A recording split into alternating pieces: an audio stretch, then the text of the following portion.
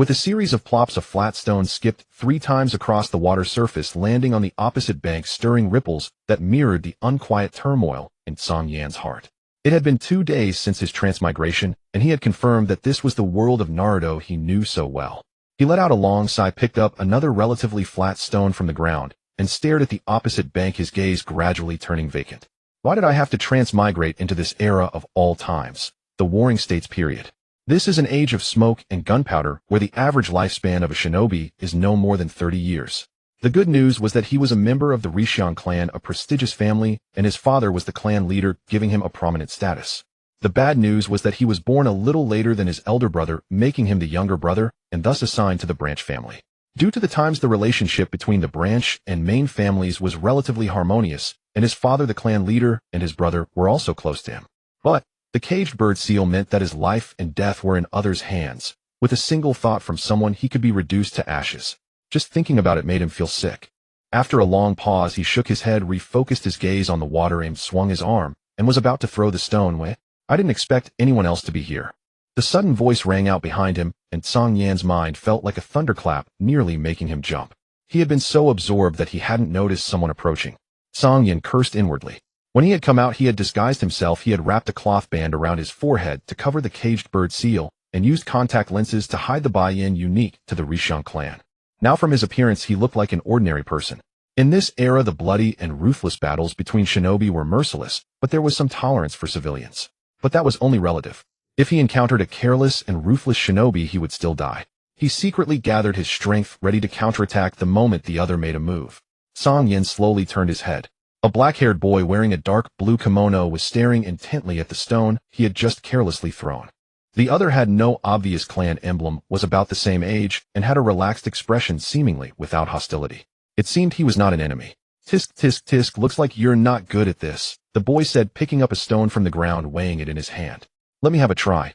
He aimed, swung his arm, and threw the stone. Splash. The stone skipped across the water, heading straight for the opposite bank. Unfortunately, due to excessive force and a poor angle of entry, the stone did not reach the opposite bank. It sank into the water about a meter short. After confirming there was no danger, Cang Yan relaxed and gave him a speechless look. With this level, you dare to... Seeing that his stone had gone farther than Cang Yan's, the boy became smug. Hell, though I didn't make it across, I still threw farther than you. Cang Yan picked up a flat stone himself and casually tossed it toward the opposite bank. The stone traced a perfect arc, skipped 6 or 7 times on the water, and landed on the opposite shore. Then, expressionless, he looked at the boy. The boy. Damn it, you must be disturbing my concentration by standing next to me. Let's do it again. Before he could finish, a stone whizzed past him, perfectly skipped a few times, and landed on the opposite bank. This isn't hard at all. You just need to pull upward when you throw. A voice came from behind the two. Cang Yan frowned, thinking someone else has approached again. He looked behind the blue-clad boy. A bowl-cut-haired boy was smiling at them. Cang Yan stared at the scene, his eyes gradually turning dazed. This scene feels a bit familiar. Damn it, I know that. I just wasn't going all out. By the way, who are you? The blue-clad boy spoke first, his tone displeased.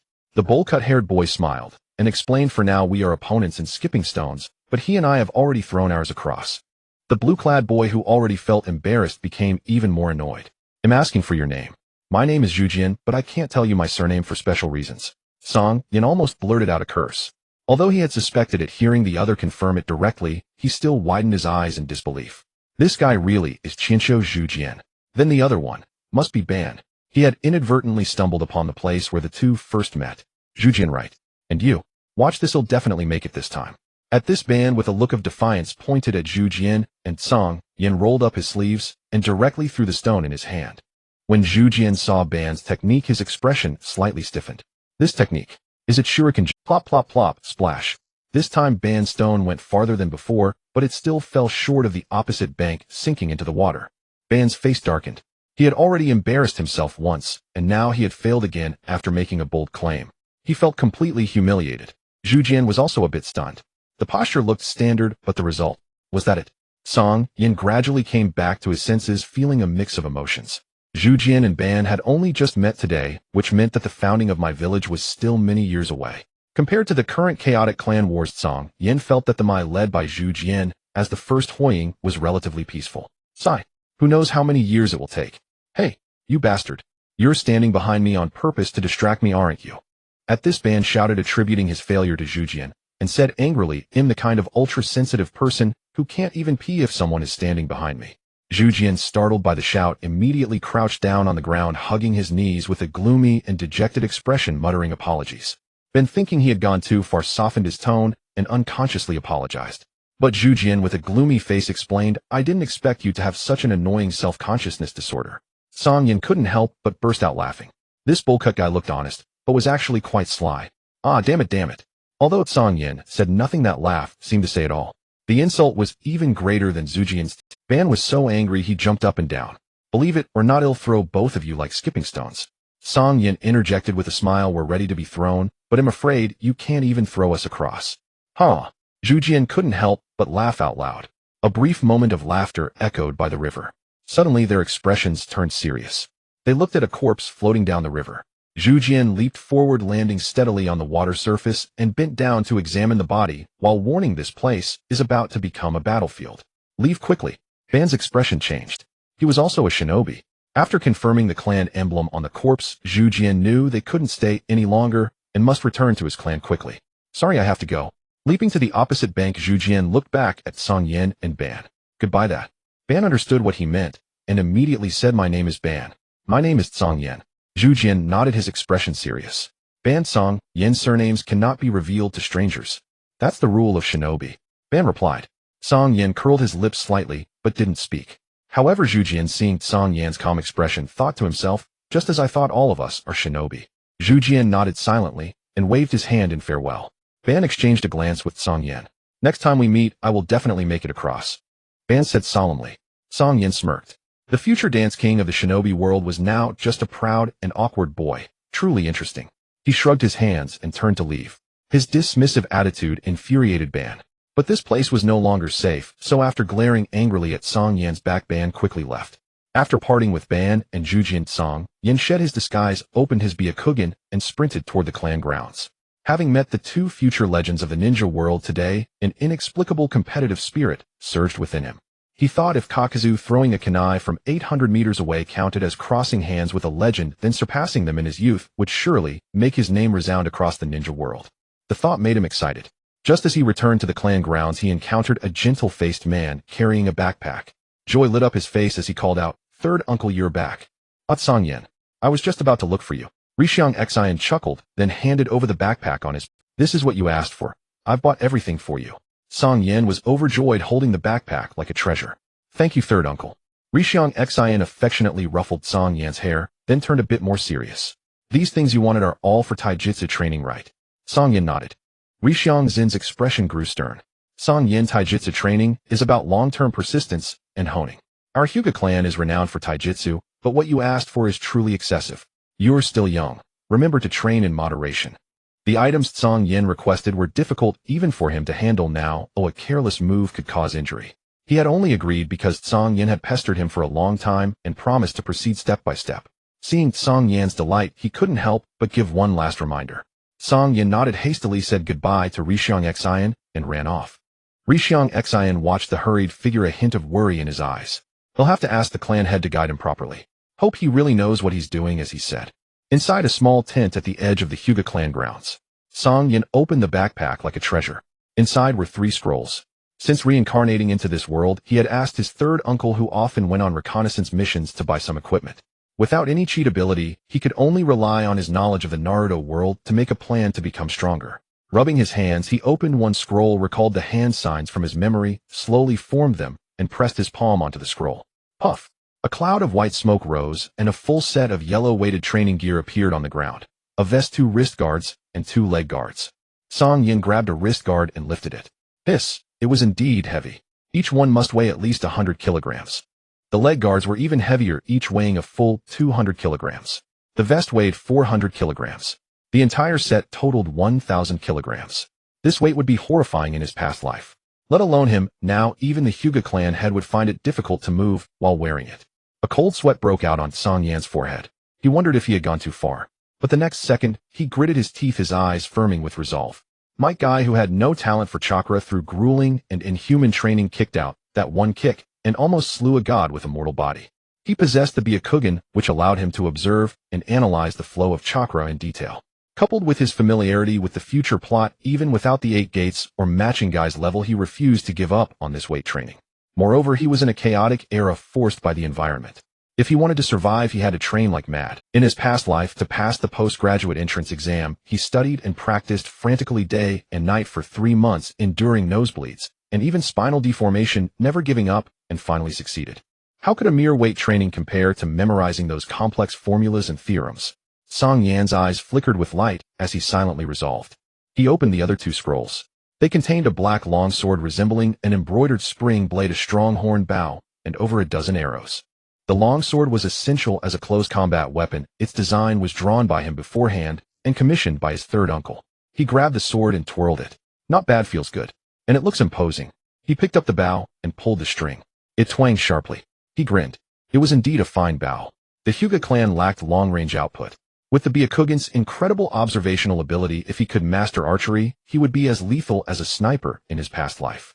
He grinned, carefully placed the sword and bow into a black box, then began to put on the weighted gear.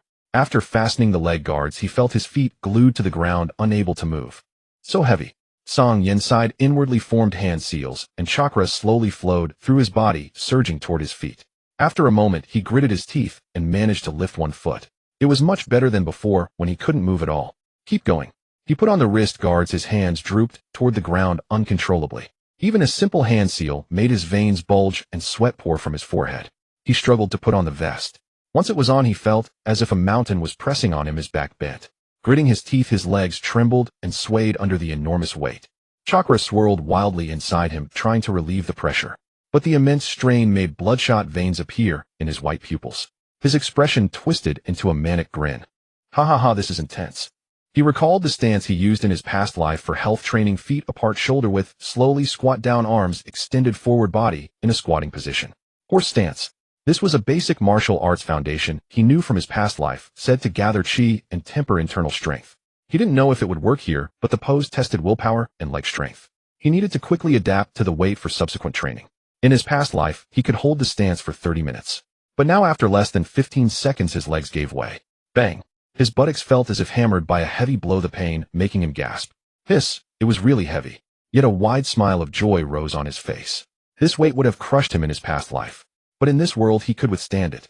Barely, but it was a huge improvement. He felt as if his lungs were about to explode, so he gasped for air desperately, his chest heaving like a bellows. After a long while, he felt some recovery. Suppressing the pain in his buttocks, he closed his eyes and meditated, quickly recovering.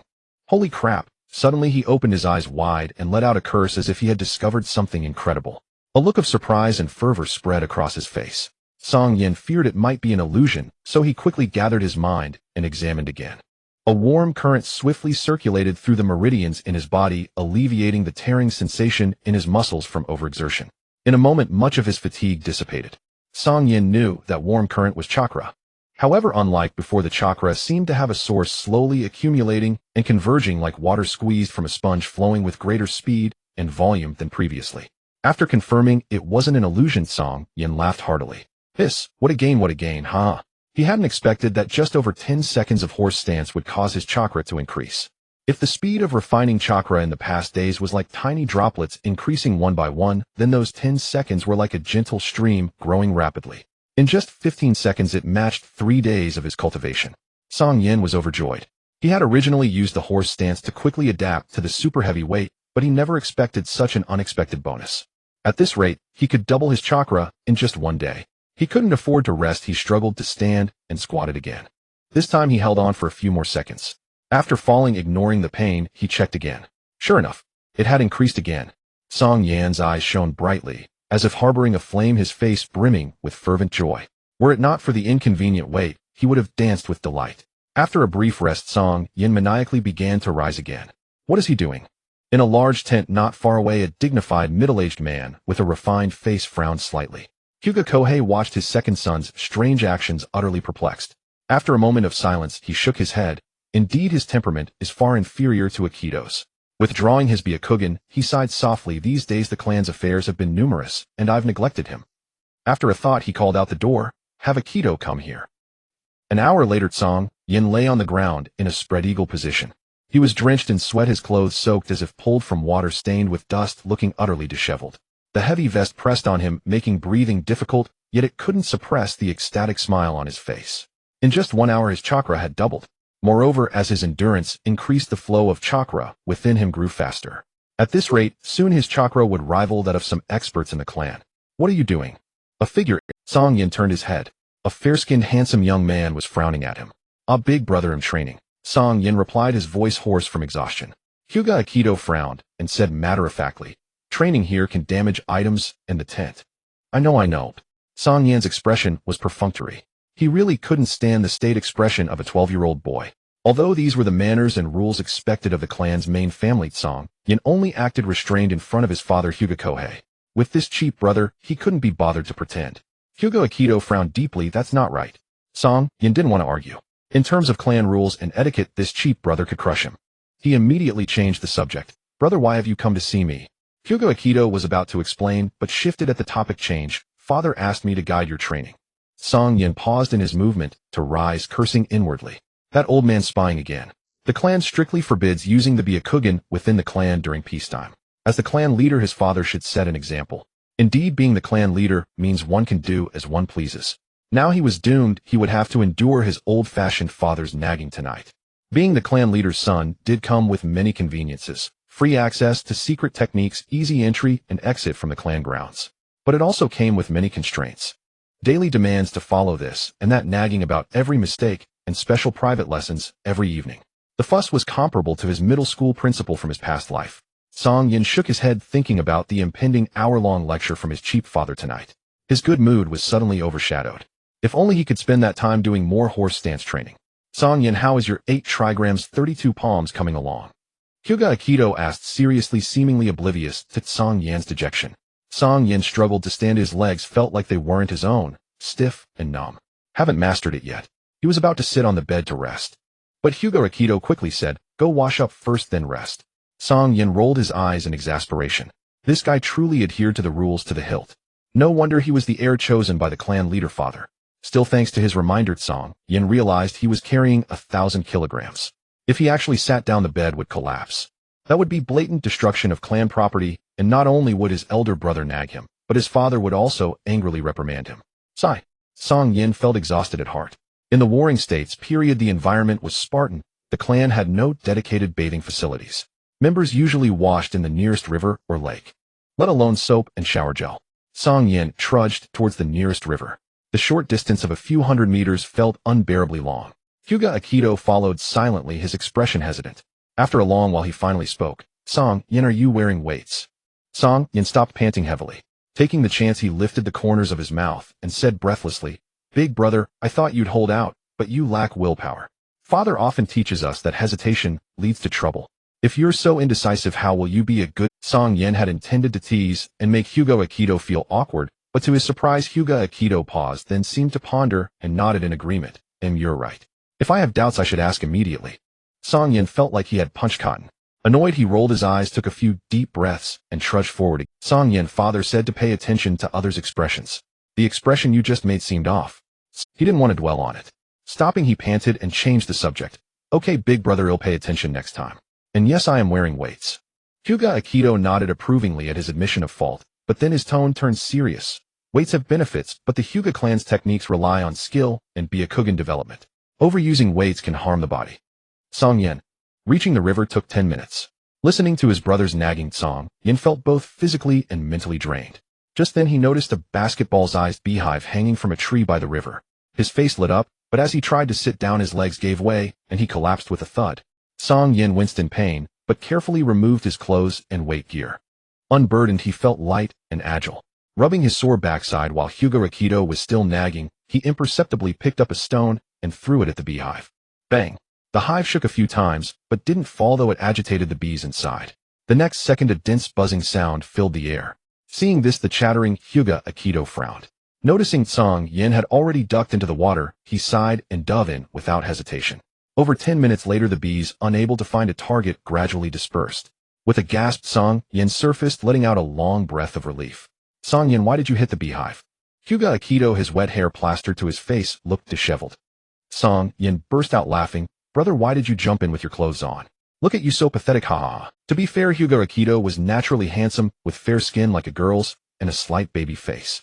Soaked he actually looked kind of cute. Hearing Cang Yan's mockery, Hyuga Akito's expression turned stern looking at him, as if he were an idiot. Father taught that rules are the foundation of a great clan, but one must adapt to circumstances. Sticking rigidly to rules is pedantic. Hearing Cang Yan's mockery, Hyuga Akito's expression turned stern looking at him, as if he were an idiot. Father taught that rules are the foundation of a great... Hyuga Akito continued his tirade. Cang Yan's expression fell, feeling he had dug his own grave. He dared not retort. Even so, Hyuga Akito rambled on for half an hour, until Cang Yan's ears nearly grew calluses. Dressed again, Cang Yan brooded that he had to get back at him, or he wouldn't feel at ease. Cang Yan's eyes darted, landing on the beehive again. Hyuga Akito, alarmed, quickly said, Cang Yan, if you cause trouble again, I'll tell father everything. What the heck? Threatening me? Cang Yan's eyes twinkled, and he grinned. Brother, I want dare. But I've suddenly had a great idea. Though Hyuga Akito was dull, he sensed Cang Yan's ill intent. Raising an eyebrow, he asked suspiciously, what idea? Cang Yan coaxed. Brother, do you know what our clan's cultivation primarily focuses on? Speaking of clan martial arts, Hyuga Akito's interest surged.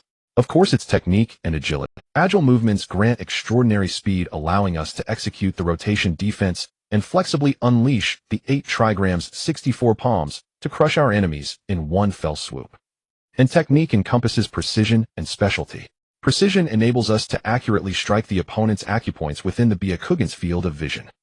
The specialty lies in that ordinary ninjas can only release chakra from their palms and soles, but we can release it through all our Bodhis acupoints. A huge advantage.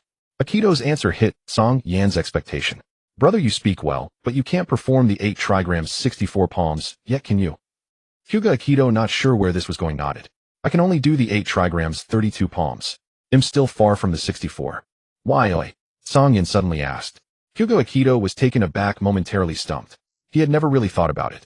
In the past, he practiced the 8 trigrams palm by increasing proficiency, just diligent training, and in time, he would naturally master it.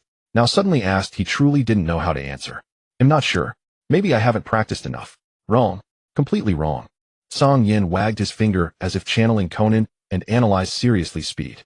Your speed is insufficient.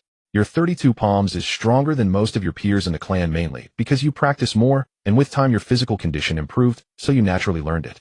But to improve quickly, you must specialize in one aspect, speed. Hyuga Akito pondered, then nodded with sudden enlightenment. That's right. That's exactly it. Seeing Akito take the bait, Cang Yan pressed on. Brother, I have a method to boost your speed. Want to give it a try? A faint joy flickered in Hyuga Akito's white pupils. A rare childlike anticipation. But it lasted only a moment before his face returned to calm. Hyuga Akito nodded. As long as I can grow stronger, I'm willing to try. As the heir to the clan head, he naturally wanted to become strong quickly and help his father. Cang Yan smirked, mischievously pointing at the distant beehive. Well, my method is to dodge bee stings in a confined space. You can use the Byakugan, but you can't fight back. It'll hurt a bit and be a little dangerous. Cang Yan expected Hyuga Akito to hesitate or refuse. Unexpectedly, Hyuga Akito thought for just a moment, then nodded. You're right. Cultivation is inherently defying heaven. To grow stronger, getting stung by a few bees is nothing. Huh. Another strange phrase popped up. Cang Yan stared at Hyuga Akito with a weird expression, then suddenly said, odd function, even function. Hyuga Akito thought for a moment, frowning. What does that mean? Cang Yan. Damn. I thought you were a transmigrator too. Got my hopes up for nothing. Suddenly he felt his arm being pulled. The target was clearly the beehive. He panicked. Hey brother, what are you? Hyuga Akito said seriously. I think the method you mentioned is great. You should try it too. Then Hyuga Akito pulled out a rope from somewhere, and without hesitation tied one end around Cang Yan's waist, and the other around himself. Cang Yan's eyes widened, dumbfounded. Hey brother, don't mess around. I haven't finished my weight training yet. You go first, I'll join after I adapt. I want to grow stronger, but father told me to teach you, so I can't abandon you. Besides, I've thought it over. With the bees urging, your weight training will progress faster. Huh. Cang Yan was stunned. Wasn't this guy supposed to be an airhead? He could actually put such a brother-baiting scheme so elegantly, as if dragging him along to get stung was for his own good. I was trying to trick you, not myself. Cang Yan roared inwardly. Hey brother, calm down. I was just kidding. I'm hungry, I want to go back and eat. Brother, no please. The rope was tied around Cang Yan's waist, and Hyuga Akito's pull left him no room to pause. The swarm of bees, with vengeful satisfaction, returned to the hive. Cang Yan lay miserably on the ground. Apart from the area he desperately protected with his hands, his entire body was swollen. His clothes felt tight and had shrunk. Cang Yan, I dodged quite a few attacks. A strange voice sounded. Cang Yan's eyes were swollen, almost shut. With great effort he turned his head, and through his limited vision, he blurrily saw a fat man with sausage lips lying not far away. Staring for a long while, Cang Yan finally made out Hyuga Akito's condition. Aside from his head, the guy was basically unscathed. Cang Yan's heart cursed. Damn it, I'm still wearing a ton of weights. I can't even run. The bees on your side all came to me. What the hell did you dodge? I had to tank all the hits. I just had to tough it out. Wah, tough it out. Do you know how I survived these 2 hours? Making me adapt to weight training quickly. This is a test of my endurance. Tears welled up in Cang Yan's eyes, but because his eyes were squeezed into slits, the tears pooled in the sockets, making his eyes hurt. Cang Yan had to change his position, lying on his side and struggling to open his eyes to let the tears flow. Perhaps due to the chakra in his body, Cang Yan recovered quickly.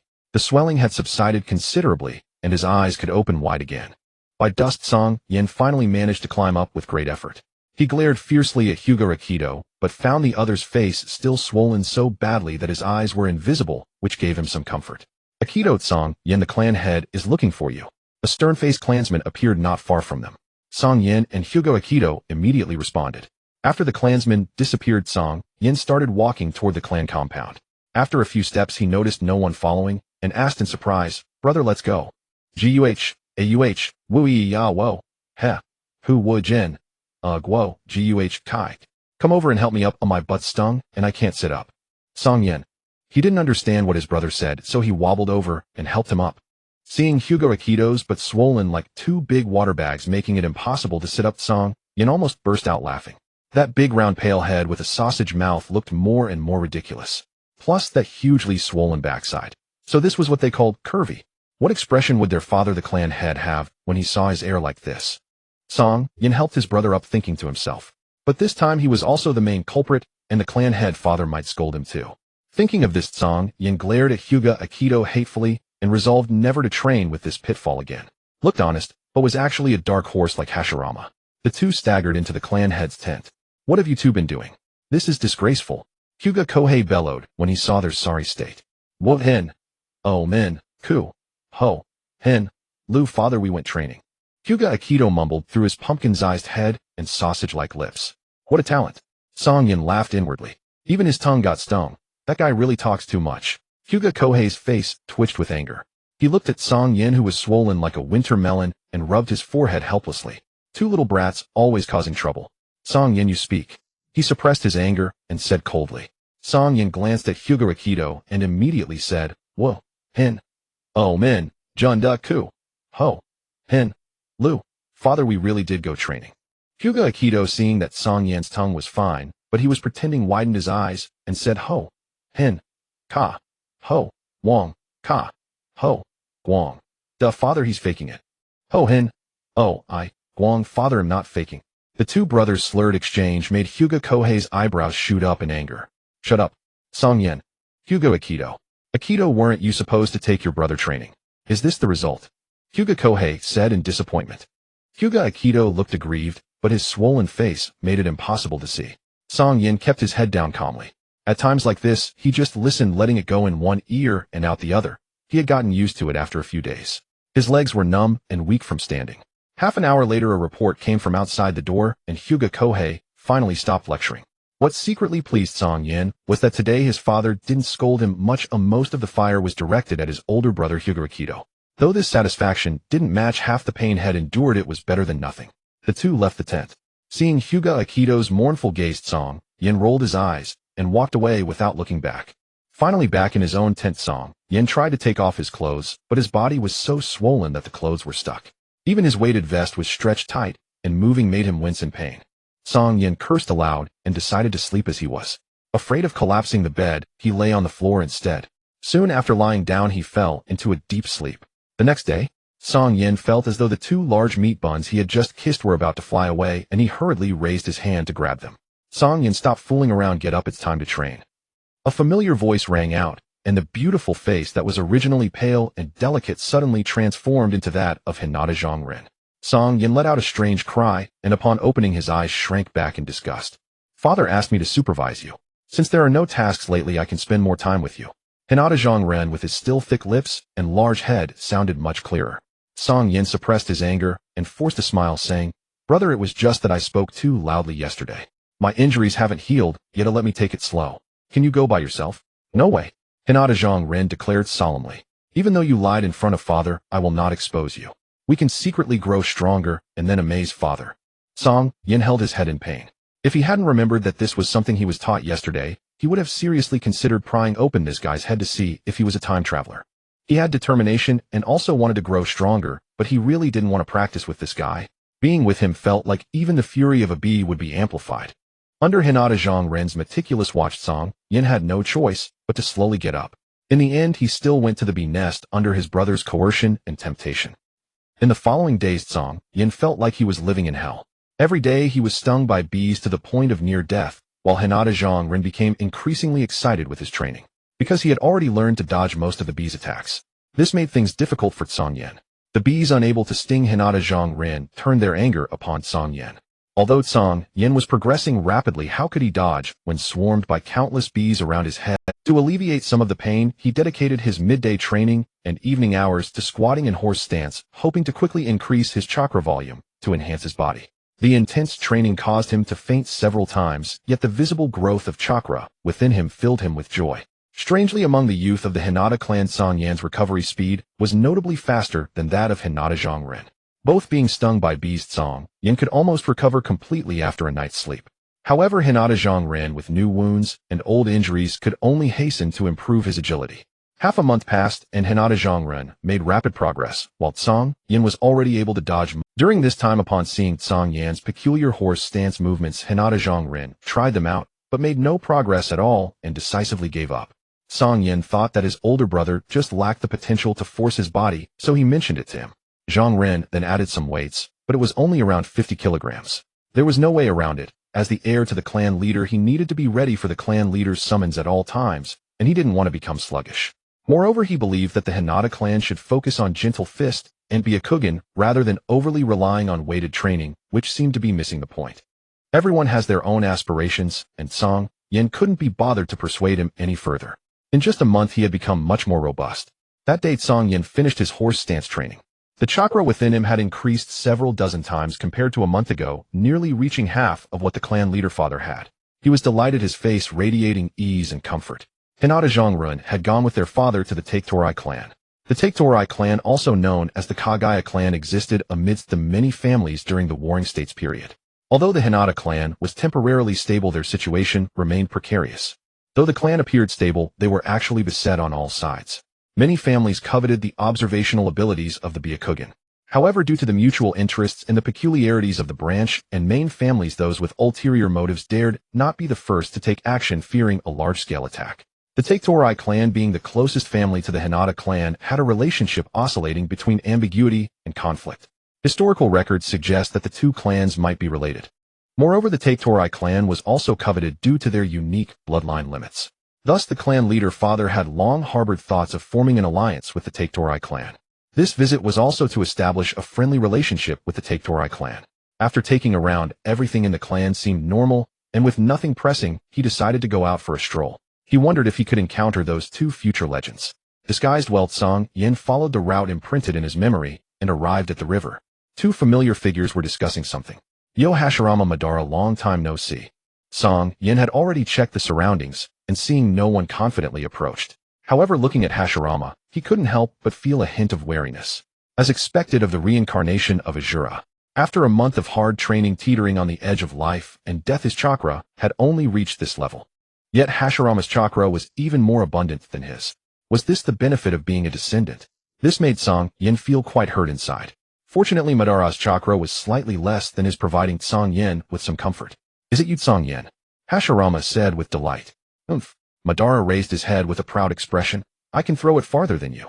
Song Yan chuckled lightly, feeling that Madara was indeed a bit childish, and teased. Oh, impressive. But with someone standing behind me, I can still urinate. Madara's expression stiffened as he jumped up in anger. You bastard. Hashirama couldn't help but laugh. What were you discussing? Song Yan shifted the topic. Upon hearing this, both of them fell silent. Hashirama spoke. You're a ninja too, right? Song Yan nodded silently. Madara and Hashirama exchanged glances, both thinking, just as expected. Hashirama sighed and said solemnly, Madara and I are discussing our future direction. Future direction? Song Yan looked puzzled. Hashirama nodded. Not long ago my brother died. This dark and chaotic era of war disgusts me. I want to create an era without war where everyone can be sincere and treat each other as confidants. This way I won't lose my brother or my family again. Cang Yan fell silent. Had his brother Senju Hashirama already passed away? I'm sorry. Senju Hashirama wiped away the moisture at the corner of his eye and smiled. It's all right. I am working hard so that my family Madara and all the ninjas will no longer suffer the pains of war. Madara also fell silent for a while, and then looked at Cang Yan. What about you? Do you want to join us? Looking at Madara, who had just been teased to the point of jumping in anger, but now had determined and clear-eyed Cang Yan felt a surge of emotion. Having such great ambition at a young age is truly extraordinary. He grinned and extended his fist. I also don't want my loved ones to be taken away by war. Count me in. Madara and Hashirama exchanged knowing smiles and bumped fists. Who is it? Suddenly Cang Yan sensed someone spying, and his gaze sharpened, directly shouting. As his words fell, Madara and Hashirama also became alert. Brother, it's me. A cold, delicate voice. Cang Yan didn't activate his Byakugan and couldn't see the specifics in the bushes, but from the voice, he could tell it was a girl. Hashirama looked confusedly at Madara upon hearing the voice. Madara's expression changed drastically as he rushed out. Just then a blue figure appeared in Cang Yan's. The girl was not very old, about 11 or 12 years old, with an oval face and clear bright eyes that were enchanting like a sprite.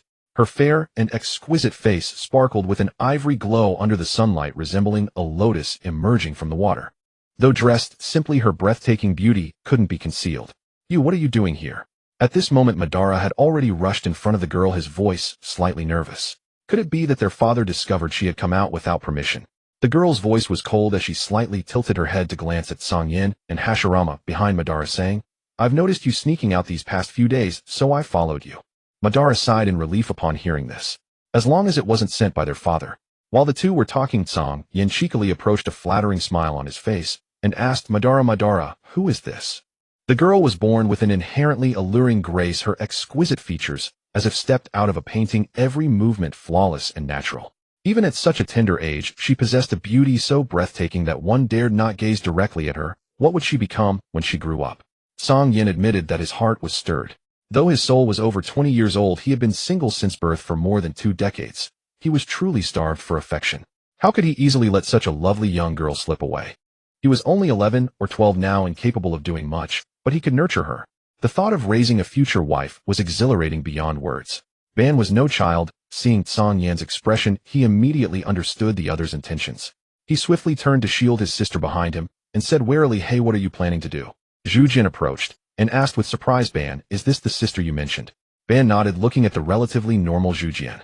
She is my sister named Huey. Ban has a sister. Cang Yan's mind went blank for a moment. Uchiha Huey, sensing Cang Yan's scrutinizing gaze, felt displeased, her beautiful eyes narrowed. Brother, I'm leaving. Come home early. Knowing her brother had merely come to meet a friend, she had no desire to linger. After informing him, she prepared to depart. Cang Yan, however, stood foolishly staring at that figure, utterly bewildered. Ban, since when did you have a sister? How come I didn't know? Ban, what do you mean? My mother giving birth to a sister requires notifying you. Ban's expression turned hostile. Zhu Jian explained Ban's sister is his twin. Twin. Cang Yan was even more confused. Had he somehow transmigrated into a fake Naruto world? Yet Ban was real and Zhu Jian was real. It made no sense for an extra sister to appear. Had his own existence inadvertently changed something? But that didn't add up either. He was from the Hinata clan. How could his influence possibly affect Uchiha Taijima and his wife doing that? Cang Yan ignored Zhu Jian's subsequent explanation. However, Ban snorted coldly, Don't even think about setting your sights on my sister, or I'll make you regret it. Cang Yan. Collecting his thoughts, Cang Yan steered the topic toward peace in the ninja world. Ban and Zhu Jian immediately became animated. Cang Yan temporarily set aside his doubts, quietly listening to their conversation, while occasionally offering his own insights. His novel ideas delighted both Ban and Zhu Jian. Time passed swiftly, 2 hours gone. Sorry, Ban. Cang Yan, I have to go back now. Zhu Jian said up. Cang Yan smiled and nodded. Ban also showed reluctance. The three agreed on their next meeting time and prepared to part ways. Just then Cang Yan called out to Ban, Ban, bring your sister along next time too. Ban immediately grew wary. Zhu Jian was equally puzzled. Ban, like a mother hen protecting her chick, glared and shouted, What are you up to? My sister is mine. If you dare have any improper thoughts, don't blame me for being ruthless. Cang Yan helplessly spread his hands. Your sister already knows we exist. Bring her here, and we can all improve together. You wouldn't want your sister to be bullied because she's weak, would you? Ban paused, finding some logic in that. Since none of them had revealed their clans, sparring together could indeed allow them to learn from each other's strengths and enhance their combat skills. After a moment's silence he nodded. But when he looked at Cang Yan he hesitated again. Finally he ground his teeth and said, "Fine, I'll ask her next time. If she's willing I'll bring her along." Cang Yan immediately gave an understanding nod. "But if you dare bully my sister I won't go easy on you," Ban warned again fiercely. Cang Yan felt exasperated inside, but quickly agreed outwardly. After parting his thoughts raced. The appearance of someone he had no memory of was indeed suspicious. Moreover, her name was Hyuga. That name was no ordinary one. As far as he knew, only 2 characters in the Naruto world bore that name: the Kaguya clan, also known as the Takenouchi clan, and the progenitor of the clan, the ultimate boss of the Naruto world, Ōtsutsuki Kaguya. Cang Yan's heart skipped a beat. Could she be related to Ōtsutsuki Kaguya? If his guess was correct, then this was a golden opportunity he absolutely must not let slip. Ahem, he had to hold on tight. Of course his interest was purely due to her identity, not her beauty. Thinking this way, Cang Yan couldn't help but look forward to their next meeting. "Where have you been?" As soon as he returned to the clan compound, Hinata Zhongren came looking for him. "Cang Yan, I went for a weighted cross-country run." Hinata Zhongren frowned slightly, but didn't dwell on it. Instead, he said, "Father mentioned that next week guests from the Kaguya clan will visit, and there might be a sparring match. Father intends for you to participate." "Cang Yan," Hinata Zhongren explained, "I can't say too much, but these days I think you should seriously practice the 8 trigrams, 32 palms, and the revolving heaven." Cang Yan, "Alright, I understand." After a moment's thought he realized that the Kaguya clan wanted to gauge the strength of the Hinata clan firsthand. If the Hinata clan appeared weak, the Kaguya could seize the opportunity to demand favorable terms for an alliance. If strong, they would adjust their attitude and lower their stance. Don't talk about peace between the 2 clans. All historical experience from his past life told him that peace was built on equal or superior strength. In this era of war, so-called peace was merely an illusion. Taking a deep breath, Cang Yan said solemnly, "Brother, there's still time. I plan to practice the revolving heaven. Could you explain the key points to me again?" Hinata Zhongren was naturally delighted to see his younger brother so diligent, and agreed. They went to an open space at the edge of the clan compound. Hinata Zhongren's expression turned serious. The revolving heaven releases a large amount of chakra from all chakra points in the body, requiring extremely precise control. When he activated his Byakugan, he stared intently, and suddenly noticed that Cang Yan's chakra flickered with a faint, dazzling blue-white light, its quantity nearly half of their father's. Hinata Zhongren, who usually maintained a calm and composed demeanor, couldn't help but widen his eyes. "Cang Yan, you." Cang Yan grinned, "Brother, we've been together this long, and you're just noticing now." Hinata Zhongren's expression was both delighted and tinged with guilt. Practicing alongside his younger brother every day, he had never realized this. Had it not been for yesterday witnessing their father's powerful chakra at the Kaguya clan and instinctively comparing it, he might never have realized how strong his brother had become. As an older brother, he felt he had been neglectful. "Brother, want me to teach you?" Seeing Hinata Zhongren's expression shift from delight to self-reproach, Cang Yan was baffled, wondering what storm of thoughts had crossed his mind. He stepped up, threw an arm around Hinata Zhongren's neck, and said cheerfully, "What's on your mind?" "I'm sorry," Hinata Zhongren said solemnly. Cang Yan was dumbfounded. What had he done to deserve an apology? Truly, this world was still too strange for him. Everyone's thought process was so novel. Cang Yan waved dismissively. It's fine, I forgive you. Tell me, little brother, do you want to get stronger?" Hinata Zhongren. "I haven't even explained yet, and you've already forgiven me." So perfunctory. But because his nature was mild, seeing Cang Yan's attitude, he chose not to dwell on it, and simply nodded. Cang Yan grinned, and immediately explained the benefits of his horse stance training. After listening, Hinata Zhongren frowned. "Is that all?" Cang Yan. Just that." Did he know how much he had suffered from being stung by bees during his weighted training? If the Hinata clan weren't so strictly hierarchical, forbidding subordinates from striking superiors, he would have given this guy a good knock on the head. No anger, no anger. Getting angry only hurts oneself. Suppressing his irritation, he patiently explained, "Brother, though the move seems simple, it helps you focus your mind intensely and unlock your body's potential." Hinata Zhongren appeared thoughtful. "But I tried it before, and it didn't have that effect." Cang Yan wagged his finger. "Elder brother, your weights were too light. I mean squeeze, understand? Squeeze the peanut. Squeeze the potential within. Your weights simply aren't enough to reach that level of strain." Hinata Zhongren was silent for a long moment, then nodded. "Alright, take off your weights. Let me see if it works." Having trained for so long, Hinata Zhongren knew Cang Yan trained with heavy weights, but had never asked the exact amount. So he made the request. Cang Yan had intended for him to progress gradually, never expecting his elder brother to want to try his weights right away. He looked at him, oddly hesitated, and said, "Are you sure? Are you sure?" Hinata Akihito sensed something off in Cang Yan's gaze, yet he still said, "Since you've shared the method with me, I naturally have to give it a try." Cang Yan felt a thrill of joy inside. Here it comes, the moment to show off has finally arrived. He glanced around and spotted a large boulder in the distance. Beneath the boulder was a patch of dry land seemingly existing for this very moment. He leaped up onto it, then removed his leg guards, raising his hands in imitation of Rock Lee's action of discarding his leg guards, ready to recreate that shocking scene. Hinata Akihito looked at him standing so high, utterly confused. But in the next moment, Cang Yan relaxed his grip with both hands. Boom, boom. Two explosive sounds erupted in his ears, followed by a cloud of dust. Hinata Akihito's eyes nearly bulged out in shock. What just happened? He saw Cang Yan remove his outer garment, revealing a vest underneath, and after taking it off, he also removed the wrist guards, raising his hands again and relaxing his grip. Boom. A louder sound exploded and dust and sand flew everywhere. Hinata Akihito seemed to be struck by a spell of paralysis, eyes wide open, staring at the dust before him in disbelief. He knew Cang Yan had quite a bit of weight to carry, but due to his preconceived notions, he thought Cang Yan's strength was much weaker than his own, and that even if Cang Yan carried more weight, it couldn't exceed 200 kilograms. But now this commotion clearly wasn't just a simple 200 kilograms. Cang Yan observed the expression on Hinata Akihito's face, feeling a wave of satisfaction in his heart. This feeling of showing off was truly delightful. After stretching his limbs, feeling as light as if he could fly, he leaped forward, gracefully landing in front of Hinata Akihito. Bro, are you alright? Cang Yan cautiously asked, moving closer. He feared this guy might have a strange way of thinking. If he got too discouraged, it would create quite a stir. Cang Yan, how heavy is the weight you're carrying? Hinata Akihito, usually calm and composed, spoke with a tremor and difficulty. Cang Yan shrugged. It's not heavy, really. Each wrist guard is 100 kilograms, the leg guards are 200 kilograms, and the vest is heavier, 400 kilograms. Hinata Akihito's eyes widened. What did you just say? Cang Yan noticed his panic and felt a bit scared. If he kept showing off, things might really go awry. He shrank his neck and decided to stop speaking. This well-behaved child in his father's eyes might truly get scared by him, and he could end up getting beaten. Unexpectedly, while he was silent, Hinata Akihito began to speak to himself. Wrist guards at 100, leg guards at 200, and the vest at 400, that's a total of 1,000 kilograms. No wonder you couldn't keep up with my speed, even after adapting for over half a month, hee. A sickly bitter smile from him made Cang Yan feel as if he had been electrocuted, retreating like a ghost.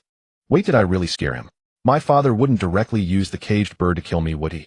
Or just outright beat? After all, Hinata Akihito was not only his brother, but also the heir of the Hinata clan. Between blood relations and clan loyalty, this choice was not difficult at all. Cang Yan's heart raced at the thought, wishing he could slap himself.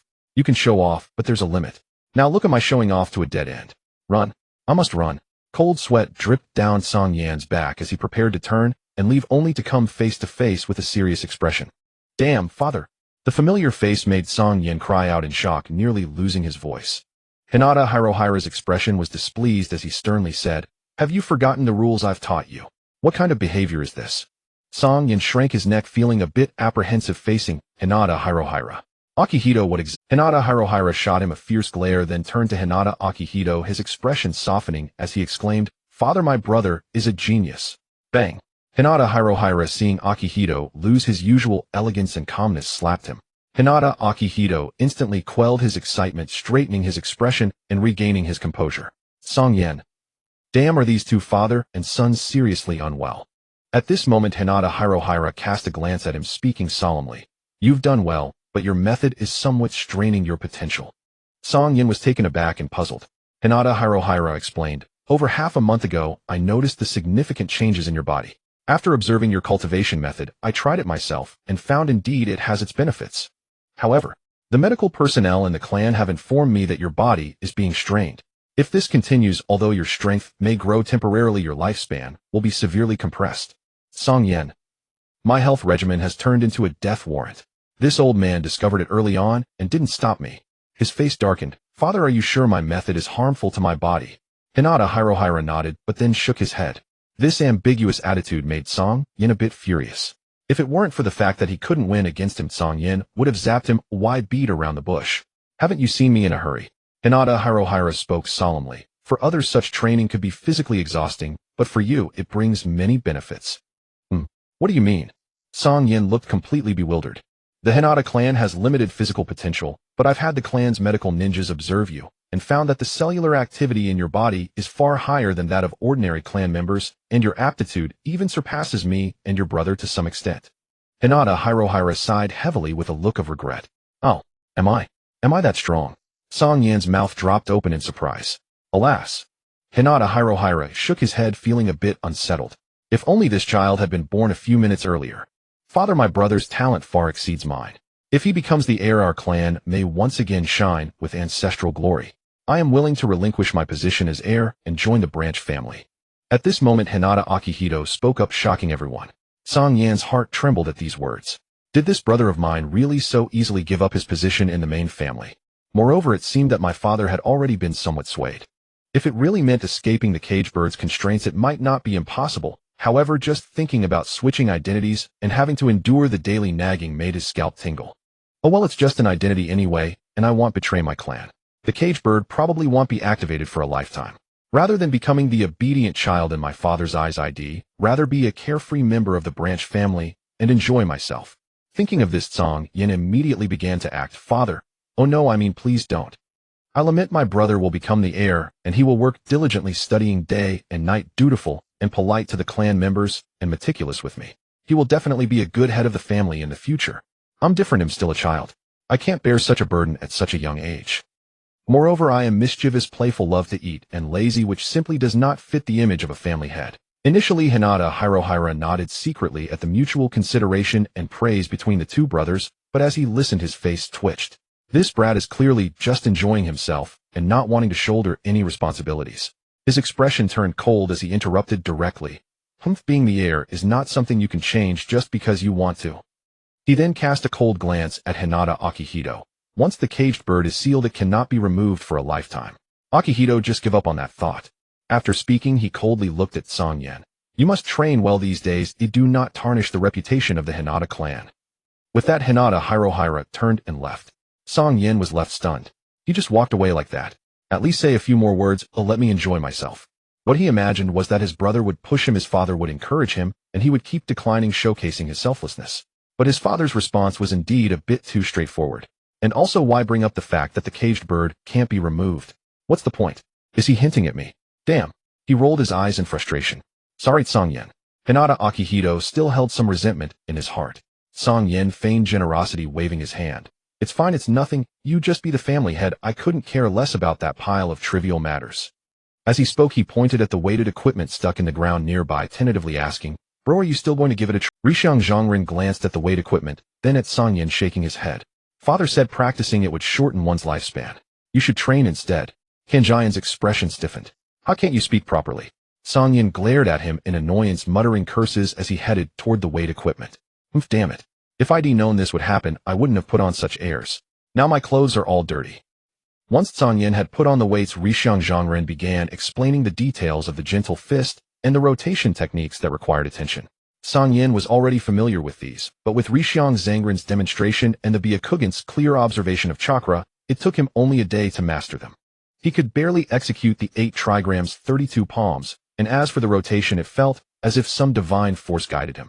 He mastered it after just a few attempts. To think that his elder brother had spent over 3 years practicing the 8 trigrams palms day and night and needed 4 years to achieve proficiency in the rotation. He concluded that without the previous month's accumulation, which had significantly boosted his chakra and physical strength, he truly couldn't have accomplished this so easily. 2 days later. Splash. After holding his stance on the water surface for 10 minutes, Cang Yan finally reached his limit and plunged headfirst into the water. Although he had already mastered the gentle fist and the rotation, Cang Yan felt a sense of crisis when he realized that the rate of chakra growth in Zujian's body was even faster than his own. He simply redirected his training focus toward chakra control. Although he knew this method offered limited improvement, he had no other leads for now and had to make do. Strangely enough, squatting on the water surface with super heavy weights required extremely delicate chakra control. The water surface was nothing like solid ground. A ninja walking on water must constantly regulate the precise amount of chakra to keep the soles of their feet steadily attached to the surface. With a normal body weight, Cang Yan would have mastered this training method long ago. But with a ton of weight on his body, it was a different story. Trying to support over a ton of weight with only the limited area of his soles required not only extremely precise chakra control, but also maintaining his body on a thin layer of water. It was truly no easy feat. To increase the difficulty, he even had his elder brother perform the rotation on the water surface nearby. The immense rotational force stirred up waves, making the surface fluctuate and churn violently. In 2 days, Cang Yan had fallen into the water countless times, but his chakra control had progressed rapidly, reaching the level of micromanipulation. Cang Yan, it's almost time. I need to go to father's place, Rishiang Zhongren said, looking a little embarrassed as Cang Yan climbed out of the water. Cang Yan waved his hand. No problem, big brother. Go ahead.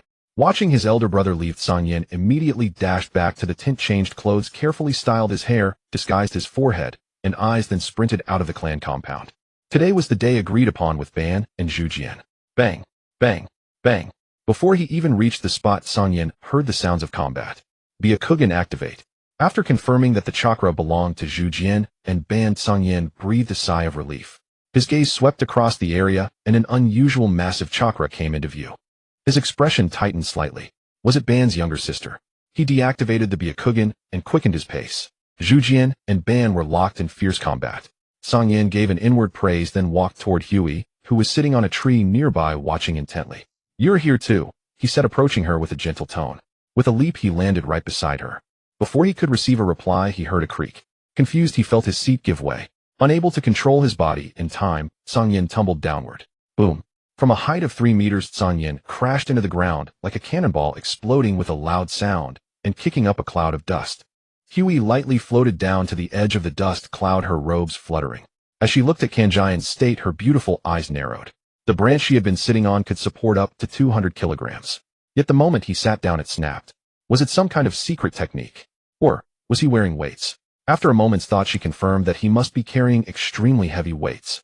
Her eyes flickered as she thought to herself, is he really this diligent? Cough, cough. Damn it, I forgot I was still wearing the weights. The hairstyle he had painstakingly arranged was ruined by the fall, and his newly changed clothes were beyond saving. He quickly pulled out a small mirror and touched the cloth strip on his forehead, confirming that the caged bird seal and his white pupils were still hidden. He let out a long sigh of relief.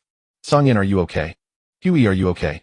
Zhujian and Ban, who had been locked in combat, instantly flashed over upon hearing the loud crash. Zhujian rushed into the dust cloud while Ban asked Huey with a concerned expression. Cough, sorry Huey for almost making you fall. Refusing Zhujian's help, Cang Yan staggered out of the dust cloud and immediately apologized to Huey. Hearing this, Ban grew furious. You bastard. What did you do to my sister? Although his younger brother was still his favorite, his sister had come out with him. If she got hurt, he wouldn't be able to explain it. Cang Yan. In such a short time, what could I possibly have done? Bang. Though Huey was only 11 or 12, her mind was already quite mature. Ban's words were clearly off. She was a woman of few words and direct action. Without a word, she kicked out. Ban flew off like a cannonball. Oh ho. Cang Yan watched Ban get kicked in the rear, thoroughly enjoying the spectacle.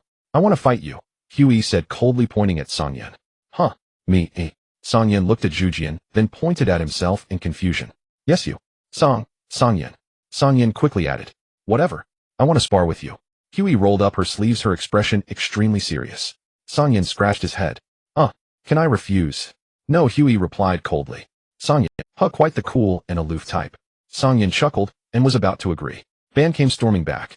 Cang Yan, if you dare bully my sister ill. Seeing Huey's cold glare, Ban's voice trailed off. Fine. Cang Yan stretched his limbs and walked toward an open area nearby. Huey followed. Once they stood opposite each other, Zhujian and Ban stood together. Zhujian whispered, Ban, your sister seems stronger than you. Ban immediately retorted, nonsense. She's my sister. How could she be stronger than me? I only let her win. Zhujian grinned. Cang Yan isn't simple either. After Huey finishes with him, I want to spar with him. Ban snorted. He'll go first. Zhujian, I called it first. She's my sister. As her brother, I have to stand up for her. No, your sister challenged him herself. Him first. Fine. Then we'll settle it first. Whoever wins gets to fight him. Agreed. Bang. Bang. Bang. The two immediately clashed, exchanging dozens of moves in moments. Cang Yan paid no attention to the bromance between Ban and Zhujian, his gaze fixed on Huey with a serious expression. The chakra he had seen with the Byakugan earlier indeed belonged to Huey. Although he was drawn to her beauty, he dared not underestimate her in a real fight. Take off your weights, Huey said calmly. Had she noticed just from that moment? Cang Yan's heart stirred. Interesting indeed. He grinned. No need. If we go all out, wouldn't it reveal our clans? I don't want to become your enemies so soon. Huey's delicate brows furrowed, her expression hesitant. Cang Yan chuckled. How about this, we fight with taijutsu only without revealing our clan secrets. The loser has to grant the winner one request. Although Huey sneered at the idea of her brother forming bonds with strangers, she didn't want to shatter his illusion. More importantly, she didn't believe she would lose. She nodded. Fine. Then, make your move. Cang Yan rubbed his wrists. Watch out, I'm coming. Huey remained expressionless. Cang Yan took a deep breath and shot forward. Bang! The terrifying force cracked the ground beneath his feet. He lunged at Hyuga like a rocket, throwing a straight punch aimed at her abdomen. Hui's expression tightened. She sidestepped then spun into a roundhouse kick. The weights were indeed limiting his speed. Her slender whip-like leg carried terrifying force as it sliced through the air. Cang Yan felt a chill on his scalp and quickly ducked to dodge. The jade leg swept past above his head, the wind grazing his scalp, making his heart leap. He dared not be careless. He rolled forward to disperse the force and was about to rise. Suddenly he felt a chill at the back of his head.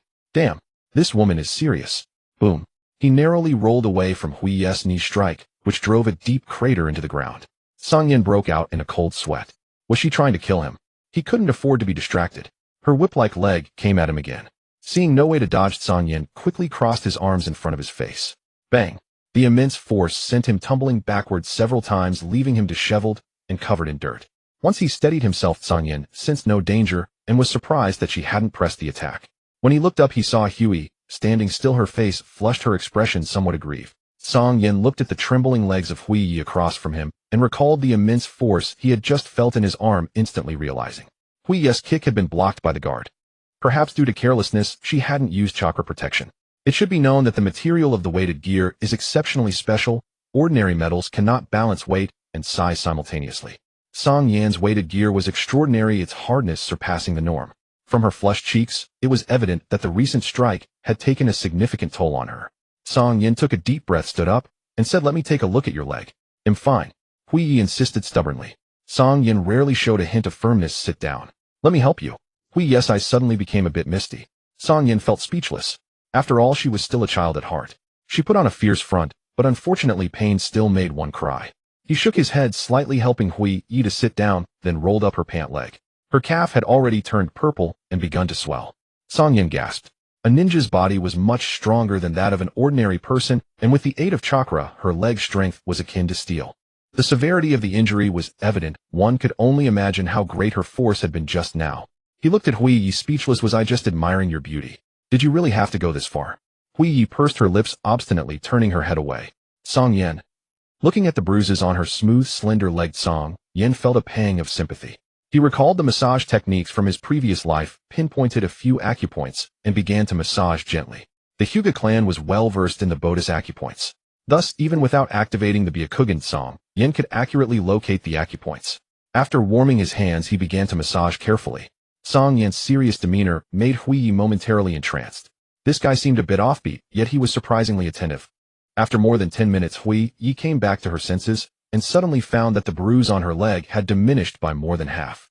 "This is all I can do." Cang Yan let out a sigh, his brow furrowed, his tone a bit unsatisfied. Without the Byakugan's assistance, he couldn't see deeper layers of flesh and skin, and there was still a considerable gap. He couldn't help but think how wonderful it would be if he could use medical ninjutsu. Hyuga said weakly, "Thank you." Cang Yan looked at her slightly embarrassed expression, gently letting down her pant leg, and smiled softly. "It's nothing." "Are you a medical ninja?" Hyuga asked curiously. She found it hard to imagine that someone specialized in physical techniques would have time to learn medical ninjutsu. Cang Yan sat beside her, shaking his head. "If I were a medical ninja, I wouldn't have failed to heal your injury." Hyuga fell silent. Cang Yan grinned. "So who won in our earlier spar?" Hyuga immediately replied, "The spar isn't over yet. You're being unreasonable. You clearly lost." "I am not beaten." Seeing her slightly guilty expression, Cang Yan found it amusing and cleared his throat. "Alright, I'll take that as a loss. I can agree to be your boyfriend." During the Warring States era, ninjas rarely lived past 30, so they understood relationships between men and women at an early age, with girls maturing even faster. Hui's face flushed a deep red upon hearing such words for the first time. Cang Yan smiled broadly. He hadn't expected this cold and aloof girl to have such a side. "You don't say things like that," Hui said softly. Cang Yan felt his ears nearly burning. Just as he was immersed in the moment, he heard her say, "I might really hit you someday." Cang Yan stared blankly at Hui, who had a serious expression, feeling a bit dazed. How could such a beautiful cherry blossom-like mouth utter such cold words? Cough, cough. Hui is a girl. You shouldn't casually say things like killing someone. My father taught me that if someone bullies me, I should kill them. Hui's complexion returned to its fair hue, but her expression remained serious. Cang Yan. Damn. Another innocent child poisoned by her father. They chatted casually for a while. The battle between Hashirama and Madara had also come to a halt. It seemed there was no clear winner. Hui, who is stronger, you or your brother? Cang Yan tested. Hui in ninjutsu I'm stronger, in taijutsu he's stronger. Based on what he had seen with the Byakugan earlier, her chakra levels were a bit stronger than is comparable to Hash. Logically, the Uchiha clan's chakra levels couldn't compare to the Senju clan's, yet Hui had reached this level. Cang Yan seriously suspected that this was connected to the legendary Ōtsutsuki Kaguya, and it was likely a return of ancestral bloodline. Even if her future achievements couldn't match those of Indra's reincarnation Uchiha Madara, they wouldn't be too far off. He looked at Hui's stunning face, the desire to pursue her growing stronger in his heart. With such a powerful wife who would dare bully him in the future. He smiled and gave a thumbs up. Hui, you're amazing. Yes, my father says so too. Cang Yan. It felt like he had been played. Hui, what do you like to eat? As long as I can fill my stomach. Do you like it? It's okay. What else do you like? In no time Cang Yan figured out what Hui liked. This girl had almost no interests besides becoming stronger through training. It made sense. In this era of harsh conditions, ninjas struggled to survive, laboring in battles.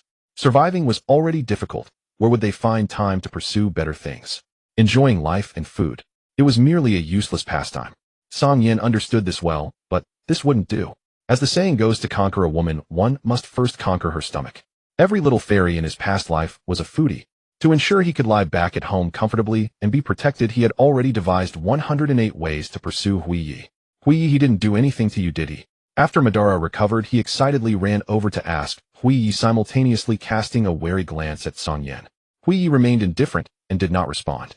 However, Cang Yan stood up, chuckling, big brother-in-law, I won't do anything to her, don't worry. You better not. Madara was focused entirely on Hui and did not notice Cang Yan's address.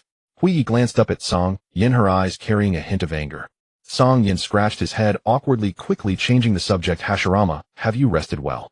Shall we spar a bit? Sure. Hashirama immediately perked up, charging in without a second thought. Cang Yan was caught off guard. Oh, why was this guy so eager? Without time to think, Hashirama's attack was already closing in. Cang Yan hurriedly defended, but heard a voice behind him. Damn it.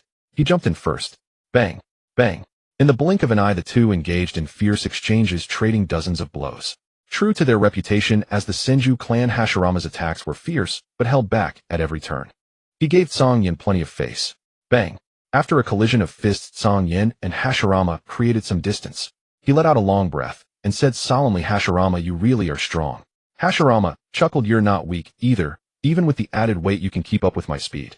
Cang Yan laughed, as well, looks like I need to get serious. Saying this, he began to remove his weighted gear. Hashirama looked thrilled. Haha, I couldn't be happier. Cang Yan was quite low-key this time, carefully placing his weights aside without causing a fearsome aura. He moved his shoulders a bit, feeling his body become lighter, and a mischievous smile crept onto his face. Hashirama, are you ready to get beaten up? Hearing Cang Yan's declaration, Zhu Jian grinned defiantly, saying, I will not easily concede. Cang Yan chuckled, watch out, here I come. Boom. As the words fell, Cang Yan stepped forward, instantly transforming into an afterimage, vanishing from sight. The ground erupted like it had been struck by a missile, layers of debris exploding upwards, creating a massive cloud of dust. Zhu Jian's expression tightened, cold sweat pouring from his brow. This power, this speed was simply worlds apart from before. How strong. In an instant, the pressure on him multiplied, his body tensed as he focused intently on his surroundings. Not good. Behind me. Zhu Jian suddenly felt a chill run down his spine, just in time to sense the danger approaching from behind. Though he reacted quickly enough, he still couldn't keep up with Cang Yan's speed, unable to even turn around before he was struck from behind. Bang! Zhu Jian was sent flying like a kite, with its string cut. His fierce battle instincts kicked in, allowing him to react swiftly, performing a rapid somersault in midair to stabilize himself. Just as he prepared to launch a counterattack, he felt a chill run down his spine. Cang Yan had already approached him, revealing a wicked smile. What kind of speed is this? Ban watched as Cang Yan nearly became a phantom, while Zhu Jian, who was equally matched moments ago, was now being crushed unilaterally, his expression one of utter disbelief. Bastard, is this really that guy's true strength? Ban cursed inwardly, his fists clenched tightly. Kaguya also wore a grave expression, remaining silent for a moment as her gaze fell upon the heavy load that Cang Yan had discarded. She walked over to the heavy equipment, bent down to grab it, but it didn't budge at all. She looked at Ban with a silent. Ban leaned down and tried it as well. On his first attempt, it didn't move an inch. Taking a deep breath, he unleashed his chakra, channeling all his strength. Only then was he able to lift the entire set of heavy equipment. However, the terrifying weight prevented him from standing upright, only managing to rise about 20 centimeters. At this point, Ban's face had turned crimson. Bang! After dropping the equipment, Ban collapsed onto the ground, gasping for air. Kaguya did not attempt to try it, her complex expression focused on the shadowy figure in the arena. A minute later Zhu Jian lay dejectedly on the ground saying, I give up. He had already exhausted all his family's ninja techniques, yet he still couldn't keep up with Cang Yan's speed, instead getting hit repeatedly. In the face of Cang Yan's terrifying speed, he felt like a child with no means of defense. This was the first time he had been so thoroughly defeated in physical combat. Haha, what a rush. Cang Yan sat down beside Zhu Jian, looking quite pleased with himself. Zhu Jian forced a smile saying, Cang Yan, you're truly amazing. How did you train like that? Ban and Kaguya approached. Ban gritted his teeth saying, Zhu Jian, this guy is a freak. Hey, why are you making it personal? Cang Yan replied, unimpressed. Cang Yan wore an annoyed expression. Ban shot him a glare, turning to Zhu Jian with a serious tone. Why don't you try his heavy load? Zhu Jian, curious, looked at Cang Yan asking, is that okay? Cang Yan shrugged, do as you please. I could use a break. Zhu Jian approached the heavy equipment, reaching out to grab it, but it did not move. He already had a guess in his mind. However, he was not one to concede easily. Rolling up his sleeves, Zhu Jian gathered his chakra, beginning to exert force, just like Ban. In the end, he managed to lift the equipment and stand upright. Cang Yan was shocked at this sight. The first time he wore such equipment, it took him half an hour to barely stand up, yet this guy managed to do it so easily. Unbelievable, this is just unreasonable. At this moment, Zhu Jian's face had turned beet red. He carefully set the equipment down when he could no longer hold it. Phew. The moment he set it down, Zhu Jian collapsed onto the ground, gasping for breath. Cang Yan, you're really impressive. Wiping the sweat from his brow, Zhu Jian gave a thumbs up, full of admiration. While he could easily lift 1,000 pounds with wood release, he simply couldn't do it as effortlessly as Cang Yan. Cang Yan rolled his eyes. Damn it. It seems he would have to increase the weight when he got back. Although he knew he would eventually be surpassed by the two, having won once, he wanted to delay that moment as much as possible. When he ventured into the ninja world in the future, he would have more bragging rights. If it's just heavy load, right? I'll try it when I get back. It won't take long before I can reach your speed. Ban retorted defiantly. Zhu Jian's eyes also showed a hint of impatience. Kaguya remained silent, but her flickering gaze revealed her inner turmoil. Cang Yan felt speechless. These guys are just unreasonable. Double the effort. He must double it when he got back. Cang Yan put on the heavy load again, and the four of them sat by the river chatting. Ban and Zhu Jian were discussing how to achieve future peace. Kaguya, however, stared at the flowing river, lost in thought.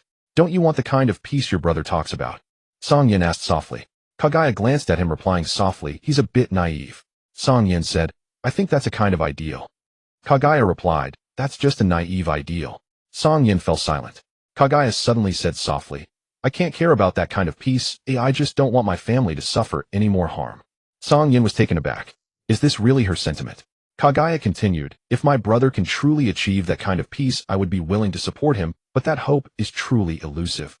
Cang Yan fell into silence. He felt indifferent towards the ninja world. During this time, there had been no large-scale massacres in his clan, so he did not feel much about the ideals of peace proposed by Ban and Zhu Jian. Knowing the trajectory of the Naruto world, he understood that the naive notion of two people wholeheartedly connecting as family to unite the world was destined to fail. After all, where there are people, there are conflicts and darkness exists. Human hearts are the most unpredictable. Perhaps the method of establishing rules and restraining emotions as Senju Hashirama proposed has some effect, but it also requires the ruling class to have a broad perspective.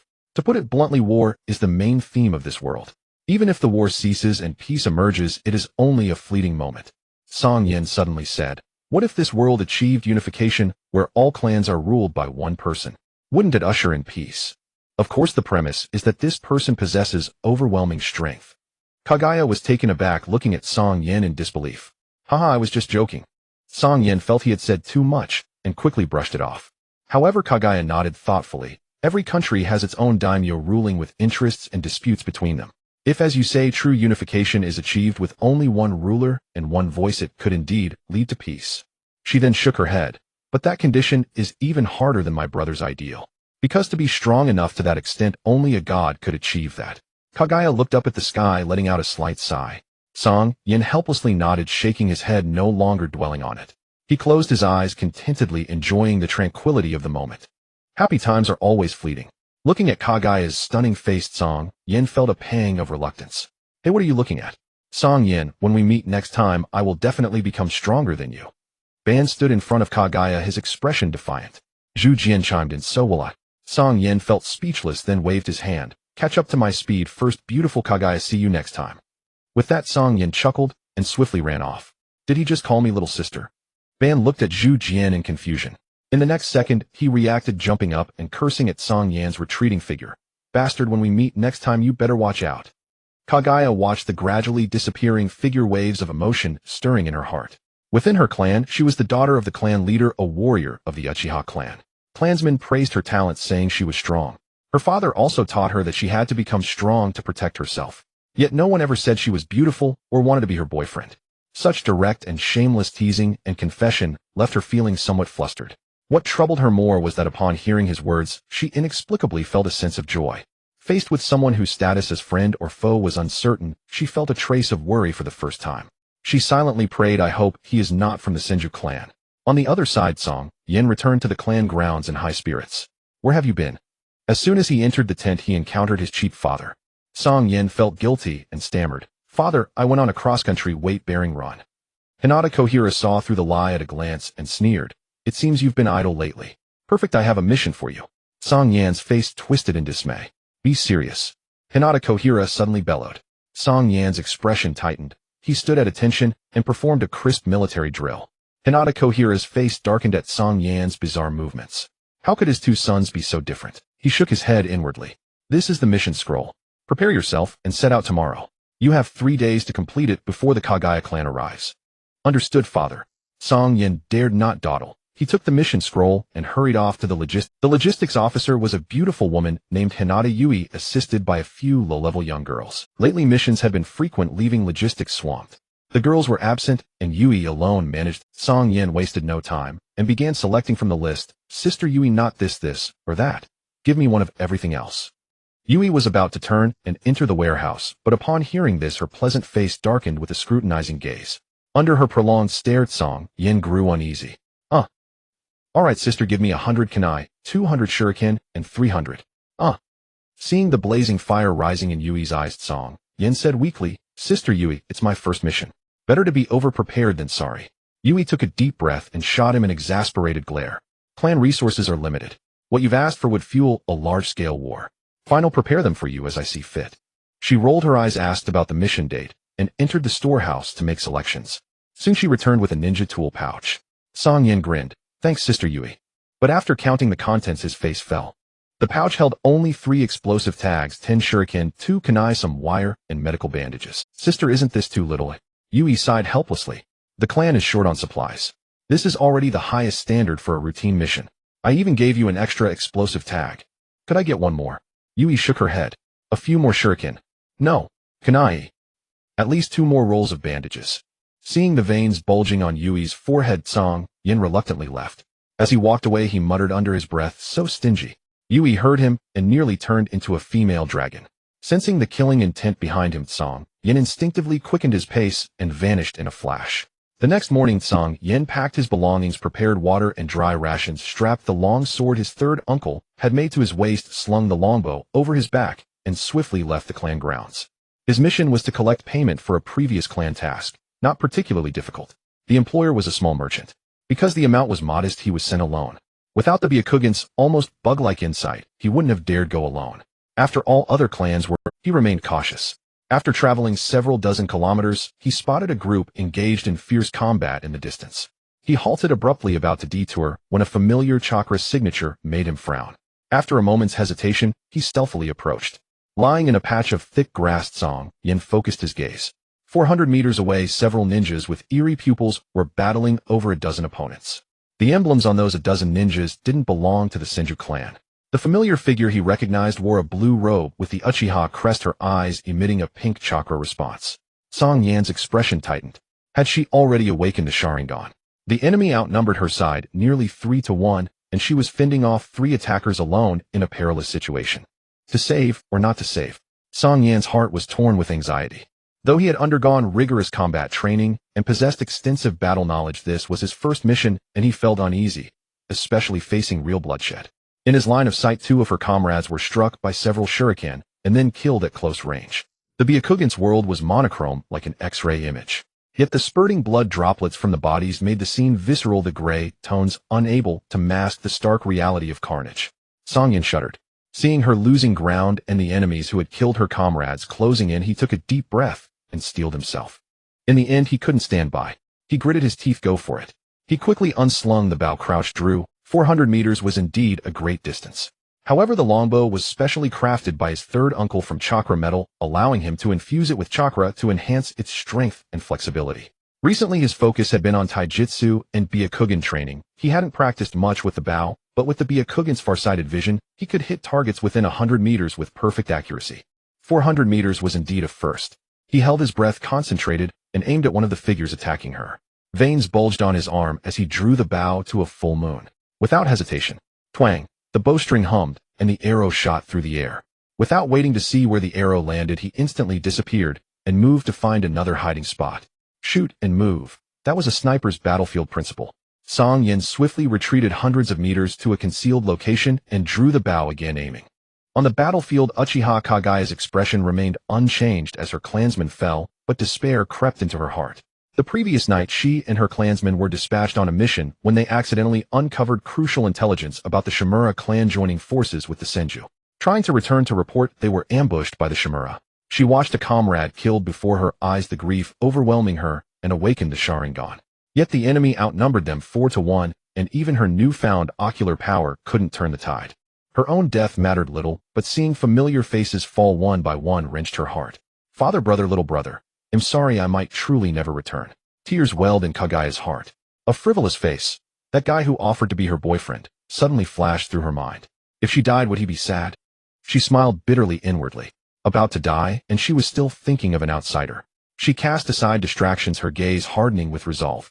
Careful, she's about to make a desperate move. Don't engage, he didn't wear her down. She can't hold on much longer. One of the enemies shouted, sensing the shift. The assailants surrounding her immediately widened the distance, while throwing shuriken. Clang clang. Kaguya's tomo spun rapidly, instantly, tracking the projectiles' trajectories. She swept her blade, deflecting them. Suddenly a chill ran down her back. Her body twisted instinctively.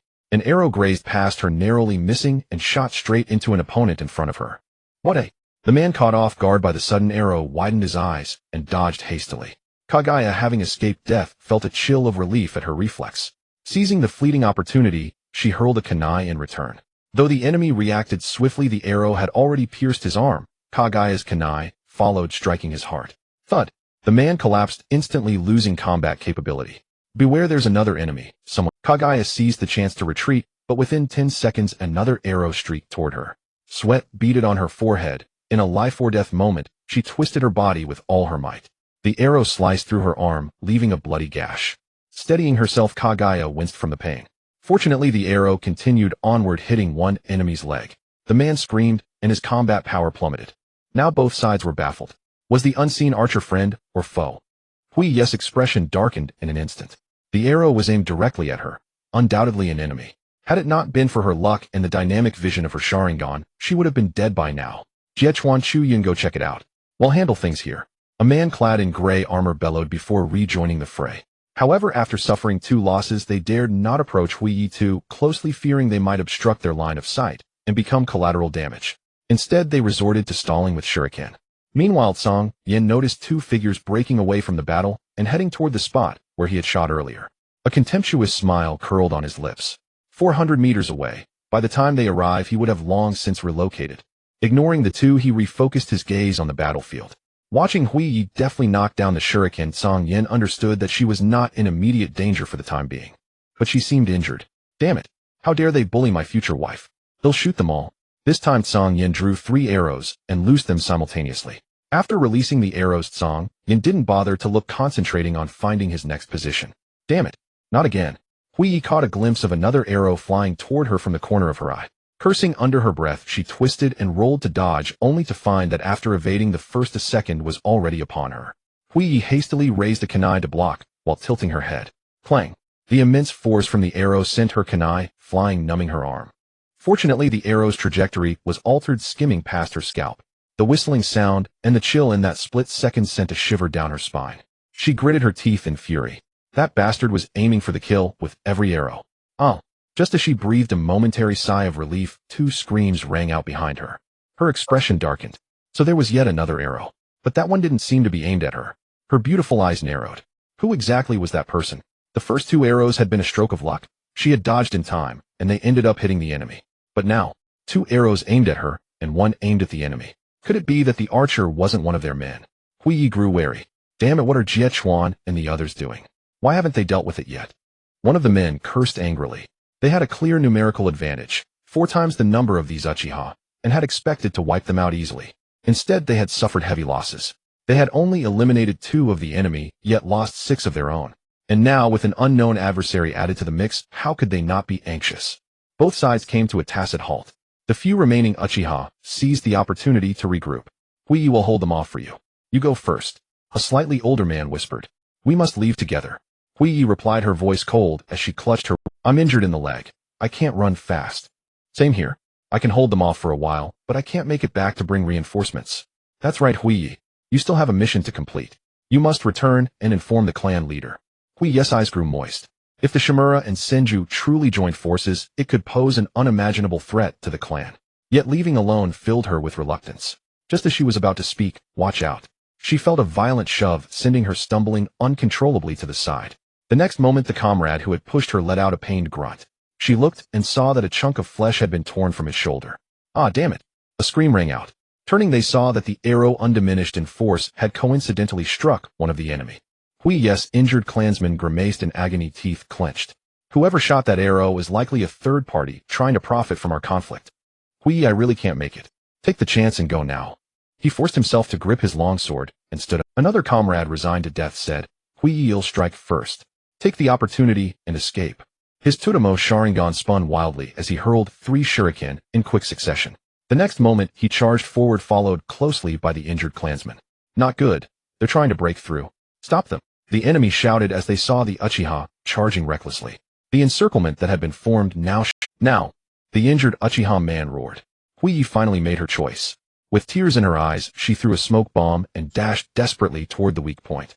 By the time the enemy reacted, Hui had already escaped the encirclement. Damn it. Stop her. Their attacks grew far more ferocious.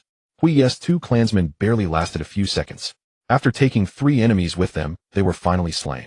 Hui, unable to worry about her comrades, raced with all her might, tears streaming, determined to bring the intelligence back. Several Shimura clan members stayed behind to clean up the battlefield, while the rest gave chase, vowing to kill the one who had escaped.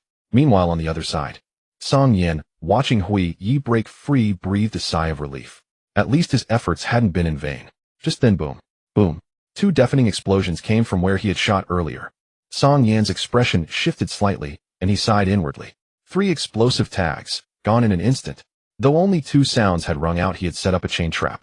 This was a tactic he had learned from watching TV dramas about mind-clearing heroes in his past life.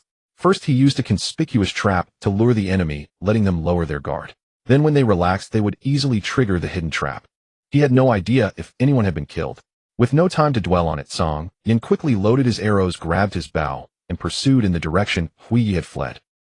Hui had no idea where she had run. She only knew she had to survive.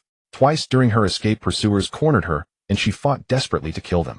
But the successive battles had drained her. She was at her last gasp. Her vision began to blur. Just then a figure landed before her. Hui felt her consciousness being swallowed by darkness. Panicking, she stumbled and fell forward. Instead of the expected pain, she collided with someone's embrace. Huff huff. Little Hui, you sure? Before losing consciousness, Hui seemed to hear a voice from a distant world. She felt that voice. Before she could make out the face, her consciousness was swallowed by darkness. Cang Yan, looking at the battered Hui in his arms, felt a pang of deep distress. Earlier, he had pushed himself to the limit to catch up to her. But Hui was incredibly fast, and with his training weights on, he couldn't keep pace.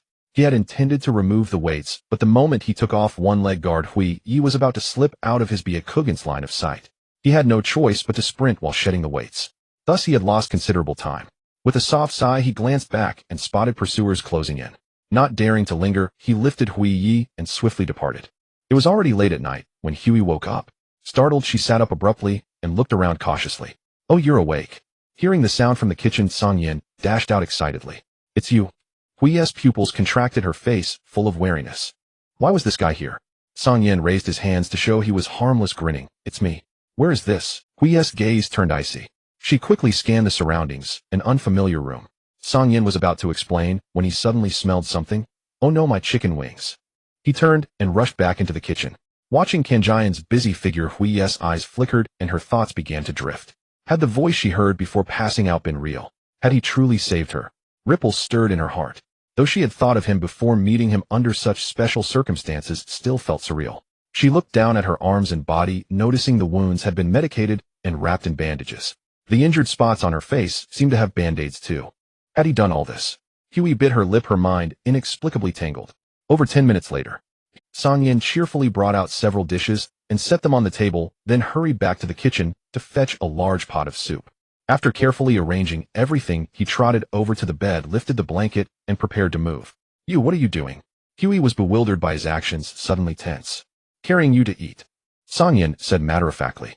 A blush crept on Huey's face. I can do it myself," Cang Yan said seriously. "The tendons in your foot are injured.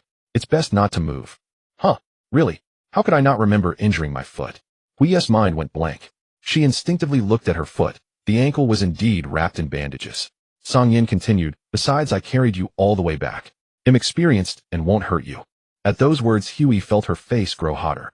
This was the first time she had been so close to a boy, and "Be good, let's go eat first," Cang Yan coaxed, and without further ado, he slid one arm under her knees and the other behind her back, lifting her gently. Huey gasped and instinctively clutched Cang Yan's clothes. A smug smile curled at the corner of Cang Yan's mouth. He carefully set her down on a stool, then sat opposite her and pushed the dishes closer. "Here, eat up. I hope it's to your liking." Huey just snapped out of the close encounter and looked at the steaming table full of food. Her fair, delicate face flushed a rosy peach-like hue. "Tsk, little Huey, you're unbearably adorable. Thank goodness I showed my prowess and saved you, otherwise I'd really be sad for a long time." Cang Yan sighed as he cheerfully piled food into Huey's bowl. The straightforward compliments made her dare not meet his eyes. "Could you please stop saying things like that?"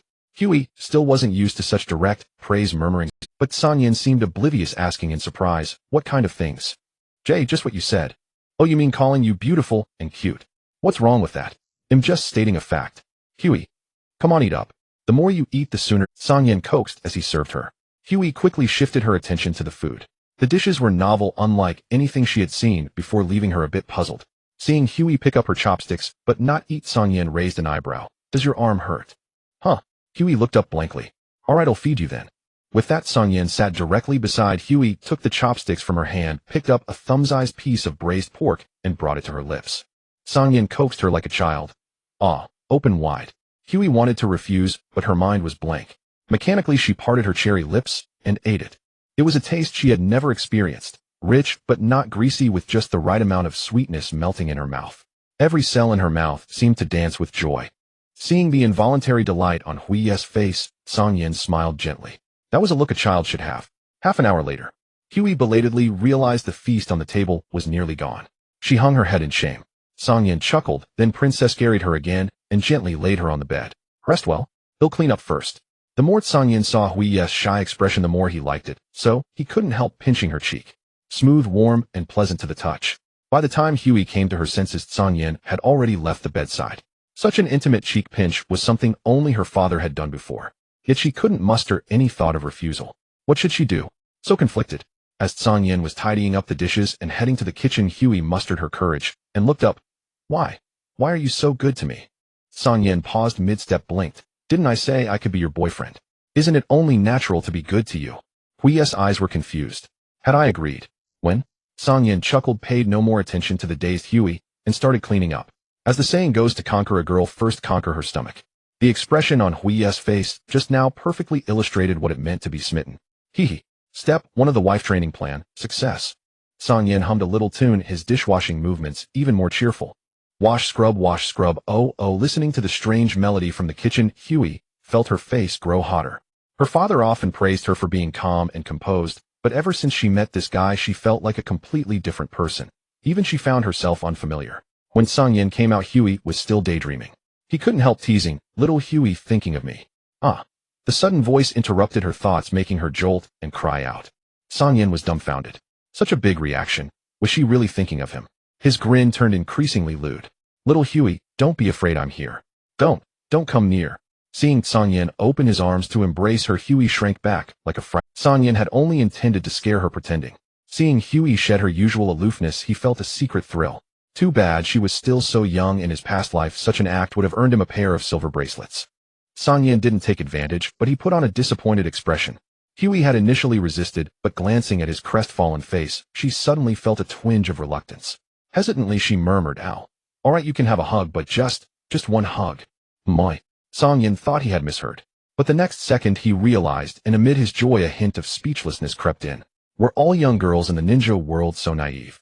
So easily fooled? Still a fool would pass up a... He sat down on the bed with a grin and pulled Kaguya into his arms. Feeling the faint scent of a maiden and her soft warmth in his embrace, Cang Yan's heart swelled with bliss. In his past life he had been single for over 20 years, now at 12 he had a beauty in his arms. How exhilarating. In his arms Kaguya felt her body tense, overwhelmed by an unprecedented warmth and security.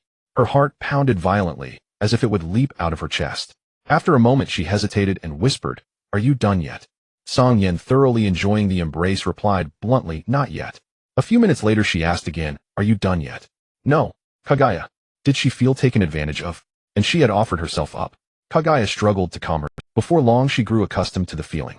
Nuzzling her head, she shifted to a more comfortable position, her rationality gradually returning. She asked softly, "Where is this? How did you get here?" Cang Yan was secretly delighted. Another chance to win her favor.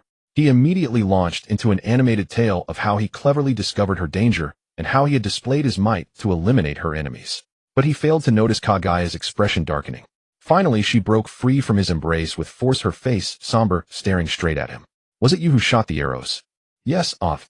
Something was wrong. Very wrong. Cang Yan keenly sensed Kaguya's anomaly, and his words became hesitant. Kaguya squinted, fury slowly rising in her eyes. "Were you aiming at me?" No, I was aiming at your enemies." Cang Yan hurried to explain, but the more he spoke the more Kaguya's anger flared, and his voice trailed off to a whisper. Kaguya gritted her teeth, enunciating each word. "Then why did every arrow fly toward my vital points?" Cang Yan's heart raced. That wasn't right. He had clearly seen the enemies fall one by one, struck down by his arrows. How could they have targeted her vitals? But Kaguya's expression showed no signs of deceit, and Cang Yan quickly realized something must have gone awry. He should have paid more attention to where the arrows landed instead of setting up those traps. He blinked, looked up into her fury-filled eyes, and said guiltily, "Well, Kaguya, maybe it was because of the distance. Oh, I forgot to account for the wind, humidity, and Earth's gravity. You know, archery is really hard to master. At 400 meters, most people can't even see the target clearly, let alone hit it." Cang Yan grew more animated as he spoke. But Kaguya seized on the key words, her eyes widening. 400 meters. At that distance, he could still hit the target. 400 meters with dense grass and shrubs blocking the view. Even with her Sharingan active, she might not spot the target. Yet this guy could still hit it. Recalling the arrows she had dodged, they seemed to come from different directions. The archer either had accomplices or moved to a new position after each shot. Now it seemed to be the latter. No wonder the two scouts sent earlier had searched for so long without finding anyone. Suddenly, as if struck by a thought, she looked at Cang Yan with a hint of suspicion. As far as she knew, within 100 kilometers, the only ocular abilities comparable to the Uchiha clan Sharingan were the Chinoite clan's Blood Dragon Eye and the Hyuga clan's Byakugan, located southwest of the Uchiha. The Chinoite clan's Blood Dragon Eye possessed illusionary powers comparable to the Sharingan and formidable insight. However, due to a past coup, they were exiled by the Land of Lightning, their members imprisoned in Hell Valley, making escape difficult. An elder of the clan had confirmed the high credibility of this information, so it couldn't be the Chinoite clan. That left only the Hyuga clan. An elder who had fought against the Hyuga once said that the Byakugan far surpassed the Sharingan in insight. This guy could fire lethal arrows from 400 meters away, so he was most likely a member of the Hyuga clan. "Can I see your Byakugan?" Kaguya interrupted Cang Yan's rambling and suddenly tricked him. Cang Yan instinctively replied, "Sure." Realizing he had let it slip, his heart skipped a beat, and he looked utterly bewildered. Had he been exposed? Kaguya read the truth from his expression. Relief washed over her. Fortunately, he wasn't a member of the Senju clan, the Uchiha's mortal enemies, who otherwise she wouldn't know what to do. Watching Cang Yan's baffled and deflated expression, the relaxed Kaguya's lips curled slightly, a hint of triumphant glee in her eyes. Cang Yan stood up, pacing silently with his head down, occasionally glancing at the slightly smug Kaguya. This girl's emotional intelligence was adorably simple, but her intellect was far from low. He racked his brains, but couldn't figure out how he had been exposed. The Hyuga clan had also occasionally clashed with the Uchiha. He feared that revealing his Hyuga identity would make Kaguya wary and resistant. To muddle through, he had to take an unconventional approach. His expression collapsed, and he dramatically flung himself onto the bed, his acting instantly exploding. He wailed, "Kaguya, you can't abandon me. I risked my life to save you. I'm your boyfriend. If you dump me, I won't be able to live." Wah wah wah. Kaguya. Just as her intelligence had reclaimed the high ground, Song Yan's antics made her eyes go blank again. When did I ever abandon him? Taking advantage of Kaguya's dazed Song Yan quickly regained his composure, repeated the same trick, and pulled her into his arms. Kaguya instinctively struggled for a moment, then nothing else.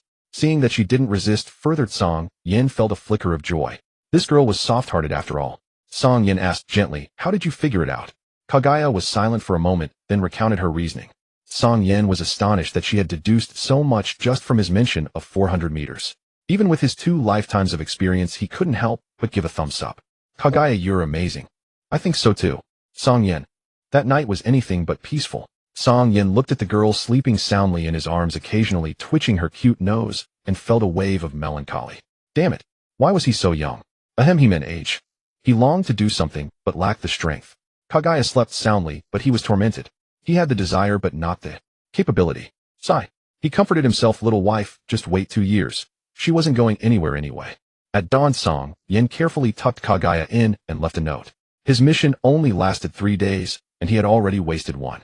If he returned late, he would face the wrath of his clan chief father. He kissed Kaguya's smooth, fair forehead, reluctant to leave. When Kaguya woke up, the sky was already bright. She instinctively searched for the familiar figure, but found nothing. Only something covered on the table caught her eye. She got out of bed, lifted the cover, and saw several neatly arranged dishes of unknown food. There was also a note. "Little Kaguya, I still have a mission, so I have to go. I only rented the room for 1 day. Sorry, a bit broke. Eat breakfast and go home soon. I checked your leg, it's not serious. Be safe on your way home." Below the note was the signature from Kaguya's future husband. Kaguya's pretty face flushed. After a long silence, she spat lightly. "My leg wasn't hurt at all, yet he bandaged it, taking advantage of me. What a scoundrel." Muttering to herself, she tucked the note close to her chest, sat down contentedly, and began to eat. "Damn it, I've gotten lost." Song Yan grumbled as he held a map in one hand and waved a long knife through the weeds with the other. In his past life, he had already displayed a certain level of directionally challenged traits, and now in this life, even with the extraordinary investigative power of his Byakugan, he still inherited some of those traits. Song Yan felt a headache coming on. The Hinata clan actually got lost. If this were to spread back to the clan, wouldn't he be the laughingstock? Song Yan's face flushed with embarrassment as he desperately sought someone to confirm his location. Seeing a village appear in the distance, Song Yan's eyes lit up, and just as he was about to quicken his pace, a sudden sense of danger surged within him.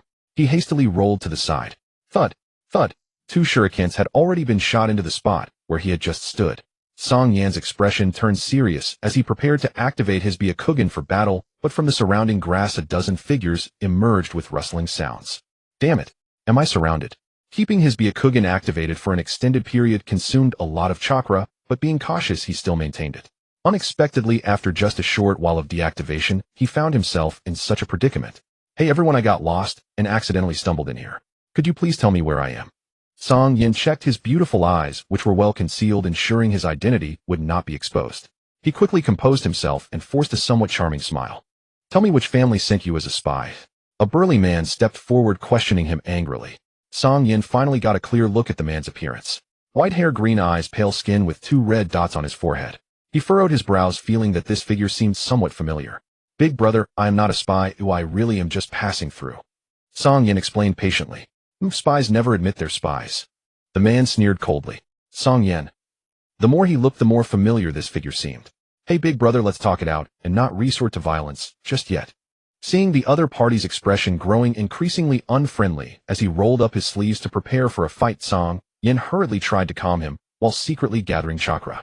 Outnumbered, and at a disadvantage, he cursed internally. "If I had known, I would have lightened my load." Song Yan thought to himself, "Look at you with those shifty eyes, it's obvious you're not a good person. Fine, he'll just beat you half to death, and leave you for the clan leader."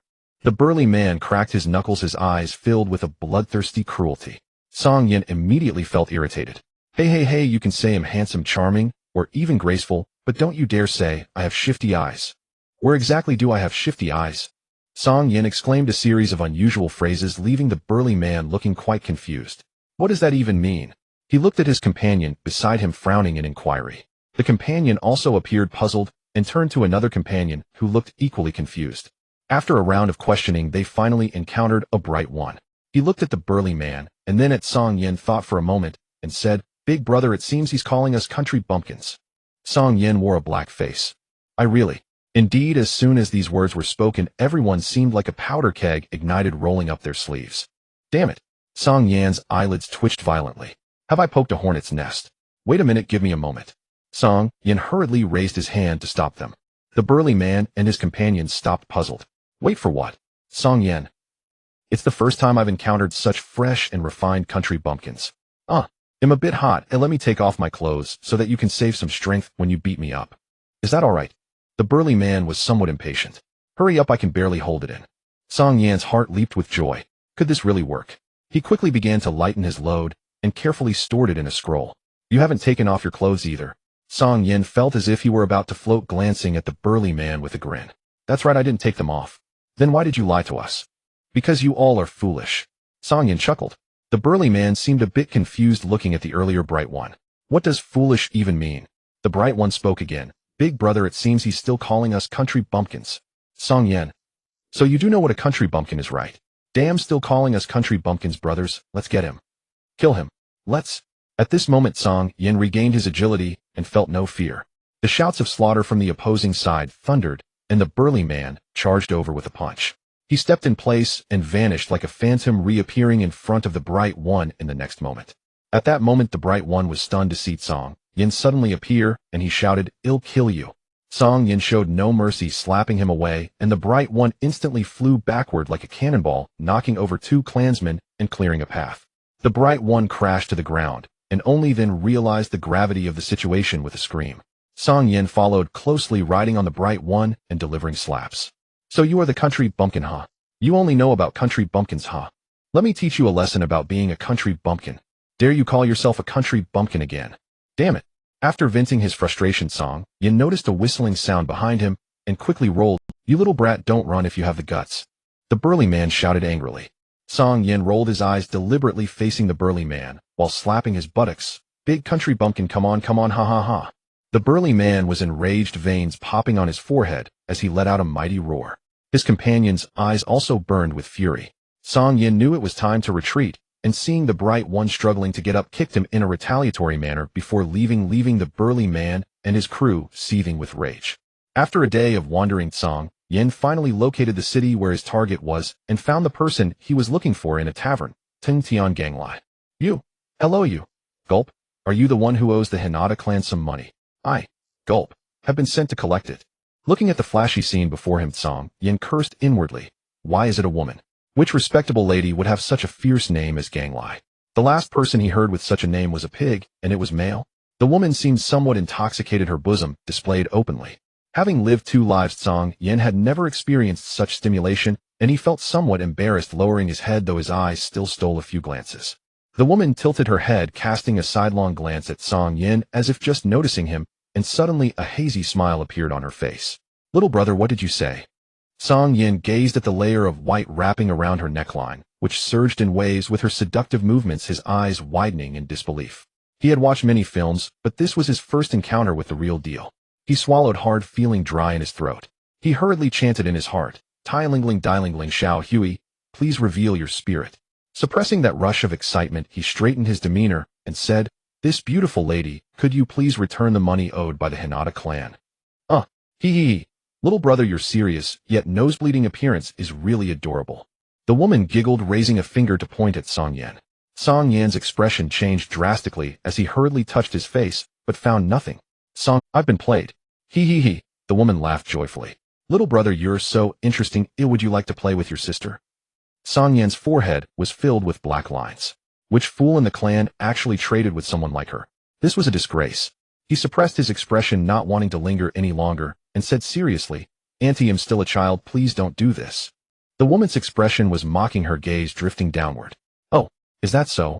The implication was clear. Cang Yan's face reddened. Damn it, to be teased like this by someone. If you weren't still owing money, I'd slap you. Say, what will it take for you to repay the debt? Cang Yan sat across from the woman and stated bluntly. Tisk, little brother, putting on airs.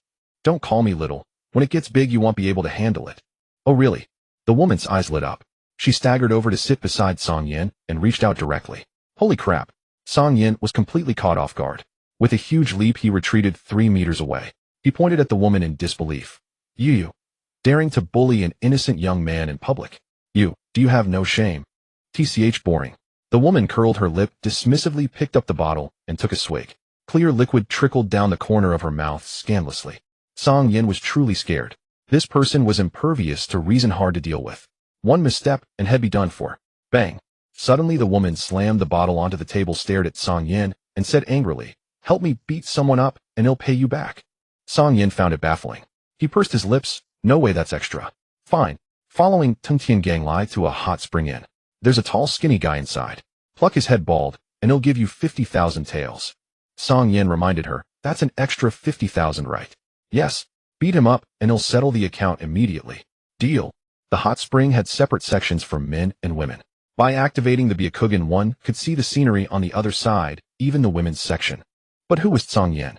How could he be so shallow? He had come here solely to earn money by beating someone up. He had already observed that only one person in the bathing area had a notably strong chakra, at most equal to his own. If they fought, even if he couldn't win, he could retreat unscathed. After changing into a bathrobed Cang Yan strode into the men's bathhouse. Seeing only a silhouette in the pool, he rolled up his sleeves and prepared to attack. As he approached, Cang Yan felt something was off. Why did that back look familiar? Cang Yan called out tentatively. The figure stiffened visibly and turned around. How it really was the third uncle who had bought him weighted equipment. Wasn't he supposed to be out gathering intelligence? What was he doing soaking in a hot spring? Rishiang Xian saw Cang Yan, his expression flickering with surprise before turning odd. "Cang Yan, what are you doing here?" Although Cang Yan had covered his white pupils, Rishiang Xian recognized him at a glance. Cang Yan was silent. He couldn't exactly say had been paid to beat him up, could he? He took off his clothes and jumped into the pool, splashing a huge wave. "Ah, you brat, what are you doing?" Splashed in the face, Rishiang Xian cursed.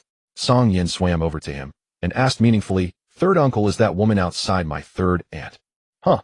Rishiang Xian wiped his face, looked suspiciously, and activated his Byakugan to peer outside the bathhouse. He saw a familiar figure sneaking toward the men's bath. "Nanny, why is she here?" Rishiang Zin's face instantly changed. He scrambled out of the pool in panic. "You brat'll settle with you later." Rishiang Xian shot Cang Yan a fierce glare before fleeing without looking back. Cang Yan felt contemptuous, brave enough to act, but not to own up. "Third uncle, I misjudged you." But Cang Yan wondered why he had fled so suddenly. He instinctively activated his Byakugan to look. A figure was stealthily entering the men's changing room, peeking toward the pool. Cang Yan's face turned pale. He swore loudly, "Damn, this pervert." He grabbed his bathrobe and ran exactly like Rishiang Xian. He didn't stop until he reached an alleyway where he saw his third uncle Rishiang Xian, still shaken. "Third uncle, you're not young anymore. Find yourself a partner." Scram. Rishiang Xian, abandoning his usual affability, glared at him angrily. "Don't you know she's a bottomless pit? Devour and discard. That's her specialty. Back when I came to gather intel, I set up a deal with her for the clan. By some twist of fate, I ended up spending a night with her. The next day she turned her back and almost stabbed me." The more Rishiang Xian spoke, the angrier he became. "She even said I ruined her reputation and demanded compensation for emotional damages." "Then third uncle, didn't you offer to marry her?" The Hyuga clan had strict rules. If a member fathered a child outside out of regard for the clan's dignity, the child would be taken into the clan, but the wayward member would inevitably face punishment.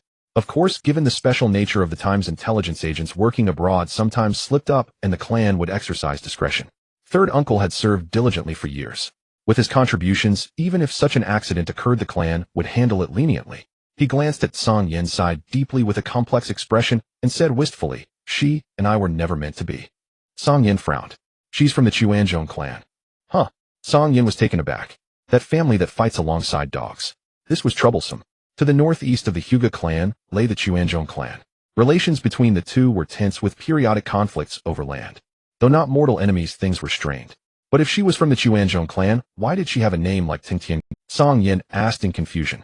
Rishiang Xian coughed dryly, hesitated, and finally glared at him. "You're too young to know too much." "Cang Yan, it was just a name. What secret could there be?" Rishiang Xian continued, "I've never revealed my identity or clan to her. She knows I'm a ninja, but not which clan I belong to." Cang Yan understood. No wonder the woman, knowing he was from the Hyuga clan, still sent him to attack.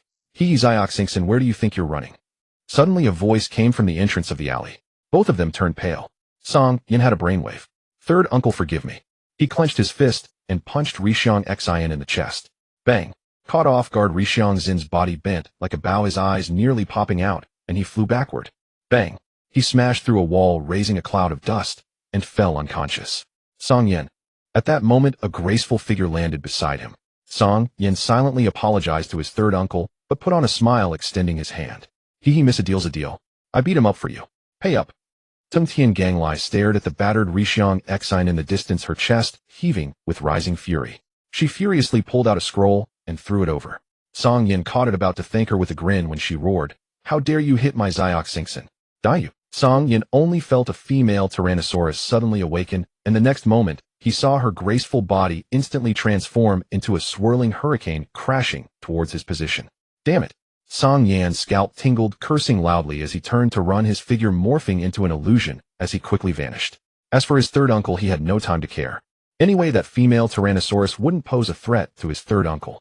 With lingering fear, Cang Yan fled the small town and found a secluded thicket to open the scroll given to him by Tung Tian Ganglai. At least she kept her promise. However, that woman's ability to change her expression was astonishing. Clearly she had asked him to take action, and after the transaction was completed, she directed her anger towards him. So infuriating. Coughing 1, 2, 3, 4. Cang Yan spat on his fingers and began counting. Although he had already confirmed the thick stacks of money with his eyes, he still wanted to count. This was not just paper. This was cash. After counting 10 times and ensuring not a single bill was missing, he revealed a satisfied smile. No wonder some people in his past life loved counting money so much. It was indeed so fulfilling. He had only punched his third uncle once and earned 50,000 taels. What does 50,000 mean? An ordinary civilian's living expenses for a year are less than 40,000, and he earned more than a year's worth of living expenses with just one action. It was simply exorbitant profit. However, the profession of a ninja was a dangerous one, always on the edge of a knife, and the high earnings were certainly deserved. Seeing that time was running out, Cang Yan put the coins away. Tomorrow was the day the Hyuga clan would visit. He had to hurry back.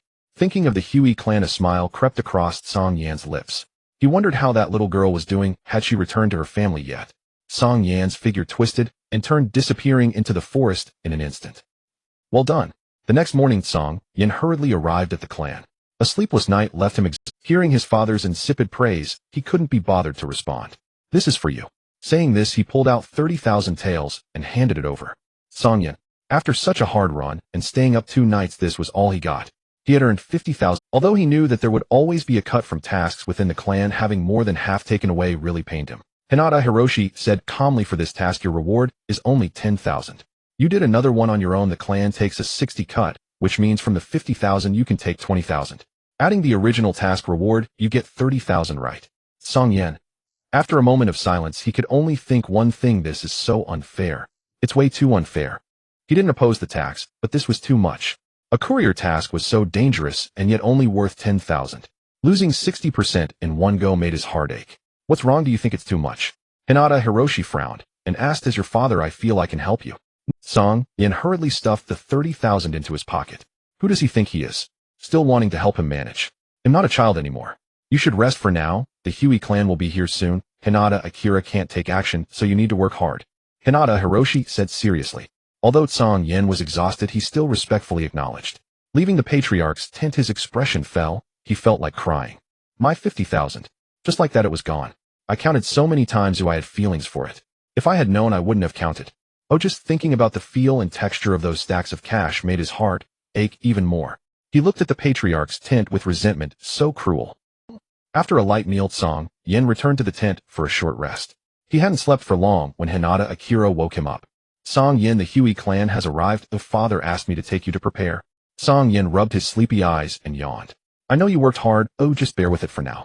He'll prepare some food for you in the afternoon. Hinata Akira offered a rare consolation. Cang Yan shot him a glance. What can you prepare that's edible? It's either grilled fish or grilled meat, just sprinkling some salt simply and rudely cooked over a fire, then directly into the belly. After eating it twice, he found it boring. This cheap brother still thinks it's a delicacy. Akira frowned. Isn't it good? Father said it was very good. Cang Yan quickly changed his clothes, tidied his hair, his white pupils gleaming. The legendary air of the corpse bone vein, just thinking about it, made him a little excited. Arriving at a small square in the clan, the patriarch was conversing with a snow-white-haired elder. Is that a member of the Hyuga clan? Why does this feel a bit familiar? Turning his head, he just happened to meet a pair of astonished and joyful eyes. Damn, it's that mountain fool. Ha ha ha, found you, you big bastard. The burly man laughed loudly. After being humiliated by Cang Yan, he and his clan members reflected deeply and had to retaliate. But Cang Yan was too fast. They hadn't even used their main skills before he had escaped. Just when the burly man called for the entire clan to search for this big bastard, they were informed of the schedule for the next day. The patriarch was strong, and they respected him.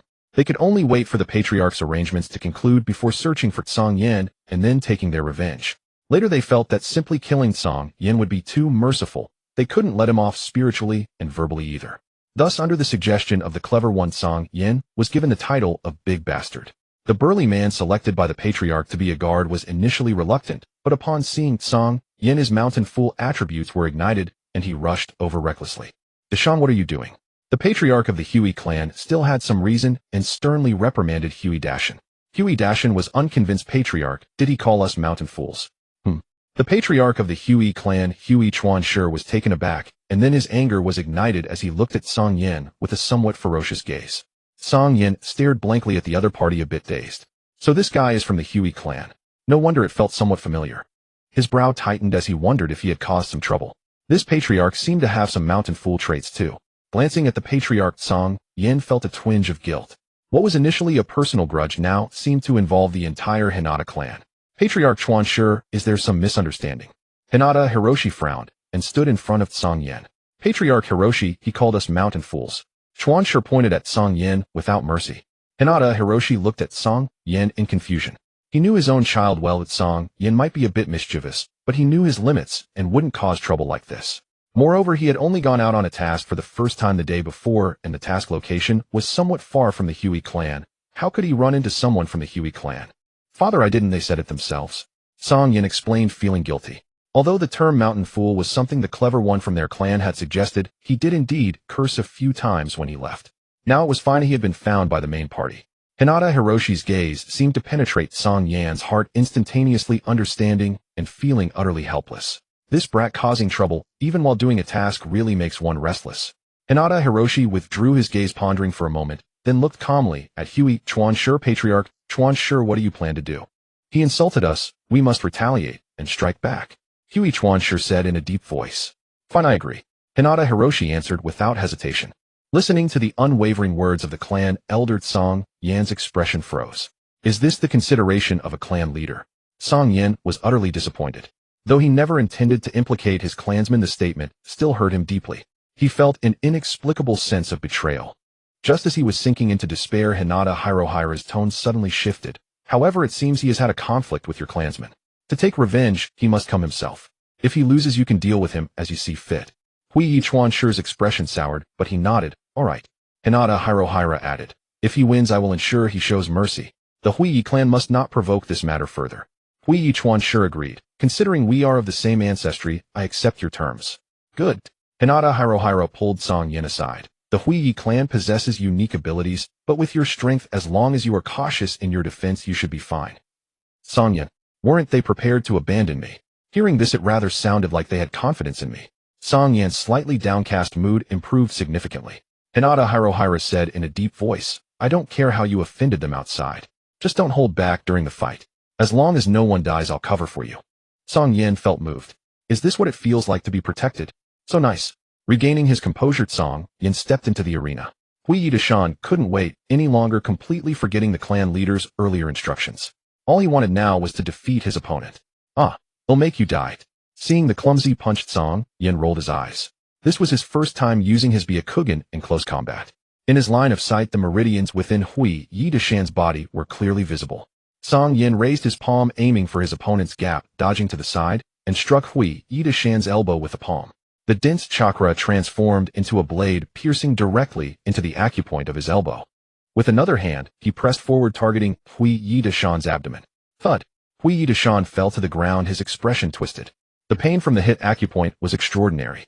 Cang Yan observed that Hyuga Dashan's chakra was already in disarray, feeling that the battle was over. There was no choice, the gentle fist was indeed quite bugged.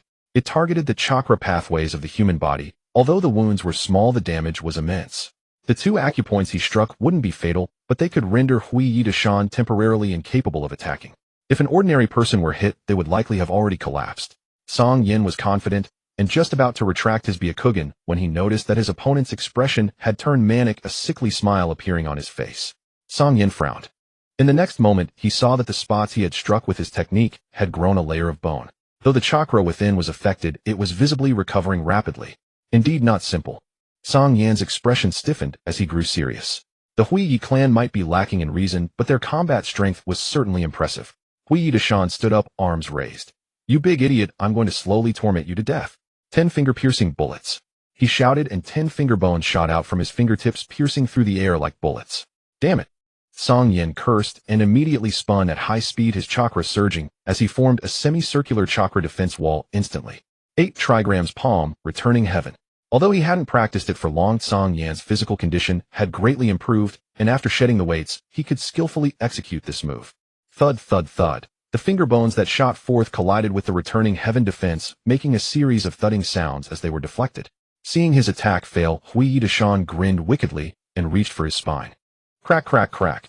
A bone as thick as an arm was pulled from his spine, transforming into a bone sword. Cang Yan's eyelids twitched, and cold sweat broke out on his back. Though he had known of this clan's combat style in his previous life, witnessing it firsthand was a whole different level of shock. Pulling out one's own bones as weapons, truly twisted. Cang Yan cursed inwardly, hastily drawing out his long knife. Although returning heaven could defend, relying solely on defense was not his style. He wanted to clash with his opponent. Swish. Huiyi Deshan's expression was crazed as he swung his hand, sending 5 finger bones flying while his feet turned into afterimages as he charged forward. Cang Yan swung his knife to block. Clang, clang, clang. After deflecting the finger bones, Huiyi Deshan was already in front of him, wielding the bone sword to slash down. Cang Yan's Byakugan detected the abnormality in Huiyi Deshan's chakra, and he quickly raised his hand to block. Clang. A massive backlash force transmitted from the long knife to his arm, sweeping through his entire body. Cang Yan was sent flying, performing several backflips before landing steadily. Looking back, he saw that Huiyi Deshan had developed sharp bone spikes from his knees and elbows, each 1 meter long. Had he not dodged the sharp points just now, he would have sustained injuries. Cang Yan cursed, inwardly thinking it troublesome. Like a hedgehog, he was truly a natural close combat expert. They could instantly harden their bones to the strength of steel, while rapidly forming a bony protective layer beneath their skin, significantly weakening the impact of the gentle fist on their Bodis acupoints. The more Cang Yan analyzed, the graver his expression became. Damn, it felt like he was inherently restrained. It seemed he could do nothing other than rely on returning heaven for defense. Ha ha ha, big idiot, die. Huiyi Deshan laughed maniacally as he charged forward. Cang Yan saw his chakra flowing wildly, and his bones erupted from his body, truly transforming into a human-shaped hedgehog. Cang Yan injected chakra into his long knife, and the silver blade was instantly enveloped in a blue chakra, with its hardness and resilience increasing exponentially. A frenzied look ignited in his eyes. You want to kill me? Then let's see whose bones are harder, yours or my knife. Boom. At that moment, Cang Yan unleashed his full speed, transforming into a phantom that flashed behind Huiyi Deshan, wielding both hands on the knife as he struck down towards him. Clang. Unfortunately, he was blocked by a bone spike on Huiyi Deshan's back. Cang Yan did not linger, swiftly changing positions and slashing down again. The blue chakra enveloped the silver knife, its edge shining brightly, with its hardness elevated several levels. Huiyi Deshan flew back, a look of confusion on his face, and before he could land, he was slashed again in the abdomen. The tremendous force embedded his body into the ground, kicking up a cloud of dust. Huiyi Deshan screamed in agony. However, in the next moment, he broke through the dust, his entire body seemingly covered in a layer of bone armor. Cang Yan had anticipated this, activating his Byakugan and speeding up, initiating another attack. Boom, boom, boom. In an instant, the arena was filled with explosive sounds. The Hinata clansmen watching the battle had already activated their Byakugan, carefully observing the situation, their expressions grave. Is this the fighting style of the Huiyi clan? Offense instead of defense, how powerful. The Hinata clansmen exclaimed. They wondered if they faced such an enemy, aside from relying on agility to evade and using Byakugan to find the opponent's weaknesses before seizing the opportunity to strike, there was no other way. Compared to Cang Yan, the gap seemed to manifest instantly, and everyone looked at Cang Yan with increased admiration. Cang Yan's speed is astonishing. Taking the initiative with fierce attacks, this audacity is truly unimaginable. Yet he is merely a 12-year-old child. However, many of the older generation clansmen looked grim. Cang Yan's fierce and brutal attack style was entirely different from the secret techniques of the Hinata clan. It went against the clan's traditional martial arts. Once the thought arose, several elders looked towards the clan leader Hinata Hirohira, hoping for an explanation afterward. Unlike the complex thoughts of the Hinata clan, the Huiyi clan was much simpler. Deshan, fight back. If you can't, let me take over. Every observing clan member's eyes turned red, wishing they could jump into the arena themselves. In the arena, Huiyi Deshan had endured countless hits by now. His bone spikes were as hard as iron, but maintaining such high intensity for a long time consumed a tremendous amount of energy. The pain all over his body had numbed him, but he still persevered. He was searching, waiting for the moment Cang Yan's speed slowed down. Unfortunately, Cang Yan had always trained as if he were risking his life. Though the consumption was great, he could still endure. However, the prolonged high-speed movement and extended use of Byakugan left him mentally exhausted. His white pupils were already bloodshot and his expression grew increasingly frenzied. Now it was a matter of who could hold on until the end. The clansmen on both sides were anxiously sweating watching the battle unfold. Finally, it was Huiyi Deshan who buckled under the pressure first. His chakra depleted, his bone spikes retracted into his body. Now he resembled a hedgehog that had been stripped of its spines, significantly lowering his threat level. Cang Yan seized the opportunity, unleashing a furious kick that sent Huiyi Deshan flying. Boom! Huiyi Deshan crashed into the ground like a cannonball, creating a large crater and fainting on the spot. Cang Yan landed, supporting himself on his knees as he gasped for breath, his lungs burning painfully. Realizing he had won, a triumphant smile spread across his face. You want to compare life or death battles with me? You're still too young. Hinata Hirohira understood that Cang Yan was also at his limit. Looking at the unconscious Huiyi Deshan, he stepped forward with a neutral expression, gazing at the opposite side. Clan leader Chuan, sure we have won. Huey Chuanchi's eyes reddened as he witnessed his clansmen's defeat, a fierce impulse surging within him to charge into battle immediately. Yet retaining some composure, he said in a low voice, "Fine, what was said before still stands. But if he dares to offend us again, I will not show any mercy." Rixiang Hongping nodded. "Someone take this man to receive treatment." He issued the order, then turned to Huey Chuanchi. "Clan leader Chuanchi, regarding the proposal you made earlier, I believe there is room for negotiation. I have prepared a feast, let us discuss it over a meal." At the mention of business, Huey Chuanchi's eyes lit up, and he nodded in agreement. "Good." Cang Yan was utterly exhausted by the time Zhang Ren escorted him back to the tent. "Cang Yan, rest well. Call me if you need anything." Zhang Ren did not disturb him further, gave a brief instruction, and left. Lying on the bed, Cang Yan smiled bitterly. His opponent had the advantage of age and experience, leaving almost no weakness. His own victory was primarily due to his superior speed and the insight of his Byakugan. Had the battle dragged on, or had his adversary possessed a cursed seal transformation like Huey Junmalu in the original story, it would have been he who fell. If the Huey clan alone was this formidable, the Senju and Uchiha, the two acknowledged powerhouse clans, must be even more daunting. This battle had exposed significant flaws in his abilities. Although he had the advantage in speed, his physical toughness was lacking, and he was without an offensive-defensive secret technique. The rotation was indeed an excellent move. Yet its limitations were considerable. It consumed vast energy and was rather passive. The gentle fist, while highly destructive, proved far less effective against opponents like the Huey clan, who could form bone armor over their bodies. Thinking back to the original story, when Rixiang Niji faced Kidamaru, his gentle fist was completely neutralized, leaving him no room to act. Had it not been for a moment of carelessness that led to his entanglement in the spider silk, Niji would have surely perished. It seemed he would need to develop his own unique techniques. Cang Yan pondered inwardly, and before long, overwhelmed by exhaustion, he fell into a deep sleep. The next day, Cang Yan stretched, feeling his spirit refreshed. After changing clothes, he headed to the clan leader's tent. Learning that the Huey clan had already departed, he breathed a slight sigh of relief. Those hillbillies were truly thick-headed. He was genuinely afraid, not of fighting, but of the trouble those fellows might bring upon his clan. Yet why did the Rixiang clan maintain such close ties with a family so single-minded? Rixiang Hongping explained, "In truth, our Rixiang clan belongs to the same faction as the daimyo of the Land of Fire." Cang Yan was taken aback, then his eyes widened in shock. "Father, are you serious? Wasn't the Huey clan supposed to be a family of the Land of Water's Kirigakure in the future? How could they be from the Land of Fire?" Rixiang Hongping's gaze darkened.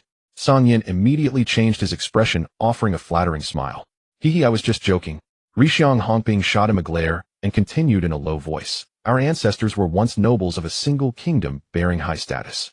Due to their distaste for internal political strife and the unique nature of shinobi, they moved out of the Land of Fire's capital. However, even after leaving the capital, our relationship with the daimyo remained close. Many matters inconvenient for the daimyo to handle were entrusted to us." Cang Yan fell silent. He had never known the history of the Rixiang clan, nor that they held such a status. But what did this have to do with the Huey clan? Rixiang Hongping explained further, "The ancestors of the Huey clan once served our ancestors. Tracing back, the Huey clan and our Rixiang clan share a common origin." "What?" Cang Yan was bewildered. Rixiang Hongping elaborated, "The Huey clan's ancestors were warlike by nature, born warriors, highly intelligent, and composed deeply valued by our own ancestors. Yet as time passed, the Hyuga bloodline gradually diluted. Although they inherited their ancestors' combativeness, the mixed blood made their temperament extreme and violent. Now with a relatively calm and powerful expert like Hyuga Chuanxue at the helm, the clan has managed to stabilize. Therefore the amity between our two clans ultimately stems from our ancestors. Cang Yan now understood. He knew the Hyuga clan was short-sighted and often clashed with other groups, but made an exception for the Rixiang clan. So this was the hidden truth. Rixiang Hongbing warned solemnly. I tell you this, so you will restrain yourself and avoid provoking them in the future. Cang Yan felt a bit speechless. Was he the type to go looking for trouble? The conflict with them started because of that idiot genius. Whatever. Arguing with a fool only made one a fool oneself. Rest for now. There will be a reconnaissance mission in a few days. Don't let me down. Rixiang Hongbing. Cang Yan nodded, then suddenly thought of something and asked, Father, does the clan possess any clone techniques like the shadow clone? Rixiang Hongbing frowned. Shadow clone. What is that? Cang Yan then recalled that the shadow clone was invented by Senju Hashirama, who was still a child at this time. As for the shadow clone, there is a clone technique, a useless basic jutsu. It can create phantom clones to confuse enemies, but under our clan's dojutsu, they are completely exposed. Rixiang Hongbing spoke with evident disdain for the clone technique. Cang Yan thought for a moment and decided to check it out anyway. Father, I'd like to see it. Rixiang Hongbing was somewhat displeased. He had made it clear. That thing was a complete waste of chakra, utterly useless. Did he still want it? Considering the young man's impulsive nature, he simply waved his hand. Go ask your elder brother, he should know it. Cang Yan's eyes lit up and he respectfully took his leave. At the open space on the clan's outskirts, Rixiang Zhongren frowned, looking at Cang Yan in bewilderment. Cang Yan, with his Byakugan activated, was intently observing the clone Zhongren had produced. Although the Sharingan boasted the ability to copy jutsu, it essentially relied on its dynamic vision to achieve photographic memory. In other words, it copied the opponent's hand seal sequence. Each hand sign corresponds to a specific chakra flow. By replicating the sequence in a short time, one could grasp the chakra flow trajectory of the technique. While Cang Yan lacked photographic memory, the Byakugan's penetrating vision allowed him to clearly see the chakra flow inside the opponent's body, even delving into the nature transformation of chakra. In this regard, the Byakugan possessed even greater capabilities. After observing for a full 10 minutes, Zhongren's clone dissipated with a puff due to chakra depletion. Brother, do it again. Let me have another look. Cang Yan felt he had grasped something and was eager for more. Seeing his focus, Zhongren asked no questions and willingly acted as a tool, though inwardly, he grew more puzzled. How could such a useless, discardable jutsu excite him so much? 2 hours later, Cang Yan seemed to have an epiphany and burst into laughter. Haha, so that's how it is. As a fan of Naruto, Cang Yan naturally knew the hand seal sequence for the shadow clone technique. However, merely knowing the seals without understanding the mechanism of the jutsu's activation and the subtle changes in chakra was useless. He slowly closed his eyes, carefully recalling the inspiration just now in his mind, striving to adjust the chakra within his body. Performing a clone was not difficult. The difficulty lay in how to create a tangible clone. He murmured to himself, the hand seal sequence for the shadow clone is boar snake tiger. I also need to control the flow and magnitude of chakra. As he thought, Cang Yan began to form the seals. After completing the hand seals, he murmured shadow clone technique. Then a puff. A burst of white smoke erupted. Cang Yan impatiently activated his Byakugan to look. There was no one. Cang Yan frowned. It seems I used too much chakra. Let me try again. Boom. Still nothing. Too little again. Boom. Again. Hyuga Aikido blinked his eyes, watching the successive bursts of white smoke with a look of confusion. Is it the clone technique? It doesn't feel quite right. But he had a feeling that the erupting white smoke seemed to contain a peculiar energy. Out of curiosity, he formed seals with his hands and activated his Byakugan. Indeed, he noticed an anomaly. The white smoke actually emanated chakra identical to Cang Yan's original body. Although each instance lasted only an instant, Aikido seemed as if frozen, his mind going blank. Having practiced the clone technique, he naturally knew that Byakugan could easily see through clones. However, the figures that flashed in the white smoke, though varied in form, gave him the feeling of facing the real person. In an instant, a few words came to his mind. Tangible clone. Bang bang bang. Cang Yan tirelessly attempted. After hundreds of failures, finally, as the smoke cleared, a familiar figure appeared. It looked exactly like Cang Yan, except slightly weak looking. It lasted less than 2 seconds before the shadow clone burst and dissipated. This time, Cang Yan did not rush to try again. Instead, he sat cross-legged, striving to recall the feeling just now, trying to find the part he had overlooked. He sat there for an hour.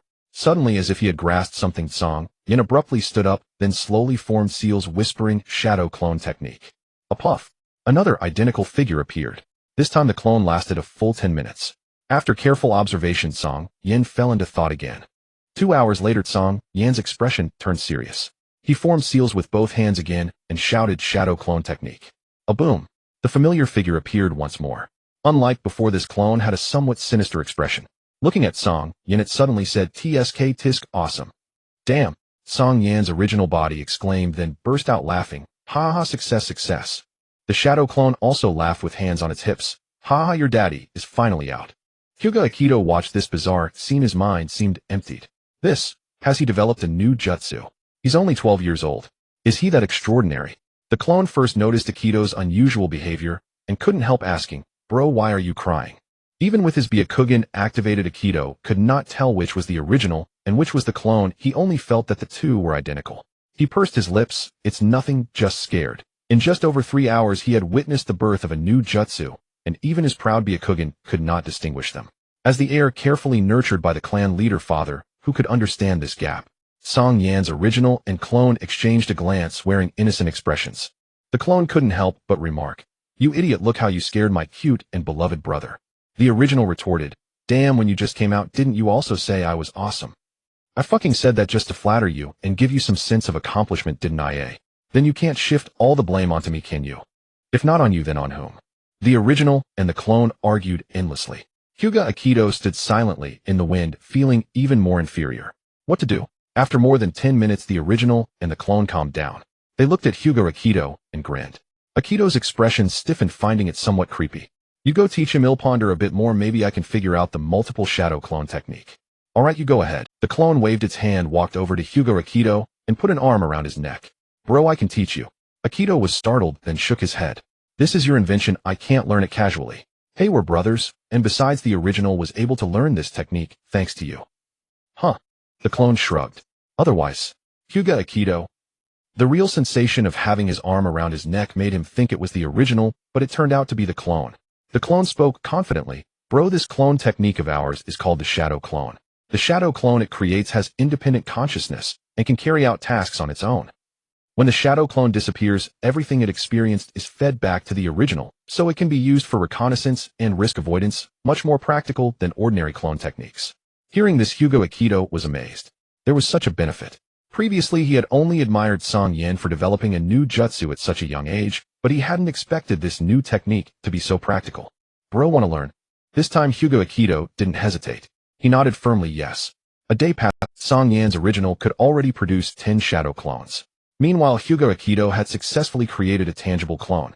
Fearing that his brother might have problems, Cang Yan specifically told him about the dangers of the shadow clone technique, warning him of its drawbacks, and not to produce too many clones easily. After confirming that Hyuga Aikido had remembered, Cang Yan felt relieved. "Cang Yan, I think we should teach this technique to father, so that our clan members can reduce casualties on missions." Hyuga Aikido proposed. Cang Yan had no objection. "Bro, leave this matter to you. By the way, don't disturb me for the next couple of days. I still have some things to verify and try." Aikido frowned, not wanting to steal Cang Yan's thunder. He said, "Cang Yan, you should go tell father yourself. After all, this is your original creation." Cang Yan waved his hand dismissively. "It's fine. You're my brother and the clan heir. Since it's all for the clan, it doesn't matter who goes." Seeing that Aikido still wanted to say something, he interrupted. "All right, stop nagging. I still have some things to think about. You go back first. Oh, and make sure to emphasize to father that it's best to only produce one shadow clone, otherwise when the clone disappears the brain will receive too strong a shock, which could have serious consequences." Hyuga Aikido had no choice but to nod. "Got it. I'll prepare dinner for you." Cang Yan waved his hand without looking back. As soon as Aikido left, Cang Yan solemnly stood up, formed seals with both hands, and chanted multiple shadow clone technique. As Cang Yan formed hand seals, bursts of white smoke erupted all around him. Bang bang bang. In the next moment, 15 clones appeared around him. "Hello there, brothers." Cang Yan greeted the clones with a smile. "Enough that fake polite expression, just say it. Do you want us to keep researching new techniques? Seriously, it feels like we're being used as tools. Just thinking about it is exhausting." The clones started chattering away, gradually drifting from the main topic. "Hey, you guys really think you can put on airs for me?" Cang Yan's original body grew annoyed. "Damn, you dare act like my father. Brothers, get him. If you want help, you need the right attitude. I'm your daddy." Without another word, the clones rolled up their sleeves and charged at him with fists raised. Being all the same person, they knew each other too well. Cang Yan's original body had no room to dodge and was surrounded and pummeled. 10 minutes later, after the original's anguished pleas for mercy, the clones dispersed in smug triumph, still cursing. This is a lesson for you. Next time you disrespect your father, we'll beat you again. With a bruised and swollen face, Cang Yan's original body lay pitifully on the ground, tears welling in his puffy eyes as he wept in silence. Meanwhile, the clones gathered together to begin their research and discussion. So what new technique should we study? How about the Rasengan? A sealless jutsu, and we already know the training process. We could, but Naruto's protagonist aura is too strong. He can take a single ball all the way to the finale. For us, I think it's unlikely, a clone said, shaking his head with some uncertainty. Forget it, let's list it first. We'll see if it works after we practice. I agree. As everyone nodded in unison, a clone suddenly raised a different opinion. Given our progress, mastering the Rasengan shouldn't take long. I think we also need to come up with a mid-range attack method. Yeah, true. The basic Rasengan is too limited. You can't throw it. Remember that guy from the Kaguya clan yesterday with the finger carapace? Damn, that was amazing. A clone spoke excitedly. Hell yeah, that thing rivals a submachine gun from our past life. Damn stylish. Yeah, we should think about whether we can develop something similar. Suddenly a clone slapped his thigh. Remember a powerful martial arts move from Jin Yong's wuxia novels? The other clones were momentarily stunned. Wuxia novels. Holy crap, times 14. All clones exclaimed in unison. Haha, 6 Meridian Divine Sword. That's awesome. Right. Even though it's heavy on wuxiao flavor, what's our Byakugan for? Identifying acupoints is a breeze. Good, that's a great line of thinking. Very good. As I recall, the 6 Meridian Divine Sword uses true chi flowing through 6 different meridian routes, then shooting out the internal energy from those 6 meridians through the fingers. Another clone continued. Yeah, the key point is that it requires a massive amount of true chi and internal energy. Following that logic, adapting to our world, we can replace true chi with chakra. A clone frowned. I think that's too vague. This world has not only chakra, but also nature transformations. If we truly want to achieve the striking power of the 6 Meridian Divine Sword, keep it invisible, make it powerful, and shoot it out. Among the 7 natures, only wind seems capable of that. Right, I think we need to study chakra nature transformation. The clones exchanged glances. After a long pause. Damn, we don't have that kind of knowledge. Yeah, let alone nature transformation, I don't even know the basic principle now. The clones fell into silence again. After a while, one clone said, Alright, let's make a note for now. Once we master nature transformation knowledge, we'll tackle this problem. For now, let's first see if we can just shoot pure chakra. Right, get it working first, then add wind nature transformation.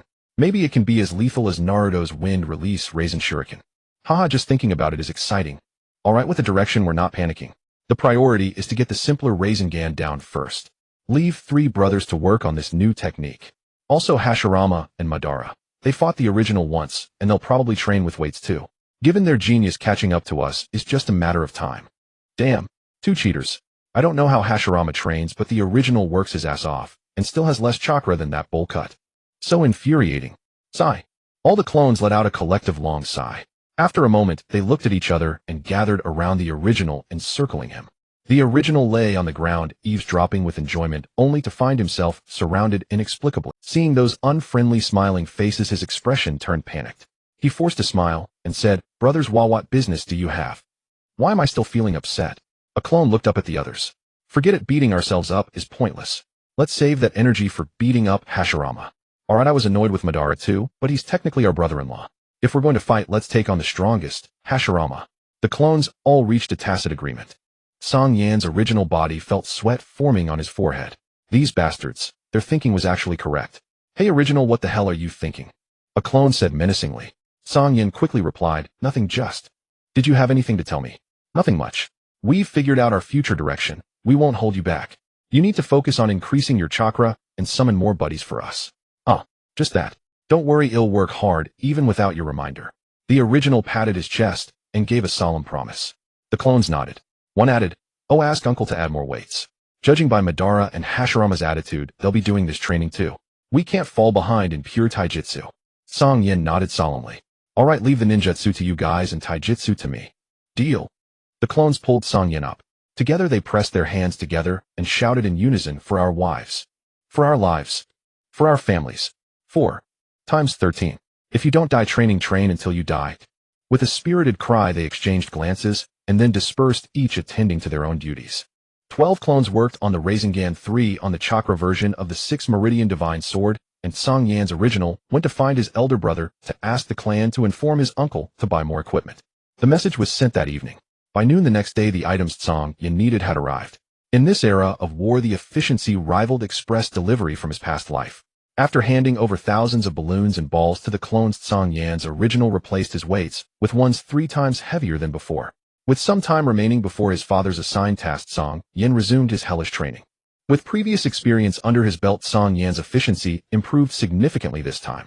His load had increased threefold, yet his adaptation period was reduced by a staggering 10 times. As a result of this approach, each time his clone was dispelled, Cang Yan's body and mind suffered a dual assault, as if his head had been bombarded by artillery, rendering him completely unconscious. However, after a good night's sleep, he could recover fully. Cang Yan felt that his physique was extraordinary, pushing himself even harder. In just a week, he progressed from being able to produce only 15 clones at full strength to 16, then 17. Until he reached 50. The progress was rapid. However, he had to camp outdoors every night. Fortunately, his older brother Hinata Akihito came by every evening to keep him company, preventing him from being approached by unknown beasts. Such frenzied training yielded remarkable results. In just a week, Cang Yan's main body had essentially adapted to a 3-ton load. The efficiency of his clones also skyrocketed. After training with water balloons, rubber balls, and air balloons, he successfully mastered the spiral sphere. Unfortunately, his research on the 6 Paths Divine Sword was still lacking. However, Cang Yan didn't have much time left, as a new mission had already arrived. According to reliable sources, the Uchiha clan and the Senju clan in the north have been frequently clashing. To ascertain the power disparity between the two sides and their intentions, I have decided to dispatch a team for reconnaissance. Inside the clan leader's tent, Hinata Hirohira spoke earnestly. Large-scale battles between the two clans would have a significant impact on the surrounding area. The foremost issue was the resource problem. In the ninja world, information was scarce. To gain detailed insight into the movements of various clans and secure the greatest benefits for his own family, they could only send ninjas on risky reconnaissance missions. Cang Yan's expression grew solemn. The Senju and Uchiha had been adversaries for generations, and the current inheritors were the strongest reincarnations of Indra and Ashura, making their conflicts even more pronounced. His father mentioned their frequent clashes, suggesting they were after some important resources, which heightened the danger level of the reconnaissance mission. This mission was going to be quite challenging. Hinata Hirohira thought Cang Yan was afraid and offered rare words of comfort, saying, "I have arranged the team members for you, and experienced clan members will lead the way. However, you still must exercise caution in everything." Cang Yan inwardly muttered. Considering his father's words, it seemed there would be more than one reconnaissance team arranged. However, they were facing the Senju and Uchiha, the two clans that undeniably ruled this era. Though the Hinata clan possessed the remarkably insightful Byakugan, the Senju clan had powerful sensory ninjas, with Senju Tobarama being a prime example. He couldn't tell how far that guy could sense now. If he were discovered, it would truly be a hassle. "Your teammates are waiting," Hinata Hirohira said, casually waving his hand to indicate that Cang Yan could leave. Cang Yan nodded and stepped out of the tent. Outside the tent stood a young man around 20 years old, accompanied by 2 children aged 11 or 12, one boy and one girl. It's brother Yan. As the son of the clan leader, Cang Yan recognized most of the clan members. The young man around 20 was also an outstanding ninja from the branch family. "Cang Yan, I heard from the clan leader that you've been training hard recently," Hinata Yan said with a smile. Cang Yan politely smiled back. "Just average. Chihue Hikari, we are teammates this time. Please take care of me." Hinata Hikari, slightly older than Cang Yan, had a personality similar to his older brother, somewhat reserved, but due to his status, he still politely greeted, "Cang Yan, please take care of me." Hinata Chihui was a shy little girl younger than Cang Yan. Upon hearing Cang Yan's greeting, she lowered her head, slightly feeling bashful. "Brother Cang Yan, please take care of me." Hearing her sweet call of brother made Cang Yan's heart melt, evoking a strange sense of deja vu reminiscent of Hinata Hyuga from the original story. He chuckled, ruffling Chihui's hair. "Chihue, with you calling me brother, I'll protect you on the battlefield." Hinata Chihui's head lowered even further, her fair face turning slightly pink. Cang Yan laughed heartily. However, he couldn't help but wonder what his father was thinking, letting such a young girl participate in such a mission. Cang Yan felt a sense of helplessness within. Sigh. Hinata Yan, seeing Cang Yan's amiable demeanor, smiled with satisfaction. "All right, the task is urgent, so let's prepare. We will gather here in 20 minutes. Sigh. Hinata Yan, seeing Cang Yan's amiable demeanor, smiled with satisfaction. "All right, the task is urgent, so let's prepare. We will gather here in 20. He did not want to find himself in a situation like last time, hastily removing equipment. If he had encountered the Kaguya clan's ruffians, others would have surely seized the opportunity to take him down. With no burdens, he felt as light as a feather. Cang Yan bounced a few times, feeling incredibly refreshed. He quickly packed his belongings and rushed to the logistics department. With a bold face, he requested a detonating tag from Hinata Kui in the supply room and left reluctantly amidst her rising anger. Strapping on his long sword and bow, he hurried toward the assembly point. Hinata Hikari and Hinata Chihui had already arrived. Cang Yan, you. Upon seeing Cang Yan's attire, Hinata Hikari was somewhat taken aback. Cang Yan smiled. The Byakugan is a bit too obvious, so in case of danger we can confuse the enemy with ordinary identities. At that moment, Hinata Yin also appeared beside them. Like Cang Yan, he had disguised his identity. Hearing Cang Yan's words, he nodded in agreement. Cang Yan is right. That's a very good sense of stealth. Cang Yan smiled faintly. Here I have a few extra contact lenses prepared. Chihui Hikari, you should wear them too. The two complied. The contact lenses somewhat obstructed their vision, but they didn't affect their pace. Once the Byakugan was activated, their vision was perfectly fine. Hinata Yin confirmed the equipment each person carried before leading them away from the clan grounds. To observe the battle situation between the two major clans, they had to get close to both sides. Cang Yan volunteered for the vanguard position. Throughout the journey, he activated his Byakugan and remained vigilant. Hinata Yin felt some concern. However, having witnessed Cang Yan's ferocious battle with the Kaguya clan, he understood Cang Yan's uniqueness and refrained from saying much. 3 hours later, they cautiously arrived at the neutral zone between the Uchiha and Senju clans. After using the Byakugan for such an extended period, even Cang Yan, with his abundant chakra, began to feel fatigued. Hinata Yin's expression turned serious. Cang Yan, take a break, let me take over. Cang Yan did not refuse. He sat down to begin recovery. From now on, we must stay vigilant. We are only here to gather intelligence. Avoid unnecessary battles. Rixiang Yannian said solemnly. Rixiang Guang and Rixiang Qianhui, being considerably weaker, had expended much energy during the long journey. Hearing Rixiang Yannian's words, they quickly nodded. After some disguise, they concealed themselves, waiting for nightfall. The inside of the Baiyin was extraordinary. It could observe clearly, even in darkness. Only under cover of night could they probe deeper for information. The waiting was tedious. After recovering his stamina, Cang Yan kept himself occupied, silently deducing attribute changes in his mind. Unfortunately, relying solely on his own intellect, he could find no clue after prolonged thought. If only I had a ninja to demonstrate for me. Cang Yan sighed in frustration after fruitless pondering. Alert! Suddenly, Rixiang Yannian warned in a low voice. Cang Yan immediately flipped over and lay prone, activating his Baiyin. 800 meters away, several unfamiliar chakra signatures appeared, their numbers unusually large. They should be members of the Qianshou clan. Brother Yin, stay here with Guang to observe.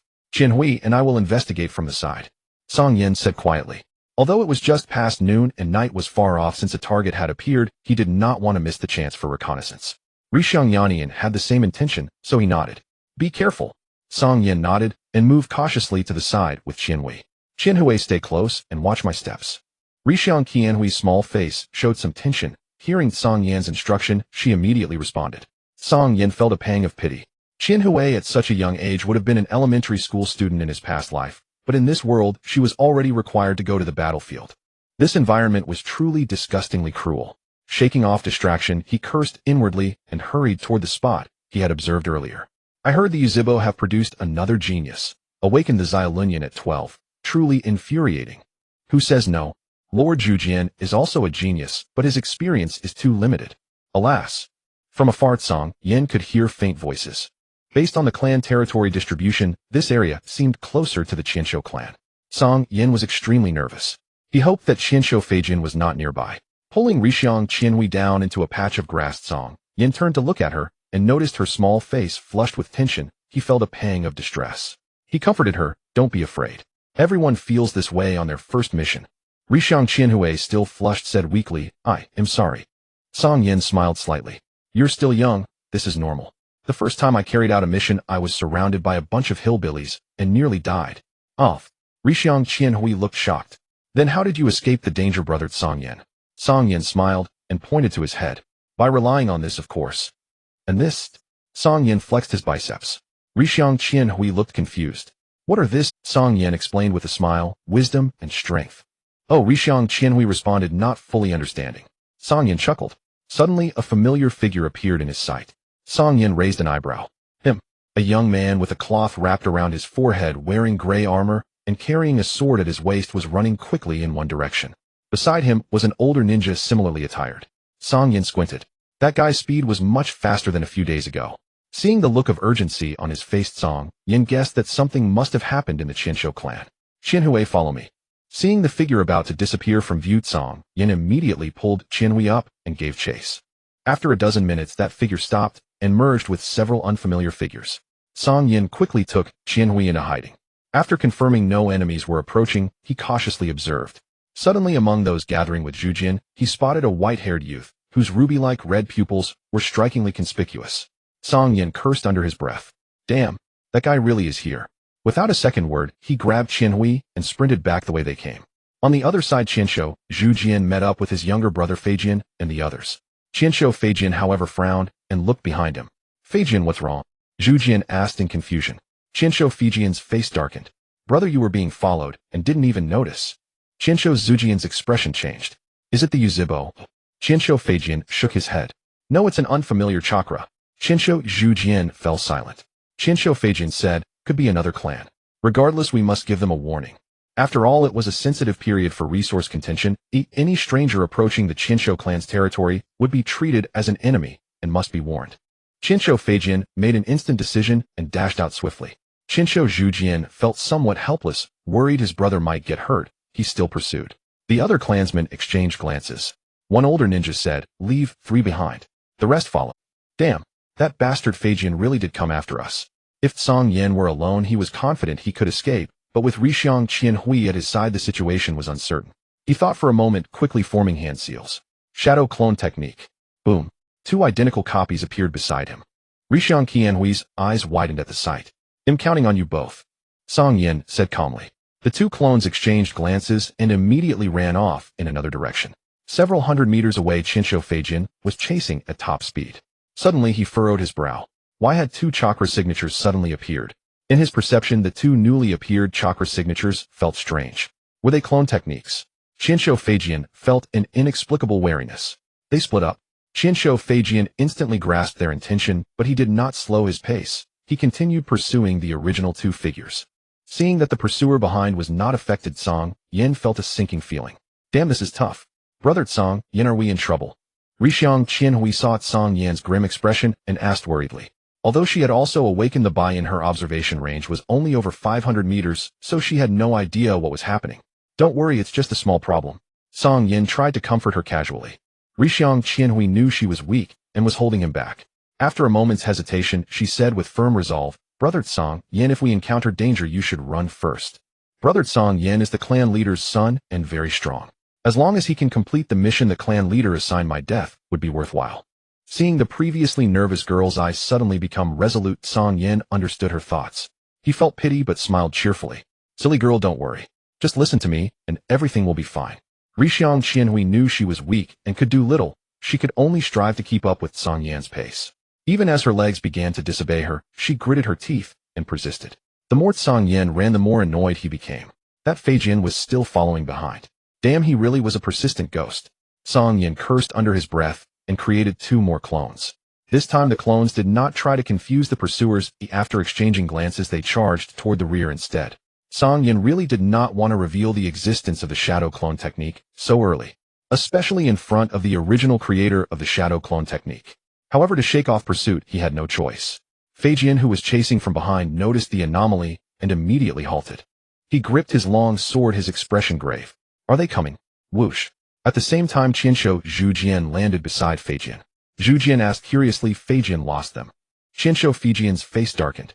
No, they are coming. Song Yan's 2 clones transformed their appearances using transformation techniques before appearing before the brothers Hashirama and Tobarama. Hashirama looked at the 2, furrowing his brow, feeling an inexplicable sense of familiarity. Tobarama, can you tell who they are? Hashirama stood on high alert.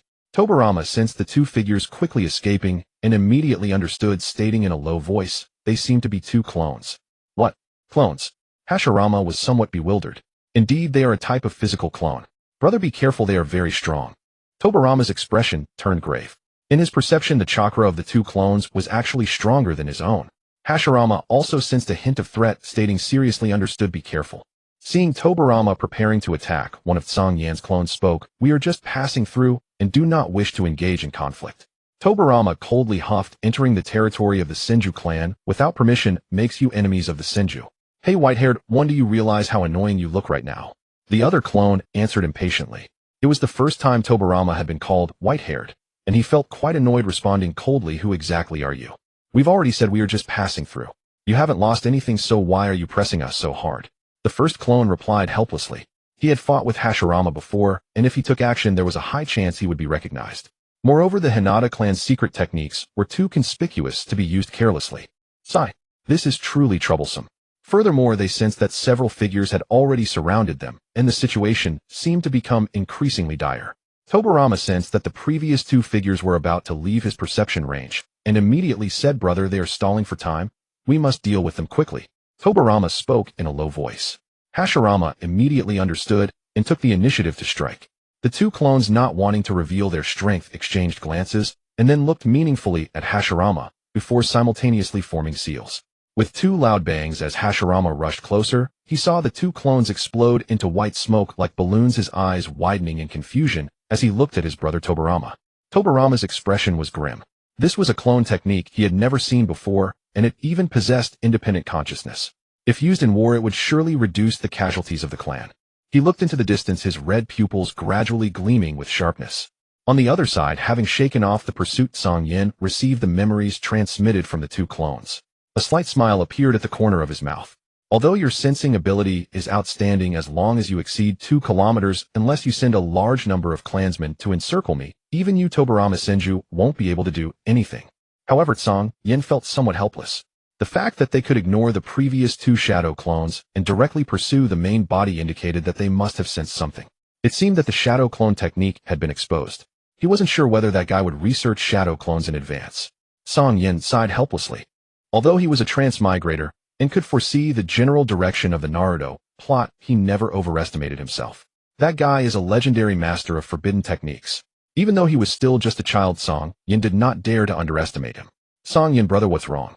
Hinata Chihui asked, anxiously noticing Cang Yan's unusual expression. Cang Yan regained his composure and looked at Hinata Chihui with a kinder gaze, saying, "It's nothing. We are already out of danger." "Really?" Hinata Chihui appeared somewhat delighted. Cang Yan smiled and nodded. Without further explanation, he led Hinata Chihui to continue searching nearby. When they encountered a small squad of ninjas, they stealthily followed to eavesdrop, ready to flee at the first sign of trouble. A few hours later, he and Chihui had gathered some information. Sensing that it was almost time, they quickly headed to the rendezvous point agreed upon with Hinata Enin. However, upon seeing Hinata Light and Hinata Enin in somewhat poor condition, having suffered some injuries, a trace of frost appeared on Cang Yan's face. Although he knew that this reconnaissance mission was difficult, it had been less than a day, and someone in the team was already injured. He felt quite worried. Quickly arriving at the place where the two were hiding, Cang Yan solemnly asked Enin, "Brother, what happened?" Hinata Enin's face was pale as he forced a smile and said, "We were discovered, and while escaping we mistakenly fell into a trap, hence the injuries." Hinata Chihui looked at the pitiful state of the two, tears rolling down her cheeks. Hinata Enin wanted to comfort her, but she wiped her tears and said, "Enin, brother, don't speak. Let me treat you first." As she spoke, she squatted down, placing her hands on Hinata Enin's wounds, and a greenish light emanated from her hands. This time it was Cang Yan's turn to be surprised. He never expected this somewhat shy girl to be a medical ninja. In an era where death was as common as daily life, the value of a medical ninja was evident. Suddenly he understood why the clan leader arranged for him to join this small team. Hinata Enin, aware of Hinata Chihui's background, forced a smile and said that would be troublesome. Cang Yan retracted his thoughts, feeling that this was a good opportunity to observe a medical ninja. He immediately activated his Byakugan and carefully observed the flow of chakra within Chihui. He discovered that Chihui's special chakra slowly injected into the wounds, as if the cells at the site of injury had taken a stimulant, beginning to leap and divide into more cells. The surface wounds visibly began to heal. Hinata Chihui felt extremely tense under the prolonged gaze of someone using Byakugan, and after just finishing treating one wound, she felt her face heating up. "Cang Yan, what are you looking at?"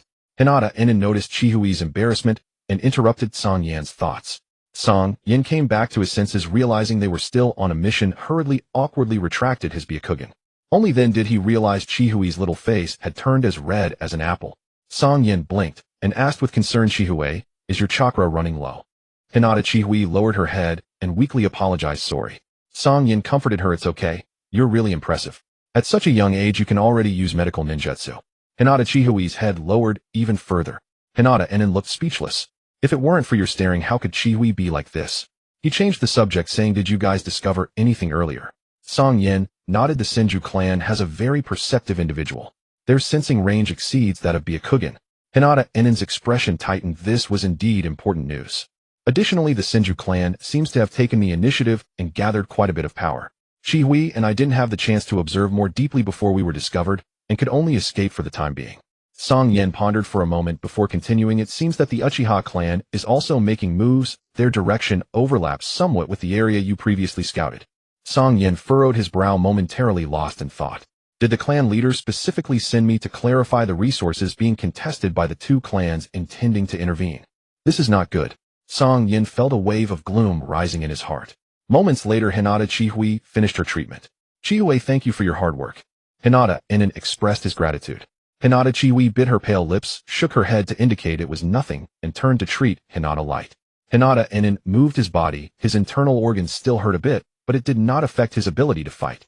After treating Hinata Light, Hinata Chihui appeared almost like a deflated balloon, her fair little face showing signs of exhaustion. After all, at such a young age, achieving this level was no easy feat. Can you still move? Cang Yan asked softly. Hinata Chihui quickly nodded too. Cang Yan knew she had indeed exhausted a lot of energy, so he took off his bow and long knife from his back, placing them into a storage scroll, then squatted down and said, "Come on, I'll carry you." Hinata Chihui's little face stiffened, becoming even hotter.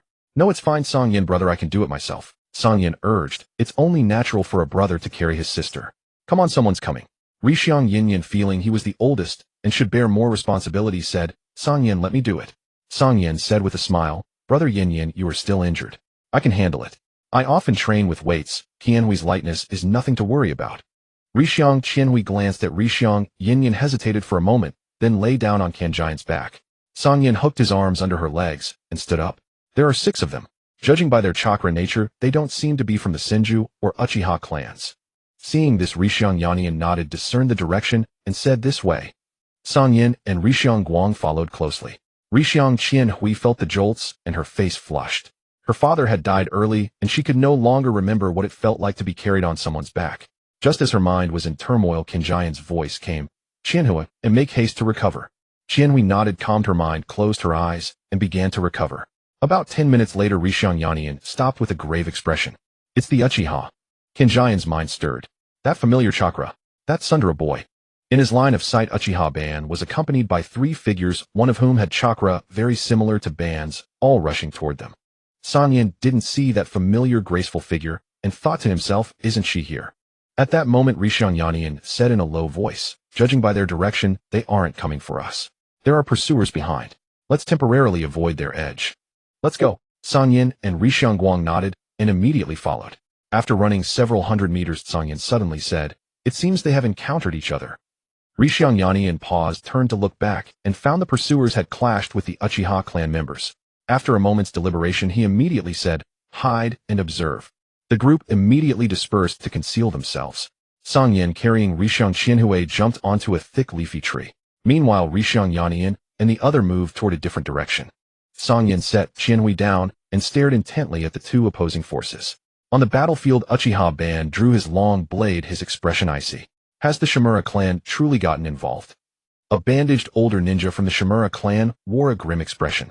He had fought the Uchiha before and knew how troublesome the Sharingan was. He had thought they were just capturing a few small fry, but unexpectedly they had run into the Uchiha.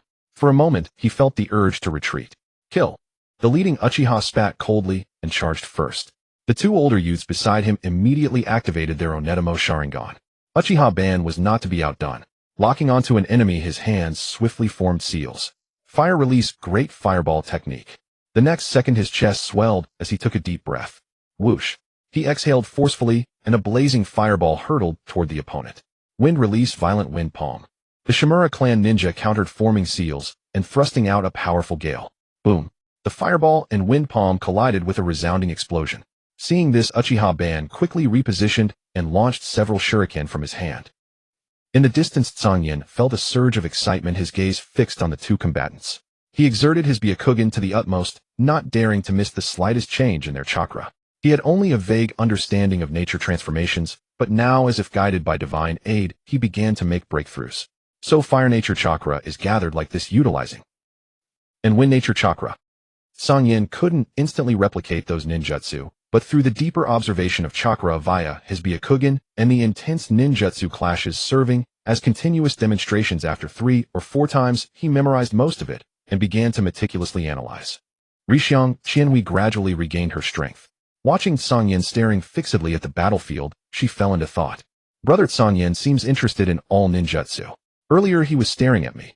Could he be interested in medical ninjutsu too? No wonder he could create such an amazing clone technique.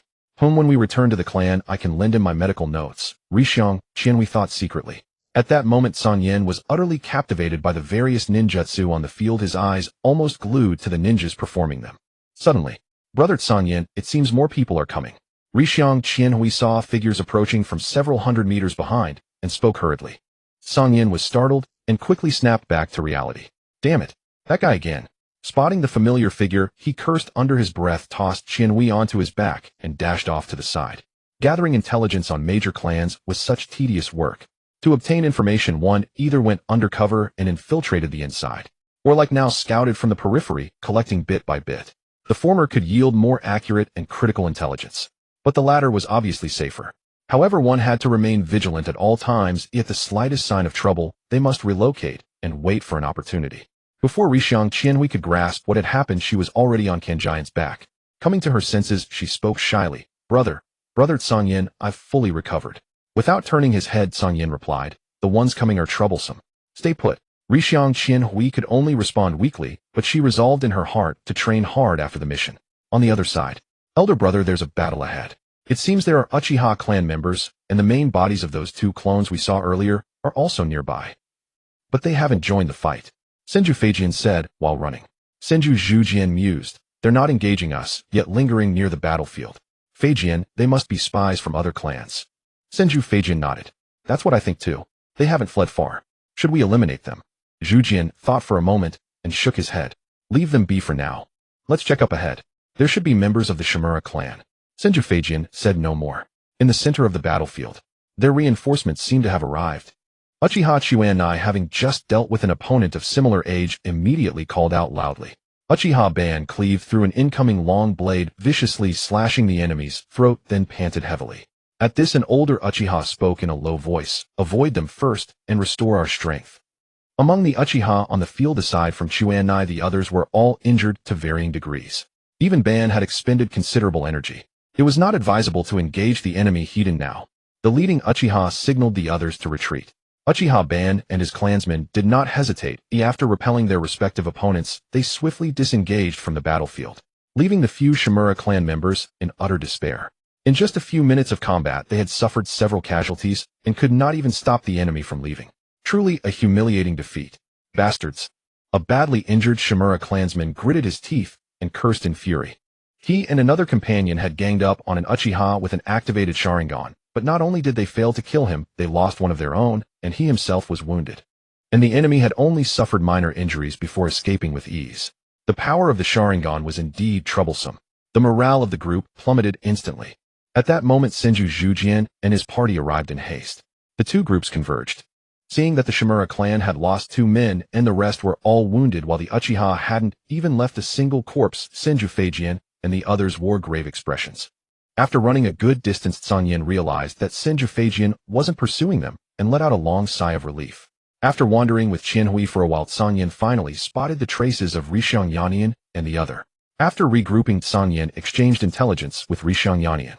Then, while eating dry rations, he reviewed the earlier battle between the Uchiha and the Shimura. After a while, he shook his head.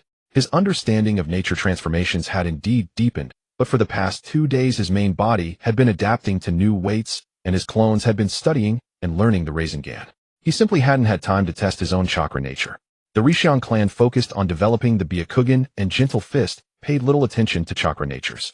It seemed the clan didn't have chakra test papers. Looks like I'll need to ask my third uncle to get another chakra test paper, Cang Yan thought to himself. Since Senju Feijian and Zhu Jian didn't chase them, they must have gone to join the earlier commotion. He wondered if Zhu Jian and Ban had revealed their identities to each other. If the 2 discovered each other's true identities under such circumstances, it would be quite interesting. Cang Yan's thoughts wandered, and he smirked inwardly. Just as he was lost in thought, Rixiang Yannian suddenly interrupted him. Cang Yan, we still haven't gathered enough intelligence. We haven't figured out the resources the Senju and Uchiha clans are fighting over. I plan to go deeper. What do you think? In a short span of time, Hyuga Nobutoshi had not only acknowledged Cang Yan's strength, but also affirmed his character. Thus he intended to hand over the mission's leadership to Cang Yan.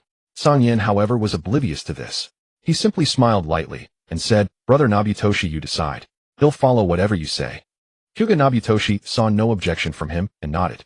4 people together is too conspicuous. Chie will stick with Cang Yan and Hikaru with me. We'll scout separately. Unless necessary, we'll rendezvous once a day to exchange information. Cang Yan nodded. Separating would drastically reduce their team combat capability, but for intelligence gathering it was the optimal arrangement. However, Brother Nobutoshi, let's rest a while longer. This mission is fraught with variables, there's no need to rush. The old man hadn't set a time limit, and with the unexpected appearance of the Shimura clan, Cang Yan felt it best to let the two recover before proceeding. Hyuga Nobutoshi glanced at Hyuga Chie and nodded. Chie was the weakest in the team, but as a medical ninja her role was invaluable. He desperately wanted Chie to join his group, but he lacked the strength to protect her fully. To ensure the smooth execution of the upcoming mission, he did not refuse. In the time that followed, Cang Yan stood watch while Hyuga Nobutoshi and Hyuga Hikaru accelerated their recovery. With Hyuga Chie's treatment by sunset, the two had fully recuperated. "Thank you for your hard work." Hyuga Nobutoshi and Hyuga Hikaru expressed their gratitude to Hyuga Chie, whose forehead glistened with sweat. Hyuga Chie shook her head wearily, indicating it was nothing. "All right, Brother Nobutoshi, take care. They'll take Chie and head off now." Cang Yan approached Hyuga Chie and spoke to Hyuga Nobutoshi. With the cover of night, safety increased considerably. Hyuga Nobutoshi frowned and looked at Hyuga Chie. "Don't you want to rest a bit more? Hikaru and I can leave first." Cang Yan shook his head. "It's fine. He'll just carry her on my back." They had already wasted an afternoon, he didn't want to squander more time. Seeing this, Hyuga Nobutoshi could only nod. "I entrust Chie to you." Cang Yan ruffled Hyuga Chie's hair and said with a smile, "Having such an adorable little sister is a pleasure I'm more than willing to take." Hyuga Chie blushed, lowering her head. Hyuga Nobutoshi said no more, offered a few words of caution, and quickly departed with Hyuga Hikaru. "Chie, let's go too." Cang Yan crouched in front of Chie. Hyuga Chie did not hesitate this time, and climbed onto his back without any shyness. After securing her, Cang Yan whispered, "Chie, it might get more dangerous from here. Take this time to recover." Hyuga Chie immediately nodded. Activating his Byakugan, Cang Yan pushed off with his legs, and leaped onto a tree branch, carrying Hyuga Chie on his back, and dashing swiftly in one direction. Feeling the wind rush past her ears, Hyuga Chie hesitated for a long moment before speaking softly. "Brother Cang Yan, after the mission is over, could you please guide me in training?" Without turning his head, Cang Yan nodded. "Sure, but my training is extremely grueling." "Are you certain?" Hyuga Chie's heart leaped with joy, her gaze resolute. "I will work hard." Cang Yan's lips curled slightly. "All right, complete this mission well, and it'll teach you some very powerful jumps." Half an hour later, Cang Yan had infiltrated the outer perimeter of the Uchiha clan, with Hyuga Chie on his back. There was no helping it. Tobirama-san's sensory abilities were far too broken. He had no choice but to shift his target to the Uchiha. The Sharingan's insight was far inferior to the Byakugan. From 1,000 meters away, the Byakugan held absolute superiority. He had planned to quietly find a spot for observation, but suddenly his hair stood on end. Hastily, he expanded his Byakugan's visual range to its maximum, taking in a full 360-degree view. Yet aside from some small animals and hidden traps, he detected no human figures nearby. It was the unknown that was most terrifying. Though Hyuga Chie was clinging to his back, a chill still crept up his spine. Without hesitation, Cang Yan decisively resolved to leave this place. But the feeling of being watched clung to him like a shadow, and Cang Yan grew increasingly alarmed. "Brother Cang Yan, that cat is so strange. It's been staring at us." At that moment, Hyuga Chie murmured softly. A thunderclap of realization struck Cang Yan's mind. Damn, he had only been watching for people and overlooked the animals. After all, this world had ninja beasts. He hastily followed Chie's gaze, and indeed saw something amiss. A small black cat was hidden in the bushes, its gem-like pupils fixed unblinkingly on them. Cang Yan scrutinized the cat, and discovered an extremely faint flow of chakra within it, so minuscule that if one didn't look carefully, it would go unnoticed. A ninja cat. He cursed under his breath. To be so spooked by a cat, he really had been careless. Annoyed, he threw a shuriken to drive it away. Suddenly the cat let out a balloon-like popping sound and vanished into thin air. Cang Yan was dumbfounded. He had only meant to scare it off, not kill it, and now it had just disappeared. He immediately realized the gravity of the situation. From his knowledge of the Naruto world, the Ninja Cat clan seemed closely tied to the Uchiha. The cat's disappearance must mean it had gone back to report. Somewhat annoyed by his own hasty action, Cang Yan quickened his pace to escape. 3 minutes after he vanished, 2 figures appeared. "Kaon, is this the place?" A slender boy looked at the black cat on his shoulder and asked gravely. Yes, meow, the black cat replied in human speech. The boy glanced at the blue-clad youth beside him. Brother, there are indeed traces of outsiders here. The blue-clad youth's brows tightened. 2 kids of 11 or 12 appearing here can't be simple. Izuna, let's follow and check it out. Brother, shouldn't we tell father? Madara Uchiha shook his head. Father is very busy these days. Don't tell him for now. They're just 2 kids. I'm confident I can handle it. With that he turned to the black cat. Kaon, can you still track them? Yes, I can, meow. The little black cat leaped off Izuna's shoulder and dashed swiftly in a certain direction, bounding and twisting like a black lightning bolt. Let's go. Madara Uchiha quickly followed. Izuna felt his brother was being somewhat impulsive, but he too trailed behind. Cang Yan dashed on, with Hinata Qianhui on his back, for over 10 minutes. Suddenly, a familiar chakra color appeared 1 kilometer ahead. Why him? Cang Yan frowned. Just as he was about to change direction, another figure emerged behind him, rapidly closing in. Cang Yan sensed trouble. This area was still within the Uchiha clan's territory with numerous traps on both sides. Crossing them would cost considerable time. The opponent moved swiftly, as if knowing his route, directly blocking the path. Cang Yan knew it must be the ninja cat leading the way. Indeed, in intelligence, gathering animals held an innate advantage. He had no time to complain. After a moment's hesitation, he decided to take a risk. Since there was no escape, there was only fight. Bang! Bang! Cang Yan split into 2 clones. I entrust Qianhui to you. Cang Yan gazed at the clones with solemnity. As one of the 2 overpowered beings in the world of Naruto, Ban was not much weaker than Zhujian. The clones facing him would only be crushed. After all, Ban had witnessed his battle with Zhujian. To minimize the risk of exposure, he had to confront him personally. There were only 2 opponents. The other chakra signature was strikingly similar to Ban's. It must be his younger brother Chuanai. Confirming no other adult Uchiha clan members were nearby, Cang Yan's confidence swelled. Hinata Qianhui was still somewhat weak, feeling she was a burden. Her cheeks flushed crimson, and her face was full of guilt. Brother Cang Yan, are we in trouble? Cang Yan ruffled her hair, and said with a smile, don't worry, just a minor problem. With those 2 protecting you, nothing will happen. Unless his main Bodhi's chakra was depleted or he was on the brink of death, the clones would not dissipate easily. Qianhui's eyes reddened. I'm sorry, brother Cang Yan. Cang Yan knew what she wanted to say. He shook his head with a smile. Don't be discouraged. You're a medical ninja. You'll help me in many ways later. Now the most important thing is to recover quickly. Got it. Hinata Qianhui nodded immediately. Okay. Brother Cang Yan, please stay safe. Cang Yan nodded, exchanged glances with the 2 clones, then his figure flickered as he dashed straight ahead. Qianhui, let's go. 1 clone carried Qianhui on his back and spoke gently. Qianhui nodded. The 3 followed not far behind the main body, waiting for a chance to break away. A minute later, Uchiha Ban finally confronted Cang Yan. At this moment, Cang Yan had used the transformation technique. Staring at the familiar figure before him, he thought to himself, these days, I've been busy training and missed the gatherings. I wonder if this guy has awakened his Sharingan yet.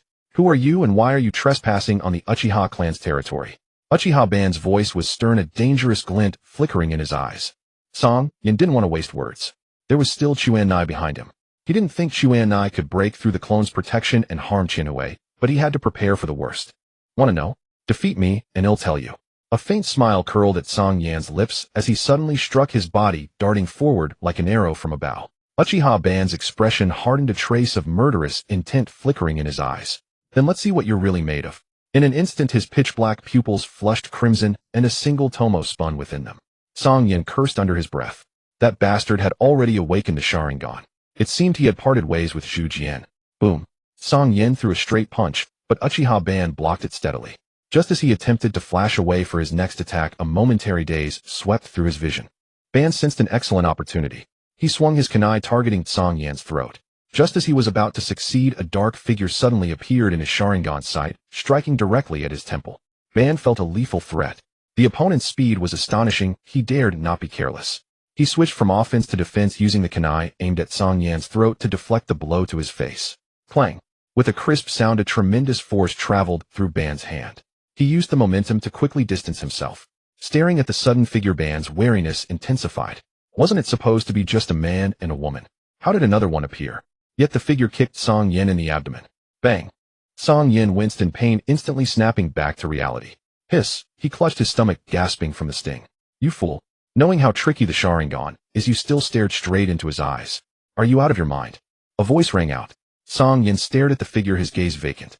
It was his own clone. Damn it, had he been caught in Jinjutsu? He had been so engrossed in marveling at the turn of events that he forgot the Sharingan possessed the tricky ability of Jinjutsu. God, I won't be careless again, Cang Yan muttered through gritted teeth. Hold on, the one behind has also arrived. I'm leaving first, the clone said coldly and vanished. Uchiha Ban had anticipated being caught in a two-sided pincer attack before his brother arrived, but the opponent had only come to dispel the Jinjutsu with no intention of engaging in combat. He felt belittled and immediately blocked the clone's path. Meanwhile, Cang Yan's main body charged forward, launching another assault at Uchiha Ban. Having made the earlier mistake, he naturally refrained from looking into the other's eyes. Bang! Bang! Bang! The collision of fists and feet rang out fiercely. In the blink of an eye, they had exchanged over a dozen moves. He was being pinned down. Uchiha Ban fumed inwardly as he watched the clone escape. Bastard! He'll show you my true power. With that, Ban formed hand seals. Fire release, great fireball technique. As he spoke, his chest swelled, and he expelled a raging fireball. Scorching heat rushed toward Cang Yan. He quickly retreated, a sudden idea flashing through his mind. He had already memorized the chakra rotation trajectory and subtle variations of this jutsu. Combined with his precise chakra control, he decided to give it a try. He silently prayed that he possessed fire nature chakra. Then he formed hand seals of his own and intoned fire release, great fireball technique. Performing it for the first time was extremely difficult and obscure. His hand seals were far slower than Ban's. The next moment, whoosh, a small fireball the size of a watermelon appeared and shot toward the opposing fireball. Cang Yan was both shocked and elated. It actually worked. Unfortunately, the fireball was too weak. Upon colliding with Ban's, it was instantly extinguished. The raging flames continued unabated, surging toward him. Cang Yan had no choice but to evade to the side. The fireball streaked past him, struck a large tree, and exploded. Before Cang Yan could catch his breath, several bizarre silver threads converged around him. Damn! Without the Byakugan, he only noticed after dodging the fireball that numerous extremely thin threads had encircled him, rapidly compressing his space. If he didn't act, he would be tightly bound by these threads. Cang Yan knew that if he didn't get serious, he might capsize in a ditch. Clang! He drew his long sword, channeled chakra into it, and murmured sweeping thrust. The next second, his body spun like a top, the sharp blade cutting through the threads like strands of hair. This move resembled the rotation, but its spinning speed was slower, and the chakra was concentrated on the blade. It shouldn't arouse suspicion as a secret technique of the Hyuga clan. Uchiha Ban's expression darkened as he watched his opponent easily break his scheme. He could also use the great fireball technique. No. Suddenly it occurred to him that this was only a basic fire release jutsu, not difficult to learn, but its power shouldn't be so weak. His hand seals seemed clumsy, like a beginner performing it for the first time. A foreboding thought arose. Could it be he had just copied my technique? Uchiha Madara's expression darkened. As far as he knew, the only clan in the ninja world capable of instant replication ninjutsu was the Uchiha clan with their Sharingan. But this guy was clearly not a member of the Uchiha clan. What? Who are you? How can you use my Uchiha's fire release technique? Uchiha Madara asked sharply. Cang Yan shrugged. I just learned it from you. His flippant tone immediately broke Madara's composure. Bastard! Are you underestimating me? Uchiha Madara finally stopped hiding, unleashing his full speed. Boom! A massive recoil force cracked the ground beneath him, sending a cloud of dust into the air. Cang Yan's pupils constricted. Damn! This guy had indeed undergone weight training. His figure, like a phantom, was no less swift than when he had fought against Hashirama. Cang Yan was astonished. How long had it been to reach this level? He cursed inwardly. Clang, clang, clang. After knocking away several shuriken, Cang Yan raised his sword to block. Clang! A crisp sound. Madara's kunai struck Cang Yan's blade, and Cang Yan felt a tremendous force surge through him, sending him flying backward. Damn it! This is truly ridiculous. Cang Yan cursed inwardly. Suddenly, he felt a bone-chilling coldness from behind. He hurriedly leaned back, performing a backflip to dodge the sudden attack. A silver-white light grazed his hair, cutting a few strands. Cang Yan, shaken, had not yet stabilized his footing when he saw Madara had seized the opportunity to shoot several shuriken, blocking his escape route. Cang Yan knew that if he held back any longer, it would really lead to disaster. Clang, clang, clang. He suddenly burst forth in speed, his form twisting through the air like a dragon, moving in a nearly impossible manner as his long knife danced, narrowly slicing through the shuriken before executing an elegant turn and landing firmly on the ground. Suddenly, a memory flashed in his mind. The shadow clone had already moved Qian Hui to a safe location. Cang Yan's lips curled slightly upward, feeling relieved. Now he could rest easy. Uchiha Madara, seeing Cang Yan's sudden burst of speed and movements, seemed to have realized something, looking at Cang Yan with increased shock and seriousness. You are, Cang Yan. The speed he had just displayed among peers, aside from Senju Hashirama, he had only seen it in Cang Yan. Moreover, from the moment he first laid eyes on him, his Sharingan had detected that the other was using a transformation technique, and he always felt an inexplicable familiarity. He had thought it was an illusion, but now it was clear that it was not. Cang Yan's gaze sharpened, bitterness filling his heart. After hiding for so long, was he still discovered? He looked at Uchiha Izuna. Uchiha Madara, seeing this, stepped directly in front of Izuna, coldly saying, "It's been a few days since we last met, and you actually came here." Uchiha Izuna was a bit taken aback. "Brother, do you know him?" Madara replied sternly, "Stay back, this guy is very strong." Thinking of how the other had previously crushed Hashirama, he felt some concern. If it were just himself, he was confident that even if he couldn't win, he could still retreat unscathed. But now with his brother nearby, he couldn't risk his brother's safety on their relationship. Had he known this would happen, he should have informed their father. Uchiha Izuna felt a jolt in his heart upon hearing his brother's tone. This was the second time his brother had treated a youth with such solemnity, and it seemed that this person was even more concerning than the Senju clan member he had met before. Cang Yan took a deep breath and decided to drop the pretense, saying solemnly, "Madara, I do not wish to be your enemy." At the same time, he thought for Kaguya's sake. Madara replied coldly, "But you infiltrated my Uchiha clan, which makes you an enemy." Cang Yan did not argue. Madara closed his eyes and slowly opened them again, his expression turning icy. "Izuna, go back and tell father that someone has intruded, have him bring people here." Uchiha Izuna was stunned. Since the other was strong, shouldn't they as brothers join forces to face the enemy? "Brother, you." Uchiha Izuna's expression was conflicted. He was somewhat uneasy leaving his brother alone to face the enemy. "Hurry and go." Madara shouted sharply for the first time at his brother. Seeing this, Izuna could only glare hard at Cang Yan and quickly dash away. Cang Yan guessed Madara's intentions and did not stop him. Once Izuna's figure disappeared into the trees, Cang Yan grinned. "Madara, did you send your brother away to have a onion with me?" Madara fell silent for a moment before speaking heavily. "Tell me your purpose, and I will let you go." Cang Yan did not answer directly, instead asking, "Madara, do we consider each other friends?" Madara did not know how to respond. He was acquainted with both Hashirama and Cang Yan, but he had only interacted with Cang Yan twice, and his feelings for Hashirama were somewhat deeper. He wasn't sure if Cang Yan could be considered a friend. Seeing him silent, Cang Yan smirked. "If you don't say anything, I'll take that as you acknowledging me as a friend." Madara's heart, which had just calmed, suddenly stirred again. Cang Yan continued, "To be honest, I truly do not wish to be enemies with you and Kaguya, but due to the issue of our stances, I cannot avoid it." Madara caught the implication in his words. His expression turned cold. After a moment, he formed a hand sign with one hand and said solemnly, "My father and the others should arrive in 10 minutes. I'll reveal your true self. The last time you defeated Hashirama, it was due to taijutsu, I concede, but this time I will not admit defeat." With Izuna out of the way, Cang Yan nodded, releasing the transformation technique to reveal his form obscured by the Byakugan, also forming a hand sign. "Then let me see your strength as a Uchiha." Uchiha Madara's lips curled into a smirk. "Although I don't know how you can replicate my ninjutsu, I can do much more than just fire release." In the next moment, both of their eyes sharpened. In a brief silence, they erupted at once, rushing towards each other like the wind stirring up a cloud of dust. Boom! In the blink of an eye, their fists collided with a resounding crash. Although Cang Yan had not activated the Byakugan, his agility had reached its peak. With precautions in place, Cang Yan was immune to the Genjutsu attacks of the Sharingan.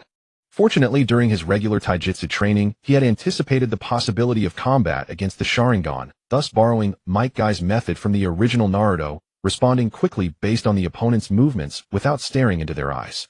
On the other side, Uchiha Madara had also pushed the dynamic vision of the Sharingan to its limits, yet Cang Yan's speed was still too fast, allowing him to barely catch glimpses of his movements. It was obvious that Cang Yan had undergone even more rigorous training than before. Madara gritted his teeth, thinking to himself, "Your taijutsu is indeed powerful, but just relying on taijutsu won't win against me." Shifting positions using shuriken to create distance, Madara directly unleashed a fire release technique, Fire Release Phoenix Fire Technique. Several huge, blazing fireballs surged forth like living creatures, instantly blocking Cang Yan's path of attack. Cang Yan reacted quickly, crossing his hands to form a cross, quickly sealing the snake hand sign. Suddenly 6 shadow clones appeared beside him. The moment the clones appeared, each one conjured a blue chakra ball in their hands. Rasengan. The 6 clones grasped the Rasengan, each pressing it against the oncoming fireballs. Boom, boom, boom. The terrifying power shattered the fireballs, sending scorching flames flying everywhere, and all the clones were obliterated. However, Cang Yan's main body was thus able to close in on Madara. Madara's expression changed drastically. In just 2 breaths, Cang Yan had unleashed 2 ninjutsu, one of which was a never-before-seen ninjutsu, without hand signs. Was it a secret technique from his clan? Ban had no time to think as Cang Yan charged at him with a blade, swinging it down toward his head. A sharp premonition of danger surged in Ban's heart. Too close. He couldn't possibly use a shuriken. All he could do was raise his kunai to block. Clang. The immense force from the kunai sent Ban flying backward. He twisted his body midair in haste. But Cang Yan followed like a shadow, a blue chakra sphere already forming in his left hand. Ban had just stabilized himself when he gritted his teeth and raised his kunai again to deflect the blow. Crack. To his surprise, the blue chakra sphere contained terrifying power. When it struck the kunai, the weapon shattered like glass with a crisp sound. Shards of the kunai grazed his cheek, leaving a faint trail of blood. Yet Ban hardly noticed, his eyes fixed on the chakra sphere hurtling toward his face, closer and closer. Through his Sharingan, he could see the immense energy within the sphere. At that moment his body felt rigid, every cell seemingly trembling. Instinct told him that if he took this hit he would die. He would die for real. For the first time he tasted the fear. In his crimson pupils the black tomo spun wildly. Move, move. Ban roared inwardly. But the distance was too short, there was no escape. Just as despair set in, the chakra sphere stopped an inch from his eyes. Then he watched it shrink until it... Only then did he realize he was drenched in sweat.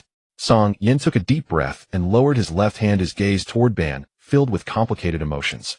Though he hadn't activated his Byakugan, this was already close to his full power. Even so, facing Ban at his strongest had been an exhausting struggle. Then what about Hashirama? Thinking of that troublesome would release irritation welled up in Cang Yan's heart. He had put in unimaginable effort. Was this all he could achieve? And they were still young. If they had already reached this level, how strong would they become as adults? He could hardly imagine. For a moment, envy crept into his heart. Why? Ban finally snapped out of his terror of death, his expression almost manic. Why did you hold back? He had expected to die, but instead his opponent had spared him. To be shown mercy by the one he had resolved to treat as an enemy instead of a friend, Ban felt humiliated. A profound disgrace. Cang Yan was stunned for a second, his face darkening. Because he sensed a sudden surge in Ban's chakra. A clear pressure emanated from Ban. No need to guess, his Sharingan had evolved. Cang Yan cursed inwardly at the trouble. With a Tsutomu Sharingan, even with his Byakugan activated, Ban might not be an opponent he could handle. Taking a deep breath, Cang Yan looked up and met Ban's gaze. Indeed, in those crimson eyes the single Tomo had evolved into two. He spoke gravely. Ban, you are the first friend I've made outside my clan. I won't kill you. Ban was taken aback, then curled his lips into a cold sneer. Are you pitying me? Cang Yan's expression grew grim. Do you still want to fight? Ban stared at Cang Yan for a long moment, as if sensing something, then walked slowly toward him. When he was less than a meter away, Ban stopped and said coldly, our friendship ends here. Next time I will. With that he brushed past Cang Yan and walked into the distance. Cang Yan felt the icy aura, so different from before, and his expression grew heavy. He turned and watched Ban's retreating back. He'll be waiting. Ban said no more. Cang Yan dared not linger, knowing Ban's clansmen had already arrived. Taking a deep breath, he vanished in a flash. Ban turned around, watching Cang Yan's fading figure, his fists clenched tightly, his face twisted. Cang Yan, next time I will make you fight with all your strength. After awakening the Tsutomu Sharingan, he could clearly sense that Cang Yan had still been holding back. This struck another blow to his pride. His hatred and feelings for Cang Yan reached an unprecedented peak. As he fell silent, whoosh whoosh whoosh, several figures appeared beside him. Aside from Ban's younger brother Uchiha, Kwanai, the others were older clan members. Leading them was a stern-faced, middle-aged man in a deep blue long robe. Brother Yu. Kwanai was the first to notice the two Tomo, and Ban's eyes utterly astonished. Just 2 days ago his brother had awakened his Sharingan, and now it had evolved into two Tomo. What had happened to his brother? Uchiha Dao also saw the change in Ban, and a flicker of shock crossed. The most talented child in the clan didn't awaken two Tomo until at least 16. His own son had evolved to two Tomo at 12. Truly extraordinary talent. He had thought it was just a few small rats, but instead he got such a pleasant surprise. Uchiha Dao didn't care about what had happened to his son, he only cared about the result. After a gloomy day, a faint smile finally appeared on his face. Ban, I've already sent men to intercept the intruder's escape route. You can rest assured. Ban looked at his father, then paused before speaking solemnly. Father, called him back. That was just a clone. A clone, eh? Uchiha Dao was startled. Ban nodded. Yes, a solid clone. Uchiha Dao was even more astonished. He knew about the clone technique, a useless basic jutsu easily seen through by the Sharingan. But a solid clone was something he had never heard of. Ban nodded gravely. It seems the enemy has allies. Father, let's return quickly in case they have other schemes. With that, Ban left first. Uchiha Dao finally sensed something amiss. From his younger son Kwanai he had learned that Ban knew the intruder. Was he rushing back out of softness, intending to let the enemy off again? During the confrontation with the Senju of the forest, he had later noticed Ban's merciful streak. As a clan head, he despised such leniency. But considering his son's extraordinary talent and the surprise he had just delivered, he remained silent for a moment, then decided to indulge him once more. Send the signal. Call them back. Station guards at all key points increase patrol squads. If any more intruders come, kill without mercy. Uchiha Tian Dao coldly ordered the two subordinates beside him, then left. Quan Nai stared blankly at his brother's receding figure. As the son of the clan head, he knew well the conditions for awakening and evolving the Sharingan. Seeing his brother walk away with a troubled mind, he knew that Ban must be in great pain. Could it be that person had also formed a bond with his brother? But as he had witnessed earlier, when his brother broke ties with that Senju brat, he knew there was nothing he could do. He stood there for a moment until all the clansmen had left, then suddenly thought of something. Right'll go find big sister. She should have a solution. On the other side, the two figures behind Cang Yan finally ceased their pursuit. He let out a long sigh of relief. The three-demo Sharingan of the Uchiha was indeed not something he could handle at his current level. After parting ways with Madara, he immediately activated his Byakugan and began to flee. Unexpectedly, he was still being tracked. Utilizing the Byakugan's insightful vision, he clearly saw that the pursuers both possessed three-demo. At that speed, even if he unleashed his full velocity, he would have no chance of escaping. Luckily, due to distance and obstacles, the opponent's Sharingan Genjutsu could not take effect. If he had encountered a dojutsu comparable to Uchiha Shizui's, he would have truly been doomed today. He sighed inwardly. Although he did not understand why those two had ceased their chase, he speculated it must be related to Madara. Having a falling out with Uchiha Madara was something he had anticipated, but it had occurred much sooner than he expected. He shook his head, pulling back his thoughts. Regardless, he had temporarily escaped danger. The heavy stone in his heart finally settled. After some time, Cang Yan found the location of his clone and Hinata Chikage. The moment Hinata Chikage saw Cang Yan, she rushed into his embrace. Cang Yan, brother, you're safe? Hinata Chikage's slightly round face was streaked with tears. Cang Yan knew she had been worried for a long time, so he gently comforted her. Silly girl, don't cry. I'm back safe now, aren't I? Seeing the little girl crying, resembling a wronged kitten, Cang Yan couldn't help but pinch her cheek and tease. Look at this little face, it's about to become a steamed bun from crying. However, Hinata Chikage raised her tearful head, pouted, and her expression became even more aggrieved. Cang Yan. At that moment, Hinata Chikage spoke up. Cang Yan, brother, can you please not leave me behind next time? If there's danger, I can really help you. Cang Yan understood that she felt guilty and self-reproachful for holding him back. He reassured her, Chikage, I didn't leave you behind. But you let my clone take me away first. Chikage was unusually stubborn.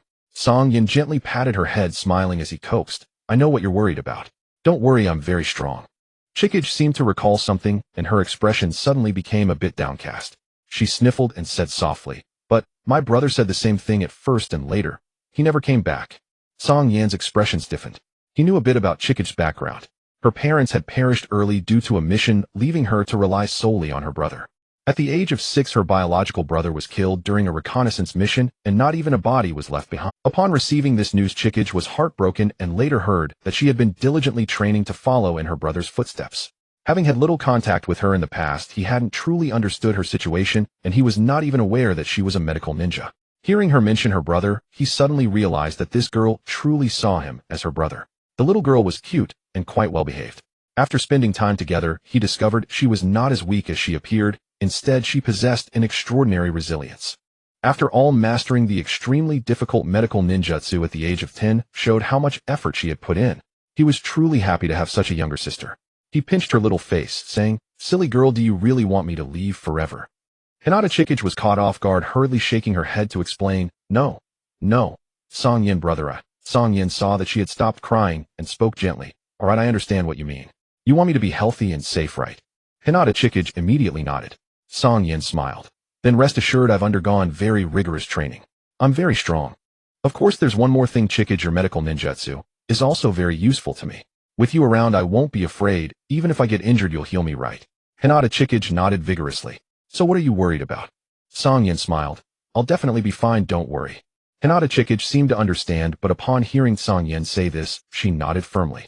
Seeing her emotions finally stabilized, Cang Yan let out a sigh of relief. To be honest, comforting a child was indeed a bit exhausting, but compared to the deceit of adults, it was much more innocent and pure. Looking at the sky, it was already deep into the night. Although he didn't gather any key information tonight, and had a falling out with Madara, he still gained quite a bit. He did not intend to take further action and prepared to properly digest it. Just as he was about to let Hinata Chikage rest, she clung to him like a needy little hamster refusing to leave his embrace. Cang Yan helplessly produced a shadow clone to set up a simple tent and lay down inside. Hinata Chikage curled up in his arms and soon fell asleep. With the shadow clone on watch, Cang Yan's main body closed his eyes and fell into deep thought. In the battle with Madara, besides being slightly faster than him, he had the advantage in ninjutsu. The Rasengan had exceptional close-range attack power, and with the shadow clone able to perform feints, they could achieve unexpected results when combined with tactics. Naruto Uzumaki had mastered this technique to an art. With his understanding of this skill, he believed he wouldn't be too far off. However, Madara had advanced to the Tsutomu Sharingan, and his dynamic vision and chakra reserves had increased several times compared to the Onetamo period. His Byakugan had remarkable insight, but in terms of explosive power, he could not compare to Madara with the Sharingan. Thinking of this, Cang Yan felt a bitter pang in his heart. He focused on heavy training to avoid being confined to the Hyuga clan's secret techniques, and to enhance his Yet with just one evolution of the Sharingan, the opponent could match the results of his long and hard training. It was too much of a cheat. He secretly decided that when he returned, he must develop an alternative version of the Six Paths Divine Sword which, with the aid of the Byakugan, could strike enemies at a medium distance. That would be a significant trump card. Taking a deep breath, Cang Yan gradually fell asleep. At dawn, he suddenly woke up. Hinata Chikage was already awake and preparing breakfast. Though called breakfast, it was simply some rice balls and dry rations. Cang Yan, brother, you're awake. Hinata Chikage was delighted to see Cang Yan sit up. Cang Yan hurriedly raised a finger, signaling Chikage to be quiet. A new memory filled his mind. It was from the alert clone. Damn, why is it her? In the clone's memory, a familiar figure approached the tent that Cang Yan had hastily set up. Cang Yan cursed softly. Couldn't that bastard clone have taken care of this earlier? Only now, when the person was right in front of him, did it lift the alert. Come on, I know you're here. A cold voice echoed outside the tent. Hearing a familiar voice, Cang Yan clutched his head, a look of conflict on his face. Hinata Chika, on the other hand, tensed her body and quickly activated her Byakugan. Through the tent, she spotted a remarkably beautiful Uchiha girl approaching the entrance, her round face suddenly tightening with anxiety. In her line of sight, the girl's chakra was exceptionally powerful, even stronger than Cang Yan's. Just as she was about to speak, Cang Yan whispered, "Don't come out, I'll check it out. Don't worry, it's nothing." Cang Yan gave her a comforting look. As he stepped out of the temporary tent, he ruffled his slightly disheveled hair and cheerfully said, "Haha, it's Kaguya. What a coincidence." Kaguya Uchiha's cold face was now as frosty as ice, her gaze fixed on the tent behind Cang Yan. She sensed that there was another girl inside. Are they sleeping in the same tent? Kaguya felt a pang of jealousy. Noticing her black pupils gradually changing color, Cang Yan immediately realized something and hurriedly said, "She's my sister, Ed, don't think too much about it." "Is she really your sister?" "That's acceptable." The girl in the tent looks to be around 10 years old. At that age, she often slept alongside her brother and younger brother. Understanding the situation, Kaguya's cold expression softened considerably, and the tomo in her beautiful eyes vanished in an instant, returning to her black pupils. After Cang Yan activated his Byakugan to confirm there were no other dangers, he approached Kaguya, took her hand, and gently said, "Let's go over there." Kaguya did not refuse. Once they reached an open area 100 meters away, Cang Yan curiously asked, "Little Kaguya, why did you come here alone?" Kaguya replied expressionlessly, "Father issued an order, if any clansman encounters you, they are to kill, without mercy." Cang Yan. He forced a smile. "So, are you here to kill me?" Kaguya pressed her lips together, looking conflicted and hesitant. Cang Yan felt a chill run down his back. Could this girl really be thinking about how to kill him? The atmosphere suddenly became tense. Just as Cang Yan couldn't hold back any longer and was about to speak, Kaguya said, "Did you come for that chakra metal mine?" Since learning about Cang Yan's family background, Kaguya felt somewhat relieved. However, after hearing from her younger brother last night that he had come here and even fought with her brother Madara, she was filled with anxiety. She feared that the Hyuga clan would also get involved. She was scared of completely parting ways with him. However, later that night, circumstances changed, and she seized the opportunity to leave her clan's territory and set out to find Cang Yan. Upon hearing Kaguya's words, Cang Yan's heart sank. Had it been revealed? However, when he learned that the resource the Senju and Uchiha were fighting over was actually the chakra metal mine, he felt as if he had plunged into an abyss. On one hand, chakra metal is quite expensive and extremely precious. The chakra metal knife he held was custom-made for him at a high price by his third uncle. If it weren't for having a clan leader father who supplemented him greatly, he would have needed at least over a year to afford it on his own. This time the clan leader sent out more than one small team to investigate, clearly wanting to stake a claim. If they learned that the resource being fought over by the two clans was chakra metal, they would undoubtedly dispatch a large number of clansmen to compete for it. At that point, war between the Senju and Uchiha would be unavoidable. On the other hand, for Kaguya to reveal such an important secret to him demonstrated just how deep her feelings for him were. He couldn't bear to hurt her. He no longer concealed the truth and nodded yes, but before this I had no idea it was a chakra mine. Cang Yan's tone gradually grew somber, and he dared not look at Kaguya anymore. Did this mean he had to draw a line with Kaguya today? Seeing him like this, Kaguya's beautiful lips curled slightly. Then you can go back. Cang Yan was taken aback, then shook his head, sighing. Kaguya, I do like you, but if I were to disregard my clan's interests, I'm sorry, I can't do that. Kaguya nestled into his embrace, whispering, I can't do that either. Hearing her slightly aggrieved tone, Cang Yan's heart softened, and he held her tightly. Kaguya added, fortunately this time, we don't have to be enemies. Cang Yan responded with an and suddenly realized, holding her shoulders and frowning. Kaguya, what do you mean by that? Kaguya explained, last night some clansmen discovered that the chakra metal mine only had a thin layer on the surface, and the reserves were extremely low, making it not worth exploiting. Cang Yan was stunned, a hint of surprise crossing his face. Little Kaguya, are you serious? Kaguya nodded once again, curling into his embrace, her voice slightly choked. For this mine, one of my younger brothers lost his life. Cang Yan's expression froze, not knowing what to say, so he could only hold her tightly. After a long while, Kaguya's emotions stabilized. Cang Yan couldn't help but curiously ask, little Kaguya, how did you find me? He believed he had done a good job at hiding, and with the Byakugan to scout, unless an extremely experienced Uchiha ninja came to track him, it was impossible for him to be exposed. Of course, aside from the inaction of his shadow clone and facing Kaguya, he wanted to know how she could find his hiding place so clearly. Kaguya didn't answer. Instead, she slightly raised her head, a hint of pride appearing on her face. Under Cang Yan's puzzled gaze, Kaguya formed a hand seal and softly chanted summoning technique. Boom! A cloud of white smoke erupted. On Kaguya's shoulder appeared a small gray blue dove. It's my summoning beast. When you took care of me before, you left your scent on me, and I had it, remember? Cang Yan stared at Kaguya's actions, his eyes wide in disbelief. Wasn't the Uchiha clan's summoning beast a ninja cat? How could there be a messenger pigeon? Cang Yan swallowed with envy and asked, somewhat puzzled, little Kaguya, can pigeons track a person's scent like dogs do? You brat. I am a noble messenger pigeon, how can I be compared to a dog? At that moment, the messenger pigeon on Kaguya's shoulder spoke, its shrill and strange tone rivaling that of the parrot he knew in his past life. Although he knew that summoning beast could talk, witnessing a dove speak in front of him left Cang Yan utterly shocked. He forced a smile. Sorry, I was rude. Kaguya laughed lightly. The messenger pigeon clan's sense of smell isn't very sharp. It just uses your scent to simulate your image, and then finds your approximate range through sight. There are many birds here, and many little animals have seen you, so. Cang Yan understood. So it was still the special function of the summoning beast. He felt utterly helpless. It seemed that he would have to be wary of animals while scouting in the future. Just as he was lost in thought, Kaguya approached him cautiously and asked, Cang Yan, would you like to learn this technique? Cang Yan felt a bit dazed. Would you be willing to teach me? Huiyi blushed and nodded. Brother seems to be quite hostile towards you. It will be increasingly difficult for us to meet in the future. I thought if you also sign a contract with the Messenger Pigeon clan, we could keep in touch often. Happiness came too suddenly, catching Cang Yan off guard. Realizing Huiyi genuinely wanted to teach him about spirit beasts, he was so excited that he nearly jumped up, finally spinning around joyfully while holding Huiyi. That's great, Huiyi, thank you so much. You're right, we can keep in touch often in the future. Ha ha ha. Huiyi was flushed from the action, but seeing Cang Yan's unprecedented joy, she felt delighted inside. Then, put me down. I need to teach you quickly and get back. Huiyi said shyly. Cang Yan immediately complied. After 10 minutes, Cang Yan excitedly signed his name on a giant scroll according to Huiyi's instructions, then meticulously observed and memorized the hand seals and chakra flow used for summoning spirit beasts with his Byakugan. Alright, done. You. Hurry up and retract your Byakugan. Huiyi knew that the Byakugan had powerful insight and perspective abilities. Having been stared at by Cang Yan for a full 10 minutes, even though she knew he was learning, Huiyi still felt as if she were being completely exposed, her cheeks burning with embarrassment. Cang Yan licked his lips in lingering anticipation and retracted his Byakugan.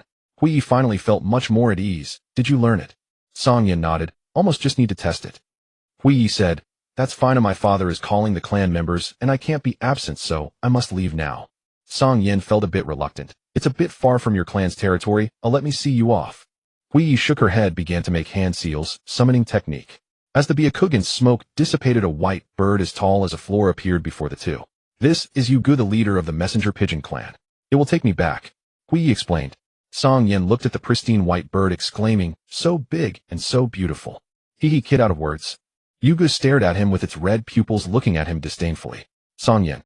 Hyuga looked at Hui Yi, furrowing its brows. "Little Hui Yi, letting my messenger pigeon clan sign a contract with such an uncultured kid, I feel like I'm losing big."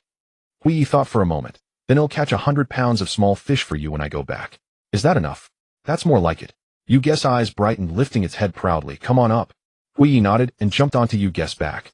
Cang Yan wore a bitter expression and waved goodbye to Hui Yi reluctantly. Although Hui Yi felt reluctant too, she had sneaked out and needed to hurry back, waving at Cang Yan. Next, Hyuga flapped its wings, stirring up a gust of wind, and its massive body charged directly into the clouds. It was only after the person and the bird disappeared into the distant horizon that Cang Yan retracted his gaze. Standing in place for a long time, Cang Yan felt emotional. Although the issue of resources would leave his father empty-handed, he was still very pleased that it could reduce the casualties of many clansmen. More importantly, not only could he avoid being enemies with Hui Yi for the time being, but he also signed a contract with the Messenger Pigeon clan. He was now someone who had a spirit beast. "Let's try the summoning technique I just learned." Cang Yan began to make hand seals joyfully, and then slapped the ground, unleashing chakra without reserve, and a massive sealing rune appeared. Bang! A huge cloud of white dust exploded, and a shockwave surged in. Cang Yan hadn't expected to succeed on the first try, and was caught off guard, getting flung away. When he steadied himself, he was shocked to see a bird that was 10 times larger than Hyuga had appeared. Unlike Hyuga's pristine white feathers, this giant bird was entirely black, and a menacing scar stretched from the corner of its beak to the back of its head, adding considerable ferocity. What left Cang Yan even more astounded was that this giant bird had wings like human hands, and it was holding a transparent goblet filled with blood-red liquid.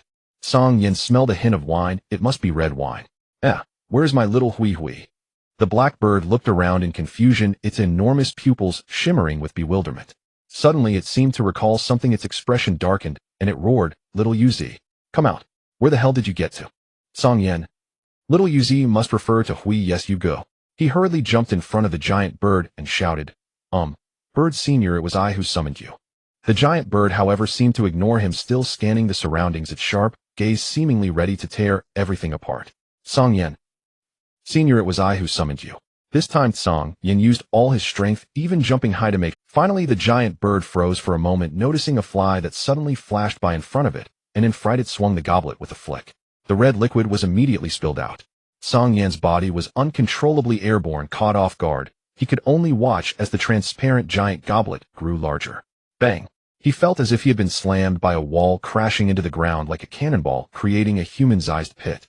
The giant goblet in the bird's hand shattered as if it had hit a stone. This insect is quite tough." The giant bird looked at the shattered goblet, expressing surprise. Tossing the goblet aside, it curiously widened its eyes and approached. Cang Yan held his somewhat dizzy head, suppressing his anger as he crawled out of the pit. When he raised his eyes, he found a blue eyeball the size of a lantern approaching. Even though Cang Yan knew that the other party's size was enormous, he couldn't help but feel a chill run down his back at that moment. He quickly regained his composure and said solemnly, "Giant bird, you don't need to look. It was I who summoned you." Originally wanting to see what insect could smash its goblet, upon hearing this, the giant bird's eyes widened even more. "What did you say?" Cang Yan. After being ignored repeatedly, he could no longer endure. "Are your ears stuffed with donkey hair? Didn't you hear? I summoned you." The giant bird's expression stiffened, suddenly turning cold. Although it didn't understand what he meant, it felt that this guy was insulting it. "You little brat, do you dare insult me?" The giant bird also got angry. Cang Yan roared back, "What's wrong with insulting you? I dare to hit you too." Cang Yan was too lazy to pretend anymore. His figure flashed, turning into an afterimage, and he slapped the giant bird's face. Bang! Before the giant bird could react, its massive head was slapped away. Boom! The gigantic body toppled to one side, kicking up a cloud of dust. "Ah, bastard, my feathers. They're all dirty." At this moment, the giant bird finally screeched in pain, its tone bursting with anger. "Do you want to die?" Cang Yan ignored its threats and jumped onto the giant bird's face, unleashing a flurry of hits on that large face. You're a bastard. Stop hitting. You, big brother. Woo woo woo, don't hit anymore." After just a few hits, the giant bird cried out for mercy. Cang Yan was dumbfounded. It was so large, and he had thought he would get beaten today, so he wanted to strike first and hit a few times to avoid feeling unbalanced when he got hit later. Who knew this guy wouldn't fight back at all, and directly begged for mercy after just a few hits. The great bird named Tu Yao had lived for several centuries and was now the ancestor of the Letter Pigeon clan. Hundreds of years ago, in its youth and arrogance, it had mastered all the secret arts of the Letter Pigeon clan, believing itself to be exceptionally gifted and thus desired to step into the world. However, as soon as it left the clan territory, it was brutally beaten by human powerhouses from the outside world for speaking too much. The scar on its face was a cut inflicted by them. Having narrowly escaped death, it learned its lesson and immediately returned to the clan territory, found a concealed nest, and entered a closed-door seclusion. A century later, it finally broke through, achieving a qualitative leap in its resilience. However, having been thoroughly frightened, it dared not leave the clan territory again, and instead began to enjoy life in peace. Admittedly, it possessed some talent, as its lifespan once surpassed the clan's records. Over the centuries, it married many mates and left numerous offspring. Its status naturally rose accordingly. After several centuries of comfort, it never expected to be summoned by someone today. Bad news, it got beaten again. Good news, the one who beat it didn't cause it pain. The past experience had left an indelible psychological shadow, so it did not fight back, nor did it dare to. Of course, it had also learned the most important lesson: generally, a hot-tempered little fellow might have backing behind it. If it hit the young one, the old one would come, and it truly couldn't withstand that. It still had many years to live. If it died, its beloved consorts would have no one to care for them. It was just a few punches and kicks, much easier than the terrifying experience of almost being turned into a roasted pigeon. As for crying and begging for mercy, it was merely a means to move the other party. Children are easy to fool. Cang Yan, who knew nothing about Tu Yao, was unaware of its thoughts. Seeing it cry and beg for mercy after just a few hits, he felt quite speechless. He was too embarrassed to strike again. On one hand, this creature by status should be an elder of the Letter Pigeon clan's patriarch. On the other hand, he had just signed a contract with the Letter Pigeon clan and didn't want to strain the relationship. Moreover, bullying a large creature that didn't fight back was not honorable. So he stopped. Seeing that Cang Yan had ceased, Tu Yao secretly rejoiced. Indeed, children are easy to fool. However, it muttered inwardly, this child's internal power is somewhat strange, as if something is restraining him. This kid has backing. It seems my caution was justified. Cang Yan calmed down, restored his composure, and began to introduce himself. Hello, my name is Cang Yan. Nice to meet you. Please take care of me. I just signed a contract with the Letter Pigeon clan, and I am not yet proficient in the summoning technique, so I have disturbed you, senior. Please forgive me. Tu Yao was stunned. This kid summoned me. No wonder I suddenly appeared here. Is that bastard grandson brother you treating his great-grandfather like this? Tu Yao was furious and decided to have a heartfelt talk with his great-grandson when he returned. However, this kid has an impressive background, so I'd better tread carefully in the future.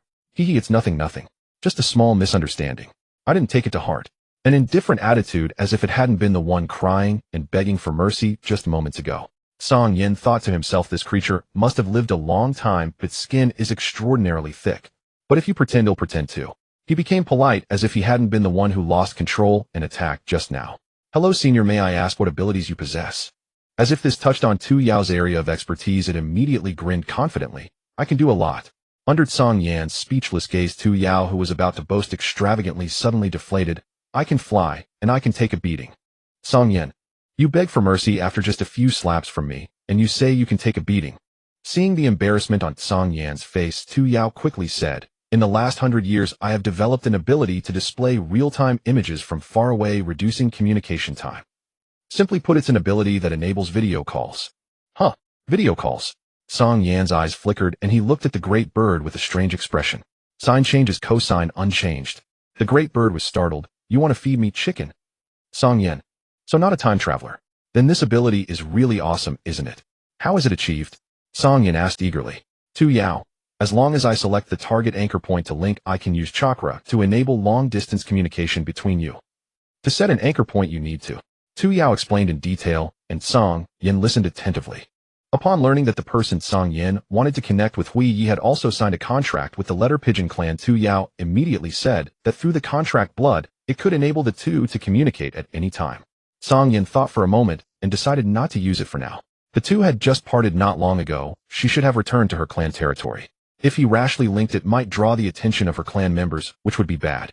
Senior, can a two-way link be established? Tu Yao thought and shook his head. To achieve a two-way link, there would need to be two of me. I cannot do it. Cang Yan's eyes lit up. Can a clone do it? Tu Yao shook his head again. This technique consumes a certain amount of chakra. The farther the distance and the longer the time, the greater the chakra required. An ordinary clone simply cannot sustain my chakra. What about shadow clone? Tu Yao was stunned. Shadow clone. What is that? Without wasting words, Cang Yan formed hand seals and created a shadow clone. Tu Yao observed for a moment and found that the newly appeared clone actually had the exact same chakra reaction as the original. Moreover, it discovered that the clone seemed to possess independent consciousness. This amazed it greatly. To master such a technique at such a young age was truly extraordinary. Its wariness of Cang Yan deepened. If Cang Yan knew what it was thinking, he would probably laugh to death. Just a young brat from the Rishang branch family, only with a soul from another world, yet he made a being who had lived for centuries, so wary. Having learned from Cang Yan about the power of this technique, Tu Yao nodded. If it's this kind of clone, then it can indeed. But as you said, if too many are created, the mental energy consumption will be enormous. To achieve a two-way link for video calls, I can at most create one clone. Cang Yan said it was fine. Being able to communicate with Hui Yi regularly, especially in the form of video calls, was already a great surprise for him. However, noticing the abnormal eagerness in Tu Yao's eyes, he still warned, "You must control the number of clones, otherwise it will cause harm." Tu Yao immediately nodded, but inwardly it was unimpressed. With centuries of experience, did you think I lived in vain?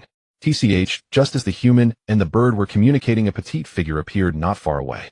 Brother Cang Yan has that elder sister left. Hinata Chi Hui had actually arrived long ago. She watched the intimate actions of the two, and amidst her surprise, her gossiping heart was instantly ignited. Could it be that Brother Cang Yan actually has a girlfriend? Wow, that sister is really beautiful. Oh, is that sister teaching Brother Cang Yan how to cultivate? Wow, what a beautiful big bird. Brother Cang Yan is amazing too. It's even bigger than the one that sister. That big bird actually attacked Brother Cang Yan. Seeing Cang Yan being slammed into the ground, a small flame ignited in Hinata Chi Hui's eyes as she rolled up her sleeves ready to rush in. When she saw Cang Yan fiercely beating the big bird, she happily stopped in her tracks and jumped up with joy. Oh, Brother Cang Yan is so powerful, even that big bird dares not fight back. Having witnessed the friendship between a person and a bird being established, she felt that she should remind Brother Cang Yan that it was time for breakfast. Hugging 2 rice balls, she walked over. At that moment, Cang Yan also noticed Hinata Chi Hui's figure. Had she been worried while he was out for so long? A gentle smile appeared on his face. Just as he was about to step forward, he suddenly sensed some movement from the side with Tu Yao. He saw Tu Yao's massive body shake, and it visibly shrank several times, reducing to human size in less than 2 breaths. Cang Yan's eyes widened in shock. This guy could actually change size at will. As far as he knew, not even the beasts of the 3 sacred lands had such an ability. Even the slug sage of the Misty Bone Forest could only change its shape through endless clones. This ability, if he could learn it, wouldn't it rival the doubling technique of the Chiodao clan in the original work? If perfected, its effects could even compare to the Susanoo of the Uchiha clan and the Wooden Man technique of Senju Hashirama. Just as Cang Yan was lost in thought, Tu Yao abandoned him, waddling over to Hinata Chi Hui, stopping in front of her. With what he thought was an elegant posture, he bowed to Hinata Chi Hui and said with a gentlemanly smile, "Oh, beautiful lady, forgive me for not noticing you at first." Hinata Chi Hui was startled by this bizarre action and quickly shook her head, saying, "It's fine." After that, she tried to bypass him to find Cang Yan. However, Tu Yao seemed oblivious and continued to block her path, apologizing. "I'm sorry if I startled you, but you are just too beautiful. It's hard not to be attracted. Can you forgive me?" The cheesy words made Hinata Chi Hui blush instantly. She waved her hand, saying, "No problem." Tu Yao continued to chat. "Oh, beautiful lady, you are truly magnanimous." Cang Yan finally snapped back to reality, looking at Tu Yao, who displayed a complete transformation into a sycophant. He cut in confusedly. "What are you doing?" Hearing this, Tu Yao lowered his head apologetically to Hinata Chi Hui, saying, "Excuse me for a moment." He immediately dragged Cang Yan aside and whispered mysteriously, "Let me tell you, you are still young and don't understand. This little girl, all soft and cute, is so lovable. She will definitely be a virtuous wife in the future. I need to build a good relationship with her so I can treat her well later." Cang Yan. He immediately understood that this guy was actually flirting. Taking advantage of Cang Yan's moment of speechlessness, Tu Yao tilted his head and whistled at Hinata Chi Hui. A surge of immense anger welled up in Cang Yan's heart. He gritted his teeth and said, "Aren't you a bird? How can you be interested in humans?" Having lived for hundreds of years and with countless descendants, Tu Yao had his own insights. He said proudly, "You don't understand. Love that crosses species is the most fulfilling. You don't have to worry about offspring, but simply exhilarating. I'm not bragging. My harem includes not only beautiful birds from the homing pigeon clan, but also eagles, butterflies, white tigers, and spirit cats. A soft and fluffy is truly my favorite. Of course, that little girl is the cutest I've seen in hundreds of years. I've decided your mother to sell you out." Cang Yan could no longer tolerate it, leaping up and delivering a powerful slap. "Go to hell. Flirting across species. Is he trying to hit on my sister?" In that moment, Cang Yan transformed into a fiery Azura, exploding with rage, unleashing a furious assault on the human-sized Tu Yao. Having shrunk in size, Tu Yao's defenses significantly dropped, feeling firsthand what it meant to experience deep pain. The screams lasted a full 10 minutes. Watching Tu Yao's bruised and battered state trembling and curled up like a quail, Cang Yan finally stopped in anger. "That's my sister. If you dare to have any thoughts about the people around me again, I will kill you," Cang Yan scolded angrily. At that moment, Tu Yao finally realized that he was being beaten because of that little girl. He wanted to cry without tears. "Why didn't you say that was your person earlier? I thought you disliked my unique taste. This is so unfair." Bang! Cang Yan looked at Tu Yao, who peeked out from under his wings with swollen eyes, tears streaming down his face, and couldn't help but kick him again. Tu Yao moved his butt pitifully. Cang Yan shot him a fierce glare before walking towards Hinata Chihui. Hinata Chihui was somewhat scared by Cang Yan's sudden outburst. She stood stiffly in place, not daring to move. "Chihui, what brings you here?" Cang Yan greeted her. Chihui said weakly, "I was a bit worried about you, so I brought you breakfast." Cang Yan smiled as he accepted the 2 rice balls she handed over, saying, "Chihui, go back and tidy up first. We will set off to meet Brother Yanyan later." Chihui looked puzzled. "Aren't we scouting today?" Cang Yan shook his head. "I have important matters to discuss with Brother Yanyan. The mission is temporarily suspended." Hinata Chihui immediately nodded in agreement and quickly left. Once Hinata Chihui disappeared from sight, Cang Yan shifted his gaze back to the now giant Tu Yao. Tu Yao had regained its massive form. After all, being small and taking a beating was too painful. However, seeing the bruises on its face disappear, Cang Yan secretly marveled that it was indeed not just boasting when it claimed to be tough. Tu Yao felt a chill as it recalled the brutality it just experienced. Hundreds of years have passed, and this world is still as dangerous and terrifying as ever. If it weren't for the fear of Cang Yan's powerful backers causing trouble, it would have long since ignored him and returned to its clan. It immediately assured, "From now on, as long as it's your person, I definitely won't lay a hand on them again. Please don't beat me anymore." Seeing Tu Yao being so sensible, Cang Yan no longer pursued the matter. Changing his tone, he cautiously asked, "Does your homing pigeon clan have any suitable cultivation techniques for humans? That ability you just showed, the one where you can change size, would be great too." Tu Yao truly coveted the ability to shrink or enlarge his body at will. If he could learn it, it would be a Tu Yao shook his head. "That ability of mine is innate, just like what you humans call, well, a bloodline limit. It cannot be taught to others. As for the immortal arts you mentioned, are they similar to the secret techniques of the 3 great sacred lands?" Cang Yan, who had been somewhat disappointed, brightened at Tu Yao's mention of the 3 great sacred lands and immediately nodded. Tu Yao shook his head. "The pigeon clan has been used as messengers since ancient times. We have no secret techniques suitable for human cultivation." Cang Yan had anticipated this, but the confirmation still doused most of the hope he had just kindled. Tu Yao scratched his head and suddenly added, "Although my grandfather by chance visited one of the 3 great sacred lands, the Shirgu Forest, that place is too strange. He said it was completely unsuitable for our pigeon clan to survive." Cang Yan's breath quickened. What did you say? Your grandfather has been to the Shirgu Forest." He had been despairing of ever finding a way to contact the 3 great sacred lands, and now an unexpected joy presented itself.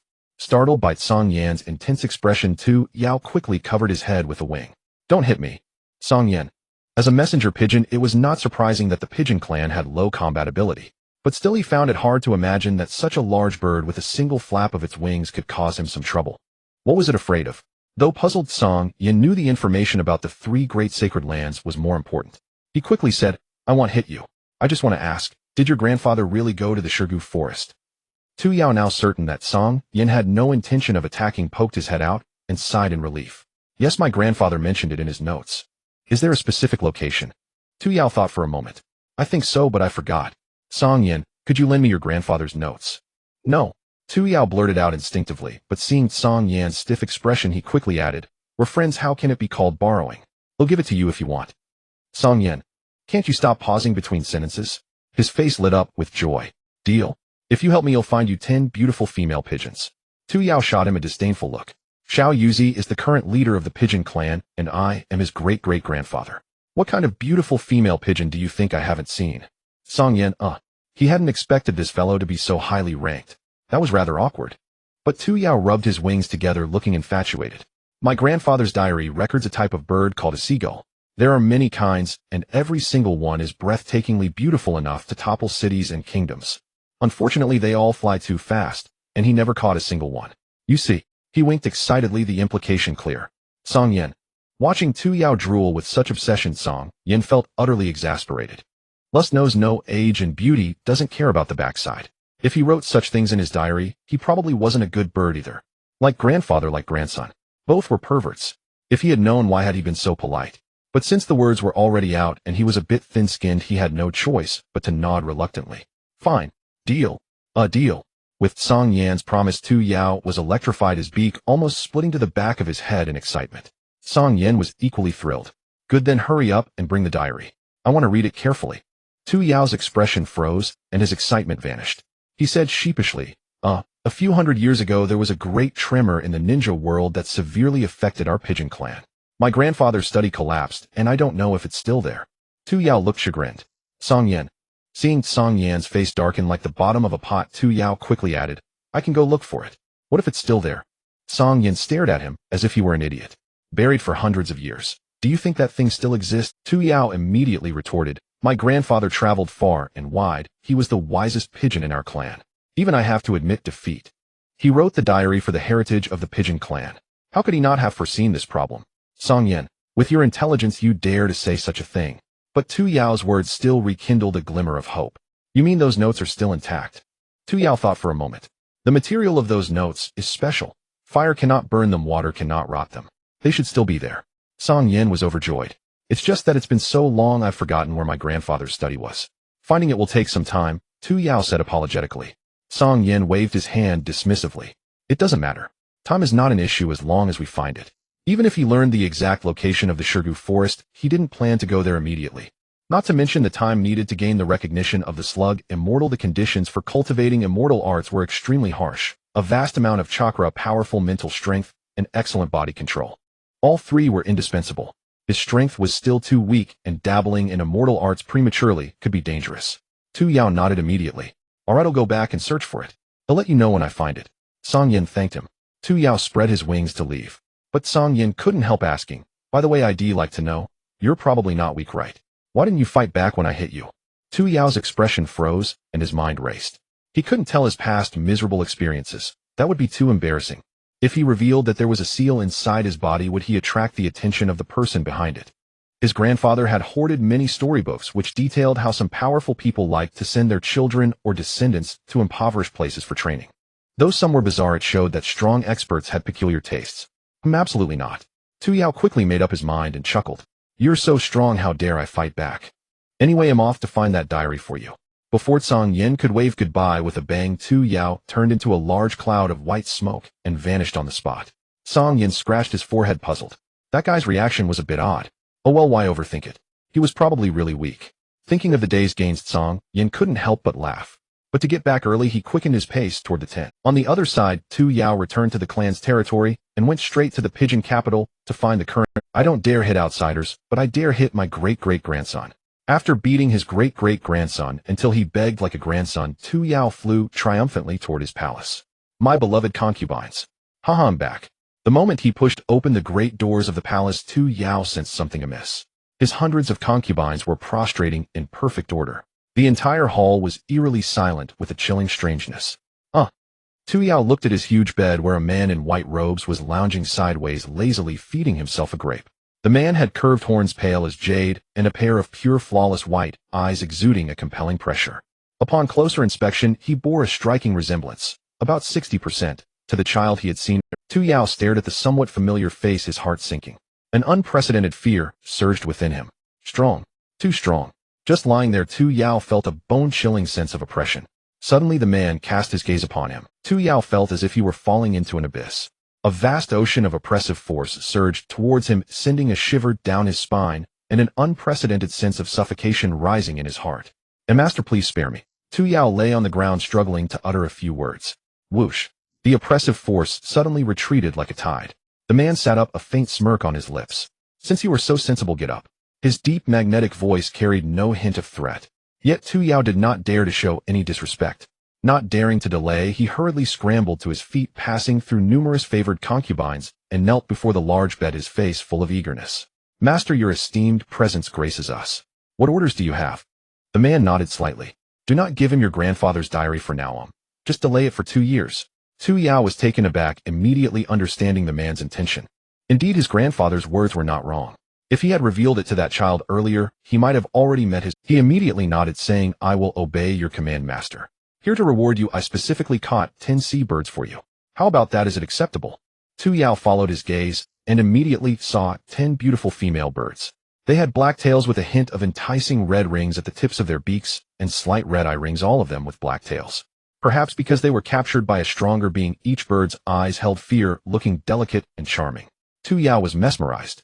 This seemed to be the black-tailed European bird mentioned in his grandfather's diary. It truly was a national treasure. "Thank you, master. Thank you." Tu Yao was instantly overwhelmed with gratitude. The man frowned slightly, murmuring, "She is about to wake up. We need to return quickly." The man looked at Tu Yao. "For now, you will be his protector. Unless it's a life-or-death situation, you need not enter." Tu Yao nodded fervently. "All right, I won't delay your matters any longer. I shall take my leave." A black vortex appeared before the man, and with a step he vanished into thin air. Tu Yao stood dazed for a long while before regaining his senses. This was divine skill, right? His grandfather's diary seemed to have recorded people with such abilities. It seemed to be called Datong. What was Datong again? Unable to recall, Tu Yao simply stopped thinking and gazed at the 10 lovely birds huddled together, bubbling with joy in his heart. He spread his wings and revealed a lecherous smile. "Concubines, don't be afraid, I will take good care of you." Cang Yan quickly headed towards the meeting spot with Hinata Chika. Not finding any trace of Hinata Yin and Cang Yan rolled his eyes, searching for the two. Kaguya had already informed him that the mine source had no mining value, and he needed to discuss this with Hinata Yin as soon as possible. He did not doubt the truth of this matter. As a member of the Uchiha clan, emotions were very pure. After several interactions, he had confirmed that Kaguya's feelings for him were no weaker than Madara's feelings for Hashirama. If she was deceiving him, it would mean she was determined to cut ties with him. The most direct manifestation of this would be the evolution of the Sharingan. When Kaguya appeared today, the Sharingan in her eyes still showed a single comma, so Cang Yan confirmed she had not lied to him. The urgent matter was that he needed to evacuate his clan members quickly to avoid unnecessary casualties. After spending some time, he finally discovered the whereabouts of the two. However, their condition was far from good. Cang Yan immediately split off a clone. "Chika, follow my clone to set up a trap here. I will go rescue them. Remember, if there is danger, protect yourself. You are a medical ninja, they still need your healing." Hinata Chika nodded immediately, knowing the urgency of the situation. Seeing this, Cang Yan felt relieved and rushed to where the two were in danger.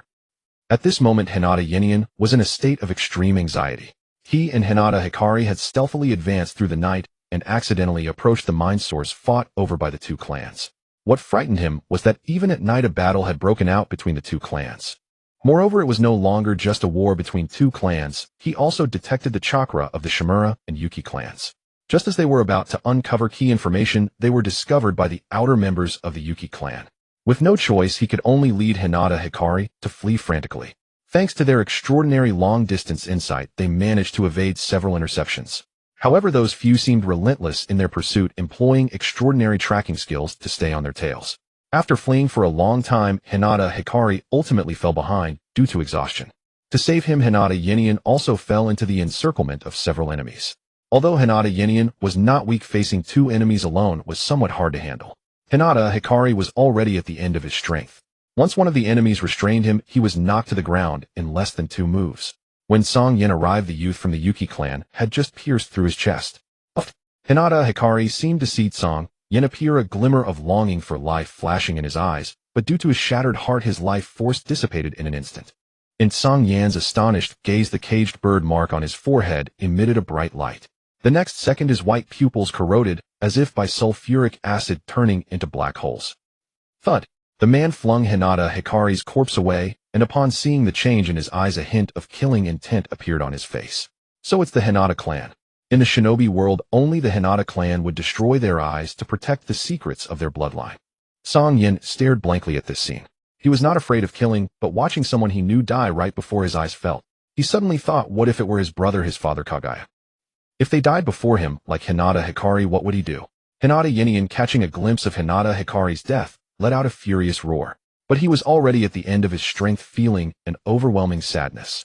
Seeing Cang Yan in a daze, he hurriedly shouted in code, "Quickly leave, go back, and tell the clan leader that the mission has changed, preserve your strength." Cang Yan came to his senses, understanding the hidden meaning in his words.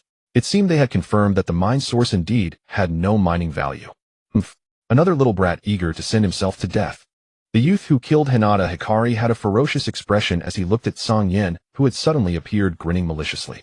They say the Hinata clan excels in physical techniques. This guy is too weak. I haven't had enough fun yet. I hope you won't disappoint me. Cang Yan withdrew his gaze, focusing on the Yuki clan youth charging at him, his murderous intent palpable. Clang. He drew his long knife, his mind unusually calm. Since the weak would die then, I shall become the strongest. Only by being the strongest can I protect those I cherish. A bloodthirsty madness gradually appeared on Cang Yan's face. Kill. Swish. He charged forward with incredible speed, tearing through the air, and in the blink of an eye he was before the youth, holding the knife with both hands and striking down fiercely.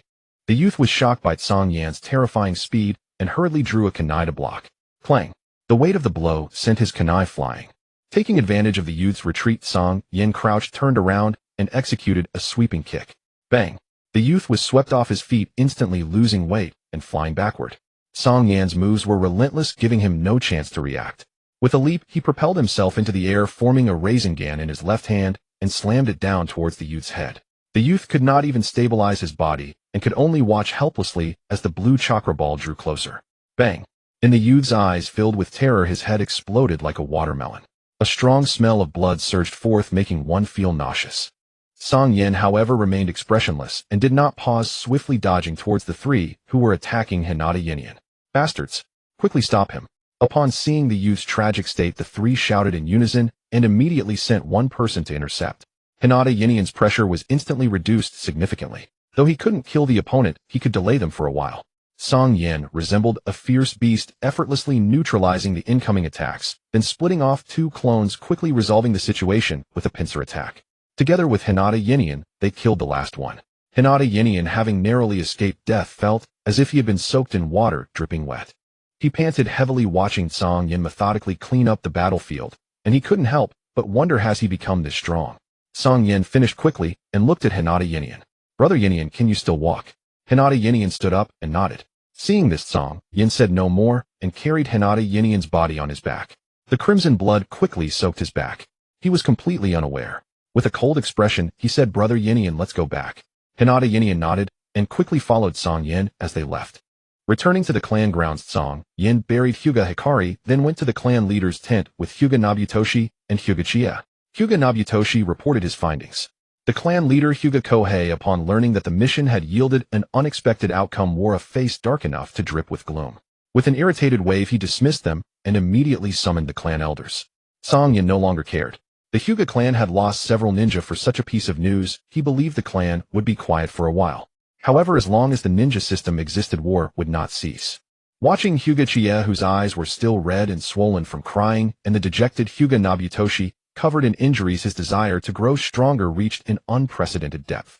He had no grand ambition to unify the ninja world and change it, but he did not want the fate of Hyuga Hikari to befall those he held dear. He had to become stronger. Only by becoming immensely powerful could he safely protect everything he cherished. Brother Cang Yan, I want to become strong. Hyuga Chia looked at Cang Yan with swollen eyes. Cang Yan nodded. Come find me at dawn tomorrow. Hyuga Chia nodded firmly. Hyuga Nobutoshi wanted to say something, but he was still injured and needed at least a few days to recover. Cang Yan comforted him briefly and left. Suddenly, as if struck by an idea, Hyuga Chia greeted Hyuga Nobutoshi and hurried away. Hyuga Nobutoshi watched their retreating figures, a pained expression on his face. The death of Hyuga Hikari had struck him as team leader just as hard. He secretly resolved to train relentlessly once his wounds healed. Elsewhere, Cang Yan found his older brother Hyuga Akihito and said bluntly, Bro, get me some chakra paper. Hyuga Akihito looked at his younger brother, so different from before, and felt a pang of sympathy. But the cruelty of the ninja world was something he had experienced before, Cang Yan, and he knew this was a necessary path to growth. Taking a deep breath, he pulled several white sheets of paper from the pouch at his waist and handed them over. Knowing your training is unconventional, I asked Uncle to prepare some for you. Cang Yan took them, offered a simple thanks, and strode away. Hyuga Akihito had more words of comfort, but seeing his brother's low spirits, he held back. He silently prayed, hoping that his younger brother could, as their father had said, surpass both their father and their ancestors. Back in his tent, Cang Yan donned his weighted gear and headed to the small river where he trained. He pulled out a sheet of chakra paper and infused it with chakra. The next moment, the paper transformed instantly. A small flame ignited in the upper left corner and turned to ash in a flash. Creases appeared in the upper right corner. The lower left corner crumbled to powder. The lower right corner was soaked, as if by water, and the center of the paper was cut clean through as if by a blade splitting it in two. Song Yan's heart stirred. He possessed all 5 chakra natures. No wonder his experiment with fire release had succeeded on the first try. A glint of sharp light flashed in his eyes. With this foundation, he could boldly experiment with various techniques. He formed hand signs multiple shadow clone jutsu. Poof, poof, poof. Hundreds of shadow clones appeared around him. This time, without a word, Song Yan glanced silently at the clones and walked onto the river to begin his horse stance. The clones gathered and started discussing. Since we have all natures, let's first master chakra nature training. Fire release already has direction and deep understanding, so practicing the great fireball jutsu is fine. The other familiar one is wind release. Alright, let's start with those two. Fire release has examples for wind release. Although I know the principles and transformation of the gale palm, we still need to go further. We'll start from the basics like Kakashi teaching Naruto. Good. 20 people research fire release. The rest grab a leaf each and use chakra to cut it open. Okay. Got it. With a plan in place, the clones began training in an orderly manner. After a little over 10 minutes, a petite figure rushed over hurriedly. Song Yan's original was startled, stood up, and walked over in surprise. Wow. Brother Song Yan can create so many clones. Amazing. Hyuga was astonished by the hundreds of figures around. Chia, why are you here already? Song Yan's original landed lightly before her asking in surprise. Hyuga lowered her head and said weakly, I felt bad that you started training right after returning, so I went to Akiyotosama, and he said you were here, so I came. Song Yan's expression softened. Rest well today, regain your energy before training. Hyuga shook her head, a stubborn expression rising on her face. Brother Song Yan, I can do it. Seeing her determination, Song Yan relented. Alright, my training is very strict. Are you ready? Hyuga nodded, immediately extending her small hand, offering 2 notebooks. Brother Song Yan, I noticed you were interested in medical ninjutsu before. These are my notes and insights on medical ninjutsu. I hope they can help you. Song Yan took them in surprise, and joy spread across his face. He had been troubled about how to learn yin and yang nature chakra. These 2 notebooks solved his exploration of yang nature chakra. Chia, you've been a huge help. Song Yan ruffled her hair, affectionately smiling. Hyuga's small face flushed with excitement. Song Yan put away the notebooks and pulled out a sheet of chakra paper. Alright, training begins now. Chia, first infuse your chakra into this paper. Hyuga obeyed obediently. The next moment, the paper was cut in 2. Song Yan's expression tightened. It was wind nature, just like the protagonist Naruto in the original story. Brother Song Yan, do I have wind nature chakra? Song Yan raised an eyebrow. Do you know about it? Hyuga nodded. The lady who taught me medical ninjutsu briefly explained it. A corner of Song Yan's mouth lifted. Then it's simple. He pointed to the clones training wind nature. Chia, do you see what those clones of mine are doing? Hyuga activated her Byakugan, saw clearly, and nodded. Those brothers seem to be cutting leaves with chakra. Song Yan nodded. Your task will be the same, cut leaves with chakra. Hyuga immediately replied, yes, Brother Song Yan, I'll start right away. She picked a leaf and began training. Song Yan looked at her petite figure, thought for a moment, and came up with an idea. 10 minutes later, he returned with a set of weighted gear. Chia, this is 200 kilograms of weight equipment. Wear it from now on except when sleeping or on missions. Never take it off, understand? Considering Hyuga's age, Song Yan judged that 200 kilograms would be her limit. If she could endure it, her taijutsu would improve by at least a level. Hyuga nodded and struggled into the gear. Seeing her flushed-faced, Song Yan immediately encouraged her split off a clone to accompany her, and his original walked onto the river to begin his own taijutsu training. Half an hour later, he noticed she had already made a small cut on the leaf, astonishing him. Even Sasuke in the original story took several days to master lightning nature transformation. To achieve such precise chakra control under weight was remarkable. No wonder she had become a medical ninja at such a young age. Song Yan's clone paused and instructed Chia, remember, the nature transformation of wind involves splitting chakra, then grinding it against itself, making it thinner to create a very sharp cutting force. Hyuga pursed her lips and nodded. Got it, Brother Song Yan. Song Yan nodded, seeing the leaf in her palm gradually growing wider as it was cut, marveling at her extraordinary talent. She was almost as gifted as he was. By then the clones had successfully cut through their leaves. Poof poof. With the sound of bursting balloons coming from all directions, all the clones training wind nature were dispelled. Song Yan felt a flood of memories surge into his mind, his head spinning. After staggering, he took a deep breath, maintaining his horse stance while reviewing the experiences from his clones. A moment later, he created dozens more shadow clones, beginning another round of cutting practice. After another half hour, yay. Brother Song Yan, I succeeded. Hyuga cheered joyfully. Song Yan looked at the leaf split in 2 in her small hand, amazed, and praised without reservation, that's incredible. Though her chakra reserves were smaller than his, her control seemed even more refined. Cang Yan inwardly marveled. Was this the potential of a medical ninja? Hearing the praise, Uchiha's face showed a hint of shyness. Cang Yan ruffled her hair. Continue. Once you can cut leaves anytime the first step is complete. Uchiha agreed, picked another leaf, and resumed training. In the following days, Cang Yan devoted himself wholeheartedly to cultivation. From being able to cut leaves at will anytime and anywhere, he began a new round of training, cutting a waterfall. Cutting the waterfall was a crucial step in mastering the Raisin Shuriken, as it enhanced his instantaneous chakra burst. He did not have Naruto's luck of having Yamato create such a massive waterfall. He could only seek out natural waterfalls. However, the side effects of the Raisin Shuriken were too severe. Without the support of a sage body, even if successfully developed, it would harm the enemy as much as himself. Thus, Cang Yan had some of his clones focus on developing the chakra version of the 6 Meridian Divine Sword. Based on his understanding of the 6 Meridian Divine Sword from martial arts novels, Cang Yan utilized the insight of the Byakugan to concentrate chakra at his fingertips, then shot it out through the acupoints of his fingers. However, after countless experiments, he realized that simply gathering chakra at the fingertips and firing it provided some offensive power, but the range was extremely limited, only effective within 2 meters. Fortunately, with the practice of wind-natured chakra, progress on this technique improved significantly. Using the Byakugan's internal vision, he altered the chakra property gathered at the fingertips, and then shot it out in one burst. After countless failures, Cang Yan finally aimed at a circular target 20 meters away. With the Byakugan's vision, he clearly saw the trajectories of 2 chakra energy swords shooting toward the target. 2 soft thuds sounded. To Cang Yan's immense astonishment, 2 fingertip-sized holes appeared on the circular target. Not only the target, but the tree behind it was also pierced through by these 2 attacks. He was overjoyed. Success! The power was even stronger than that of a mere shuriken. In terms of range, even at 50 meters it still achieved considerable lethality. After deactivating the Byakugan, he tried again. This time he only observed 2 very subtle air currents, and then saw 2 round holes appear on the distant target once more. He was ecstatic. With the assistance of the Byakugan, this technique allowed him to directly strike the enemy's acupoints at mid-range, achieving formidable lethality.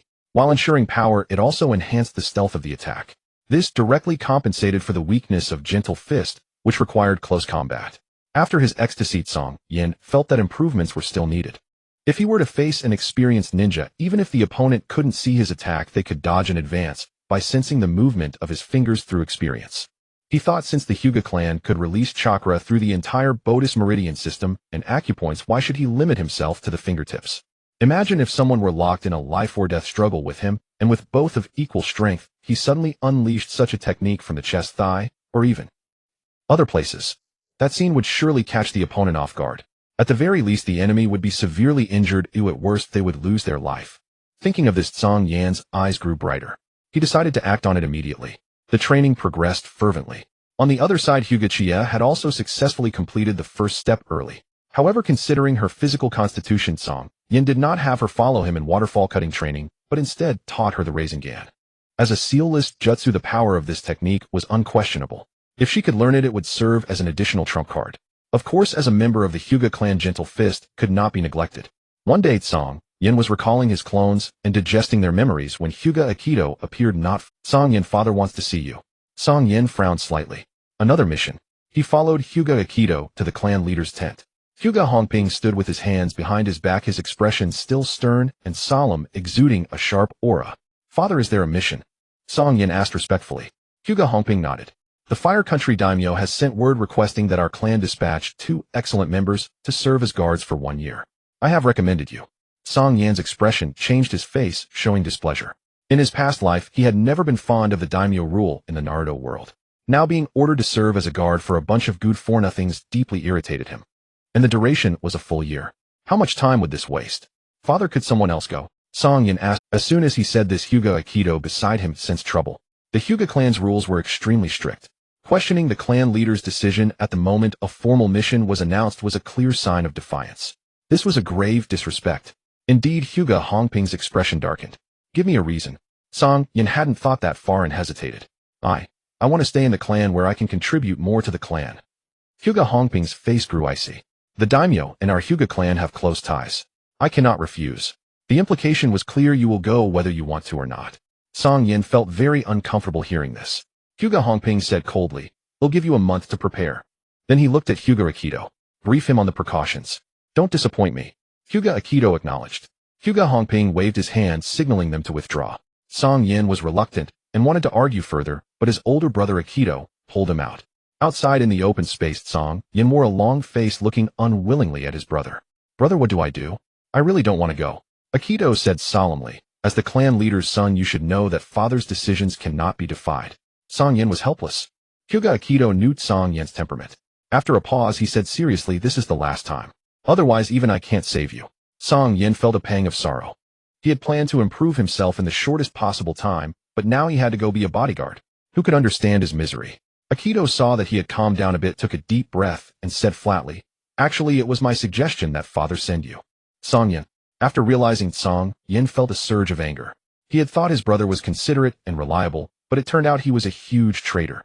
"Brother, that's going too far," Cang Yan said angrily, ready to scold him thoroughly for this behavior. But Hyuga Akito said unhurriedly, "The daimyo agreed to allow you to borrow and read all the secret jutsu scrolls in his collection." Cang Yan was stunned, his expression changing. "Since you don't want to go, I won't force you." With that, Hyuga Akito turned to walk toward the clan leader. Hey brother, dear brother, I was just joking."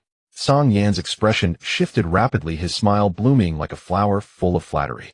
He currently only knew the fire release great fireball technique and his self-created wind-natured 6 meridian divine sword. He had been worrying about where to find earth lightning and water release techniques. His brother's move directly solved his urgent problem. As the daimyo of a country, his collection of jutsu was naturally extensive. Cang Yan didn't need much, just learning the basics of each of the 3 chakra natures would satisfy him. Seeing his brother still walking, Cang Yan quickly blocked his way, smiling coquettishly and patting his chest. "Look at you, I hold a grudge against your little brother." Hyuga Akito's expression remained unchanged, his tone flat. "I did go too far. Admitting mistakes and correcting them is my strength. Don't stop me. I'm going to find father and change the person." "Oh dear, I did raise my voice just now. Don't be mad, brother. Come, let me massage your shoulders to make it up to you." Cang Yan's sycophantic manner made Hyuga Akito feel a bit nauseous. After much persuasion, Cang Yan managed to drag his brother to his own tent, serving him tea and water. Seeing Akito sipping the tea with a look of enjoyment, Cang Yan finally asked, "Brother, tell me the details." Hyuga Akito glanced at him sideways and explained calmly, "You asked me earlier to find jutsu of the 5 natures, but the clan didn't have any. However, I once served as a reading companion to the current Fire Country daimyo, and I know the daimyo's mansion has a rich collection. The daimyo's mansion sent a letter to father requesting 2 clan members to serve as guards. So I brought up this matter with father. Father negotiated with the daimyo several times and made some concessions before he agreed to let you browse the daimyo's collection. The reason I told you so late is that father and the daimyo went through several rounds of negotiations before finally settling it." Cang Yan listened to his brother's explanation, his expression showing surprise. He had previously learned from his father about the relationship between the Hyuga clan and the daimyo. He never expected that his own brother had once been the daimyo's reading companion. Hyuga Akito continued, "Father asked me to brief you on some matters. You probably won't listen, but I must remind you the Fire Country capital is prosperous, but there are undercurrents within. Sometimes the darkness and bloodshed there are even more intense than ninja battles. You must be careful and cautious on this trip." Feeling his brother's concern, Cang Yan's heart instantly warmed. He nodded repeatedly, a fervent and grateful light rising in his eyes. "Got it, brother. Thank you so much." If not for the clan's rules, he would have given his brother a long kiss right there. Hyuga Akito seemed to sense it and unobtrusively stood up, retreating to the tent entrance. "Brother, why are you hiding so far away?"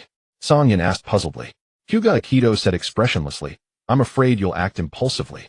Having sincerely thanked his elder brother Zhongren, Cang Yan prepared to continue his cultivation. Yet he saw Hinata Zhongren still standing at the entrance of his tent, speaking with a serious tone. "You have 1 month left. Remember to train well." Cang Yan nodded. "Brother, I know. You said it 3 times. Hinata Zhongren added, "And take good care of Qianhui. When you leave, she will be heartbroken for a long time." Cang Yan, how did the topic shift to Qianhui? "And brother, why are you telling me this specifically?" As if struck by a thought, his expression turned peculiar. "Brother, you don't actually have a thing for Qianhui, do you?" Hinata Zhongren nodded a little. Before Cang Yan could express his astonishment, he continued, "If she excels at 16, I'll consider taking her into my harem." A shocking statement. Cang Yan's eyes widened instantly. "You're only 12 years old, and you're already thinking about a wife. And does the heir of the Hinata clan always choose a spouse so bluntly and forcefully?" He quickly protested, Hey bro, I've already acknowledged her as my little sister." Zhongren replied calmly, "You only have me as a brother. Where's the sister? Does father know?" Cang Yan was speechless. Having found a lead, Hinata Zhongren, who had been hesitant, dropped all pretense. "Don't take her as a sister. Keep her as a sister-in-law instead. Hey bro, don't be unreasonable. Have you considered how I feel as your younger brother? What if I also like that girl? Cang Yan complained. Hinata Zhongren glanced at him sideways. Do you like her enough to make her your wife? Cang Yan. So direct. Hinata Zhongren continued. Since not, then prepare yourself to call her sister-in-law. 1 month. Teach her everything you know. The heir of the clan needs an outstanding partner to continue a superior bloodline. Whether she becomes your sister-in-law depends on you. With a businesslike expression, Hinata Zhongren showed a rare assertiveness before Cang Yan. Cang Yan's face was full of black lines. So he was burdened with the task of cultivating a sister-in-law. Seeing Hinata Zhongren about to leave, Cang Yan hastily asked, Brother, what about Qianhui? Did you ask her opinion? In this era where life and death were as common as daily meals, he was not surprised that his brother Zhongren held such a view of marriage. Though he hoped for his brother to have a blissful marriage, the idea of forcing it still made him uneasy. Hinata Zhongren nodded. I asked her. She said she likes me. Cang Yan's jaw dropped in shock. How did you ask? Hinata Zhongren frowned, clearly annoyed by his younger brother's repeated doubts. But mindful of his position, he patiently explained, I met her today when she came to train with you. I asked her directly, and she nodded. Cang Yan was speechless. He couldn't tell whether the problem was with his brother or with Qianhui. Had such a serious and proper question been accepted so casually by both of them? Cang Yan didn't know when his brother Hinata Zhongren had left. In his mind, a bizarre scene played on repeat. The petite Hinata Qianhui, taking small steps, came before him lively and cheerful, like a little elf, then extended her right hand and said in a crisp voice, Hello, brother Cang Yan. Let me reintroduce myself. I am your sister-in-law. At the thought, Cang Yan shuddered violently. Suddenly, brother Cang Yan. A familiar voice rang out. Cang Yan looked blankly, and the delicate, cute face from his imagination appeared before him. Damn. He rubbed his eyes in confusion, then jokingly pinched Hinata Qianhui's cheek. This little girl was going to be his sister-in-law. And surprisingly, her skin felt smooth. Huh. The touch felt so real. It's even warm. Damn. Cang Yan snapped awake. He saw Hinata Qianhui standing there, her face flushed and hands at a loss. Cang Yan thought, oh no. Damn. Have I just flirted with my sister-in-law? Ahem. Future. He cleared his throat awkwardly and quickly rubbed her cheeks where he had pinched them. Now the touch felt even hotter. Before, he had always treated Qianhui as a cute little neighbor girl. After this incident with his brother, he didn't know how to face her anymore. Qianhui, sorry about that. I was spacing out, Cang Yan said, scratching his head apologetically. Hinata Qianhui kept her head down and murmured, It's okay, brother Cang Yan. If it weren't for the pink flush spreading down her neck, Cang Yan might have believed her. He quickly changed the subject. What brings you here? Hinata Qianhui explained, Lord Zhongren sent me. He said he arranged leave from the medical unit. For a month I can train with you. As a medical ninja, Hinata Qianhui naturally had daily medical duties. During this period, their training sessions were mainly in the early morning and after dusk. She had been sent on a mission earlier because of her father's consideration. Now that the mission was over, her work had returned to normal. Cang Yan realized that Hinata Zhongren must have already requested leave for Qianhui, otherwise she wouldn't have been free so soon after he left. He chuckled. His brother sure knew how to act first and report later. Even without the reminder, he would have taught her diligently. But since his brother had spoken, he would put in extra effort. Before that, however, he wanted to satisfy his curiosity. With a meaningful smile, he asked, Qianhui, do you have someone you like? Hinata Qianhui was taken aback, then seemed to recall something. She blushed, lowered her head, and whispered, Lord Zhongren said I must like him. Cang Yan, what the hell? Is that how my brother asked? He quickly pressed, and you? Do you like him? Hinata Qianhui hesitated, then nodded. I like him. Why, oi? Cang Yan asked, bewildered. Because Lord Zhongren said if I like him, he'll make me delicious grilled fish. Cang Yan was speechless.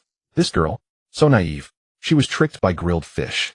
Then he suddenly recalled that a few days ago his brother had pestered him to teach the secret recipe for grilled fish.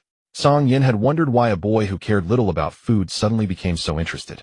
To learn grilling, he even activated his buy-in to observe every minute movement. Now that he thought about it, every time his brother came to learn grilling, it seemed to be at a time when Qianhui wasn't around. It all made sense now. It was premeditated. Cang Yan grumbled inwardly. Taking a deep breath, he decided not to expose his brother. If Qianhui could truly be with his brother, it would be a good match. He looked at Hinata Qianhui, his expression turning serious. Qianhui, in 1 month, they'll be leaving on a mission. I might not return to the clan for a long time. So in this month, they'll teach you as much as I can. How much you learn depends on you. Hinata Qianhui looked surprised, somewhat puzzled. Brother Cang Yan is going far away. Yes. Is the mission dangerous? It's tolerable. Hinata Qianhui fell silent for a long moment, then lifted her head with determination. Brother Cang Yan, I will work hard. Cang Yan smiled gently and ruffled her hair. After comforting Hinata Qianhui, his thoughts turned to Huey. If he were to leave for a year without telling her, she would be furious. He would have to find a chance to meet her. Cang Yan arrived outside the clan grounds, forming hand seals, summoning technique. Bang! A massive white smoke erupted, and a colossal figure appeared. My beloved, how is this wine? Not bad. I put quite some effort into it. Tu Yao leaned against the ground, eyes drunkenly glazed, holding a wine glass with an expression of pure bliss. Sensing its sudden appearance in an unfamiliar environment, it froze.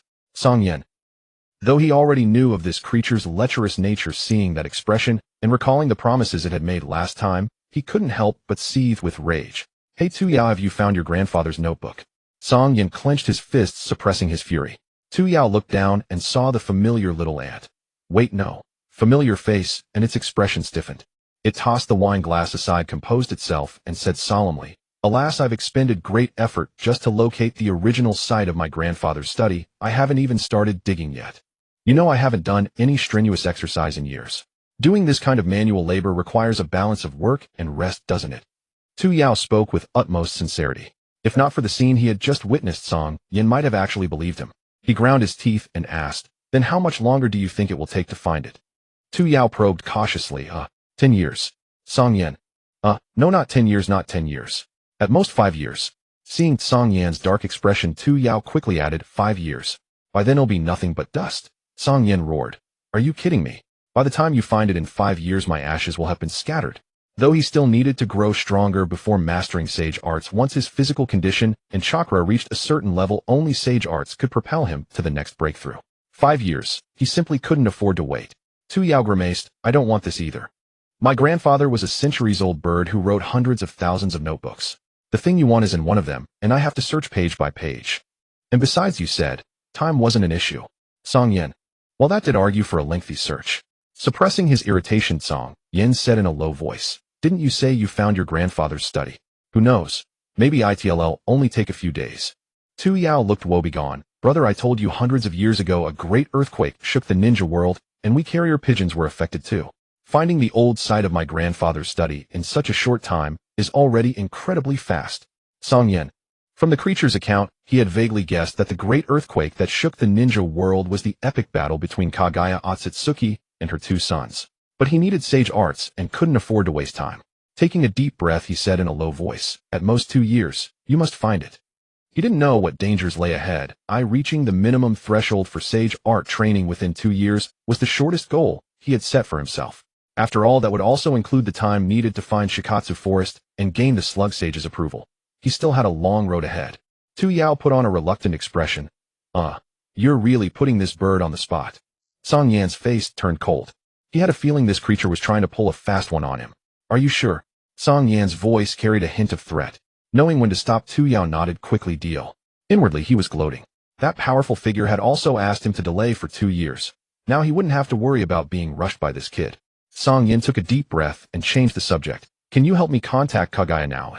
Tu Yao nodded, closed his eyes to sense, and prepared to connect, but after a moment, he shook his head. She's not available right now. Cang Yan. Then ask her when she'll be free. Tu Yao shook his head. I can only sense that there are many people around her. I can't establish a telepathic link. Many people. Cang Yan frowned. Is she in danger? Tu Yao quickly explained. It seems they're of the same clan as her. That's good then. Cang Yan felt relieved. Finally, he could only say, then deliver a message for me. Tomorrow afternoon I'll wait for her at the usual place. No problem. Tu Yao immediately promised. After confirming everything was fine, Tu Yao quickly took his leave. Watching Tu Yao's eager departure, Cang Yan couldn't shake the feeling that he had been duped. Taking a deep breath, he dismissed the thought and resumed his training. The next day, near dusk, Cang Yan finished his day's practice. Reviewing the memories transmitted by his clones, he found that several of them could already launch blades from special locations. He couldn't help but beam with joy. At this rate, it wouldn't be long before he could freely release blades from any acupoint on his body. Once achieved, his defense and offense would rival the Shikatsu Myaku of the Kaguya clan. Imagine facing an enemy. Like a hedgehog, he could unleash countless, almost invisible attacks. How could the enemy block them? And with the Byakugan's assistance, he could target the opponent's chakra points directly, truly striking without trace, leaving the enemy off guard. He felt that if he ever faced that powerful Kaguya clan member again, he wouldn't be so overwhelmed. With the inside of the Byakugan, he could easily bypass the enemy's bone spikes and strike at weak points without having to get close. However, he also noticed a flaw: speed. From condensing chakra to releasing the blade with sufficient force and accuracy required a certain amount of time. Compared to his instant fireball technique, it was far too slow.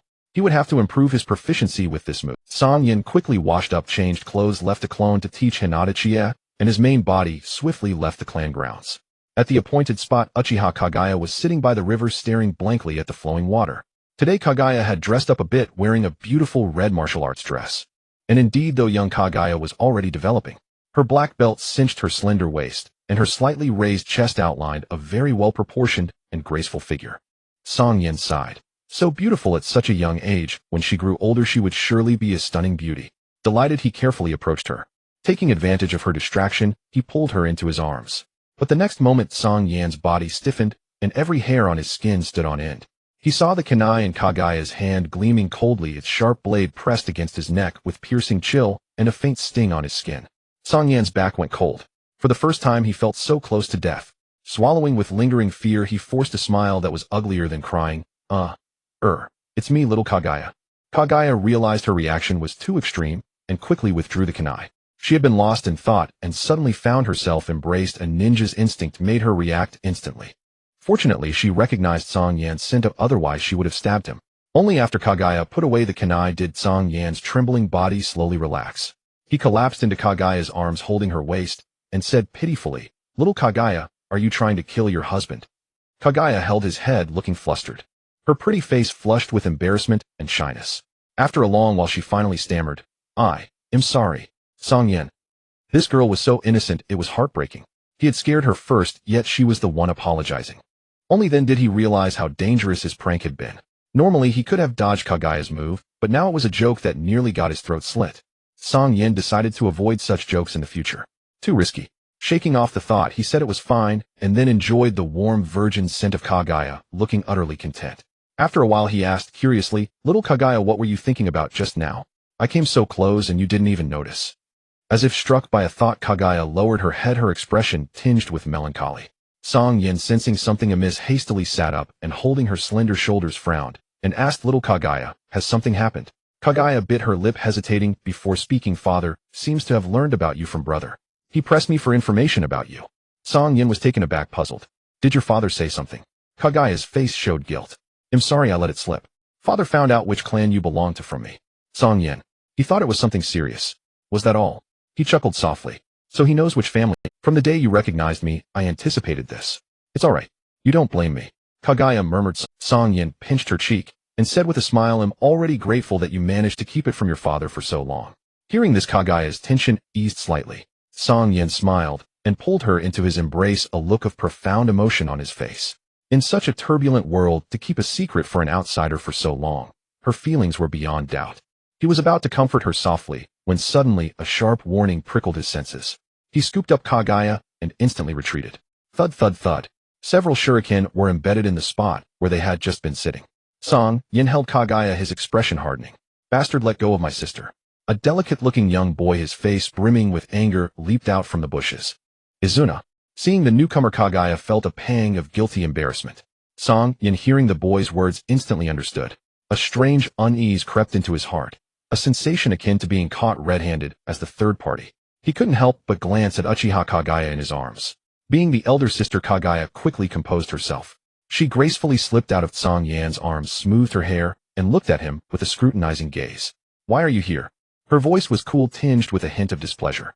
Uchiha Izuna was stunned by the stark difference in his sister's attitude toward him versus that man. Rage flared in his chest. "Sister, several times you claimed to be unwell. Were you actually meeting this guy?" Kaguya did not deny it.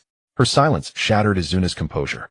He roared, "The clan is under such tension lately, yet you collude with an outsider." "I'll go tell father right now." Kaguya's face turned icy cold. "If you dare tell father, I'll beat you to death." The chilling words made even Cang Yan's scalp tingle. He suspected Kaguya was just trying to scare her, but considering that the Uchiha were all mentally unstable, he felt he couldn't just stand by. He quickly interjected, "Kaguya, he's still young. Let's cut him some slack for his immaturity, okay? There's no need for such violence. It's bad for family harmony." Already seething, Uchiha Izuna was further enraged by these words. His neck flushed red, he shot them a venomous glare, then turned and ran toward the Uchiha compound. Seeing Cang Yan still holding her, and trying to reason while her brother was getting farther away. Kaguya's face twisted with anxiety. She gritted her teeth. If you don't stop him, he'll really get away. Damn. Cang Yan snapped to his senses and immediately let go of Kaguya's hand. The two of them gave chase. Within 2 minutes, Cang Yan had blocked Izuna's path. Listen, little brother, you'd better behave, or your sister might really disown you, Cang Yan said with a tone of earnest advice. Uchiha Izuna's eyes were bloodshot as he roared in fury. It's all because of you. It's your fault, you wretch, for seducing my sister and making her say such things. Listening to Izuna's torrent of curses, Cang Yan's forehead throbbed with black lines. Was he really being treated as the homewrecker? Bastard, die. Izuna grew angrier with each word, drew his longsword, charged forward, leaped into the air, and brought the blade down on Cang Yan's head. Kaguya's expression darkened. She drew a kunai and instantly placed herself in front of Cang Yan. Clang! The sharp sound rang out, and Uchiha Izuna was knocked back several steps before he could regain his balance. Kaguya said coldly, "Stop it." Her voice was harsh and icy, laced with impatience. She knew Cang Yan's strength. Neither she nor even her brother Madara could match him. If he were provoked, she couldn't imagine what would happen. But her tone cut, like a sharp blade, shredding the softness in Uchiha Izuna's heart into pieces. His face turned deathly pale, his pitch-black pupils filled with helplessness. For an outsider, his sister not only scolded him, but also drew a weapon on him. In that moment, he felt as if his world had collapsed. All his grief, anger, and unwillingness transformed into extraordinary power. The next second, Uchiha Izuna's dark pupils suddenly began to spin directly, turning into crimson eyes, with a single black tomo gradually forming within. Cang Yan, holy crap. He hadn't even said a word, and the kid had already awakened his Sharingan. Just how much did he hate him? Cang Yan was speechless. Seeing her brother's transformation, Kaguya was momentarily stunned, and a wave of inexplicable guilt surged in her heart. But hindered by her elder sister's pride, she furrowed her brow and said sternly, "You've awakened the Sharingan. Father will be very pleased. So stop your nonsense. Cang Yan, here you are provoking him even more when he's like this." Indeed, Uchiha Izuna's eyes blazed with killing intent. He pointed at Cang Yan and said to his sister, "Kill him, and he'll keep your secret." Kaguya's face darkened, annoyed by her brother's immaturity. Just as she was about to scold him, Cang Yan quickly grabbed her arm. If these two siblings kept talking, he feared their Sharingan might evolve again. "Kaguya, leave it to me. Let me talk to him." Cang Yan held her hand gently and said warmly. But that only ignited Uchiha Izuna. "Bastard, who's your brother?" He turned into a blur, instantly appearing before Cang Yan, raising his sword with both hands and bringing it down. Cang Yan's expression hardened. He shielded Kaguya behind him, chakra surging in his palm, and thrust his hand forward. Seeing Cang Yan strike, Kaguya's heart tightened. The next second, bang! Palm met blade.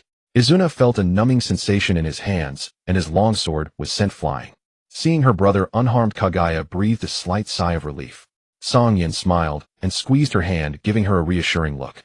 Trusting Cang Yan, Kaguya reluctantly held back. Cang Yan walked slowly toward Izuna. Recalling their brief exchange, a faint smile played on his lips. Although Izuna's strength had multiplied several times after awakening, he was still far inferior to Cang Yan. Using a newly created technique, at the moment the blade touched his palm, a chakra blade shot out from his hand, striking the sword. With a single blow, he disarmed Izuna. And that was with Cang Yan holding back. The power was indeed. Taking a deep breath, he looked up at Uchiha Izuna. "You're Izuna, right?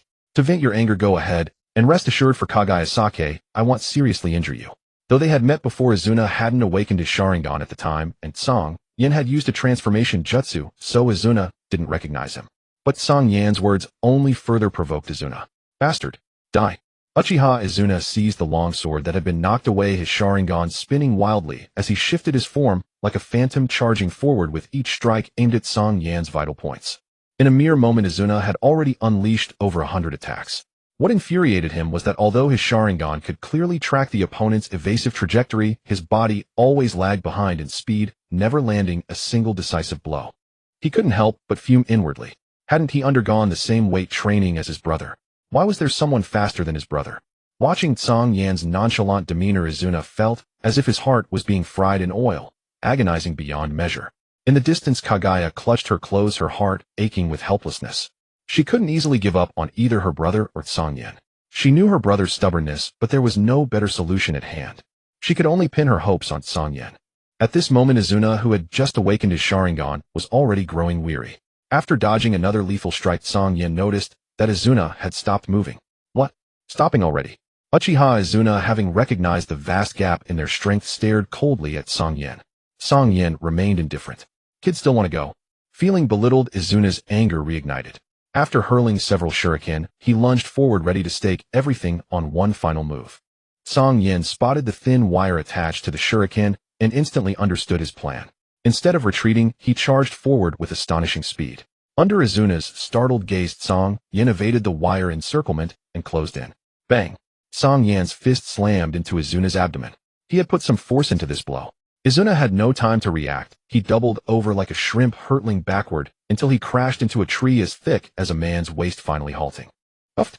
Izuna struggled to sit up, but couldn't hold back and spat out a mouthful of blood. Seeing this, Kaguya's heart clenched, and she rushed forward. But Cang Yan blocked her way, speaking gently. Relax, he's your brother. I won't seriously injure him. This is a matter between us men, okay? Don't interfere. Cang Yan's tender tone carried an unmistakable firmness. Kaguya's Sharingan confirmed that her brother had only minor injuries and was not in danger.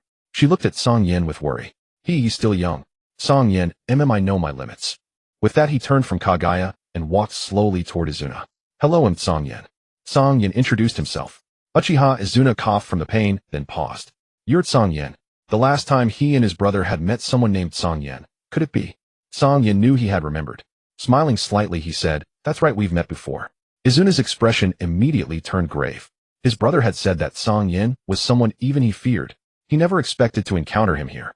Yet out of Uchiha pride, he said coldly, Don't think that just because my sister protects you, you can look down on the Uchiha. They'll tell father and my brother. They'll definitely take my sister back. Cang Yan. Hey, when did I steal your sister? Bastard. My sister used to dote on me, but because of you she said those things to me, and even attacked me. Cang Yan scratched his forehead, feeling a bit guilty. It did seem to be because of him. But he wasn't about to admit it easily. Kid, I like your sister, but let's get one thing straight. Don't think he'll tolerate you without limits. As he spoke, Cang Yan's tone suddenly turned icy. His Byakugan flared open and a thick murderous intent surged in his eyes. Uchiha Izuna trembled, slightly terrified by the killing intent. But then he gritted his teeth. Come on, kill me. Otherwise I'll definitely kill you. Whoosh. A kunai materialized in Cang Yan's hand like magic, its tip pressing directly against Izuna's neck. Izuna's body went rigid instantly, a bone-chilling cold stabbing into his brain. He could clearly feel a small cut opening on his throat. Death was beckoning him. It was the closest he had ever been to death. In the distance, Kaguya, unaware of what had happened, saw the scene and tensed up, her breathing quickening. Her scarlet Sharingan began to mist over. Though Cang Yan noticed Kaguya's distress, he ignored it and leaned close to Izuna's ear, whispering like a demon, At your current level, you're not even fit to polish my shoes. Remember this feeling. If you want to kill me, train hard to get stronger. Don't be a useless brat hiding behind your brother and sister. Remember, how did your brother Madara protect you back then? Cang Yan withdrew the kunai, straightened up, and looked at the resentment, regret, anger, and killing intent in Izuna's eyes. He gave a cold laugh. Hope next time you try to kill me you won't be this cowardly, ha ha ha. Without another glance at Izuna, Cang Yan turned and walked away. He had originally intended to reason with Izuna, but the boy's mind was too deep. Mere education would never work. To prevent him from dying at the hands of Senju Hashirama in the future, Cang Yan could only resort to this blunt, violent method. Because of his connection with Kaguya, Cang Yan silently prayed that this experience would spur Izuna to become stronger and grant him a different future. Walking up to Kaguya, seeing tears streaming from her eyes, Cang Yan's heart softened. He pulled her into his arms, gently patted her back, and said warmly, Little Kaguya, I've handled your brother. Kaguya's heart stirred. Really, she choked out. The scene that had just unfolded had terrified her. If Cang Yan had actually killed her brother, she didn't know what she would have done. Thankfully, he hadn't let her down. Cang Yan nodded. He didn't stop Izuna from telling his family or harboring resentment. It didn't matter to him. As long as he himself was strong enough, everything would be resolved. Kaguya, hearing his answer, was overjoyed. She didn't ask what he had said to her brother or what would happen next, since he said it was taken care of. She believed him. After a while, sensing that Kaguya had calmed down, Cang Yan said with a hint of apology, Sorry, the main reason I came today is to tell you that next month he'll be going on a mission. It'll be a long time. At least a year.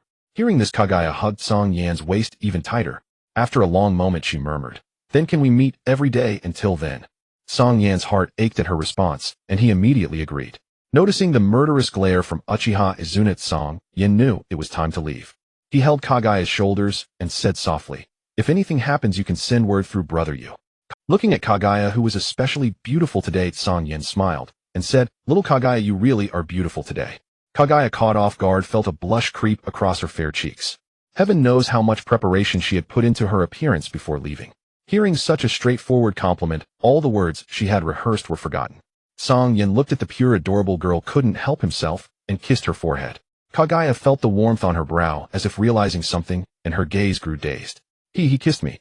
The clan elders had said that if someone kisses you, you might have a baby. Cang Yan didn't know what was going through Kaguya's mind.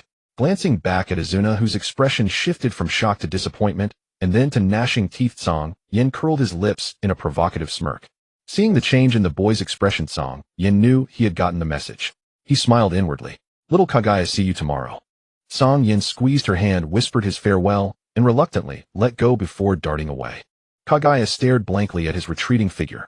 After a long while, she lowered her head and touched her belly, lost in thought. The next day, Cang Yan had just awakened, ready to begin a new day of cultivation, when he suddenly received a message from a carrier pigeon. Cang Yan's gaze tightened. Why is Hyuga contacting me so early? Did she say she wanted to meet at midnight? Could it be that her father found out, and she is under house arrest? After a moment of thought, he felt this was likely. Recalling how she had pitifully expressed her desire to see him every day yesterday, he felt somewhat guilty. He had claimed to have dealt with that kid Quan Nai, but it was merely an attempt to motivate Quan Nai by presenting him with a strong rival. With Quan Nai causing trouble, it wouldn't be easy for Hyuga to sneak out. Cang Yan sighed softly. The thought that after a month meeting Hyuga would take a year filled him with reluctance. Fortunately, there was still Tu Yao's ability to have video calls for some comfort. However, Tu Yao had not yet succeeded in her cultivation and would likely need more time. Cang Yan stopped thinking too much, put on his heavy equipment, and began his cultivation. Under Cang Yan's guidance, Hinata Chika had reached the second stage of training, the Rasengan, rubber ball training. One must admit, due to her background as a medical ninja, Hinata Chika's control over chakra was exceptionally refined. After a day, she succeeded in bursting the water balloon. This speed was significantly faster than Naruto's training speed in the original story. Yet at the second step, she still could not achieve success. This step required a stronger chakra output and more precise control. Hinata Chika's main issue was that her chakra output was too low. Cang Yan understood that to resolve this issue, they needed to progress step by step.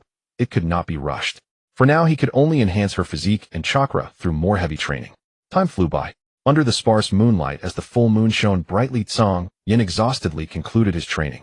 Chika's recovery ability was too poor, training needed to be moderate. So he had coaxed her to rest early. The time approached midnight. Cang Yan forced himself to wash up, leaving behind a clone, and quietly exited the clan grounds. The meeting place with Hyuga had been changed to a dense forest. It was quite secluded. It seemed she did not want to leave any traces. When Cang Yan arrived, he saw Hyuga's silhouette under the moonlight. It was cool and delicate. Cang Yan raised an eyebrow. Although she was still dressed in that red dress, still beautiful and graceful, he felt that Hyuga seemed a bit different today. Little Hyuga, have you been waiting long? With the experience from last time, Cang Yan dared not appear suddenly. Hyuga seemed startled, her delicate body visibly trembling. Cang Yan was somewhat bewildered. Had she spaced out again? Hyuga turned to look at him, her gaze softening. She walked up to Cang Yan, her face flushed with shyness, and wrapped her arms around his neck. Cang Yan, however, feeling Hyuga's warmth, Cang Yan did not reject her and wrapped his arms around her slender waist. To his surprise, Hyuga seemed to lose her strength, becoming as soft as a noodle. She tilted her head back and whispered like a mosquito, come, come. After saying that, she closed her eyes, presenting herself as if she were to be picked. Cang Yan was utterly confused. He did not understand what Hyuga was doing. However, looking at the lipstick on Hyuga's lips, Cang Yan found it somewhat amusing. She was clearly still a little girl, yet she had learned to put on lipstick like an adult. It was even a bit crooked. Cang Yan supported her willow waist with one hand while gently fixing it with the other. Now it looked more symmetrical. Maintaining this posture as he looked at Hyuga's increasingly rosy face under the moonlight, Cang Yan's expression turned strange. Little Hyuga, are you okay? Hyuga did not respond. Seeing this, Cang Yan, feeling her increasingly soft body, thought she might be unwell, so he immediately sat her down in his arms. At that moment, Hyuga slumped directly into his embrace. What left Cang Yan speechless was that this girl even nuzzled her head, making his heart itch. Is this the way girls in the ninja world express their reluctance? Truly bizarre. After a while, seeing Hyuga still with that flushed face, he couldn't help but worry and softly asked, Little Hyuga, are you feeling unwell? Hyuga finally opened her eyes, her dazed gaze filled with a hint of confusion. Why are you not coming yet? Will it not happen? After saying that, Hyuga's small face became even more flushed red like a cooked shrimp. Cang Yan, he was utterly bewildered. Without waiting for him to ask, Hyuga murmured, I am already pregnant with your child. To ensure the baby is safely born, we must go through this step. If you don't know how, I can teach you. Upon hearing this, Cang Yan felt as if struck by lightning, his mind buzzing. She is pregnant with my child. When did this happen? Seeing Cang Yan's dazed expression, Yi thought he truly didn't know and couldn't help but whisper to herself, "Fortunately, I secretly watched a brother and sister in the clan last night, otherwise it would have been really hard." Cang Yan looked at the shy expression of the girl in his arms, his eyes widened. What did you say? Did you sneak a peek? Yi softly replied, "Yes, the way that brother and sister were fighting was so strange, and that sister seemed to be in so much pain, crying out loudly." Cang Yan felt a bit dizzy. He never expected that Yi would engage in such activities. Yet he heard Yi nuzzle her little head and weakly say, I copied their actions with my Sharingan, but I'm still a bit scared." Boom. Cang Yan's brain exploded. He was utterly stunned. What the heck? Not only did you sneak a peek, but you also used your Sharingan. This is bad. My Yi is no longer pure. Seeing Cang Yan remain silent for a long time, Yi sighed inwardly. Forget it, I'll just do it myself. She thought about the actions of the two brothers and sisters from yesterday, then opened her legs and began to act. Because of the martial artist's skirt, when Cang Yan looked down, he saw her fair and smooth thighs as well as. He nearly choked on blood from anger, quickly straightening her legs, merging them, and becoming serious. Yi, what exactly happened? He did not understand why after just one night Yi would have such thoughts. Yi looked at him confused. That's right, I saw that sister seemed to start like this. Cang Yan. He took a deep breath and said solemnly, Yi, who taught you this? And why did you say? Yi felt a bit uncomfortable in her position, nudged her head, and began to softly narrate. Cang Yan learned that because of a kiss from him, Yi had developed such a huge misunderstanding, and a black line appeared on his forehead. After a long silence, he finally said seriously, little Yi, you are still young and cannot have babies. But I already have one. Yi looked aggrieved. Cang Yan. After much effort, Cang Yan finally made Yi understand that a simple kiss wouldn't lead to having a baby. Yi looked doubtful. Really? Cang Yan immediately nodded. Yi, but that elder in the clan often talks to me about this. He said I shouldn't let others kiss me, but if I get kissed, then there will be babies. Cang Yan was numb. He didn't know whether to hate or scold. That elder in Yi's clan, probably out of concern for her as a girl, warned her not to get too close to others, but unexpectedly Yi misunderstood it like this. Forget it. In the end, it's still my fault. Cang Yan took a deep breath, looking serious, and said, do you trust me? Yi immediately nodded.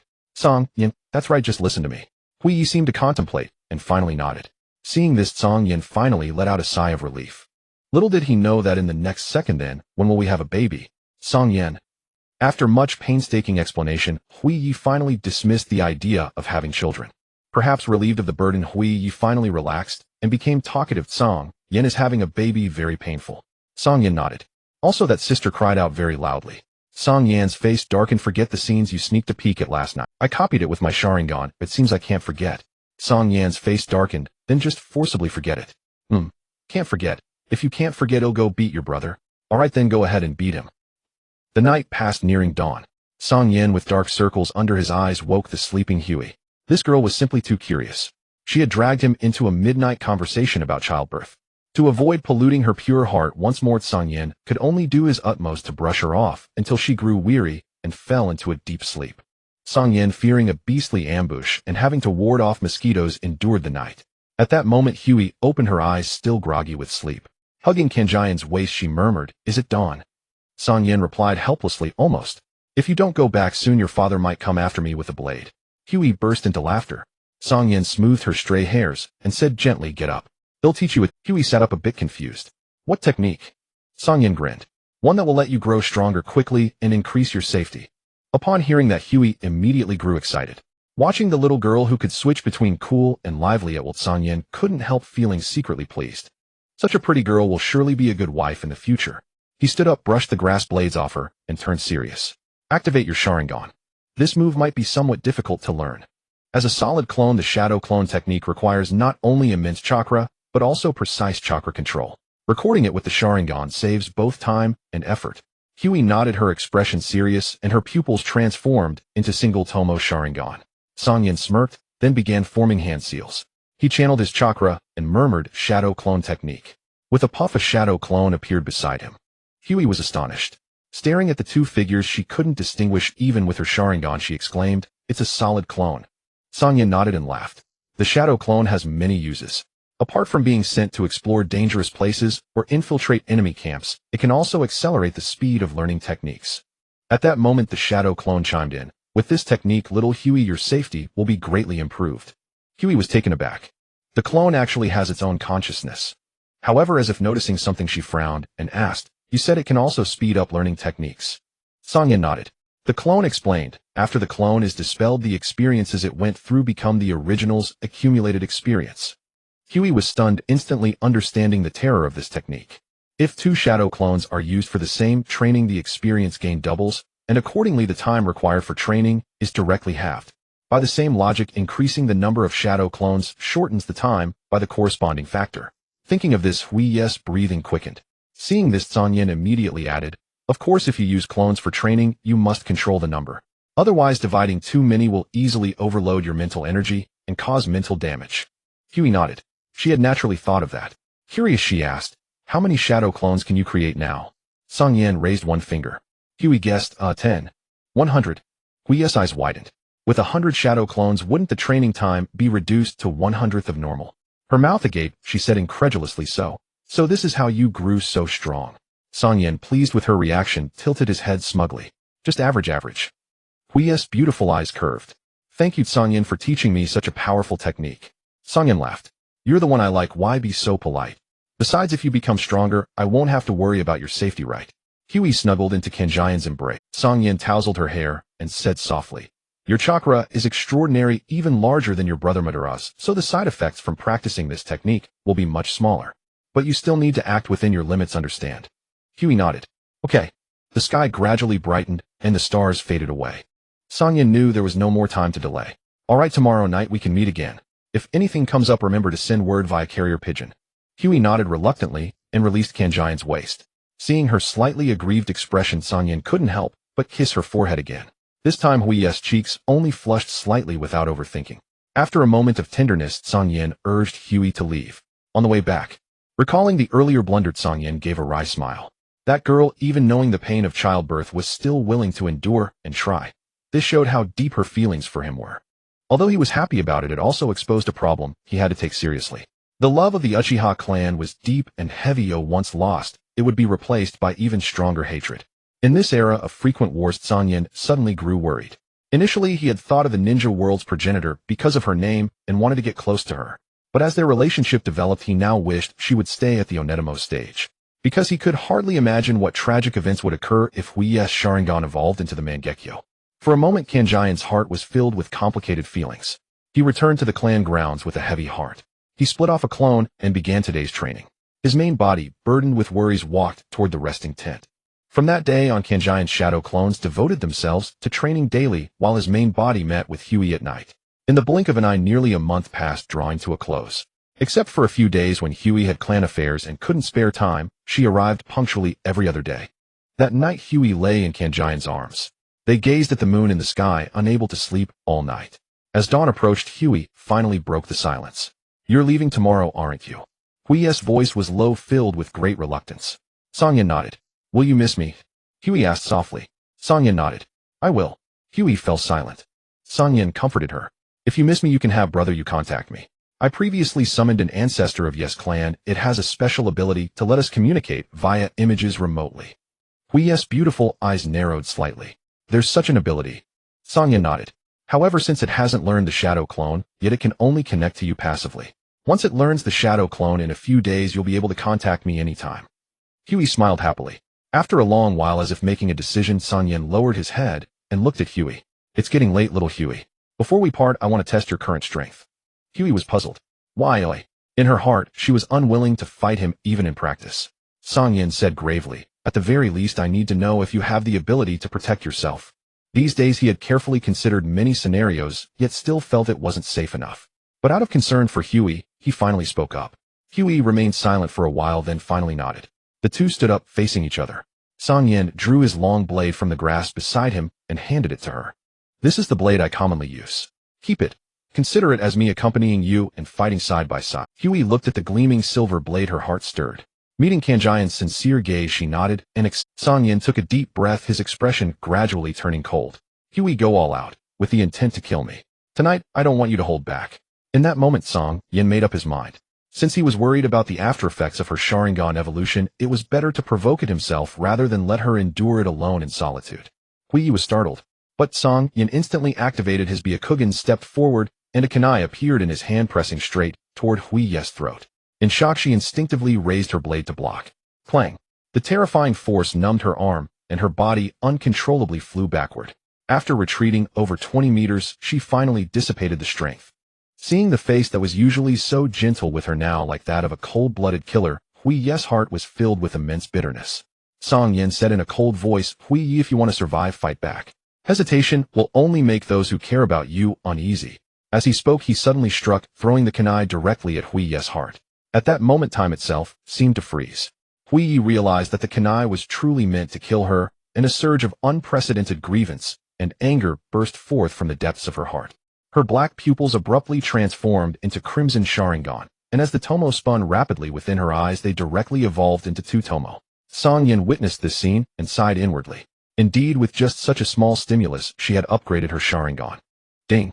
Hui Yi slashed aside the kunai aimed at her heart, and looked at Cang Yan with a newfound coldness. Cang Yan gazed into her eyes. He felt a momentary dizziness. When he looked again, Hui Yi had already teleported in front of him and thrust straight at his heart. Cang Yan did not react. A sharp pain pierced his entire body. Cang Yan looked down to see the long blade buried deep in his heart, with crimson blood dripping down the blade. He let out a pained hiss and smiled bitterly. So this is the pain of a wounded heart. Looking up, he saw that Hui Ye's eyes, though icy cold, were already brimming with tears. The scene blurred before Cang Yan's eyes, and the agony of the blade piercing his heart vanished instantly, leaving only Hui Yi standing before him, her face streaked with tears. In her scarlet eyes, 3 tomo had already appeared. Although he had anticipated her Sharingan would evolve, the fact that it advanced twice in such a short span still surprised him. His heart ached, and he opened his arms to embrace her, choking out, "I'm sorry." Hui Yi understood his intention, wrapped her arms around his waist, and punched him hard, trembling, as she sobbed, "Why didn't you dodge?" Cang Yan smiled knowingly, "Because I knew you wouldn't really kill me. What if it hadn't been an illusion?" Cang Yan, "Then, I would still be willing to die by your hand." Broken sobs escaped her throat, her shoulders heaved violently, with weeping tears fell like broken strings, and she cried as if her heart were shattering. After an unknown period, Cang Yan looked at the unconscious Hui Yi with the tear stains of grievance still on her face, and his heart was filled with pity. Having opened her Sharingan twice in succession, Hui Yi had expended a great deal of mental energy. Cang Yan lifted her horizontally, his gaze full of tenderness. Seeing that the sky was gradually brightening, Cang Yan didn't want to leave her here. After a moment of silence, he made a decision and looked at Hui Yi with added gentleness. "Hui Yi, today, I'm taking you home." Cang Yan summoned Hyuga, then held Hui Yi as they embarked on the journey to the Uchiha clan grounds. Before long, he arrived above the Uchiha territory. Through his Byakugan, he could see that the Uchiha below had already spotted him. Hyuga circled in the air and turned his head uncertainly. "Hey kid, are you sure you want to go down?" Cang Yan deactivated his Byakugan and nodded, "Him going down to meet my future father-in-law, and by the way, assert my claim." Hyuga felt a chill in his heart. This skill at picking up girls, though not as good as the ancestors, seemed even more stylish. Cang Yan brushed the strands of hair from Hui Ye's forehead and said, without looking up, "Find an open space to land." Hyuga nodded and descended toward the central square of the Uchiha compound. After landing, Cang Yan saw many figures already gathered around, all wearing hostile expressions. Several of them had already activated their Sharingan. Cang Yan thought. He muttered in a voice tinged with barely concealed anger, "Hey, where the hell did you take me?" Hyuga said, "Didn't you tell me to find an open space? This is the central square of the Uchiha clan, plenty of space. Besides, didn't you want to assert your claim over little Hui Yi? I think this is perfect." Cang Yan was speechless. He cursed inwardly. Luckily, at the critical moment, he had used a clono, otherwise this stupid bird would have gotten him killed today. After greeting him, Hyuga didn't linger and vanished in a puff of white smoke, leaving a dumbfounded Cang Yan. "Cang Yan, why is it you?" At that moment, a young man in a blue robe walked over with a grim expression. Cang Yan took a deep breath. Since things had come this far, he might as well go wild. "Ban him here to bring Hui Yi home." "Bastard. My sister went to meet you again." Another familiar figure appeared beside Ban, Uchiha Chuanai. Seeing his sister unconscious, he demanded angrily, "What did you do to my sister?" "Ban, who is this guy?" An older Uchiha asked in a deep voice. Ban replied coldly, "The genius of the Hyuga clan, Hyuga Cang Yan." Cang Yan was startled. This was the first time he had appeared before Ban with his clan identity. "Ban, please take Hui Yi back to rest." Cang Yan spoke. But Chuanai rushed ahead and landed in front of Cang Yan, forcefully snatching Hui Yi away and glaring at him menacingly. This was Uchiha territory. There was no need to worry about this guy leaving alive. He snorted and quickly carried his sister away. What happened? A dignified middle-aged man approached. All the Uchiha turned their gazes toward him, their expressions showing respect. Cang Yan felt a chill. So this was his future father-in-law. He looked just as imposing as his own father. Is it you? Uchiha Tayendo's expression tightened when he saw Cang Yan. Although he had never seen Cang Yan's face, he had learned some information about him from his son Ban. Given Ban's reaction, the only person who could make him so serious aside from that youth from the Senju clan was this one. Cang Yan was surprised you know me. Uchiha Tayendo's face darkened. Last time you trespassed into our Uchiha territory, I intended to kill you. Out of consideration for Ban, I let you go. But today you come seeking death. Cang Yan glanced at Uchiha Ban and thought just as I suspected. Uchiha Ban seemed to feel the sting of that glance, flashed forward and landed before Uchiha Tiandao. Father, leave him to me. This time I won't let him off. Cang Yan was like a lamb that had mistakenly wandered into a pack of wolves surrounded by over 20 powerful members of the Uchiha clan. In such a situation, no one could believe he would escape. Uchiha Taijima ignored Ban's eagerness to volunteer, his gaze passing over Ban and landing on Cang Yan. Hyuga's brat, tell me, why have you come to the Uchiha clan today? His cold gaze carried a hint of anger. An outsider had so easily arrived at the heart of the Uchiha territory, clearly carrying a provocative intent. Cang Yan raised his hands in a gesture of peace. Senior, I just came to escort Kaguya home. Umph. Uchiha Taijima let out a cold grunt, his dark eyes instantly transforming into the Three-Demo Sharingan. In an instant, Cang Yan felt an overwhelming sense of pressure bearing down on him. Compared to Kaguya's Three-Demo form, this was far stronger. He could not afford to be careless, instantly activating his Byakugan, his body tensing up. The Sharingan of the Uchiha clan possessed unique Genjutsu capabilities. Although this was just a clone, he did not want to be easily killed. He said in a deep voice, I am here only to express to you, senior, that I like Kaguya. Uchiha Taijima was instantly amused, and his gaze turned even colder.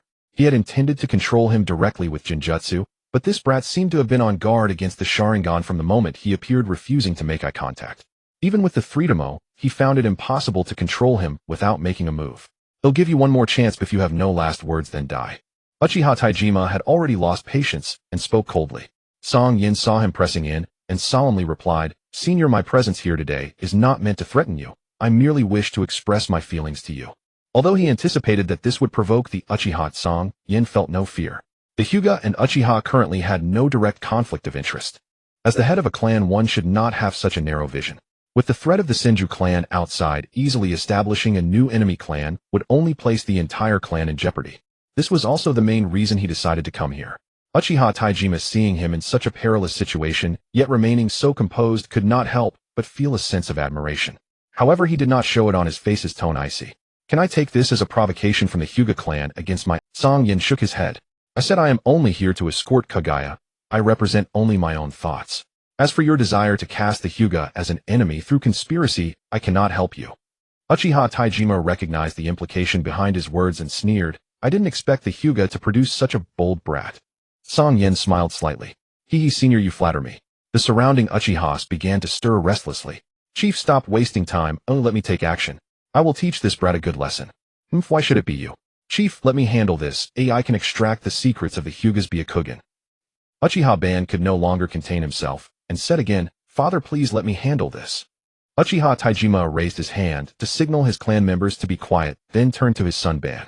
Are you sure you won't be soft-hearted like last time? Uchiha Ban nodded. Uchiha Taijima nodded in return. Very well, I will give you this opportunity. The other clan members looked like they had just lost a grand prize, their expressions falling. But out of trust for their chief, in an instant they raised their fists and shouted, Young Master Ban, beat him up hard. Yes, trample the Hyuga underfoot. Cang Yan listened to the Uchiha around him clamoring to tear him apart, feeling no waves in his heart. He turned his gaze towards Uchiha Ban, who was approaching. It had been over a month since their last encounter. Cang Yan felt a surge of excitement. As two of the future great powers, he wanted to see just how much stronger Ban had become. Although he was more curious about that guy Senju Hashirama, with Senju Tobarama's human-shaped sensor around, it was truly difficult for him to approach the Senju territory. Uchiha Ban came to a stop not far from Cang Yan, a sinister smile appearing on his face. Bastard, you actually deceived me and took away my sister. Today, I will definitely kill you. Cang Yan smiled faintly. Then let's see if you've really improved. The surrounding Uchihas instinctively distanced themselves. Boom. Ban erupted with power, stepping off the ground like a cannonball, rushing towards Cang Yan with lightning speed, throwing a fist. Cang Yan did not retreat, standing firm to meet it heating. Bang! With a tremendous sound, the chakra shield surrounding Cang Yan was instantly shattered. He was astounded in such a short time Ban had actually trained his taijutsu to this level. However, the terrifying force caused him to be pushed back repeatedly. Almost simultaneously, Ban swept behind Song Yan with a spinning kick. Song Yan hurriedly rolled to the side. Boom. Ban's kick shattered the ground. Song Yan looked at the terrifying force, cold sweat pouring down his back. No wonder it was Uchiha Ban. His speed and strength had nearly tripled since their last fight. Seeing that his two surprise attacks had failed, Ban's expression turned serious. He had learned from the clan elders about the combat style of the Hyuga clan and knew they had a special gentle fist technique with astonishing attack power. Having witnessed Song Yan's bizarre non-Hanseal chakra ball last time along with the gentle fist that the elders were wary of, he knew he could not let Song Yan get close. In an instant, he shifted his attack strategy. Without pausing, he quickly formed hand seals and shouted, "Fire release, great fireball technique." In the next moment, a giant fireball surged forward towards Song Yan, directly creating distance. Song Yan, unwilling to be outdone, also quickly formed hand seals. In the next second, a fireball appeared that was even larger than the one Ban spewed out. Boom. The two fireballs collided, producing a thunderous sound. The air seemed to boil, warping as a result. At that moment, the surrounding Uchihas were utterly astonished, their expressions turning grave. Isn't the Hyuga clan primarily focused on gentle fist? Why can this brat use the great fireball technique that our Uchiha excel in? This power seems even stronger than young Master Ban's. Bastard, we must not let this brat go. In the midst of it all, Ban could not afford to be astonished by Song Yan's great fireball technique. After gaining distance, he shouted, "Fire release, Phoenix fire technique." In an instant, dozens of flames radiating intense heat shot towards Song Yan like flowers scattered by heavenly maidens. Song Yan knew he could not evade, so he poured all his chakra and shouted, 8 trigrams, return heaven." Then Song Yan spun rapidly, forming a semicircular chakra shield. Bang! The flames rushing towards him were all shattered. Seeing such a defense for the first time, even Ban was somewhat surprised. He cursed softly. In close combat, the opponent was no weaker than himself, and in long-range combat, the opponent had such a troublesome defensive technique. It seemed he could only look for opportunities to interfere with the opponent using Jinjutsu. The Tsutomu Sharingan was already capable of unleashing impressive Jinjutsu. With targeted training during this period, he felt a glimmer of confidence. Shadow Clone Technique. Ban's eyes narrowed as he formed the hand seal of the cross. In the next moment, 3 identical figures materialized around him and charged straight at Song Yan. Song Yan's heart jolted. This guy actually knows the Shadow Clone. Indeed, during their previous encounter, Ban had used that technique. Song Yan took a deep breath, marveling inwardly. In just that brief moment, he had already memorized it. He had spent quite some time researching that technique himself. However, he knew that the truly formidable Ban was the one who would later possess the Mangekyo Sharingan. Currently, with his gentle fist, he was nearly invincible. This was evident from Ban's quick switch in attack patterns. He was indeed wary of the gentle fist. Now that he had split into shadow clones, he likely intended to use them to pin him down while seizing the chance to cast a Jinjutsu with his Sharingan. Song Yan quickly figured out Ban's plan and felt a reluctance to continue fighting. Calculating the time his main body should be nearing the clan compound. To avoid delaying the mission, better head back early. Song Yan made up his mind. Just then, one of the clones reached Song Yan and punched toward his face. Having lost interest in the fight, Song Yan let the fist land on his face and was sent flying backward. Ban was stunned by the sight. What's wrong with this guy? I haven't even used my Jinjutsu yet. Why did he just Song Yan hit the ground, looked at Ban, and curled a strange smile. Ban, time's up. Next time we meet, I'll give you a proper welcome. Before Ban could react, Song Yan slowly rose to his feet. Poof! His body turned into smoke and vanished. At that moment, all the Uchiha fell silent. Uchiha Ban stared at the spot where Song Yan had disappeared, his gaze vacant. The thought that he had been fighting a mere clone for so long ignited a raging fury within him. Defeat last time could be attributed to carelessness, but this time he had been toyed with once again. Resentment, fury, bitterness. A torrent of emotions surged within him like boiling water. Ban's expression gradually twisted into a snarl. The crimson tomo of his Sharingan spun faster and faster, in an instant transforming into 3 tomo. Uchiha Taijima was also extremely enraged. Having a brat intrude into the clan grounds was already a grave provocation. His own proud son couldn't even break through a mere clone of the enemy. How could he not be furious? What infuriated him even more was that none of the clan members, himself included, had seen through the clone. Disgrace. An utter disgrace. However, seeing his son's evolved Sharingan, his suppressed rage finally began to ease. In just 2 months, Ban had evolved to possess the same 3-tomo Sharingan as his father, the fastest evolution in the clan's history. But recalling the fight between that brat and Ban, Uchiha Taijima's face darkened. A moment later, a flash of insight crossed his mind, and his gaze involuntarily turned toward his daughter's tent. Meanwhile, Song Yan's main body returned to the clan grounds. Without resting, he immediately began packing his belongings. Just then a surge of memory flooded his mind. Upon realizing that his clone had fought Ban again, he couldn't help but shake his head internally. At his current cultivation pace, he was probably still a bit stronger than Ban. If he used all his trump cards, he should be able to defeat him. But Cang Yan didn't allow himself to become complacent. Ban's true strength lay in his potential and ceiling. If he were to awaken the Mangekyo Sharingan, maintaining this advantage would be difficult. He couldn't help but rub his forehead. The Byakugan had a great advantage in the early stages, but its growth ceiling was low. Only if one possessed a bloodline as powerful as the Sage of Six Paths pushing the Byakugan to its limits, or evolving into the Tensigan, could one truly dominate the ninja world. But achieving either was incredibly difficult. Cang Yan smiled bitterly and shook his head, casting aside distractions to focus on packing. Arriving at the clan leader's tent, Rixiang Hongbing was already waiting. Inside the tent, there was also a tall, slender young man with a very delicate appearance. Judging by appearance, he was probably a few years older.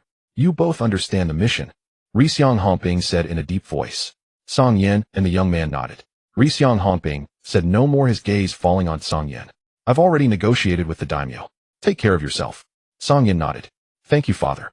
Rixiang Hongbing waved his hand. Cang Yan and the young man nodded and withdrew in unison. Outside the tent, his elder brother Rixiang Zhongren and Rixiang Qianhui stood side by side, each holding a bundle. Rixiang Zhongren looked at the two as they emerged, a strange glint flickering in his eyes. Cang Yan didn't notice, but seeing Rixiang Qianhui's slightly reddened eyes, his heart softened. He smiled and reached out to ruffle her hair. The next second, his elder brother Rixiang Zhongren grabbed his wrist. This is the dried food Qianhui and I prepared for you. Keep it for the journey, Rixiang Zhongren said with a serious face. Cang Yan. Brother Cang Yan, you must be careful, Rixiang Qianhui, eyes red, said with a worried expression. Cang Yan nonchalantly raised his other hand and quickly placed it on Rixiang Qianhui's head, ruffling her hair. With a smile, he said, don't worry. You should also train hard. When I return, I'll be checking up on you. Rixiang Zhongren narrowed his eyes slightly, pulled Cang Yan's hand, and pressed the two small bundles into his palm with an enigmatic look. Cang Yan rolled his eyes, conveying his displeasure through his gaze. This girl is still a little sprout, and you're already protecting her. Seriously, I'm your own brother. Rixiang Zhongren shot him a glare. That's your future sister-in-law. Show some respect. Cang Yan rolled his head in exasperation, then turned to Rixiang Qianhui with a comforting smile. Qianhui, I'm off now. Go train now. Bye-bye. Rixiang Zhongren gave him no chance for further communication, pushing Cang Yan toward the clan grounds exit. Rixiang Qianhui nodded understandingly, waved her hand obediently, then turned her head away, suppressing the emotions welling up inside her. Cang Yan was forcefully pushed out of the clan grounds. A wave of sorrow surged in his heart. So this is the coldness of a great clan. They wouldn't even give him a proper farewell. Outside the clan grounds, Cang Yan was about to leave with his teammate when he saw Rixiang Zhongren address the teammate solemnly. Have you remembered everything father instructed? The young man lowered his head respectfully and answered yes. Cang Yan frowned. This young man's voice sounded oddly soft. He didn't know what his elder brother said next, but the young man's neck visibly flushed with a pink hue. Cang Yan's heart skipped a beat. What the hell? He felt like a sissy. Under his elder brother's gaze, Cang Yan finally couldn't hold back and waved his hand before quickly departing. The young man immediately followed. Though reluctant, Cang Yan matched his pace and spoke up. Cang Yan, what's your name? The young man looked unfamiliar, probably someone who had been on long-term missions outside. I am Rixiang Lushui. A crisp voice with a hint of androgynous low pitch. Cang Yan couldn't tell the gender at first, but judging by the attire, it was definitely a boy. Cang Yan could only attribute it to the peculiarities of someone who worked undercover. They traveled in silence until they left the Hinata territory, then began dashing through the woods. Rixiang Lushui rushed ahead, taking the lead as the pathfinder. The outside world was full of deceit and traps, so Cang Yan didn't dare be careless. He activated his Byakugan. He carefully observed his surroundings. However, when his gaze swept over Rixiang Lushui, leading the way, his foot slipped, and he tumbled headfirst off the tree. Cang Yan cried out in pain, clutching his head as he sat up straight. What's wrong, Cang Yan? His teammate instantly appeared before him, his face etched with anxiety. However, seeing Cang Yan staring intently at her chest with his Baiyan activated, she hastily covered her chest, her face flushed red like a boiled shrimp, and stammered, Cang Yan, you're bleeding. Cang Yan quickly lowered his head, deactivated his Baiyan, and raised his hand to cover his nose. Damn, a woman. Thinking of the two slightly substantial buns he had just glimpsed pressed flat like pancakes by the cloth underneath, he felt his face flush. Risu, Sister Risu, why are you dressed in men's clothing? Song Yin looked innocently at the blushing Ri-seong Liu, utterly speechless inside. Such a pretty girl, why pretend to be a man? Ri-seong Liu handed him a pink handkerchief, murmuring weakly, Sorry, I just got back from AM. Mission today. Haven't had time to see change. Song Yin looked at the handkerchief, which was made of expensive material and embroidered with delicate flowers, and couldn't bear to soil it, so he declined her kindness. Hearing that it was because of a mission, he immediately understood. Seeing his refusal, Ri-seong Liu's eyes flickered and her expression dimmed slightly. Song Yin didn't think much of it. He stood up, wiped his nose with his sleeve, and changed the subject. Sister Ryu, no need to apologize. It was my own carelessness. Let's keep moving. With that, he jumped onto a tree first. Ri-seong Liu put away the handkerchief, paused for a moment, then followed. Ri-seong clan leader's tent. Have they left? Ri-seong Hongbing looked up at Ri-seong Zhongrun, who had entered the tent. Ri-seong Zhongrun nodded. However, out of curiosity, he still asked, Father, isn't this arrangement a bit too frivolous? Although it was he who had suggested finding a partner for his younger brother, he truly hadn't expected Ri-seong Liu to be dressed in men's clothing today. Ri-seong Hongbing looked up at Ri-seong Zhongrun and, rare for him, curled a slight smile. Liu is a very talented girl in the clan. If she unites with him, they will surely produce pure bloodline. However, Song Yin is lively by nature and not easily deceived. Creating a few little accidents can also accelerate their bonding. You're still young, you don't need to know too much. Feeling he had said too much, Ri-seong Hongbing, unable to suppress his smile, waved his hand to signal that Ri-seong Zhongrun could leave. Ri-seong Zhongrun, what do you mean I'm still young? Father, haven't you forgotten that I'm the same age as my brother? However, he could only keep these thoughts to himself. As usual, he bowed respectfully and withdrew from the tent. Ri-seong Zhongrun glanced in the direction Song Yin and the other had left, sighing inwardly. Brother, whether you and Sister Risu will have a future is up to you. Song Yin was completely unaware of their scheming. At this moment, he was traveling and chatting with Ri-seong Liu. Ri-seong Liu was rather taciturn. But since they were going to be teammates for a year, Song Yin didn't want to face a block of wood every day. Sister Ryusu, do you often disguise yourself as a man on missions? Ri-seong Liu's neck flushed pink, and she nodded guiltily. Song Yin finally sensed something amiss, and doubts began to grow in his mind. If they needed a female disguise, the clan might as well send a man directly. Why go through the extra trouble? Then it seems Sister Ryusu has some special ability. Song Yin joked. Otherwise, why would someone as beautiful as Sister Ryusu dress up as a boy for a mission? Hearing this, Ri-seong Liu's mind went blank. He called me beautiful. Is he interested in me? What should I do? The clan leader told me to become his within a year. Is it going to happen so soon? So embarrassing. Unaware of Ri-seong Liu's thoughts, seeing her gaze become dazed, he looked speechless. This girl, can't she take a compliment? Why is she spacing out? Suddenly, Song Yan's heart tightened, and a sense of alarm surged. Seeing Ri-seong Liu still in a daze, he quickly moved, scooped her up in a princess carry, leaped into the air, and dodged. A dozen shuriken immediately embedded into the tree where the two had just been standing. Song Yin glanced helplessly at Ri-seong Liu, speechless inside. This girl really lacks vigilance. He looked at the more than 20 men in various outfits who appeared at the foot of the tree in the distance, carrying all kinds of weapons already surrounding the two. Song Yin frowned. This place was far from the clan territory, and no other families were stationed nearby. How could they suddenly encounter so many opponents? At the same time, he was inwardly annoyed. Too busy chatting, I didn't even notice someone approaching. He activated his buy-in and probed for a moment, finding that the chakra levels of these 20-plus men were pitifully weak. He frowned. Could they be bandits? Song Yin put me down. At this moment, Ri-seong Liu set her face red. Oh. Song Yin immediately let go, and at the same time asked, Sister Risu, what should we do? Ri-seong Liu was older than him, so Song Yin sought her opinion. At this moment, the opposition began to curse and grumble. Just two half-grown brats. Looks like this mission is really way too easy. Before we came, the boss said it would be tricky. I think the boss is just too cautious. Alright, let's get it done quickly. After this, I plan to go soak in a hot spring. The 20-plus men chattered on, already deciding Song Yin and the other's fate. Ri-seong Liu's expression also turned serious, and her whole body emanated a coldness entirely different from before. Find an opportunity to break through. We can't be held here. Song Yin was stunned. These people aren't strong at all. But then he heard Ri-seong Liu say solemnly, our travel route is unknown to outsiders. These people blocking us here clearly came prepared. I suspect they are hired rogue ninjas. Song Yin froze. Are these people targeting them? He couldn't help but observe more carefully. When he noticed that a few of them had waist pouches packed with a considerable amount of cash, his eyes lit up. Sister Ryusu, who do you think sent them? Song Yin swallowed and asked curiously. Ri-seong Liu said, Our Hyuga clan has close ties with the daimyo. Since these people are targeting us, they were probably sent by the daimyo's political opponents. Their purpose is to create a rift between the daimyo and our Hyuga clan. Cang Yan frowned. He hadn't expected this little girl to know so much. It seemed the missions she went on were related to the daimyo. Although he was not fond of the daimyo's rule in the Naruto world, he hadn't expected that such a pampered figure would have political opponents. With that, Cang Yan had no more scruples, and a hint of excited smile appeared on his face.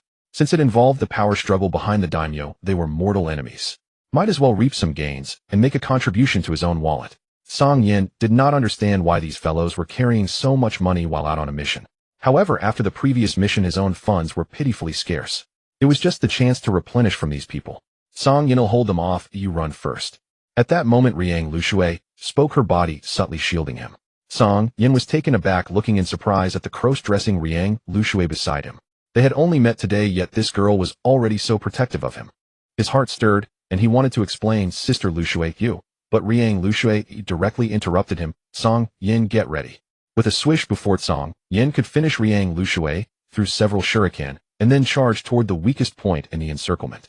Cang Yan was speechless. Was this girl so dictatorial? She didn't even give him a chance to speak. Forget it. Cang Yan shook his head. Anyway, he just needed to kill them all. Cang Yan's figure flickered, and he rushed toward a bald man with the strongest chakra response. Cang Yan, come back.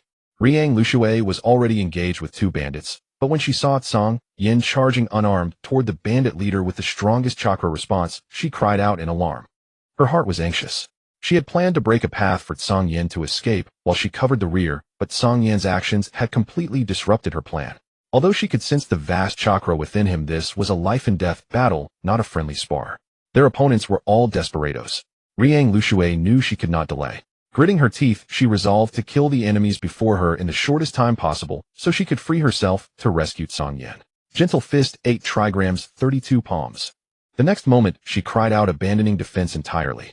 Her pale hands became blurs, fiercely striking the opponent's acupoints. The two enemies convulsed as if electrocuted, losing combat effectiveness in moments. Relentlessly had expended considerable energy, but just as she turned to support Cang Yan, she froze. Cang Yan did not use the gentle fist. His feet moved at extreme speed, fingers flying, chakra air blades pouring out wildly.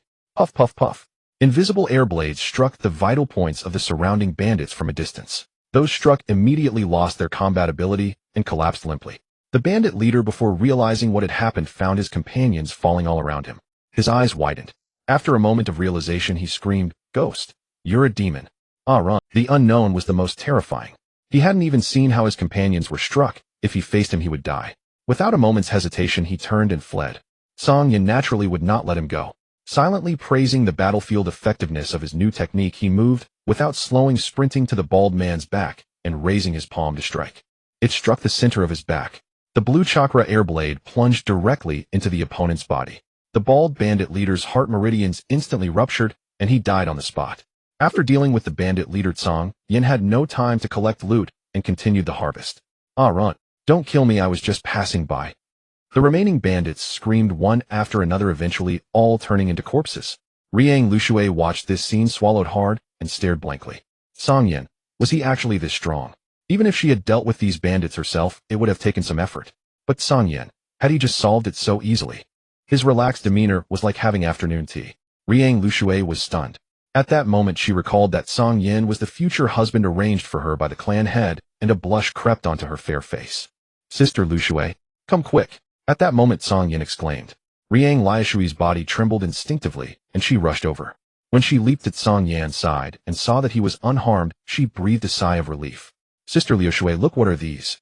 Cang Yan handed over the objects in his hand. Relentlessly gazed at the pile of photos in her hand, her beautiful eyes narrowing. Among them were photos of her and Cang Yan. The remaining dozen or so were unfamiliar faces. Even several of them had been marked with red crosses. Relentlessly said in a deep voice, these people should all be the ones selected from various clans to carry out the mission of escorting the daimyo. Cang Yan nodded. He had looked through all the photos and discovered two familiar figures, Huey Dashin and that genius of the Huey clan, Ōtsutsuki. Old acquaintances. Cang Yan looked surprised. They actually sent those two hillbillies from the Huey clan to protect the daimyo.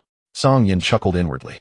Those hillbillies have short fuses, they might as well be going to assassinate the daimyo. Relentlessly looked at the photos, silent for a moment, then said gravely, Cang Yan, I suspect there are more than just this group of attackers. Let's leave quickly. Cang Yan hadn't finished cleaning up the battlefield. Sister Liu Shui, wait a moment. He formed hand seals and instantly split into a dozen shadow clones. He said to the clones, finish quickly. The clones immediately obeyed, swiftly cleaning up the battlefield. Liang Liushui's jaw dropped at the sudden sight. What is this? Solid clones. Does the clan have such a secret technique? Cang Yan's original body had already looted the bald bandit's money and found 2 explosive tags. Cang Yan spat lightly. And you call yourself a bandit? Only 2 explosive tags, how poor. After cleaning up the battlefield, Cang Yan happily collected 263 coins, dozens of shuriken, 2 wires, and a total of 10 explosive tags. Cang Yan felt again that these guys were too poor. Well, the coins were quite a lot. Adding the 10,000 taels his father had given him when he left, he now had a total of 270 taels. Here, Sister Liu Shui, share, and share alike. Half for each of us. Cang Yan sorted the coins and divided all the loot in half, handing 1 portion to Liang Liu Shui. Although she had only killed 2, she deserved it for having shielded him without hesitation. Liang Liu Shui quickly waved her hand. Cang Yan, keep it. I don't need these for now. Seeing her refusal, Cang Yan smiled inwardly and decided to give it to her later when the opportunity arose. Without further ado, the 2 immediately set off at a sprint. This time Cang Yan did not dare to be careless. He kept his Byakugan active and discovered several more ways of interceptors which he and Liang Liu Shui carefully avoided. At dusk, they finally arrived outside the capital of the Fire Country. The towering city gates and bustling crowds were far more prosperous than the surroundings of the Hyuga clan. After all, the Hyuga clan still lived in tents. Cang Yan shook his head and was about to call Liang Liu Shui to enter the city. You big jerk, it's actually you. At that moment, a surprised voice rang out. Cang Yan instinctively turned around and saw 2 faces with ferocious grins rushing toward him. Damn, Dashin the hillbilly, Date Songming. Cang Yan's heart sank. Sure enough, the 2 directly blocked his and Liang Liushui's path. Liang Liu Shui instinctively shielded Cang Yan behind her. Huey Dashin clenched his fists, his gaze passing over Liang Liu Shui, looking eager to try something. You big brute, I'm not convinced I lost last time. Let's go again. Huey Dashin's deep voice rumbled, his eyes gleaming with excitement. Right, me neither. The big-brained Huey Shiryan chimed in. Cang Yan rolled his eyes internally. He genuinely wondered if the daimyo had a screw loose recruiting these dullards from the Huey clan. Though he wasn't afraid of them, the last incident had nearly implicated his clan leader father. Had learned his lesson and had no desire to provoke such hillbillies again. Brothers, I'm unwell. Can't fight for now. Cang Yan held his head, wearing a dismissive expression. Huey Dashin waved a hand. No, you must fight. Exactly, must fight. Huey Shiryan echoed. Cang Yan looked at this parrot, and a fresh wave of inexplicable anger welled in his heart. If had known, he should have stomped on this big-brained fool a few more times. Damn it, just looking at him was infuriating. Seeing Huey Dashin already reaching 1 hand toward his back and the other trying to push Liang Liu Shui aside, Cang Yan quickly pulled Liang Liu Shui behind him. These 2 were not opponents Liang Liu Shui could handle. Cang Yan, Liang Liushui's face was etched with worry. From their attitude toward Cang Yan, they seemed acquainted. But this acquaintance was not of the friendly sort. Moreover, from her years of experience, they were likely members of the Huey clan. Extremely troublesome. Cang Yan shot her a reassuring glance, then his mind raced. The best way to deal with hillbillies was not to go head-to-head with them. So his expression shifted, donning a friendly smile. Just as he was about to speak, he heard the big-brained one say, Big brother, I think he's about to set us up. What? Huey Dashin's gaze toward Cang Yan instantly sharpened with killing intent. Cang Yan, fine. So this is how it's going. Big brain, I'm marking you. They'll find a chance to finish you off. Cang Yan cursed inwardly. Yet on the surface he hurriedly said, Don't misunderstand, brothers. You've traveled all this way, you must be hungry. Fortunately, I got some good stuff today. How about I treat you to a meal? Huey Dashin was taken aback, glancing blankly at the big-brained one beside him. What does he mean? Huey Shiryan thought for a moment. Big brother, he wants to curry favor with us. Huey Dashin immediately waved his hand. Don't think you can get close to me. I don't fall for that. Cang Yan, his anger toward Huey Shiryan grew another notch. He took a deep breath to suppress his emotions, then forced a smile. All right, then I'm hungry. If you 2 aren't eating, I'll go first. Let me be clear, beating a starving man is nothing to be proud of. Huey Dashin finally grasped Cang Yan's meaning. He thought it over, then nodded. Makes sense. All right, I'm hungry too. Let's eat first, then fight after. Huey Shiryan also nodded, a rare occurrence. Cang Yan rolled his eyes internally. They entered the capital. The streets were crisscrossed with countless shops, and the crowds were far denser. Cang Yan gave it a cursory glance and lost interest. Its prosperity was about the same as a small county town from his past life. But the Huey Dashin and Huey Shirin walking beside him were like Granny Lu entering the Grand View Garden, utterly amazed by the new surroundings, marveling at every sight. Big brother, this place is way prettier than our clan. Look at this food. I've never seen it before. Huey Shirin's eyes were wide with wonder.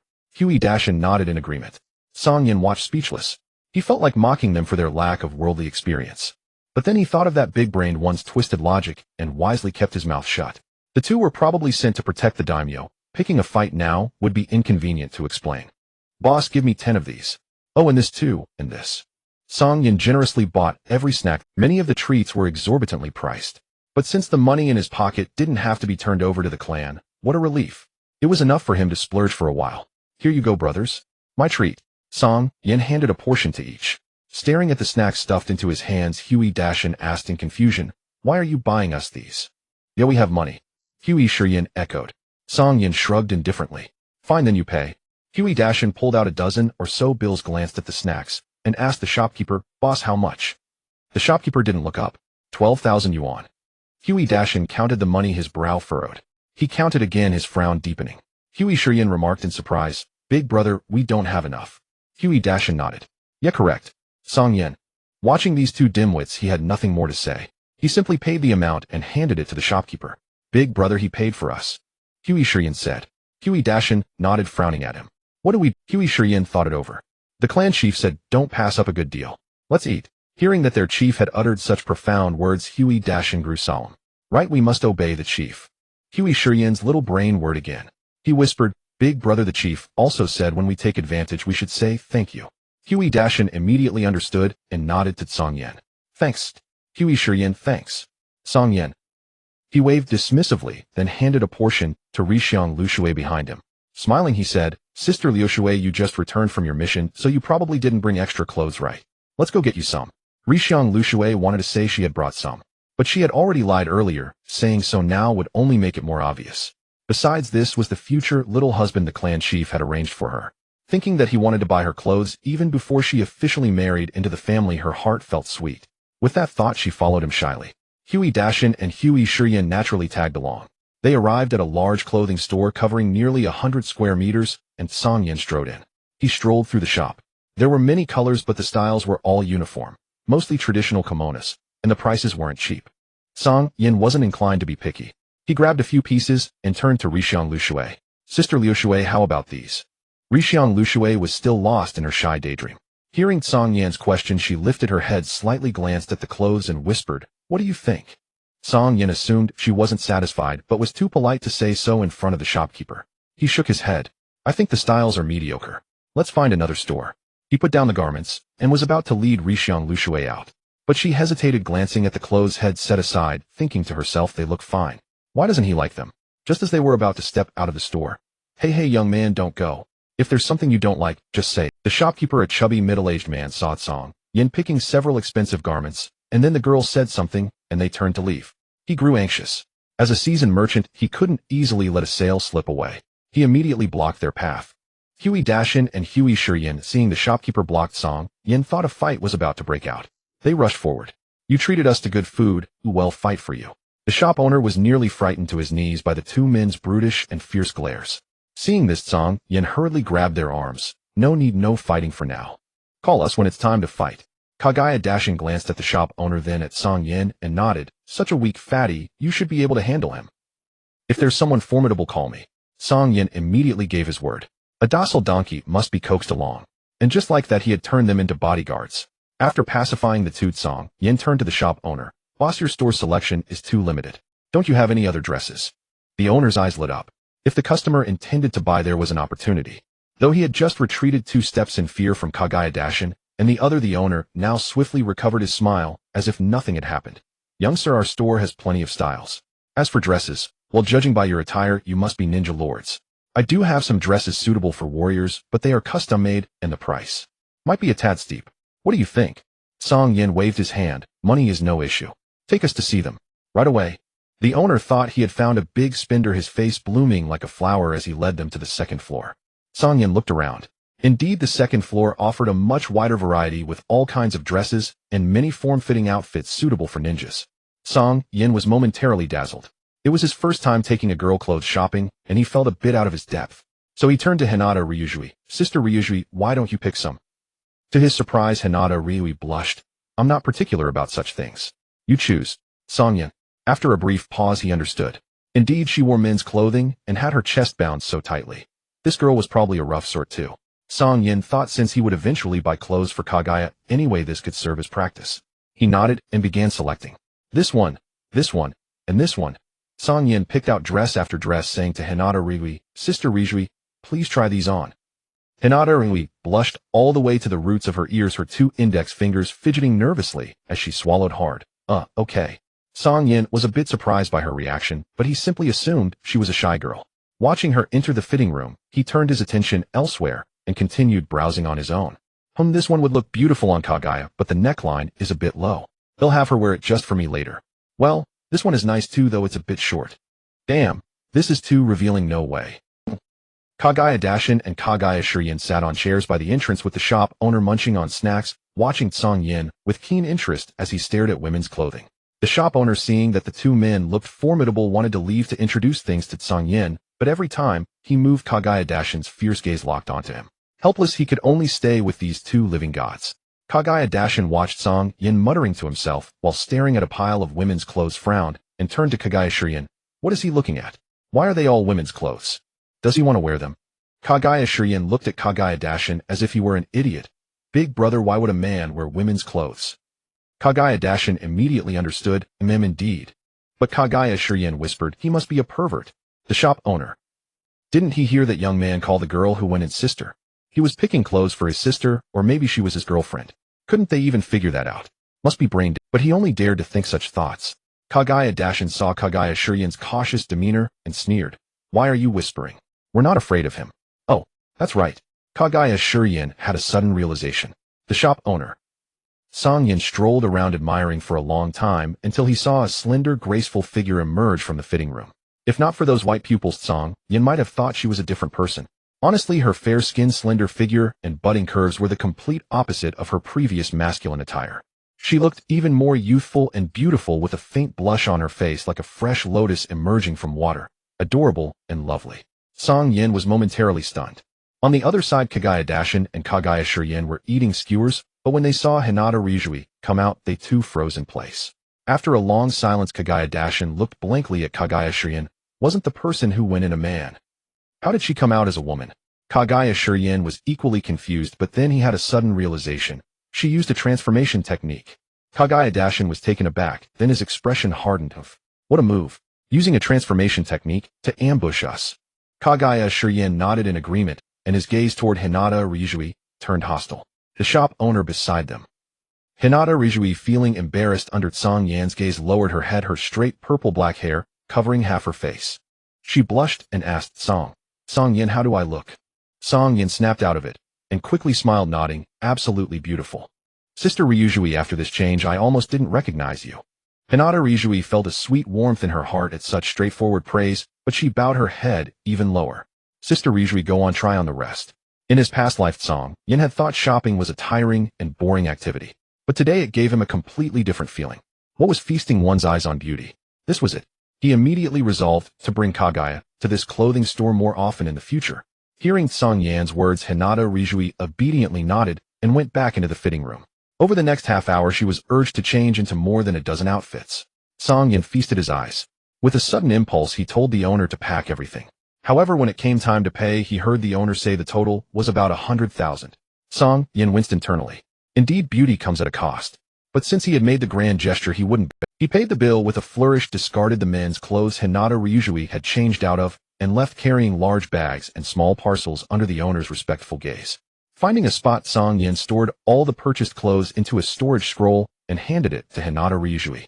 In his mind, he thought that when he returned, he would definitely pick out a dozen, no dozens, of outfits for Kaguya too. Hinata Ryujui, blushing shyly, took the scroll and carefully placed it into her ninja tool pouch. These were bought by her future little husband. She had to keep them safe. As for the money spent, Hinata Ryujui felt it was a gift from her little lord, and she accepted it with peace of mind. Hey, you big jerk, when are we going to spar? At that moment, Kaguya Dashin broke the atmosphere with a hostile expression. Cang Yan raised an eyebrow. Are you too full? Kaguya Dashin and Kaguya Shiryan exchanged glances and shook their heads. Cang Yan clapped his hands. Alright, let's go eat first. However, thinking about the mission, his clan leader father had only told him not to cause trouble. The specifics were unknown to him, just that he had to protect the daimyo. So he turned to Hinata Ryujui. By the way, Sister Ryujui, is there no time limit for reporting to the daimyo's? Hinata Ryujui shook her head. We made good time today, so we arrived early. As for the daimyo, we just need to report by noon tomorrow. Cang Yan nodded. That's good then. We can take this time to rest well. Kaguya Dashin furrowed his brows upon hearing this. But Cang Yan didn't give him a chance to speak, waving his hand grandly. Come on, let's go have a feast. After a hearty meal, only Hinata Ryujui ate like a lady. The other three, including Cang Yan, were greasy-mouthed from eating. Perhaps out of sheer spite, Kaguya Dashin and Kaguya Shiryan challenged Cang Yan in eating. Whatever he ate, the meal cost Cang Yan a whopping 50,000. Even he felt a pang of pain. In just one day, he had blown through over 100,000. Damn, it's been a long time since I spent like this, and when I do, it's deadly. Cang Yan couldn't help but think if only there were a few more assassination attempts like today's. He glanced discreetly at the two fellows whose bellies were round from eating. With these two as bodyguards, he could save some effort. Hey, you big jerk, now that we're full, can we fight? Kaguya Dashin stood up, burped, and wore an excited expression. Seeing Huey Dashin and Huey Shiryan eager to try, Cang Yan waved his hand and said, as the saying goes, strenuous exercise after a meal harms the body. Huey Dashin, what do you mean? Fearing that the smart one would stir up trouble again, Cang Yan directly explained, that is, if you eat too much you can't fight fiercely, otherwise you'll get diarrhea. Is that so? Huey Dashin looked at Huey Shiryan beside him. Huey Shiryan thought for a moment and said, did you come up with that? Cang Yan shook his head. A wise person said it. Huey Shiryan immediately looked at Huey Dashin and nodded. Yeah, that's not wrong at all. Huey Dashin thought for a moment. Alright, let's find a place to rest first and fight after we're well rested. Cang Yan immediately replied, deal. Come on, let's go soak in a hot spring. Then we'll take a nap. Rixiang Lushui watched Cang Yan obviously stalling, and the two willingly went along with the ruse and couldn't help laughing inwardly. Her future little husband was really something. Time flew by. The next day, inside the inn, Cang Yan was still in his dream, dreaming of playing house with an adult Huey when he was awakened by a knock. Irritated, he got up and opened the door. Seeing Huey Dashin's excited face, he said helplessly, bro, what do you want? Fight. Cang Yan. He took a deep breath. I haven't rested yet. Even if you beat me, you won't be a true hero. These words immediately struck a chord with Huey Dashin. A true hero? You call me a true hero? Cang Yan. Yeah, big bro, you are a true hero, and he is the second hero. Huey Dashin glanced at Huey Shiryan behind him and immediately shook his head. You're half right. I am a true hero, but he isn't the second hero. Apart from having a slightly better brain, his strength is far too weak. While the clan leader would be the second hero. Huey Shiryan immediately became unhappy. Big bro, you can't beat the clan leader. Huey Dashin shot him a fierce glare and whispered, are you stupid? Saying that in front of an outsider makes me lose face. Huey Shiryan suddenly saw the light and grasped the essence. Looking at Cang Yan, he said pretentiously, that's right, big bro is correct. The clan leader, can't beat him. Having said that guiltily, he leaned in and whispered, big bro, am I right? Huey Dashin nodded approval. Cang Yan, these two idiots are really bizarre. However, to avoid conflict, he had to say, alright, two heroes, can I sleep a bit more? Huey Dashin immediately put on airs. Deal. I also want to fight you at your peak. Go rest while, bang. Cang Yan directly closed the door and dazedly crawled toward the bed. An hour later, Huey Shiryan suddenly had a flash of insight. Big bro, it seems we're guarding his door. Huey Dashin glared at him. Idiot, we're waiting for him to recover his energy. Huey Shiryan's stomach rumbled. His face fell. Big bro, I'm hungry. Huey Dashin immediately said irritably, you're more trouble than you're worth. Huey Shiryan heard and immediately gave a thumbs up. Big bro, you used those words well. You're almost as smart as me. Huey Dashin said proudly, of course. That's what the clan leader said when he scolded me. Huey Shiryan immediately nodded. Indeed, the smartest one is still the clan leader. Yeah. Huey Dashin thought for a moment. Let's go. I'm hungry too. We'll come back after we've eaten. The two marched triumphantly toward the breakfast shop downstairs. Until 11 in the morning, Cang Yan was woken by Rixiang Liushui's knock. When Cang Yan opened the door, he found Huey Dashin and Huey Shiryan guarding the entrance like bodyguards, along with Rixiang Lushui, holding breakfast, looking innocent. Cang Yan rolled his eyes speechlessly. Cang Yan, I have received a message from the daimyo. You should wash up and eat quickly. We need to get going soon. Rixiang Lushui said. Cang Yan pulled Rixiang Lushui inside. You all wait a bit longer. Let me finish washing up and eating first. Bang. Before the two could reply, Cang Yan closed the door again. Cang Yan, they Watching Cang Yan quickly wash up and start eating the breakfast, she brought Rixiang Lushui, still opened her mouth curiously. Cang Yan chewed on a meat bun and mumbled, "Sister Liushu, don't worry about them, or you might get hurt." Rixiang Lushui was a bit worried. "The Hui clan is formidable. I'm worried about you going alone." Cang Yan swallowed the meat bun and smiled, lowering his voice. "It's fine. That big guy once lost to me and won't accept it, so he came to challenge me. Don't worry, I know my limits." Hearing this, Rixiang Liushui's eyes widened. Although she had never fought the Hui clan as an intelligence agent, she knew a lot about them. That troublesome bone pulse couldn't even be easily breached by the gentle fist of the Hyuga clan. According to the elders of their clan who had fought them, even they were not sure of victory when facing a member of the Hui clan alone. But now what did she hear? Cang Yan seemed to be only 12 years old, yet he had defeated a nearly 20-year-old Bone Pulse clan member. At that moment, she suddenly felt how ridiculous she had been to worry about his young age and lack of experience. However, thinking that the clan leader had arranged for her to be the wife of such an outstanding youth, she felt even more shy. Cang Yan saw her face turning pale, and then red, and was a bit bewildered. What is this girl thinking? She always zones out. Finishing the meat bun in a few bites, Cang Yan waved his hand in front of Rixiang Lushui. "Sister Lushui." What's wrong?" Startled Rixiang Lushui snapped back to reality, her pretty face flushing. Cang Yan said helplessly, "Sister Liushui, what are you thinking about? That's so absorbing." "I said we can go now." Rixiang Lushui stammered shyly, "Nothing. Let's go quickly." Cang Yan. He looked at Rixiang Lushui suspiciously, and seeing that she didn't dare meet his eyes, he wondered to himself, "This girl, could she have a crush on me? Well, although I am indeed handsome, elegant, dashing, romantic, imposing, gentle, and peerlessly graceful. Shameless." Cang Yan thought that with all these virtues, it was no wonder this girl had a crush on him. If he didn't already have Hui in his heart, he would have had a wonderful time with this girl. He wondered which bastard would get her in the future. What a pity for such a lovely girl. Cang Yan silently shook his head. Opening the door, he saw the two gatekeeper-like figures, and said helplessly, "Two heroes, we have a mission to carry out, so the fight will have to be postponed." Hui Dashin was taken aback, the light in his eyes instantly dimming. He was suddenly furious. "You big bastard, are you messing with me?" "Indeed, big brother, he's just brushing us off." Hui Shiyin immediately echoed. Cang Yan, however, blinked meaningfully. "Did your clan leader entrust you with any instructions?"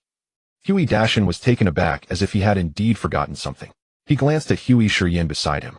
Hui Shiyin pondered for a moment, then his eyes lit up. "I remember. The clan leader told us to protect some weakling." Hui Dashin paused, then waved dismissively. "Who cares about that? What's the point of protecting a weakling? Fighting is far more practical." He turned to Cang Yan and said bluntly, "You big jerk, hurry up. I can't wait any longer." Cang Yan, however, looked astonished. "Are you really going to ignore the words of such a formidable clan leader?" Hui Dashin's expression stiffened and his brows knitted together. Hui Shiyin also appeared conflicted. Cang Yan seized the moment. "We can fight anytime. Once the mission is done, we'll have our fill of brawls. But the clan leader's words, we must heed them." Hui Dashin's frown deepened. After a long pause, Hui Shiyin said, "Big brother, I think the big jerk." Hui Dashin looked at Hui Shiyin, then at Cang Yan. After hesitating for a long time, he finally gritted his teeth. "Fine. First we obey the clan leader. After we finish protecting that weakling, it'll beat the living daylights out of you." Cang Yan deliberately filtered out the hostile words. Arguing with a blockhead would only make him a fool. He nodded promptly. That's what a true hero should do." Hearing this, Hui Dashin and Hui Shiyin immediately puffed out their chests, wearing an air of supreme arrogance. Rixiang Liushui, standing behind Cang Yan, had already silently broken into a sweat. Although Cang Yan claimed he had defeated them before, there were two of them now. Her own combat prowess was not weak, but compared to these two members of the Hui clan, she was far inferior. She was deeply worried. But seeing Cang Yan easily talk them down, her anxious heart finally settled. The four of them traveled together. Cang Yan and Lu Shui led the way, while Hui Dashin and Hui Shiyin followed behind, resembling attendants. Yet the two remained oblivious. They munched on the snacks Cang Yan had bought for them, relishing every bite along the journey. Upon arriving at the daimyo's mansion, under Rixiang Liushui's guidance, they received their identity tokens and entered through the Vermilion Gate. The buildings of the daimyo's mansion were taller and more magnificent than the outer structures, with samurai guards stationed at intervals. They arrived at a plaza. Dozens of people of various appearances had already gathered there. Cang Yan frowned and turned to Rixiang Liushui. "Sister Liushui, are all these people here to protect the daimyo?" Rixiang Liushui shook her head. "The guards for the daimyo must be strictly selected. They still need to undergo a selection competition." "What about us? Do we need to take the test as well?" Rixiang Liushui shook her head. Our Hyuga clan possesses unique ocular abilities and a special status, so we are exempt from the assessment. Cang Yan breathed a sigh of relief. He had never been fond of the daimyo's ruling system anyway. If not for his father mentioning that he could access the daimyo's library, he would have been too lazy to come and protect some pampered idle weakling. Do you two want to participate in the assessment? Cang Yan turned and asked the two. Hui Dashin and Hui Shiyan were taken aback. Assessment? What assessment? Hui Dashin seemed to catch on. Does it involve fighting? Cang Yan nodded dumbly. Then we'll take the assessment. Both spoke in unison. Rixiang Lushui tugged at Cang Yan's sleeve and whispered, the Hui clan, due to their temperament, is also granted a special exemption from the assessment by the daimyo. Cang Yan almost burst out laughing. So even the daimyo knows that the Hui clan are a bunch of hotheads. He waved his hand. It's fine, let them have their fun. With these two guarding the daimyo, Cang Yan felt that the daimyo's personal safety was extremely precarious. All right then, brave men, we'll part ways for now and meet again later. Cang Yan cupped his fists and prepared to leave. What are you going to do? Hui Dashin was startled. Cang Yan, I don't need to take the assessment. What would I be doing here? No, you can't leave. I have to fight you. Hui Dashin's stubborn temper flared up. He stuffed the last skewer of food into his mouth, tossed the wrapper aside, and began cracking his knuckles. Sir, please do not litter in front of the daimyo's mansion. At that moment, a samurai clad in armor approached with a cold voice. Hui Dashin glanced at him. You want to fight? The samurai's expression hardened, and he said sternly, please pick up your trash. Otherwise don't blame me for being rude. Hui Dashin grew impatient. He directly pulled a bone blade from his shoulder blade, pointed it at the samurai, and a sinister grin spread across his face. You want to fight? Huh, I like this. This sudden move stunned the samurai, pulling out his own bone. That was too brutal. A chill ran down his spine. But as a matter of samurai pride, he snorted coldly, bent down, and picked up the trash off the ground. Bang! At that moment, Hui Shiyan also tossed his garbage away. The samurai glared at him coldly, then walked over and picked it up, as well silently leaving. Cang Yan was speechless. He had thought the samurai would show some backbone and put on a good show. And this was all. Hui Dashin spat disdainfully. The clan leader is really losing his mind, sending us to protect some weakling, and even his own men are weaklings. What a joke. The samurai, who had only taken a few steps, heard this, but dared not speak out in anger. He paused for a moment, then quickly walked away. Hui Shiyan leaned in and whispered, Big brother, keep your voice down. If word gets back, the clan leader will come and teach you a lesson. Hui Dashin immediately fell silent, then turned his gaze to Cang Yan. Big jerk, make your move. Cang Yan looked at the sharp tip of the bone blade and shrugged. Look over there. There are plenty of people stronger than me. Why do you have to pick on me? Without activating his Byakugan, he couldn't gauge the strength of these people. But among them he noticed a monk with thick eyebrows and big eyes. The monk's robe seemed to be from the fire temple of the land of fire. A smirk curled at the corner of Cang Yan's mouth. The fire temple was a renowned ninja temple in the land of fire, rumored to train monks who could wield a special power unique to the celestial clans. In his past life, Cang Yan had been extremely curious about the battle between the monk Chiriku and Haiden. A monk could unleash techniques like the 1,000-armed cannon, which in terms of effect was almost comparable to the 80-god sky strike used by the ninja world's ultimate boss Kaguya Ōtsutsuki. If it weren't for the disadvantage in intelligence and underestimating Haiden's immortality, Chiriku might not have necessarily lost. Cang Yan thought to himself, even someone like Asuma Saratobi could learn it, which meant that technique probably didn't require profound Buddhist doctrine as a foundation. He couldn't help but covet it. Hui Dashin was stunned. Which ones are stronger than you? Cang Yan discreetly pointed at the monk over there. See that monk? He's really strong. Hui Dashin frowned. A bald monk. Is he that strong? Cang Yan heard Hui Dushan directly call that monk baldy, feeling speechless in his heart. How he secretly murmured, if that guy could use the techniques of the earth realm, he should not lose against the corpses of the Hui clan. Striking from a distance with chakra would almost completely counter Hui Dushan. Unless he could transform into a more ferocious form, like Hui Junmaru in the original work, who had the blessing of a cursed seal. Otherwise, to defeat the opponent, there would be no choice but to exhaust themselves. Young man, are you talking about me? At this moment, the monk from the Temple of Fire evidently noticed Cang Yan, walked over proactively and greeted him with a Buddhist gesture, bowing his head. Cang Yan's face turned slightly awkward. He chuckled dryly and said, Master, seeing your extraordinary demeanor, I thought you were quite formidable. I hope I did not offend you. The monk smiled gently. I forgive you. Cang Yan. He truly is straightforward. Nevertheless, having initiated the trouble himself, he did not want to dwell on it. He smiled and said, My name is Cang Yan from the Hyuga clan. May I ask for your name, master? The monk slightly nodded. I am Kong Lu. Just as he finished speaking, Hui Dushan interjected, Hey, bald guy. He said, You're strong. Let's have a match. Kong Lu turned around, his thick brows slightly furrowed. You pretty boy are not my opponent. Song Yan almost burst out laughing. This guy, clearly a monk called Huiyi Dushan, such a strong man, pretty boy really, is a peculiar character. However, the people of the Huiyi clan do indeed have very fair skin, so calling him that makes some sense. But Huiyi Dushan was enraged. Whoosh. He slashed down with the bone knife in his hand. Kong Lu moved lightly like a feather, easily dodging. Song Yan immediately activated his Byakugan, not wanting to miss this great opportunity to observe his opponent. Huiyi Dushan, having been pent up for 2 days, was naturally thrilled to have someone to fight with. The surrounding crowd noticed the conflict between the two and quickly dispersed to watch the show. Another reckless youth daring to challenge Master Kong Lu. Alas, this kid is probably going to suffer.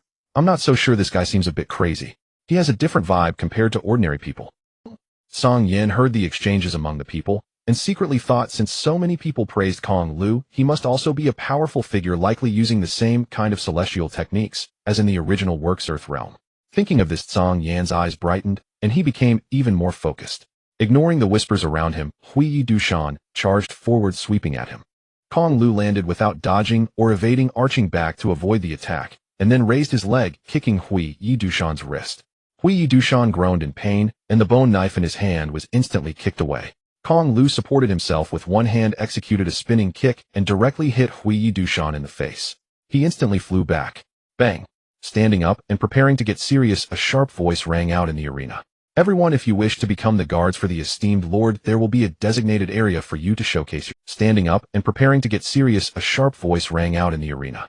Everyone, if you wish to become the guards for the esteemed lord, there will be a designated area for you to showcase your skills. Please refrain from fighting here. A rather effeminate, middle-aged man appeared at the entrance, addressing the two. Kong Lu immediately bowed slightly to the man, saying, "I will heed Lord Chuan's request." Song Yan watched as others also bowed towards the suddenly appearing effeminate man, feeling puzzled.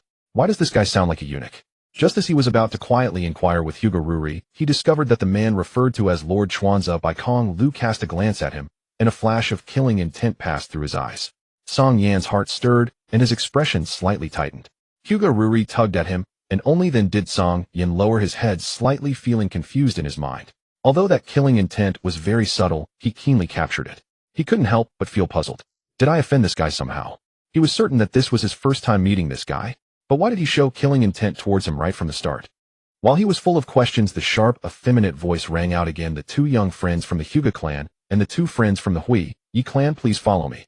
However, Huiyi Dushan ignored him completely and recklessly charged at Kong Lu again, launching another attack. The crowd gasped in surprise. Song Yan couldn't shake off the killing intent that had flashed by that guy, losing interest in observing the fight between the two. No matter what, he had already spent several thousand on these two mountain cannons. If they continued to make trouble, it would lead to unnecessary complications. He flashed forward, immediately blocking in front of Huiyi Dushan. Huiyi Dushan was taken aback, his excitement growing. What do you want to fight with me? Song Yan whispered, did you forget what your clan leader said? Don't make a move yet. After it's over, I'll fight with you. I'll treat you to a big meal.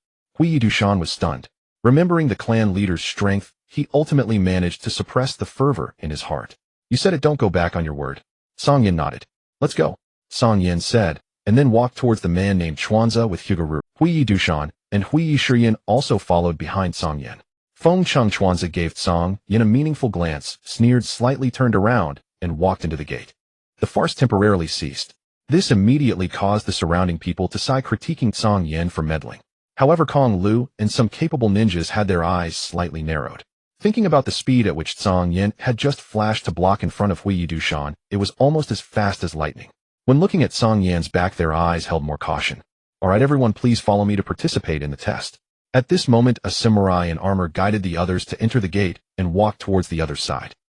Song Yan and the others followed. Feng Chung Chuanza walked up a few steps and arrived at a tall building. Inside the building, it was brightly lit, spacious, and luxurious. The ground was paved with a red carpet. Following Feng Chung Chuanza to the end of the red carpet, a huge incense altar stood at the top of the steps. The altar was adorned with layer upon layer of offerings. My lord, they have arrived. At this moment, Feng Chung Chuanza stopped 6 or 7 meters away from the altar, respectfully bowing towards it. Oh, have they arrived so soon? A figure appeared behind the tall incense altar. Song Yan looked up. A very handsome and delicate young man stood up, looking over with a piercing gaze. His luxurious clothing and exquisite accessories represented his remarkable status. Ruri, you've come. The young man looked at Hyuga Ruri, his tone much gentler than before. Hyuga Ruri lowered her head slightly. My lord, we come at the behest of our clan leader to ensure your safety. Haha, clan leader Hong Ping is truly considerate. This time, he even sent his son to come. The young man walked around the incense altar, descending the steps. He turned his gaze towards Cang Yan. You must be the younger brother of Zhang Renham, indeed extraordinary. Though the lord seemed uninterested, he did not turn away from a smiling face. Cang Yan slightly nodded, smiling. Thank you for the compliment. The lord waved his hand, smiling. No need for flattery. Ruri, you should know the rules here, so I'll leave the rest to you. Cang Yan's heart stirred. This lord is quite familiar with Ruri. No wonder he hadn't seen Hyuga Ruri in their clan, but turns out she often came to the capital of the Fire Nation. Hyuga Ruri nodded as if recalling something, and added, my lord, it seems our clan leader entrusted you with him. The lord immediately appeared enlightened. Oh, you mean the matter of reviewing the archives? Yes, I almost forgot. As he spoke, he looked at Feng Chung Chuanza. Beside him, Jun, I'll leave this matter to you. Clan leader Hyuga Hong Ping had repeatedly emphasized this. You must ensure it is handled well. Yes, my lord. After bidding farewell to the lord, Feng Chung Chuanza led several people out of the hall. Meanwhile, Huiyi Dushan and Huiyi Shiyin, who were following behind the two, had shown no reaction throughout. The lord had not glanced at them at all. Little did they know, if it weren't for Cang Yan agreeing to fight with them and fearing the strength of the clan leader, they would have exploded long ago. Upon reaching outside the hall, Feng Chung Chuanza changed his demeanor, speaking arrogantly. The lord has granted you convenience. I hope you won't disappoint his intentions. Listening to this, Cang Yan felt very uncomfortable. That lord clearly said. Cang Yan then remembered that the lord seemed to have never actually given his consent. He had fully entrusted everything to this guy who harbored killing intent towards him.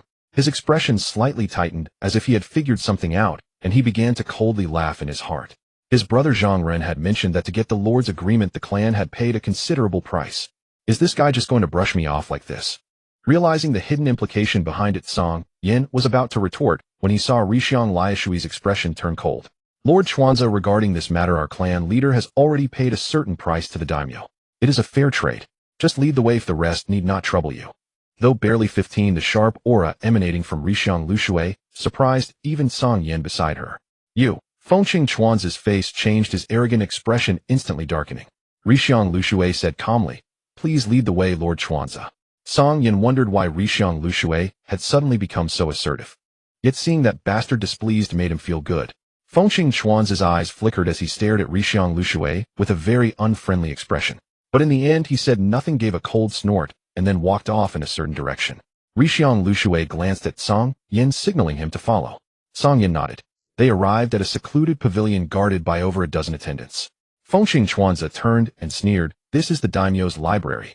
With that, Fengqing Chuanza tossed him a key, staring at Cang Yan as he said sternly, the collections must not be taken out or damaged. No one but you may enter. Cang Yan caught the key and, deeming the conditions not too excessive, nodded. Then Fengqing Chuanza added, you have only 1 month. After that I will retrieve the key. Cang Yan's expression darkened. A time limit? Rixiang Lushui immediately questioned. The daimyo did not set a time limit, did he? Fengqing Chuanza replied coldly. These collections were originally exclusive to the daimyo and his heir. Allowing you access is already an extraordinary favor. Do not be greedy. You. Rixiang Liashui's face flushed with anger. Cang Yan took a deep breath and tugged at her. Although this duplicity was truly disgusting, he could not be bothered to argue further. With shadow clones, a month would suffice. Cang Yan said calmly, thank you for your guidance, Lord Chuanza. Fengqing Chuanza cast a sneering glance at the two, seemingly amused by their reluctant expressions. Remember, only 1 person may enter. Fengqing Chuanza reminded him again. Cang Yan nodded expressionlessly, indicating he understood. After Fengqing Chuanza left, Cang Yan prepared to go inside. But he noticed Huiyi Dashin and Huiyi Shiyin following him like shadows. After a moment's thought, he temporarily abandoned the idea of entering. Sister Liushui, what's next for us? Rixiang Lushui thought for a moment. For now, nothing immediate. The selection of the daimyo's guards is still ongoing. Our formal mission should begin tomorrow. Let's go sort out our lodgings first. Cang Yan considered. Can we go watch the selection? He still wanted to see the skills of those ninjas. Studying them would be worthwhile. Rixiang Lushui nodded. Yes. On the way, Cang Yan asked curiously, Sister Liushui, you seem quite familiar with the daimyo. Rixiang Lushui nodded and explained, I often carry out missions and spend most of my time in the Fire Country capital. 2 years ago there was an attack on the daimyo's residence, and I saved the daimyo as a guard. So Cang Yan understood. This confirmed his guess. But then he asked, puzzled, what's the background of this Fengqing Chuanza? I feel like he's hostile toward us. especially the fact that he released killing intent toward him. That bothered him greatly. Rixiang Lushui nodded and explained the current daimyo's position was actually seized from Fengqing Chuan's grandfather by the daimyo's ancestor. Our Hyuga clan has close ties with the daimyo. As the descendant of the dispossessed Fengqing Chuanza naturally harbors resentment. But the daimyo's political power is vast, he cannot shake it. So he can only make trouble for us ninjas hoping to strike at the daimyo through us. Cang Yan frowned. Such a background. He sneered. Keeping such a man close isn't the daimyo afraid. Rixiang Lushui shook her head. Politics differs from a ninja's life. Among ninjas, strength reigns supreme, but politics requires careful maneuvering. Not just a life-and-death struggle, but also a balance of power and rule. Moreover, though Fengqing Chuan's family has declined, their influence remains. Simply killing him would harm the daimyo's interests, yet vigilance is necessary. Keeping him close allows visible schemes rather than hidden ones. Cang Yan. Indeed, those who play politics are all devious. The daimyo, too, was deep, no good man. Seeming easygoing, but in truth scheming. Before they knew it, they arrived at a plaza. Hearing distant sounds of combat, Hui Dashin and Hui Shiyan's eyes lit up, and they quickly dashed off. Cang Yan, his interest piqued, exchanged a glance with Rixiang Lushui, and followed. Dozens of ninjas of varied appearances gathered around a stone platform. On the stone platform, two figures were locked in a fierce battle. Cang Yan and his companion stood at the periphery, observing the two. One a young man in his early 20s, the other a burly middle-aged man with a beard. They fought using pure taijutsu, one wielding a broadsword, the other a kunai. Clang, clang, clang. The sound of metal clashing echoed in succession. Cang Yan soon lost interest. Such levels of taijutsu no longer excited him. He looked around and soon spotted the familiar bald figure, Kong Luo, on the other side of the platform. Kong Luo's calm gaze also met his. He gave a slight nod, greeting him from afar. Cang Yan smiled slightly and returned the nod. But in his mind, he wondered if that guy had already fought. Perhaps he would still have a chance to watch him. A few minutes later, the match on the platform ended. The bearded middle-aged man, drawing on richer experience, knocked the young man off the platform. Then several more pairs of ninjas stepped up to spar. Aside from one warrior who showed a hint of novelty, the others were all mundane displays of taijutsu. Cang Yan activated his Byakugan and observed that man's fighting style. He was condensing chakra onto his weapon. Through the Byakugan's vision, the weapon's sharpness and hardness were visibly enhanced. Cang Yan thought to himself, this is somewhat similar to the samurai of the Land of Iron in the original work. Although he too could condense chakra onto a weapon. But that required a weapon made of chakra metal. The weapon the man held was a simple long sword. Though indeed sharper than ordinary blades, its material was not chakra metal. Cang Yan observed closely and found the man's control of chakra extremely precise. He caught every detail and watched the entire process, gaining a deeper understanding of chakra application. Just as he was joyfully digesting this knowledge, Hui Dashin, beside him, trembled uncontrollably, grinning ferociously at Cang Yan. Big bastard, I can't hold it anymore. You have to spar with me. Cang Yan was speechless. This guy was really persistent. After pondering for a moment, he glanced at the empty arena where the monk Kong Lu stood, and his eyes lit up. Big guy, I told you that guy should be stronger than me. Once I beat him, he'll fight you deal. Though it was a bit unethical, he wasn't a Buddhist. Better the monk than himself. Cang Yan felt only a second of guilt before returning to normal. Hui Dashin also looked toward the arena. You mean it? Cang Yan nodded. Careful, don't get beaten black and blue again. Hui Dashin grinned fiercely. How I wasn't serious before. Just wait. With that, he leaped onto the arena. Kong Lu, seeing Hui Dashin, who wasn't even required to participate, step onto the platform, frowned. You're not my match. Get down. To be honest, he meant no offense. His real opponent was another man in strange attire. But these words instantly infuriated Hui Dashin. Being a straightforward man, having been told repeatedly that he wasn't a match, how could he endure it? A hint of bloodthirsty madness flickered in his eyes. Baldy, he said that after beating you, he'd fight me. So we'll beat you to death. Kong Lu glanced at Cang Yan in confusion, but Hui Dashin's sudden move sent a warning signal through his mind. 10-finger bullet barrage. A storm of bone projectiles shot from Hui Dashin's fingertips, tearing through the air. Kong Lu's expression darkened as he hurriedly dodged. But the bone fingers came endlessly like a machine gun. Driven into a corner, Kong Lu, who had planned to conserve his strength, was forced to get serious. Immovable as a bell, he pressed his palms together, standing on one leg, bending the other knee, and resting the other foot on it, the half-lotus tree pose. In an instant, a golden radiance burst from Kong Lu, sanctifying his form. A 2-meter-tall Arhut golden body materialized, enveloping him entirely. Cang Yan was stunned. This was truly magnificent. It had a hint of the mini Susanoo vibe. A surge of joy flooded his face as he activated his Byakugan to the fullest, immersing himself completely in this technique. Clang, clang, clang. The bone fingers struck the Arhut golden body, producing metallic sounds before being deflected. Huey Dashin had intended to press the advantage when the attack paused, but seeing this, he felt his very soul cleansed, and he stood frozen in awe. What is this? It looks incredibly powerful. Then he heard Kong Lu mutter, Vajra fist. The next moment, the Arhut golden boda's eyes snapped open, its hands parted, and its golden torso twisted. A massive fist materialized in an instant. It hurtled straight toward Huey Dashin, tearing the air with a deafening explosion. Brother, what are you doing? Hit him. Below the arena, Huey Shiryan saw his elder brother frozen and jumped in frustration, wishing he could take his place. Huey Dashin was jolted awake by the shout. Watching the golden fist grow larger in his vision, he roared as his bones crackled. Dozens of arm-thick white bones sprouted from his chest, like living vines stabbing toward the golden fist. Thud, thud, thud. The bones pierced the golden fist with muffled sounds. They had blocked it, but the immense force still sent Huey Dashin staggering back a dozen steps. At that moment, everyone below was dumbfounded. What is that? Are those bones? Could it be the legendary corpse bone pulse? Monsters. Both of them are monsters. Cang Yan watched Huey Dashin's transformation, equally shocked. This guy Huey Dashin had grown stronger since their last fight. Back then he could only defend against his blade, but now the bones on his chest could extend nearly 2 meters. If he were still his former self, even the so-called absolute defense of the palm rotation technique would struggle. That was why he had managed to block Kong Lu's punch. Kong Lu was equally astonished. He hadn't expected someone to withstand his technique with pure physical prowess. Having originally intended to go easy, he now wore a solemn expression. Huey Dashin's eyes turned bloodshot, and seeing the bizarre move he growled, die. Crack. Crack. The thick bones creaked, as if fracturing. Just as the crowd thought the bones were breaking under the strain, they noticed a triumphant smirk curling on Huey Dashin's lips. The next instant, boom, boom, boom. The tips of dozens of bones exploded. Bone shards flew everywhere. The golden fist collapsed from within, dissolving into motes of light. Cang Yan stared blankly, dumbfounded. This guy, he had actually attached exploding tags to his own bones. Was he insane? A cold sweat dripped from his forehead. Ruthless. Truly ruthless. In the arena, having shattered the massive fist, Huey Dashin didn't hesitate. His bones retracted like a shedding shell, then he stomped and charged straight at Kong Lu.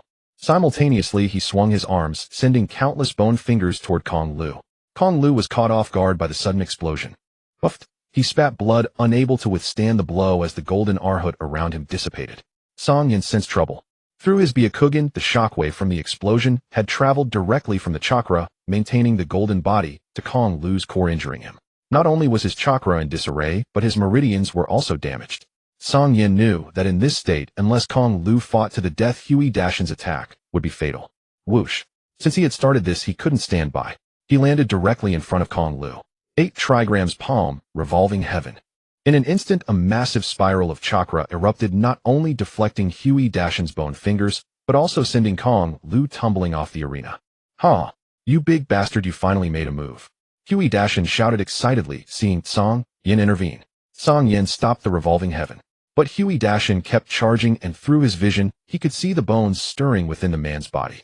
Cang Yan sighed inwardly, then subtly released 2 invisible sword chi from his chest. Thud, thud. Amidst Huey Dashin's crazed expression, the chi struck the acupoints around his heart. Before he could react, his vision went dark, and he collapsed. Thump. He hit the ground unconscious. What happened? Why did he just fall asleep? The ninjas below the arena stared in confusion at the sudden. An older ninja remarked in exasperation, these youngsters falling asleep on the spot. Cang Yan secretly gloated. It seemed his 6 meridians divine sword was quite useful. If he had attacked directly, Huey Dashin would have quickly adapted, forming a bone armor at the point of impact. But against this invisible technique, he couldn't even react before being struck. Unless he kept his bone armor covering his entire body, this move was unstoppable. Cang Yan knew this well, but the audience below was baffled, their discussions growing louder. The audience below only witnessed Cang Yan executing the heavenly return technique, effortlessly deflecting Huey Dashin's attack, before Huey Dashin collapsed directly to the ground. How bizarre. Cang Yan, unwilling to waste any more time, quickly composed himself and announced, "Everyone, this is my friend. He's simply exhausted and has fainted. My apologies. They'll take him away now." Huey Dashin wasn't even required to participate in the selection, leaping onto the arena uninvited, which was already a breach of protocol. But since the referee didn't intervene, he opted not to elaborate. He glanced at the referee below, swiftly hoisted Huey Dashin onto his back, and leaped off the platform. "What's wrong with my big brother?" Huey Shiryan stared at the unconscious Huey Dashin in utter bewilderment. His brother was clearly so formidable. How could he suddenly fall asleep? Perhaps he didn't get enough rest last night. Cang Yan looked at him and asked, "Are you hungry?" "Not really," replied Uchiha blankly. "I just ate." "Oh, then your brother must be hungry, and combined with lack of sleep last night, that's why he passed out," said Cang Yan. "Really?" Uchiha looked perplexed. Cang Yan nodded with conviction. "Come on, let's take him to rest first." As he spoke, he shot a meaningful glance at Uchiha. Uchiha understood immediately and began leading the way for Cang Yan. Uchiha, engaging his clever mind, found Cang Yan's explanation plausible and muttered, "See, big brother. I told you that waking up too early really makes you drowsy. You didn't believe me, and now this." Sigh. Watching Cang Yan and the others recede, he finally snapped out of it and hurriedly called out, "Wait for me." After their departure under the referee's announcement, the selection contest continued. Kong Lu's strength was beyond question. His original opponent, seeing the vast disparity, wisely forfeited. While the selection raged on fervently high in the sky, a shimmering ripple suddenly appeared across the horizon. With a whoosh, a figure materialized. The figure wore a hood that concealed the upper half of his face, his pristine white, Haori, utterly unblemished. Scanning the area below, he furrowed his brow. "Why do I sense a trace of Daitama's presence? Is it that Kaguya again?" After a moment, he shook his head. "No, it seems not. The energy is far too weak. It's of little consequence." After a brief silence, he suddenly gazed in a certain direction. A dark violet spatial rift appeared before him, and he stepped inside. The next instant, he stood above a modest ancient courtyard. Peering down at the rooms within, four figures came into clear view. His eyes settled on a slender young boy. The Daitama aura he had sensed earlier seemed to emanate from this child. His expression grew more puzzled. "It doesn't feel like a Daitama main body. Could it be a Sia?" His gaze flickered. Could there be other Daitama on this planet besides Kaguya's descendants? A sinister smile crept across his face. Still lacking maturity, but if allowed to grow, it could restore some of the Tentail's power. It seems the cultivation progress of the Sia must be accelerated. His smile faded as he fell into thought. Taking a deep look at the boy inside the room, he grinned. "Hurry up and grow. When we meet next, it will be time to reap you." With a soft chuckle, he stepped into the spatial rift and vanished. Inside the courtyard's room, Cang Yan laid Huey on the bed and was about to give some instructions to. Suddenly his scalp tingled as if targeted by a monstrous terror. An overwhelming sense of danger made his legs tremble uncontrollably. He activated his Byakugan instantly, every muscle taut. Suppressing the dread within, he conjured a kunai with a magician's flourish and rushed out of the room. Uchiha and Uchiha were startled by his sudden move and also dashed out, instinctively forming a triangle with Cang Yan. After a long moment, Cang Yan scanned the surroundings but found no trace of anything suspicious. He couldn't help but feel perplexed. With his Byakugan, he could instantly see everything within a 2-kilometer radius, and its near 360-degree field of vision allowed him to observe without turning around. Yet nothing. Was it an illusion? Cang Yan hesitated, then immediately dismissed the thought. That soul-shaking sensation was the most terrifying presence he had encountered since his transmigration. The bone-chilling cold made his legs long to buckle. He refused to believe such a feeling could be a mere mirage. Cang Yan, what happened? Uchiha also activated her Byakugan, her face tense, as she vigilantly surveyed the area. Seeing Cang Yan's grave expression, she hesitated for a long moment before finally asking. Uchiha shot him a puzzled look. Cang Yan paused, sheathed his weapon, and said in a low voice, "I felt a very powerful someone spying on us just now, but I couldn't detect any trace of him. He must have left." Uchiha was taken aback. The daimyo's mansion is heavily guarded with no shortage of sensory-type shinobi. How could someone even you fear have infiltrated? Cang Yan shook his head. "I don't know." His mind swirled with confusion, uncertain whether the target was himself or the Hyuga clan. But judging from Liashui's reaction, it seemed the threat was aimed solely at him. "Hey, you big jerk. How come I didn't feel anything?" Uchiha looked around in surprise, still alert, but with a hint of his usual goofiness. Cang Yan rolled his eyes at him. "What's with that look? You want to fight?" Uchiha immediately bristled. Cang Yan ignored him and turned to Liashui. "Sister Liashui, please be extra cautious these days.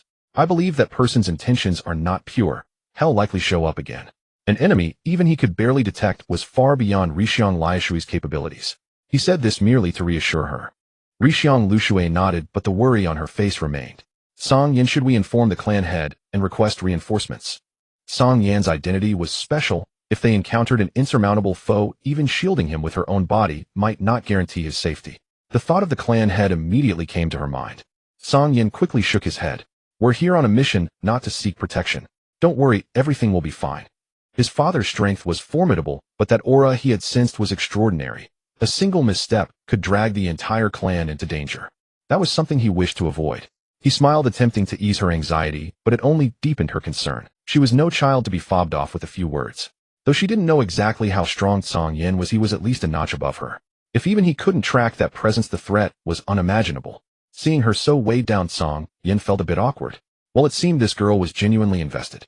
He changed the subject. Sister Liu Shui, let me go check out the daimyo's collection first. You two stay here and get some rest. Rixiang Liu Shui frowned, still unwilling to let it go. Cang Yan, I think we should inform the clan head. Cang Yan shook his head and spoke seriously. Sister Liu Shui, I'm not a child anymore. Trust me, when I say it's fine, it's fine. Let's just focus on carrying out our mission to protect the daimyo.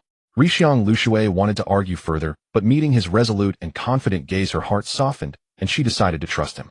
At the same time, she silently resolved that if he were in danger, she would sacrifice herself to buy him time to escape. The clan head's son must not come to any harm. Unaware of Rixiang Liu Shui's thoughts, Cang Yan saw Hui Shiyan about to follow him again. He insisted that Shiyan stay behind to watch over his still sleeping brother. Rid of those two tagalongs, Cang Yan felt much more at ease. After exchanging a brief word with Rixiang Liu Shui, he headed toward the archive pavilion. After showing his identity token to the guard at the entrance of the archive pavilion, Cang Yan smoothly entered the interior. The interior was meticulously cleaned, spotless, and dust-free. Nearly 100 neatly arranged bookshelves held countless books and scrolls, at a rough estimate at least over 100,000 volumes. Cang Yan was dumbfounded. Even the combined ninjutsu of the entire shinobi world wouldn't amount to 1,000 scrolls. What did this imply? It implied that the vast majority of these scrolls and books were likely unrelated to ninjutsu. Cang Yan stood frozen for a long moment, then began scanning the labels on the shelves. He skimmed over the labels, Pingyu Era Chronicles, Yulu Era Chronicles, and so on, all arranged by. His face darkened further. Where was the promised ninjutsu? Damn it. He casually picked up a scroll. As his eyes swept over the text, a passage caught his attention. I encountered danger. The enemy used a technique forming the snake horse and tiger hand seals. The enemy actually rose into the air. Cang Yan was startled. What kind of ninjutsu is this? It lets someone fly. He set down the scroll and began attempting the hand seals himself.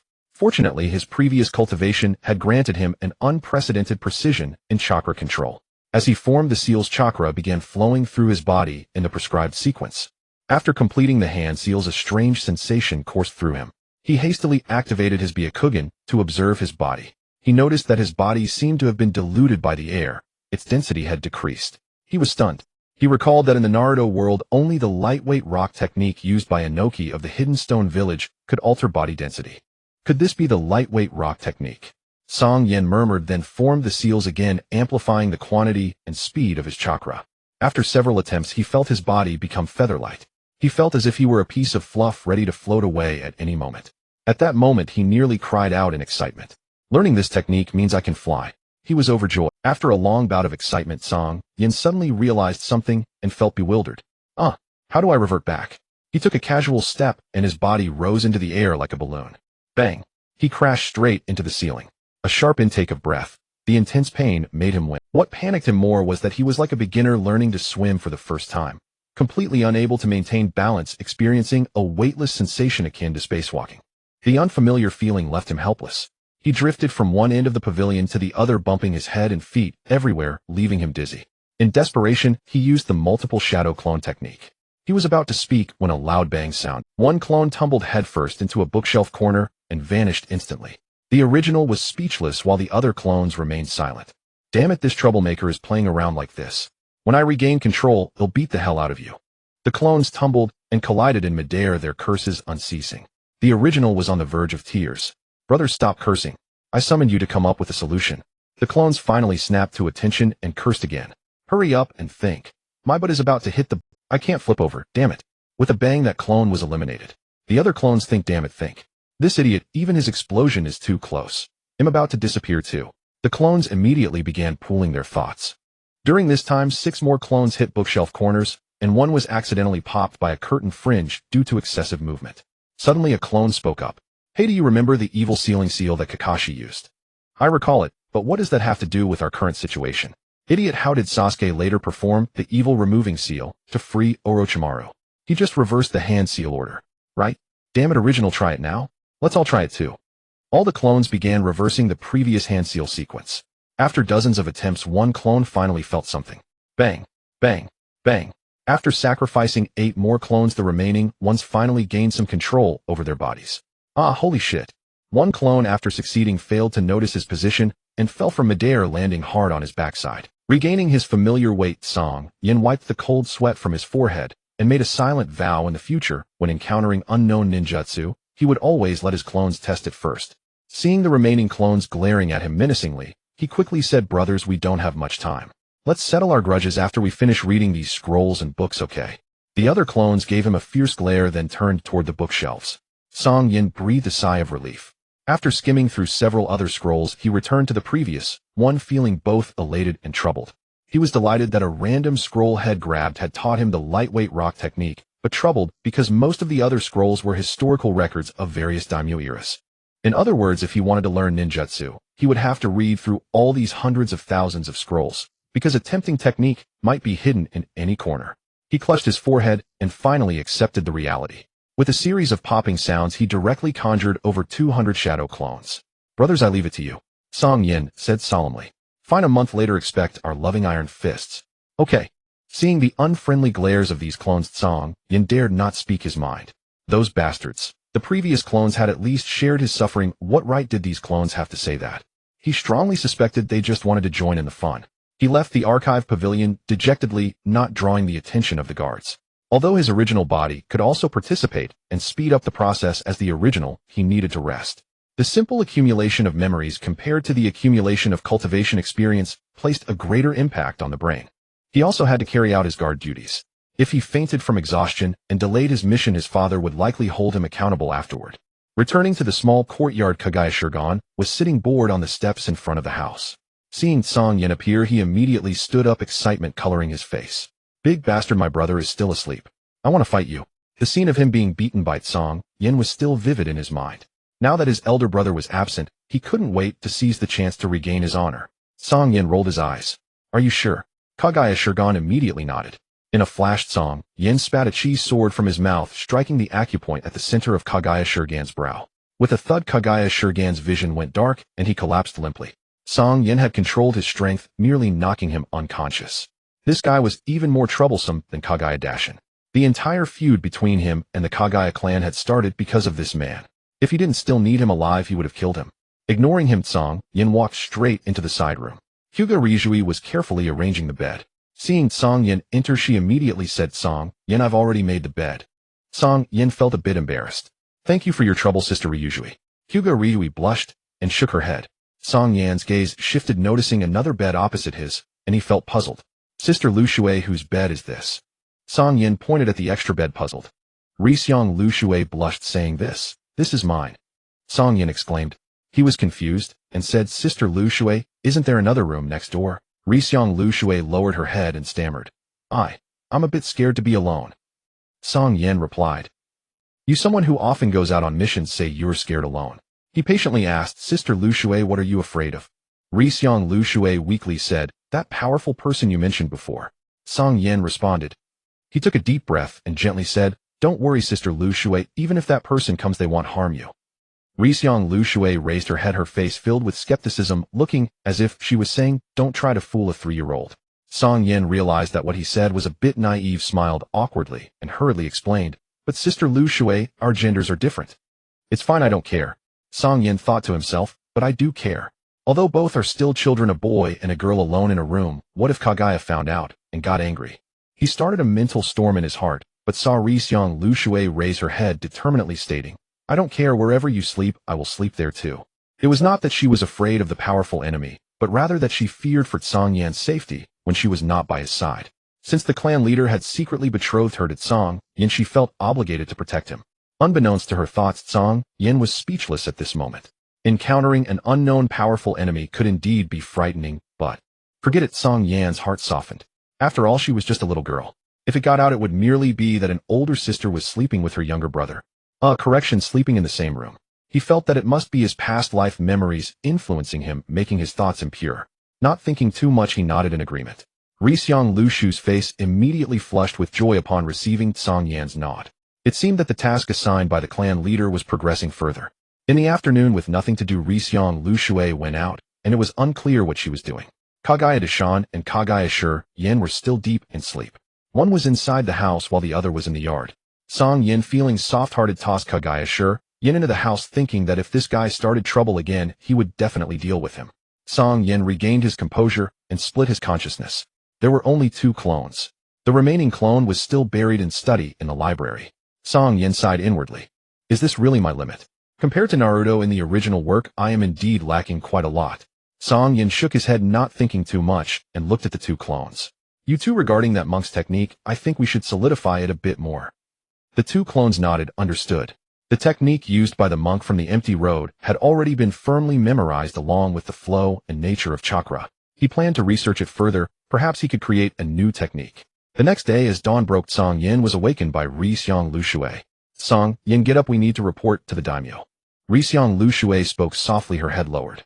Seeing the slight blush on her round-faced, Cang Yan's hazy eyes quickly became clearer. He was surprised at why she was blushing so early in the morning.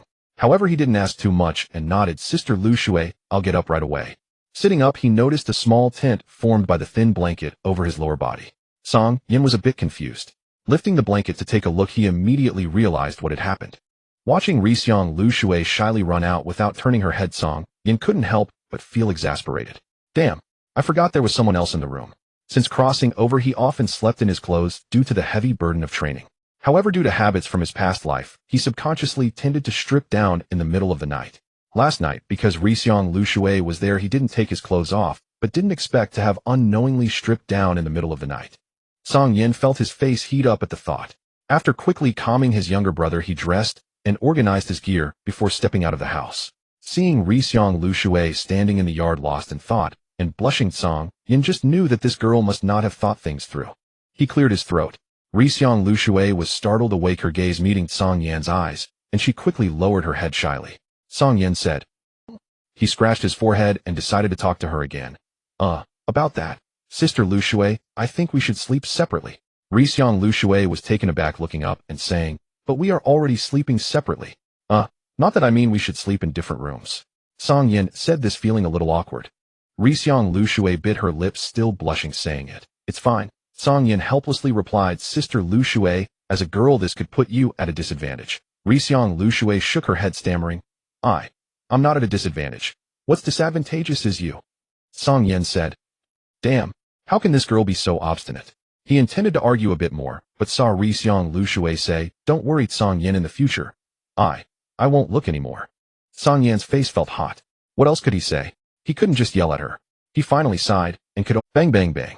Cang Yan arrived at the room of Kaguya Deshan and Kaguya Yan directly banging on the door. Get up, already still sleeping. How can you sleep at this time? Kaguya Deshan and Kaguya Yan walked out of the room, confused, asking, what's going on? Cang Yan said in a deep voice, have you forgotten the task assigned by your clan leader? All right. Kaguya Yan immediately nodded.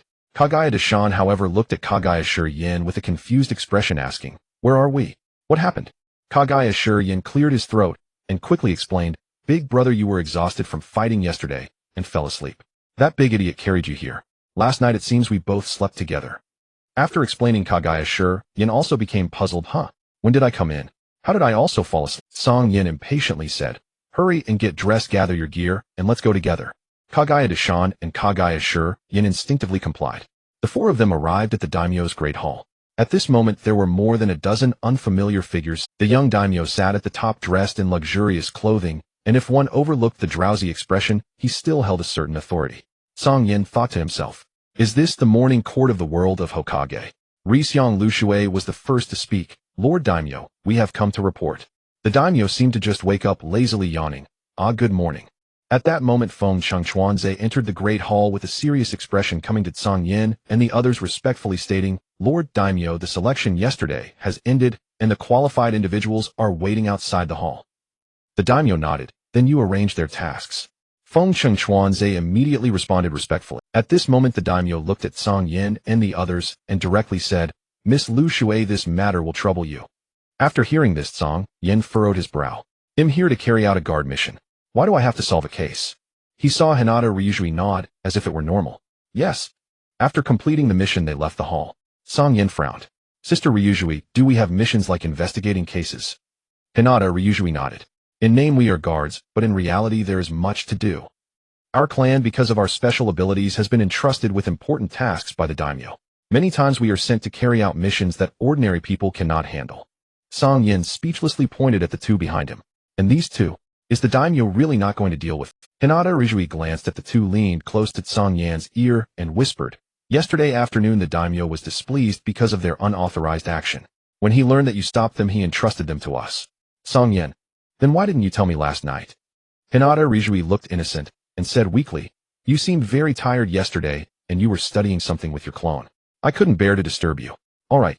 So Cang Yan had to accept them. "What are you looking at?"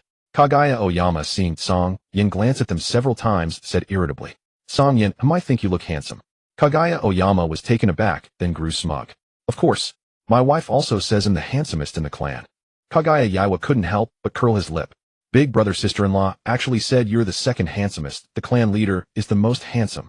Bang! Kaguya Oyama directly gave him a punch, then muttered angrily, "You little brat. Don't you know to save me face?" Then he quickly understood and explained to Cang Yan, "My big brother is right. He's the most handsome in our clan." Cang Yan rolled his eyes and couldn't be bothered. "Sister Ryujui, how should we start?" Hinata Ryujui thought for a moment. "Generally, when there's a large-scale case of missing children, it's very likely that we're dealing with a human trafficking ring. Specifically, we should first go to the families who have lost children and look for clues." Cang Yan nodded. However, a sense of foreboding rose in his heart. Unlike the traffickers he knew in his previous life, the traffickers in the Naruto world often had more evil and bloody purposes. They treated children and humans like lab rats conducting human experiments. What he knew well was a series of human experiments conducted by the scientist, Orochimaru, bloody, cruel, and vicious. So he speculated that this case of missing children was inevitably linked to these so-called scientists. "What are we going to do? I haven't woken up yet," Kaguya Oyama said discontentedly. Cang Yan thought for a moment and coaxed, "Well, there should be a fight." Sure enough, at that the two immediately brightened up and became happy. Just as they were leaving, Cang Yan sensed several gazes. One of them came from the monk Konglu from yesterday. Konglu nodded at him from a distance, a hint of a smile on his face, as if thanking him for his righteous intervention yesterday. Cang Yan nodded back, but seeing that Kaguya Oyama's expression had become fierce again, he quickly pulled him away. After they had gone far, he activated his Byakugan and looked at the several figures around Konglu. There were as many as 10. Each of them had considerable chakra reactions, and 2 of them were even stronger than Konglu. He silently marveled. To stand out among so many, they must possess extraordinary abilities. His heart stirred subtly. If he could learn some of their skills, wouldn't he be laughing all the way? It seemed he would have to find an opportunity to spar with them. Cang Yan secretly made up his mind. After spending an entire day, Cang Yan and Hinata Ryujui investigated several families who had lost children, but found nothing. It was clearly the work of ninjas. Moreover, they were highly experienced ninjas with strong counter-surveillance abilities. Even with the Byakugan and keen observation, the two found no leads. Meanwhile, Kaguya Oyama and Kaguya Yaiwa had grown impatient. Cang Yan had no choice but to change direction. "Sister Ryujui, are there any scientists in the capital?" Hinata Ryujui also realized something, her expression turning grave. "Are you talking about human experiments?" Cang Yan nodded. Only that explanation would make ninjas of such skill take action. Hinata Ryujui thought for a moment. "Half a year ago I heard that the daimyo's uncle, Tokugawa Shuyu, recruited a distinguished guest, and then rumors spread that he was recruiting scientists. That's the only news I know about scientists. As for the scientists in the capital, I'm not sure." Cang Yan's expression hardened. The daimyo's uncle. If it really involved such a powerful figure, it would be troublesome. Hinata Ryujui nodded, her face also darkening. After a moment, Cang Yan said in a low voice, "Sister Ryujui, you continue to investigate in the streets. They'll go check the mansion of the daimyo's uncle." Hinata Ryujui was taken aback and immediately shook her head. "The nobles of the daimyo's mansion almost all have many ninja subordinates. I have more experience. If anyone should go, it should be me." Cang Yan gave her a reassuring smile. "I have solid shadow clones and plenty of ways to avoid danger. Sister Ryujui, don't argue with me." But Sister Ryujui, the sooner we resolve this, the sooner. I need to go to the library." Cang Yan's tone became more insistent. But Hinata Ryujui was equally firm. "Do you even know where it is, eh?" Cang Yan. Can't I just ask for directions?" Hinata Ryujui was not reassured at all, and said solemnly, "No matter what, wherever you go, I go." Cang Yan. This girl, was she really afraid? Knowing that Hinata Ryujui was determined to go, he felt helpless. He looked back at the drowsy Kaguya Oyama and Kaguya Yaiwa, hesitating whether to bring them along. Given their powder-keg temperaments, bringing them would surely ruin any chance of a covert infiltration. But if he didn't bring them, Cang Yan feared encountering powerful enemies and being unable to protect Hinata Ryujui alone. After a moment of silence, he decided to bring them. Either way, it was insurance.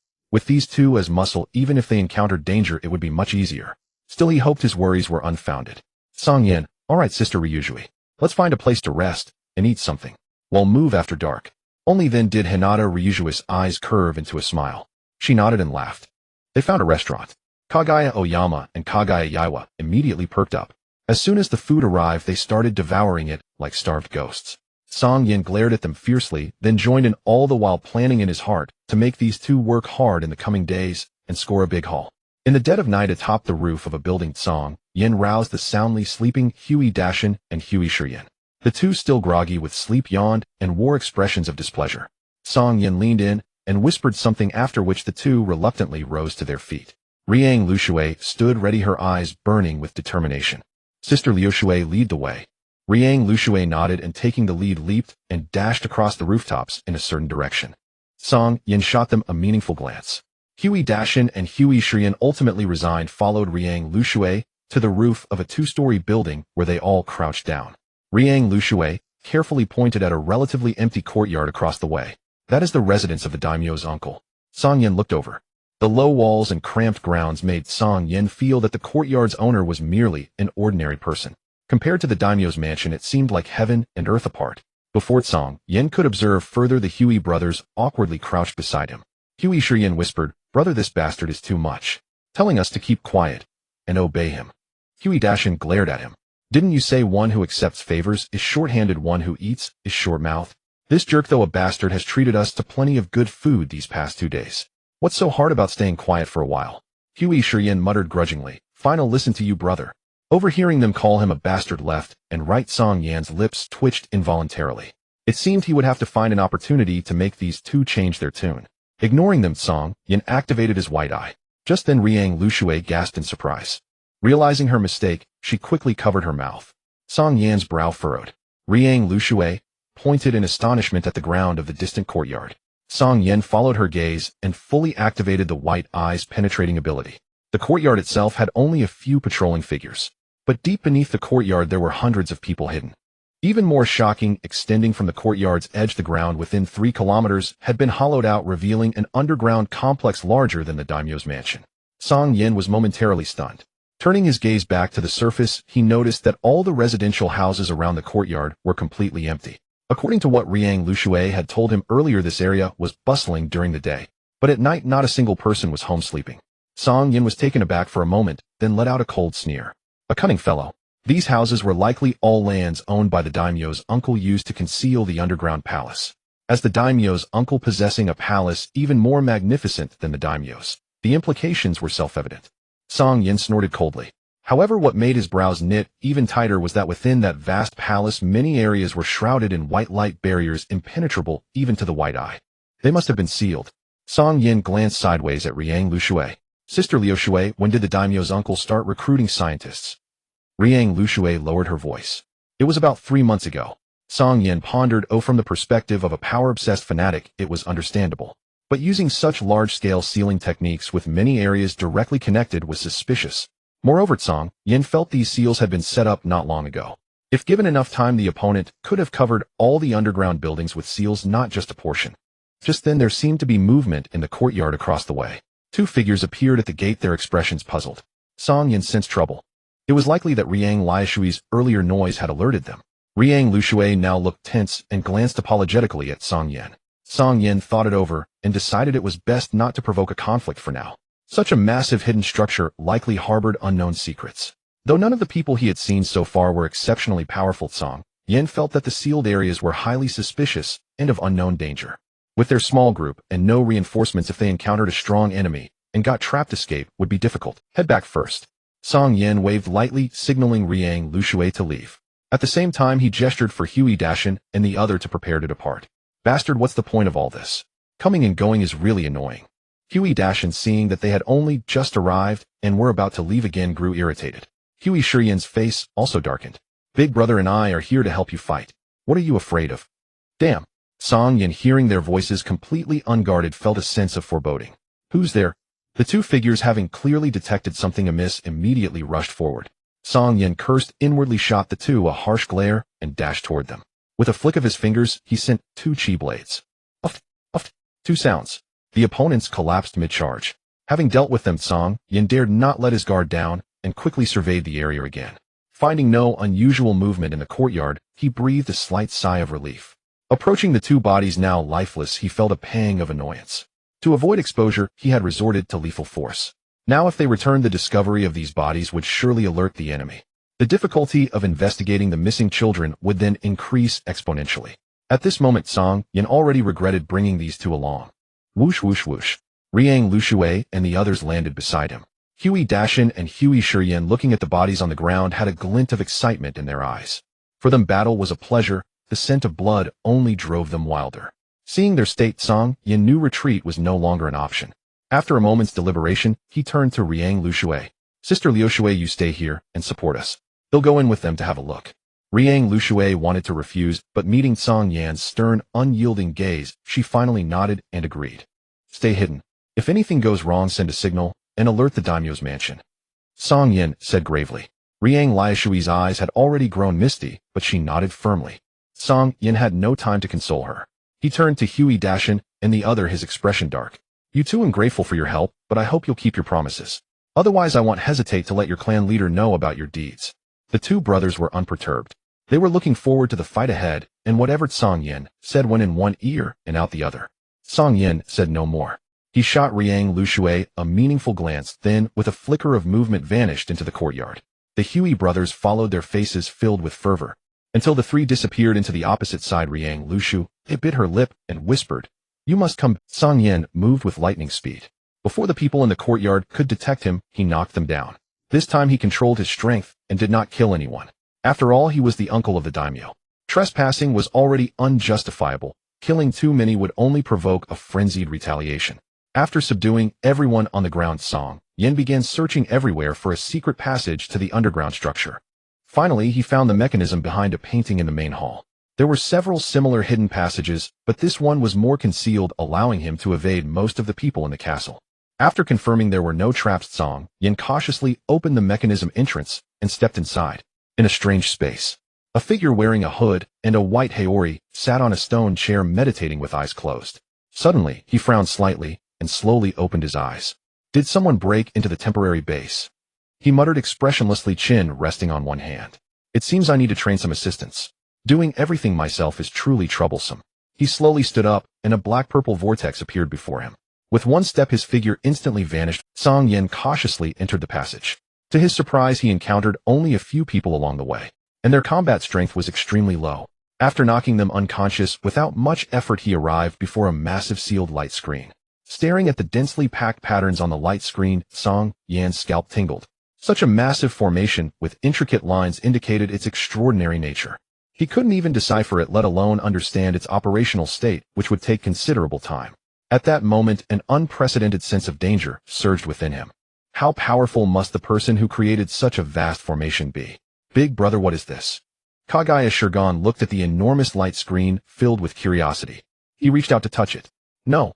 Cang Yan sensed trouble and quickly reached out to stop him. But it was too late. The moment Kaguya Shirgan touched the light screen, bang! As if struck by a heavy blow, he flew backward and crashed violently to the ground. Seeing his younger brother injured, Kaguya Dashin's expression instantly twisted with fury. Just as he was about to attack the light screen, a black vortex appeared and a figure emerged from it. Cang Yan's eyes widened immediately. Space-time ninjutsu. The newcomer wore a white haori, his face mostly hidden under a hood. Cang Yan's hair stood on end as a familiar sensation washed over him. It's him. The terrifying aura he had sensed yesterday was exactly the same as this person's. In an instant, a chill rose in his heart, and turbulent waves churned within him. Who are you? What was that just now? Kaguya Dashin looked suspiciously at the vanishing black space vortex behind him. The man opposite slowly lifted his head, ignoring Kaguya Dashin's question.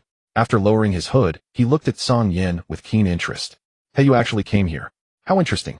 A low magnetic voice sounded, and Cang Yan felt as if he had fallen into an ice cellar. A round-faced black hair gathered at the crown and a long ponytail at the back. Combined with the incredible space-time ninjutsu he had just witnessed, a name instantly appeared in Cang Yan's mind. Hey, I'm talking to you.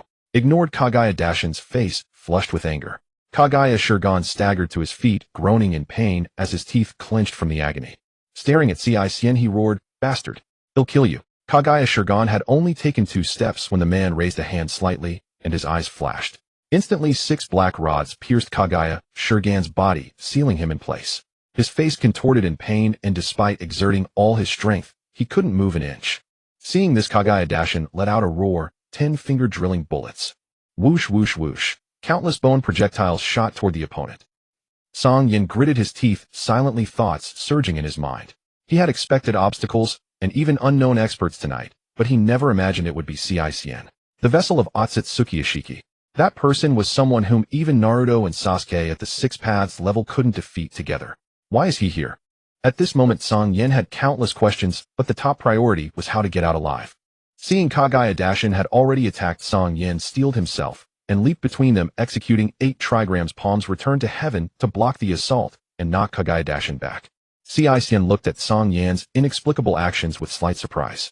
Cang Yan kicked Kaguya Shogun over to Kaguya Dashin. "Take care of him." Then he turned his gaze to Cixin. "I'm sorry, senior, we didn't mean to intrude. Please spare us this once." Cixin understood immediately, a playful smile curving at the corner of his mouth. "I see. You're trying to curry favor with me in this way, hoping I'll let you go." Cang Yan did not deny it. Though humiliating circumstances dictated otherwise, for the sake of his own life and Kaguya Dashin's, he had to temporarily compromise. Cixin suddenly laughed. "Not bad. Though your Byakugan is weak, you know when to yield." Cang Yan lowered his head, slightly dropping all defenses. Before absolute power, he had no right to choose or resist.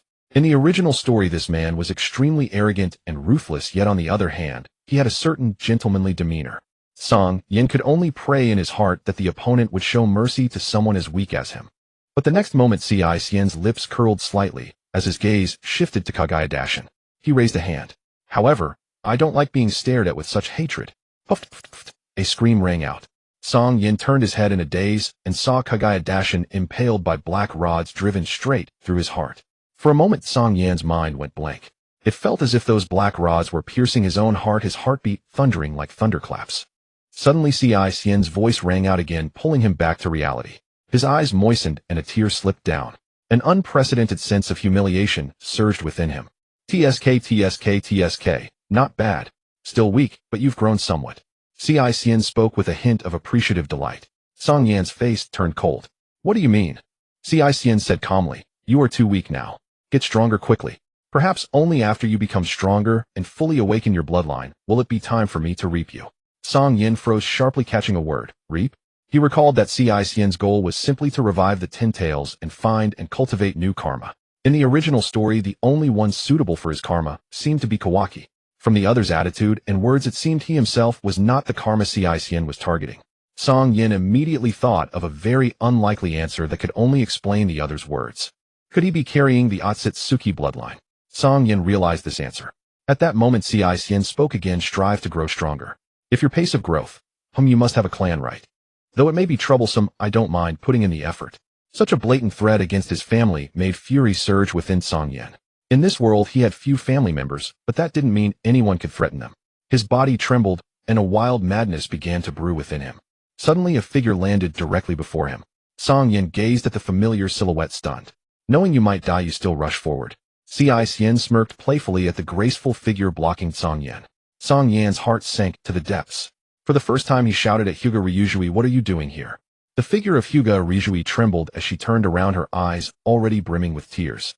Cang Yan realized he had lost control. His heart softened, and he was about to apologize. But a flicker of determination flashed in Hyuga Ryujui's eyes. She said in a low voice, "Cang Yan'll hold him off. You go." Before Cang Yan could react, she charged straight ahead. 8 trigrams, 30, thud, thud, thud. Before she could even unleash her technique, a black rod pierced her heart, bringing her to the brink of death. Cang Yan felt as if struck by lightning. In a flash, he rushed to catch Hyuga Ryujui in his arms, tears streaming down like broken beads. "I'm sorry, Sister Ryujui, I'm sorry. I shouldn't have yelled at you." In panic, Cang Yan quickly channeled chakra, attempting to heal her with medical ninjutsu. At this moment, he regretted deeply why he hadn't spent more time mastering medical ninjutsu. He had thought that with his extraordinary regenerative abilities, he could focus on offensive techniques and set medical ninjutsu aside for now. Thus, after a brief period of study, he had grown lax. Now, watching Hyuga Ryujui's life force rapidly fade, a sharp pain stabbed through Cang Yan's heart. Hyuga Ryujui felt herself growing colder and colder. Only now did she realize the gap between them, and her heart was filled with despair. She couldn't even block a single move. Tears slid down the corners of her eyes. She grasped Cang Yan's hand and said weakly, I'm sorry, I couldn't protect. Before she could finish, her life was extinguished. Cang Yan listened to her final words, his gaze vacant. The 2 days he had spent with Hyuga Rijui flashed before his eyes like a revolving lantern. Only then did he realize why she always blushed in front of him, why she was afraid and insisted on sharing a room with him, why she had suddenly stepped forward at this moment. A laugh. Ha ha ha. Something seemed to snap deep within Cang Yan, and his expression turned maniacal. Oh. Cang watched as Cang Yan seemed to break free from his shackles, his chakra rapidly transforming, and a hint of surprise flickered in his eyes. Could it be the Tensigan? At that moment, Cang Yan's white pupils had turned into azure eyes, shimmering with brilliance, both resplendent and mysterious. Cang fell silent. Although he had intended to provoke him, such a transformation was truly unexpected. Cang Yan pulled out the black rod lodged in Hyuga Rijui's heart, infused a subtle stream of chakra into her body, then created 3 shadow clones, handing her over to one of them. The other 2 clones lifted Kaguya Dashin and Kaguya Shiryan, rushing swiftly back the way they came. Cang snorted coldly, boy, don't be too arrogant. He raised his hand, intending to use Sukuna Ikona. But in an instant a water-blue chakra enveloped Cang Yan, forming a giant fist that slammed toward him. It moved with incredible speed. Cang's expression tightened as he shrank his body, dodging instantly behind Cang Yan. Expecting this, Cang Yan had already formed a Rasengan in one hand and spun around to strike. With no room to evade, Cang conjured a black rod in his hand. Bang! The immense force sent Cang stumbling back several steps. Watching the shadow clones disappear into the distance, he shook his head. Never mind, you're the only target. Those people were just tools to provoke you. Cang Yan let out a ferocious roar. Bang bang bang. Suddenly 100 shadow clones appeared around Cang. The next second, countless chi blades shot from the clones' acupoints, forming a rain of swords. Sensing danger, Cang spun his rod rapidly, creating a barrier that deflected the countless chi blades. Rasengan. In the next instant, 3 of Cang Yan's clones appeared behind Cang, each wielding a chakra sphere the size of a watermelon, crashing into his back. Boom. In an instant, a terrifying energy erupted, detonating with a roar. The massive complex shook under the impact. Boom. Finally, unable to bear the strain, the ground collapsed, burying everything in rubble. Seconds later, a spatial vortex appeared in the sky.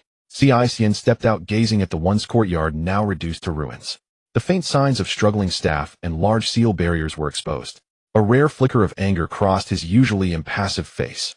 The destruction of his painstakingly built base was a fury he could hardly contain. The commotion had already drawn attention. People were already rushing over. If the secrets here were discovered, it would inevitably cause trouble.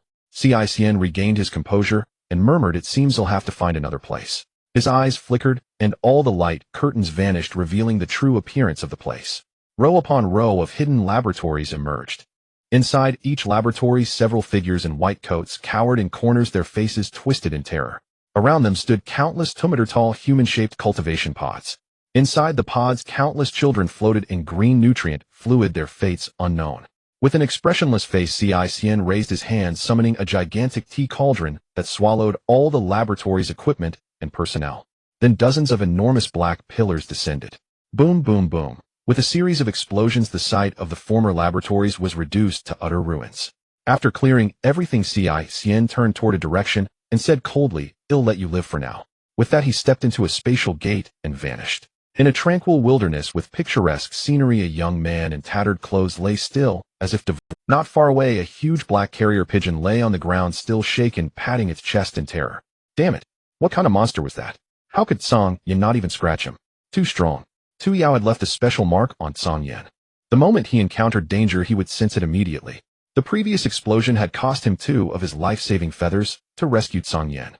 Now it seemed that terrifying creature had set its sights on him.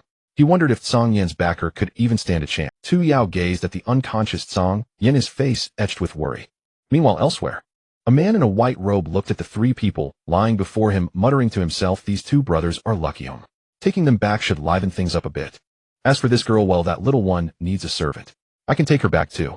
Saving her life will fulfill. Having made up his mind, the man waved his hand, and the 3 bodies floated into the air. A spatial gate appeared, and he stepped through with them, vanishing from sight. It was a sunny day. Tu Yao lay on the ground, propping his head with both wings, a small tree as thick as an adult's arm dangling from his huge beak. He stared listlessly at the azure sky occasionally, tilting his head to glance at the young figure lying under a tree not far away. Suddenly, he sensed something unusual. Blinking, he immediately grew excited. Cang Yan's head throbbed with pain. In a daze, he opened his eyes, finding the sunlight somewhat dazzling. He opened his eyes in bewilderment and met a giant bird face. This, Cang Yan felt utterly horrified. But in an instant he remembered. This creature was the patriarch of the carrier pigeon clan, Tu Yao. "Hey kid, you're finally awake." Tu Yao looked at him excitedly. Cang Yan sat up, rubbed his aching head, and said nonchalantly, "How long have I been asleep?" 7 days. Tu Yao said reproachfully. Cang Yan's pupils constricted. A whole week. Flashbacks of his clone's memories raced through his mind. When the explosion erupted, the clone had already delivered Rishiang Luxue and the other two to the ground. However, due to the injury to the main body, it hadn't had time to settle them properly before the clone vanished. Cang Yan clenched his fists and asked urgently, "Did you go back?" In his hazy memories, he seemed to have forcefully infused a thread of chakra into Rishiang Liashui's body, temporarily stabilizing her life force. But without follow-up treatment, she would surely die. Hui Dashin and the other were also severely injured.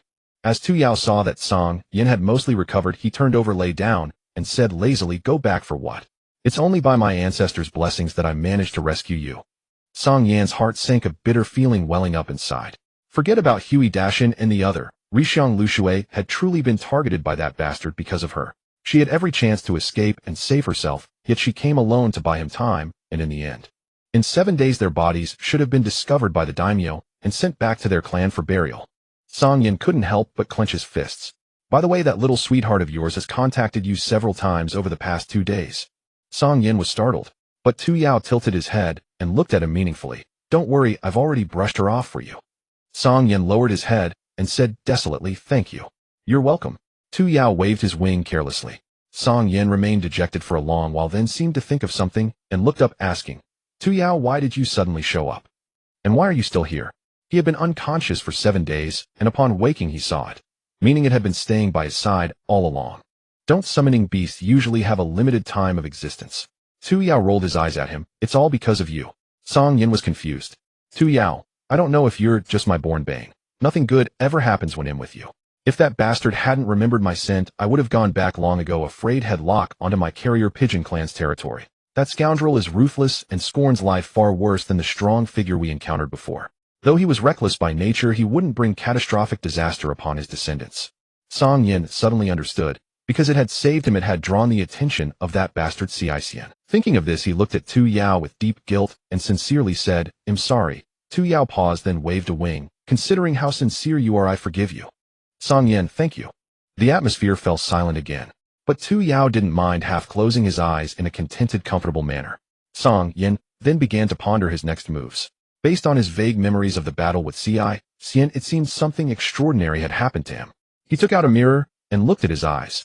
Instead of the pale Byakugan, a pair of mysterious azure-blue eyes, shimmering with flowing light, had taken their place. He understood. So this is the Tensigen. The Byakugan had evolved into the Tensigen, and his chakra had multiplied several-fold compared to before. Yet there was no joy as he had imagined. Cang Yan gritted his teeth inwardly and clenched his fists. In the original story, Cian had voluntarily activated the first phase Xia when facing Naruto in Sage Fox mode. In contrast, he had struck first in their brief exchange, revealing all his trump cards and fighting with all his might, yet his opponent had handled it with ease, not even being forced to unveil the first phase Xia mode. He took a deep breath, struggling to suppress the sense of disappointment inside him, and silently calculated. Now that he possessed the Tensigen, he could achieve a higher level of mastery in eye techniques. With some time, he must quickly adapt to and develop the power of the Tensigen. Besides, his current strength should be sufficient to begin training in sage arts. But recalling what Tu Yao had said, that finding that diary would still take 2 years. Clutching the last shred of hope, he looked at Tu Yao. "Tu Yao, if you can't go back, won't it be impossible to find your grandfather's diary?" Tu Yao paused and fell silent. His grandfather's diary was clearly of great help to this kid's strength improvement. The backer behind this kid had only instructed him to give it in 2 years, yet refused to show up and act. If that bastard came after him, his own life would surely be lost. For the sake of his own safety, Tu Yao gritted his beak and made a gamble. He rubbed his wings together, showing a strained smile. I've got good news. My grandfather's diary has been found." "What?" Cang Yan's eyes lit up. Tu Yao said guiltily, "When I was playing with my beloved mate earlier, I accidentally knocked over the bed, and there it was. A book pressed under the bed." Cang Yan ignored his explanation and said directly, Where's the diary? Quick, let me see. Interrupted. Tu Yao felt a bit displeased and simply tossed the book hidden in his chest down to express. Boom. The book landed, shaking the ground. Though called a book to Cang Yan, it was about the size of a small house. A bead of cold sweat trickled down his forehead. Since Tu Yao had such a huge body, his grandfather must have been similar in size. It made sense that he used such a large notebook. He stopped dwelling on it and tried to open the notebook. Seeing the densely packed tadpole-like characters, he was baffled. Looking up, he asked, "What language is this?" "Bird language." So complicated." "What's complicated about bird language?" Cang Yan. He now had a remarkable memory, but no time to learn this bird language. He said straightforwardly, "Just tell me the way to Shirgu Forest." Tu Yao spat on his wing feathers and started flipping through the pages. After a long while, he pointed at a tadpole-like character and said, "Grandpa said Shirgu Forest seems to be in a different space, but on an island deep in the southeastern sea of the Land of Fire, there's an anchor point connected to it. However, that island is very far. Grandpa took 3 months to fly there." Cang Yan. The distance was indeed considerable. He thought it over. This trip might take a very long time to return, or Xian might come looking for him again, and he might die. To settle the regrets in his heart, he felt he should make some preparations, at least say goodbye to the people concerned. Tu Yao ultimately brought Cang Yan to the capital of the Fire Nation. Aside from discovering some deaths of outsiders, he gleaned nothing. It seemed that apart from those who had personally experienced it, no one else knew anything. Did they really die? Cang Yan's expression was bitter. Already in a low mood, he felt even heavier and more despondent as he arrived outside the capital and met with Tu Yao. Without saying a word, Tu Yao took him several kilometers into the air outside the Uchiha clan's territory. As they prepared to approach, Cang Yan softly said, "Stop." Tu Yao immediately hovered in midair. After waiting for a while, and seeing Cang Yan unresponsive, he turned his head and asked, "Kid, are you sure you don't want to get closer and say hello to her?" Cang Yan, clad in a white cloak with a hood covering his head, had his cloak billowing in the wind, creating a haunting sound, appearing solitary and desolate. His gaze was fixed on a graceful figure several kilometers away, his expression complex. "That guy Xian has set his sights on me. If I let Kaguya fall into danger because of myself, I will never find peace in this life. Having already failed one person, I do not wish to fail another." After a long sigh, Cang Yan shook his head. "Tu Yao, let's go." Tu Yao looked at his sorrowful demeanor and immediately said, "Indecisive, what a bother." Cang Yan ignored him, sitting down and closing his eyes in silence. Arriving at the outskirts of the Hyuga clan, Cang Yan did not dare to get too close. The Byakugan could see for several kilometers, while the Rinnegan's sight was dozens of times stronger than that of the Byakugan. He clearly saw the clan leader, his father, sitting at a table in the main tent dealing with clan affairs, while his older brother observed and learned nearby. Hinata Chiharu was diligently treating injured clan members at the medical station, while Hinata Yui, at the logistics department, leaned on her head, looking slightly dazed. Cang Yan felt his eyes moisten in an instant. His father, the clan leader, and his older brother must have learned about the events at the capital of the Fire Nation, as their occasionally dazed expressions indicated they were somewhat distracted. That little girl Chiharu also had red eyes, seemingly having cried. Cang Yan felt a pang of guilt. He wished he could fly back right now to tell them he was safe. However, reason prevailed. Tu Yao said he was indecisive, but only he knew just how powerful that guy Xian truly was. Even now, with the Rinnegan activated, he estimated he could barely reach 1/10 of Naruto's Sage Mode, let alone face 6 Paths Naruto. He couldn't even handle the combined might of 6 Paths level Naruto and Sasuke, let alone against his true form. His fate was all too predictable. This path seemed destined to lead to death. Thinking of how Xian casually threatened his friends and family, his fists clenched tightly, and a resolute killing intent surged in his eyes. "If you want my life, then I will abandon everything and gamble with you. Even if I can't kill you, I will make you suffer," Cang Yan silently vowed. Inside the Hyuga clan territory, just as Hyuga Hirohiro was lost in thought, feeling desolate, he seemed to sense something activating his Byakugan and looking in a certain direction. Aside from a distant black dot in the sky, he discovered nothing. Hyuga Akira, noticing his father's unusual demeanor, wiped his wet eyes and asked seriously, "Father, what happened?" Hyuga Hirohiro did not respond, but his brows furrowed tightly. Is someone spying?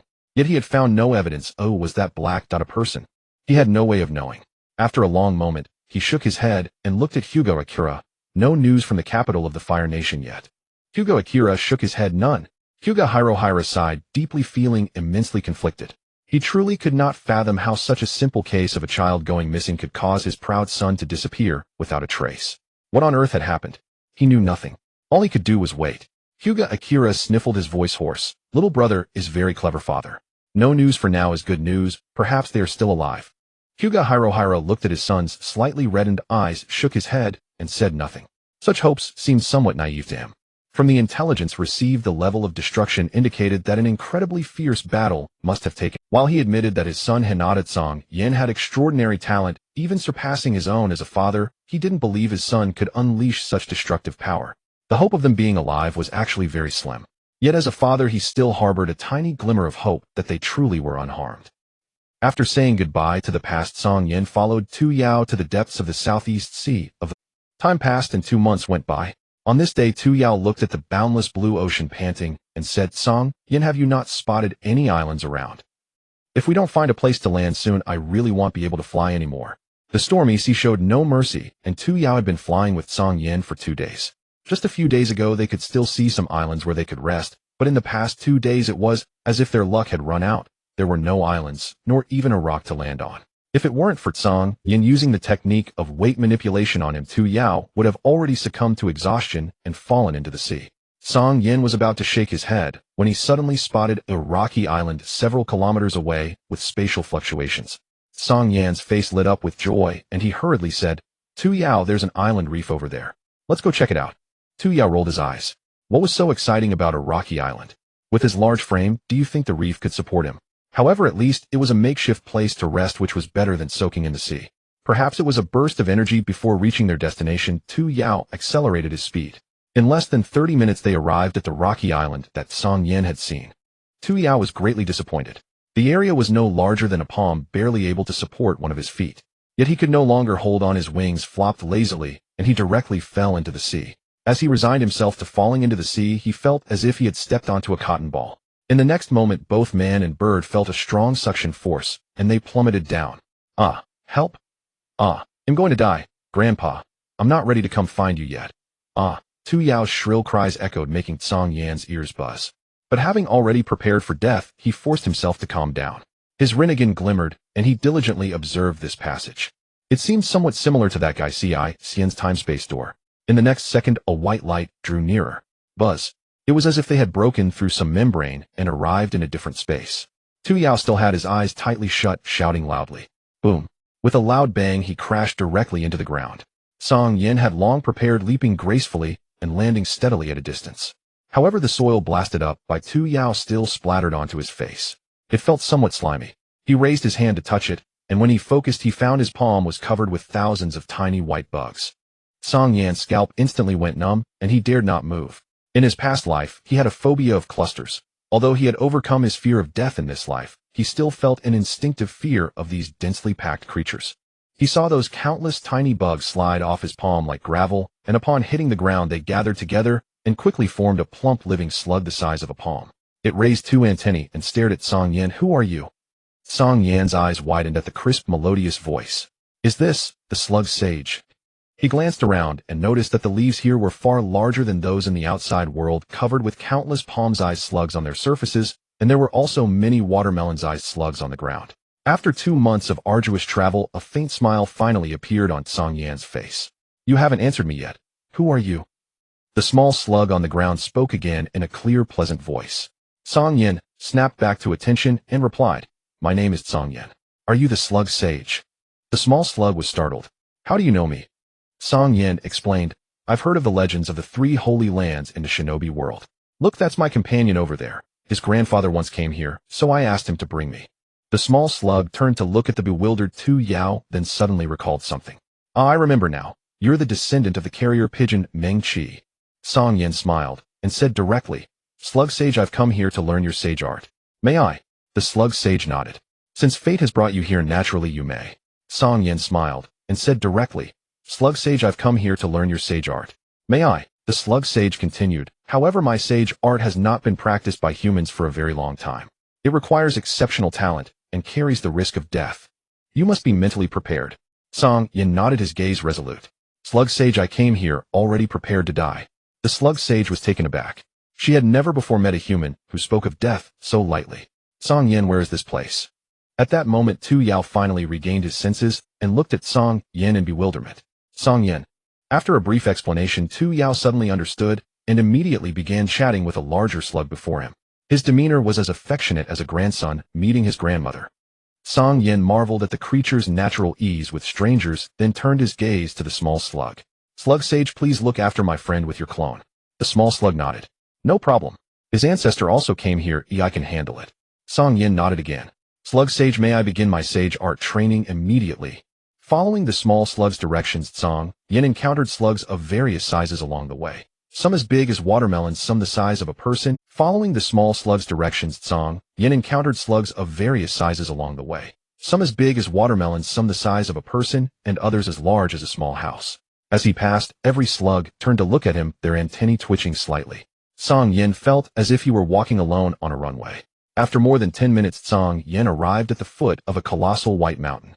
He craned his neck to look. He knew the nature of the slug sage, yet seeing her immense form, making him feel like an insignificant grain of sand, he was still awestruck. This was merely her main body after splitting off countless slugs of varied sizes. If all her clones were reunited, her volume would be even greater. Slug Sage. Cang Yan spoke respectfully. The main body lowered itself. I already know why you've come. Let me ask once more, are you truly prepared? Cang Yan nodded. Slug Sage, I am ready.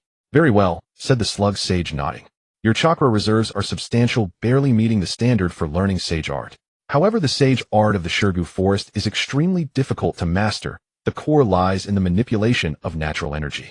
To achieve this, you must first learn to perceive natural energy. Regarding this, my clone will take you to a special place where you can perceive natural energy more swiftly. Cang Yan bowed. Thank you for your guidance, Slug Sage. Then, under the direction of the small slug in his palm, he headed toward a certain direction, officially beginning his journey of sage art cultivation. Time passed. After progressing through the first stage, perceiving natural energy, and the second stage, maintaining bodily balance to achieve equilibrium between chakra and natural energy, Cang Yan's sage art finally reached its final step. It took a long time, far longer than Naruto Uzumaki in the original story, who mastered the sage art in less than a week. The key reason Cang Yan realized was that the Senju forest, being remote and rarely visited by humans for sage art training, lacked the toad oil used in Mount Myaboku to aid human cultivation. He could only rely on self-perception within the dense misty fog. This single process nearly killed him several times. The reason was that he tried to emulate Naruto's method of using shadow clones to cultivate sage art training with relentless intensity. As a result, his body absorbed too much natural energy several times without being able to balance it, nearly turning him into a pool of water devoid of thought. Fortunately, with the slug sage's supervision and guidance, he narrowly escaped death. He barely managed to keep the number of shadow clones at 6 or 7.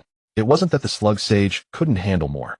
Cultivating sage art requires an empty mind. Too many clones interfere with normal thinking and hinder the maintenance of absolute stillness. This number of clones proved optimal for sage art training. 6 months passed in the blink of an eye. One day, Cang Yan sat cross-legged on the lake's surface, eyes closed in meditation, surrounded by swirling mist, an ethereal, immortal aura. Moments later, 2 faint light blue eye shadows appeared at the corners of his eyes. Paired with his mysterious flowing blue irises, they gave Cang Yan a strangely captivating handsomeness. The corner of his mouth lifted slightly. Done. He clenched his fists, sensing the unprecedented vitality and power within his body, his eyes flashing with exhilaration. With this power, he could defeat his former self, the one who had just arrived in the Senju forest, in just a few moves. However, his brow furrowed. Entering sage mode was still too slow, inconvenient in battle. Even if he used clones as cover, the weakness remained significant. Cang Yan murmured, I need to improve this. Another 6 months passed. Cang Yan could now enter sage mode almost instantly and skillfully control natural energy within a 10-meter radius. This was a technique for controlling energy taught to him by the slug sage. He felt it somewhat resembled the frog kata of Mount Myaboku, but its attack range was even greater. Moreover, during the rest periods of these 6 months, he also improved several of his signature techniques. Within a shinobi's body, there are 8 gates that limit the flow of chakra, known as the 8 gates. However, the Hyuga clan have a unique constitution, releasing chakra from all tenketsu points throughout the body. They have no such restrictions and can release chakra freely at will. Yet the Hyuga bloodline is thin, resulting in insufficient chakra refinement and quantity, thus limiting their potential. But Cang Yan was different. Possessing a nearly pure Ōtsutsuki bloodline allowed him to directly break through both limitations. His vast chakra reserves, his resilient physique, forged through arduous weight training, and his long-term, almost obsessive precision control of chakra enabled him to advance by leaps and bounds. After learning sage mode, he discovered that his body could function like a funnel, automatically filtering the violent natural energy allowing him to absorb and release it at will. This filled him with excitement. It also meant that his chakra sword could now be replaced with a natural energy sword. Cang Yan understood clearly. Against the Ōtsutsuki ninjutsu was useless, they would absorb it. Ordinary taijutsu was even more futile. Even Might Guy's 8 Gates released formation at full power was no match. Only attacks formed with the natural energy of Sage Mode could inflict substantial damage on them. That was one aspect, another was his greatest trump card now. The reincarnation eye is the ultimate evolution of the Byakugan. Over the past year, determined not to repeat past mistakes and allow those he cherished to suffer fatal injuries, he thoroughly studied the medical notebook given to him by Hinata Uchiha. He also made significant breakthroughs in medical ninjutsu, and even unexpectedly awakened the yin-yang release of the reincarnation eye. From then on he began his journey of developing the reincarnation eye. Spring passed, and autumn arrived, time flowed on. Cang Yan gradually grew from a petite young lad to a tall figure of 178 meters. Paired with that pair of mysterious water-blue reincarnation eyes, he appeared elegant, free-spirited, and handsome. One day Cang Yan hovered in the void, his gaze sharpening. Boom! The open ground 100 meters ahead suddenly cracked, as if compressed by some force directly caving in to form a circular pit dozens of meters deep. Cang Yan gazed at the deep pit and murmured, with only 1,000th of the eye technique's pressure creating such destructive force is not bad. He looked toward a spot in the void, his expression darkening. It's about time I should leave. He flickered and appeared before the slug sage, ready to bid her farewell. The slug sage looked at the child she had lived with day and night for years, and her heart was moved. In the past centuries, few foreign creatures had stayed with her for so long, and she felt a sense of reluctance. However, knowing Cang Yan's story, she said nothing more and simply nodded. You have signed a contract with me. If you are in danger, I will do my best to help you. Cang Yan nodded, walked up to her colossal form, opened his arms, and embraced her. Thank you. The years of careful guidance and constantly gentle words made Cang Yan feel a motherly warmth and care. He too was reluctant to part. The slug sage felt nothing from the embrace of a person as small as a grain of sand, but she understood it was a human way of expressing emotion. She nodded and said nothing more. Cang Yan composed himself, then turned around. Activating his eye technique, a black vortex appeared before him, enveloping him, and then he vanished from the spot. Summoning Jutsu. Cang Yan hovered above the sea and raised his hand to summon Tu Yao. With a bang, Tu Yao looked around in bewilderment. Sensing the feeling of impending fall, he quickly flapped his wings to stabilize himself in midair. When he saw the familiar Cang Yan, his face lit up. Cang Yan, boy, you're out. 3 years ago, he had entered the Shirgu forest with Cang Yan. After less than 2 days, his feathers became soaked, the air humid and sweltering, making him miserable. After greeting Cang Yan, he resolutely left. However, fearing that his old nest would be found by Xian, he flew all the way, found a scenic island, became the king of birds, and spent his days enjoying the scenery and playing with birds, living a life of debauchery. Seeing Cang Yan again, he was naturally delighted. Cang Yan nodded and smiled. Life is good, you've gotten fatter. Tu Yao gave an embarrassed grin. Well, I was bored, so I found an island and became a local tyrant. Thinking that Tu Yao had lost his home because of him, Cang Yan felt guilty. Tu Yao was adept at reading expressions. Sensing Cang Yan's change in mood, he quickly changed the subject. So how did it go? Did your training succeed? In his perception, Cang Yan seemed to have merged with the surrounding space, exuding an aura of returning to simplicity. He could no longer sense the other's strength. Cang Yan composed himself and nodded. It should be about ready. Tu Yao raised an eyebrow. So can you beat that guy now? Cang Yan sighed. I don't know. Probably still far from it. What? Does that mean he'll never be able to go home? Cang Yan smiled gently. Don't worry. Once you bring me back to the mainland, you can go home. He won't target you. Tu Yao was stunned. Are you sure? Cang Yan nodded. His target is me. Unless you go out of your way to provoke him, he won't actively come after you. After all this time, he had figured it out. Xian regarded him as a backup fertilizer for the Ten Tails, but since the karma had not yet been found, he wouldn't make any major moves for now. With his cautious and careful nature, he would surely hide and intensify his research on the karma. Cang Yan didn't know whether Xian, lacking a genius scientist like Amato, could still find a karma suitable for him. In 3 years, even if he found a suitable karma, nurturing it would take time. After all, in the original story, the one most suited for him was Kawaki, whom he had cultivated for over a decade. Tu Yao heard this and became puzzled. Then what was the point of my wandering outside for 3 years? Cang Yan looked guilty. I'm sorry, I didn't consider this before. Tu Yao rolled his eyes. After a moment of frustration, he accepted it with equanimity. Fine, I wasn't idle anyway. I've raised a bunch of little ones. They'll go back and bring them all here. Cang Yan. They spent a day traveling, and the man and the bird arrived at a scenic island. The island had been arranged by Tu Yao like a paradise. A huge courtyard stood in the middle, and on the spacious square hundreds of colorful little birds were hopping and chirping as if playing. Cang Yan, are these all your children? Tu Yao immediately replied proudly, of course. I've exiled all the male birds from this island overseas. Naturally, these are all my offspring. Cang Yan. Tu Yao wiggled his eyebrows. How about it? Envious. If you hadn't hesitated back then you'd probably have a brood of kids by now. Cang Yan knew he was referring to him, and that girl Hui. He rolled his eyes in speechlessness. Hurry up, you talk too much. TSK tisk, look at you getting all worked up. Tu Yao said disdainfully. Envy is useless, my power is beyond your imagination. Cang Yan couldn't be bothered to listen to his nonsense, and gave him a kick. Tu Yao immediately walked away with a pitiful comical gait. Watching him gently explain things to those beautiful birds of various shapes and sizes, Cang Yan's gaze involuntarily drifted into the distance. That girl must have grown up by now. She must be very angry that I didn't inform her. If we meet, will she hug me, or will she want to kill me? Thoughts swirled in Cang Yan's mind, and a bitter smile curved his lips. After a whole night, Tu Yao with his whole family finally emptied the island. Then he used the summoning jutsu to summon the carrier pigeon Hyuga. Ancestor, you're not dead. The moment Hyuga saw Tu Yao, tears welled up in his eyes. Bang! Tu Yao gave him a loving kick. You little brat, cursing your ancestor. Hyuga looked utterly. Cang Yan had originally not wanted to disturb Hui, but ultimately couldn't hide his yearning. He asked Hyuga, is Hui doing well? Only then did Hyuga notice Cang Yan. He froze for a moment, and then fury suddenly surged. You bastard. It's all your fault. If not for you, little Hui, you wouldn't have gotten hurt. Cang Yan's face changed, and he could no longer control his emotions. What happened to her? Hyuga fumed. For over 3 years, not a single message. Little Hui searched all over the ninja world for you, and last time, she was injured by a stranger.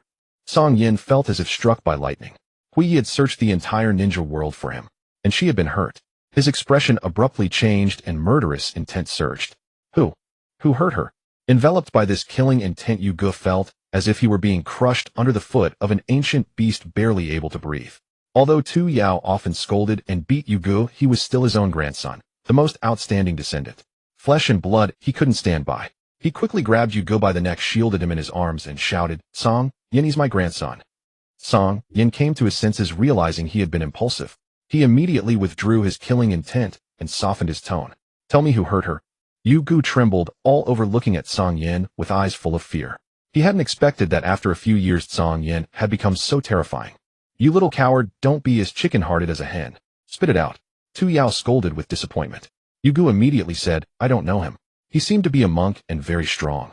Cang Yan was startled, and fury blazed in his eyes again. Hui was no weakling. If she activated the Mangekyo, her strength would not be much inferior to Madara's.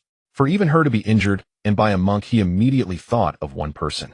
He let out a grim laugh. Have fine. See, I seen it to you again. He had thought he had cut off all ties with his loved ones, but the other party was still relentless. Then he had no choice but to take the initiative. Hyuga, do you know where Hui is? Hyuga stammered, I don't know. Cang Yan said in a deep voice, then summon her here. Hyuga looked at Tu Yao, who immediately said, do as the kid says. Now even he couldn't see through Cang Yan, and he felt that defeating that guy might be within reach. Hyuga immediately wriggled out of Tu Yao's arms, and began to perform the summoning jutsu. Bang! Accompanied by a burst of white smoke, a stunning long-haired woman appeared before Cang Yan. At this moment, Hui lay pale and bloodied, utterly unconscious, sprawled upon the ground. Her clothes were torn and ragged, revealing patches of bloodstains. Though unconscious, she still gripped a familiar longsword in her hand. Despite not seeing her for over 3 years, Cang Yan recognized her at once. Without a second thought, he dashed to her side in a single stride, a green light emanating from his palm as he pressed it against her. The more he healed her, the darker his expression grew. Her condition was dire. Her body seemed pierced by something sharp, and multiple meridians within were severed. Just then a ripple shimmered in the nearby space. A swirling black vortex appeared, and Sixian's familiar figure emerged. His brows were furrowed. He had been on the verge of success, but his target had been suddenly summoned away. Fortunately, he had kept his gaze locked on her, or else she would have escaped again. However, when he saw Cang Yan's face, he paused, saying, I didn't expect to find you here as well. A hint of unexpected delight crossed his face. Cang Yan finished healing Hui's last injury, then raised his hand and tapped her neck acupoint. Hui, who had shown signs of waking, fell back into stillness. Cang Yan picked up the longsword from her hand, turned to Tu Yao, and said in a low voice, Take her away. Feeling the oppressive atmosphere, Tu Yao had already wanted to retreat. Sixian narrowed his eyes. Do you think I will let her go? Boom. Sixian lunged forward, reaching for Cang Yan's throat. Cang Yan snorted, channeling chakra into the longsword, while applying the super lightweight rock technique to the blade, then swung it with a reverse grip. The strike was incredibly fast, heading straight for Cixian's neck. Just as Cixian thought he would succeed, a sharp clang rang out. Several black rods instantly sprouted from his neck, blocking Cang Yan's blade. But then his expression changed as his body uncontrollably flew backward, skidding dozens of meters across the ground before finally stopping. Cixian's face showed astonishment, then a playful smile curled at the corner of his mouth. You've grown to such a level. That truly surprises me. Ignoring him, Cang Yan turned around, lifted Huey, and handed her to Brother Yu. Then he looked at Cixian. The matter between us has nothing to do with others. Cixian sneered. She is the vessel I have chosen. But it seems she has something to do with you. That I didn't. Hearing this, Cang Yan's pupils constricted. A vessel? Did he intend to implant the karma on Huey? He quickly observed Huey's body, relieved to find no black mark on her. He coldly looked at Cixian. You haven't succeeded yet, have you? Cixian was taken aback. You know my purpose. Cang Yan uttered a single word, karma. Cixian's pupils dilated. But in an instant his face turned cold, his gaze sharp as a blade. I don't know how you learned of this, but it seems I cannot let you leave. As he spoke, black karma patterns spread across his entire body. Seeing this reaction, Cang Yan knew that Cixian had not yet planted the karma on Huey, and he felt a slight relief. As Cixian prepared to strike, Cang Yan raised his sword in a ready stance, and raised an eyebrow. I want to know, why did you choose her? Cixian's lips curled into a cold smile. She carries the bloodline of Kaguya Ōtsutsuki. That woman left me gravely injured. Now using her body can be considered a small compensation from her. Cixian merely assumed Cang Yan was a fortunate soul who had stumbled upon the secrets of the Ōtsutsuki, so he offered a brief explanation, not believing he could grasp the deeper meaning. Little did he know, upon hearing this, Cang Yan's mind was clear. As a transmigrator, how could he not understand the grudges involved? At this moment he was resolute. Even if it meant death today, he would make Cixian shed his skin, at least buying Huey some breathing room in the short term. Tiao, I leave her to you. Cang Yan tossed the words without looking back. His eyes closed, and then opened, and a water blue eyeshadow appeared at the corners of his pale eyes. Cixian sneered, don't talk big.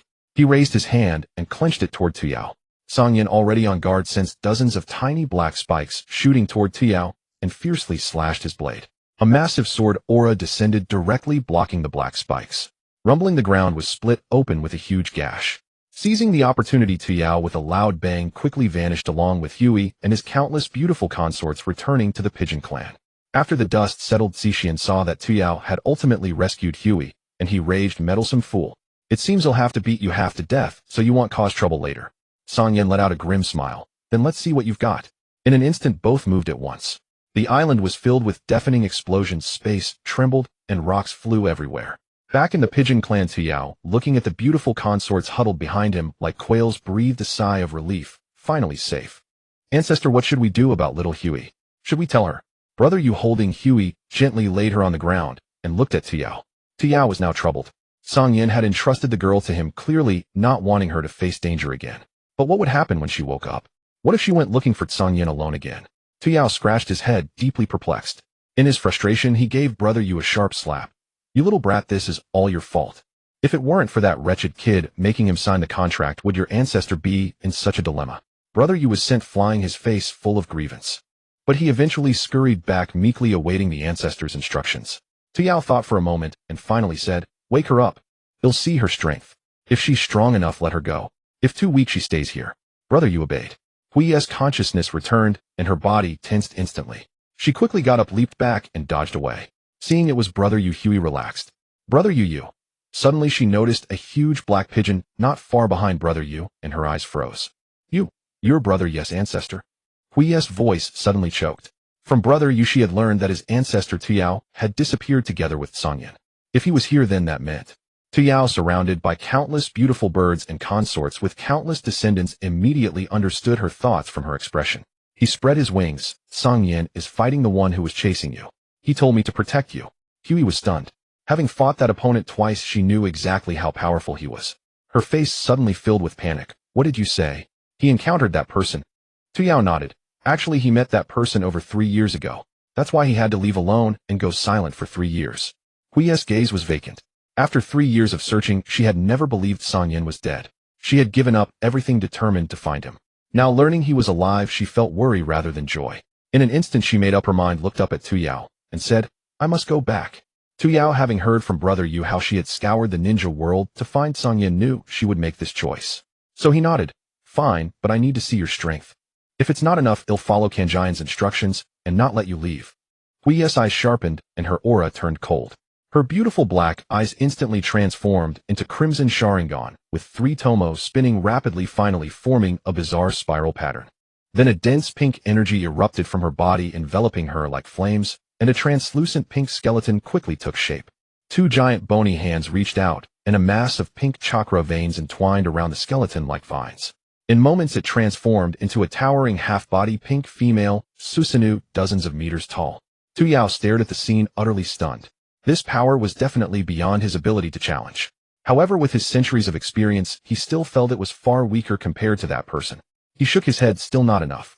Upon hearing this, Hui's cold and dark aura trembled, and her delicate face was immediately In the next moment, the female Susanoo grew larger, standing upright, like a celestial being with sharp-edged armor appearing, and several large pink ribbons twisting behind her head, a terrifying aura spreading out as the ribbons billowed in the wind. Hui stood within the crystal atop the female Susanoo, looking down with a majestic gaze at Tu Yao. Is this enough? Tu Yao tilted his head back, feeling a bit of strain in his neck as he gazed up at the towering female warrior, swallowing hard. This energy, although still lacking a bit, should at least provide some assistance to that brat Cang Yan. Alright, since you insist on going, I can escort you. Tu Yao sighed in relief. Hui's expression brightened, and the energy around her instantly retracted as she gently descended. Tu Yao looked at her small figure, astonished that she could condense such a powerful form. It was simply monstrous. Quickly take me there. Hui was impatient. Tu Yao knew she had already engaged with the opponent, so he said no more, nodded, and then flapped his wings to start locating Cang Yan's position. On the other side, Cang Yan was deeply engaged in battle with Xian. Multiple shadow clone technique. Boom, boom, boom. Hundreds of shadow clones instantly appeared surrounding Xian. Xian quickly widened the distance, vanishing into thin air, and pressed her hands together. Thousands of tiny black spikes shot out in an instant.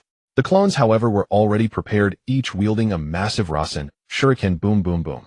In an instant they shattered those spikes. Dozens of clones then appeared behind Xian, shooting forth countless energy, swords formed from natural energy. Xian secretly thought it was troublesome, and quickly used space ninjutsu to teleport to a high altitude, her gaze flashing. Dozens of black squares covered in red patterns fell from the sky. Seeing no way to avoid it, dozens of clones directly entered the rebirth eye chakra mode, their bodies enveloped in green chakra, with 2 massive chakra hands emerging from their backs to halt the descent of the black squares. Boom, boom, boom. But the power of those squares was beyond human strength to resist. The clones below could not bear the weight and burst like balloons. Some clones moved before Xian's main body, wielding long knives to strike directly at Cang Yan. Whoosh, whoosh, whoosh. Xian was also enraged, her body like a skeleton vein, directly piercing out countless sharp black rods. Boom, boom, boom. Those clones were pierced through the chest and dispelled, clearing a vacuum around them. Xian looked at the remaining dozens of clones in the distance, her expression somewhat ferocious. Unexpectedly, within just 3 years, he had reached such a level. He couldn't help but feel regret that he shouldn't have allowed the opponent to grow so easily. Clearly weaker than him, yet always able to utilize some special means to render his techniques ineffective. He couldn't help but feel as if his abilities had been thoroughly studied by the opponent. A sense of indescribable shame surged within him. He snorted coldly. How could he not be angry at being forced to this extent by a mere brat? On the other side, Cang Yan was now gasping heavily. In every clash with Xian, he used his partial light and heavy rock technique with the gravity enhanced to 10,000 times, yet he still could not gain the upper hand. Damn, it's still not working. Cang Yan gritted his teeth secretly. This level of attack required not only full concentration, but also extremely precise chakra control. His mental energy consumption was tremendous. Though he had long been prepared for death, seeing that the opponent hadn't even used the second form's wedge mode, yet filled him with a deep sense of helplessness. He had forgotten that the current Xian did not have the scientist Amato's assistance, and her physical strength was far inferior to that during the Naruto era. Xian's expression was dark, hesitating whether to enter the second form. Using that kind of power would be somewhat taxing. I wonder if this body can withstand it. He clenched his fists secretly. If only I could plant the wedge first. Though Cang Yan's physique isn't quite suited for my wedge at this moment, I've decided to give it a try. Just as he prepared to act, a ripple appeared in the distant sky. A graceful figure appeared in an instant. He paused for a moment, a wicked smile curling on his lips. I won't be polite. With the wedge delivered to my doorstep, I naturally won't miss this opportunity. He quickly turned and rushed toward Huiyi. Song Yan's eyes turned red at the sudden appearance of Huiyi. He couldn't help but recall the fate of Hinata Ryusui. Don't. Song Yan hurriedly used space ninjutsu to swiftly maneuver to Huiyi's back. But Cixin was faster, already raising her hand to grab Huiyi's neck. Huiyi, who was fully prepared, unleashed a surge of chakra, instantly condensing into the complete state of Susanoo. The sudden change caught Cixin off guard, causing a momentary pause in her attack. Boom. A terrifying wave of energy surged towards Cixin. Cixin hurriedly raised her hand, the black rods in her hand spinning rapidly, transforming into a barrier. It blocked the strike, but also created distance between her and Huiyi. Huiyi's abrupt transformation stunned Song Yan for a moment. Then his face broke into a wild joy. Little Huiyi. He couldn't help but shout in tremors. In the next second, another figure appeared in his arms. Song Yan instinctively held her tightly, the myriad words he had hidden in his heart, now transformed into a profound silence. After a moment, Huiyi with teary eyes whispered, "You're fine. That's really great." Song Yan gently rubbed her head, filled with guilt. "I'm sorry. Though I have so much to say, the great enemy Cixin is still here. I must not be careless." Huiyi's return implied that she had made up her mind.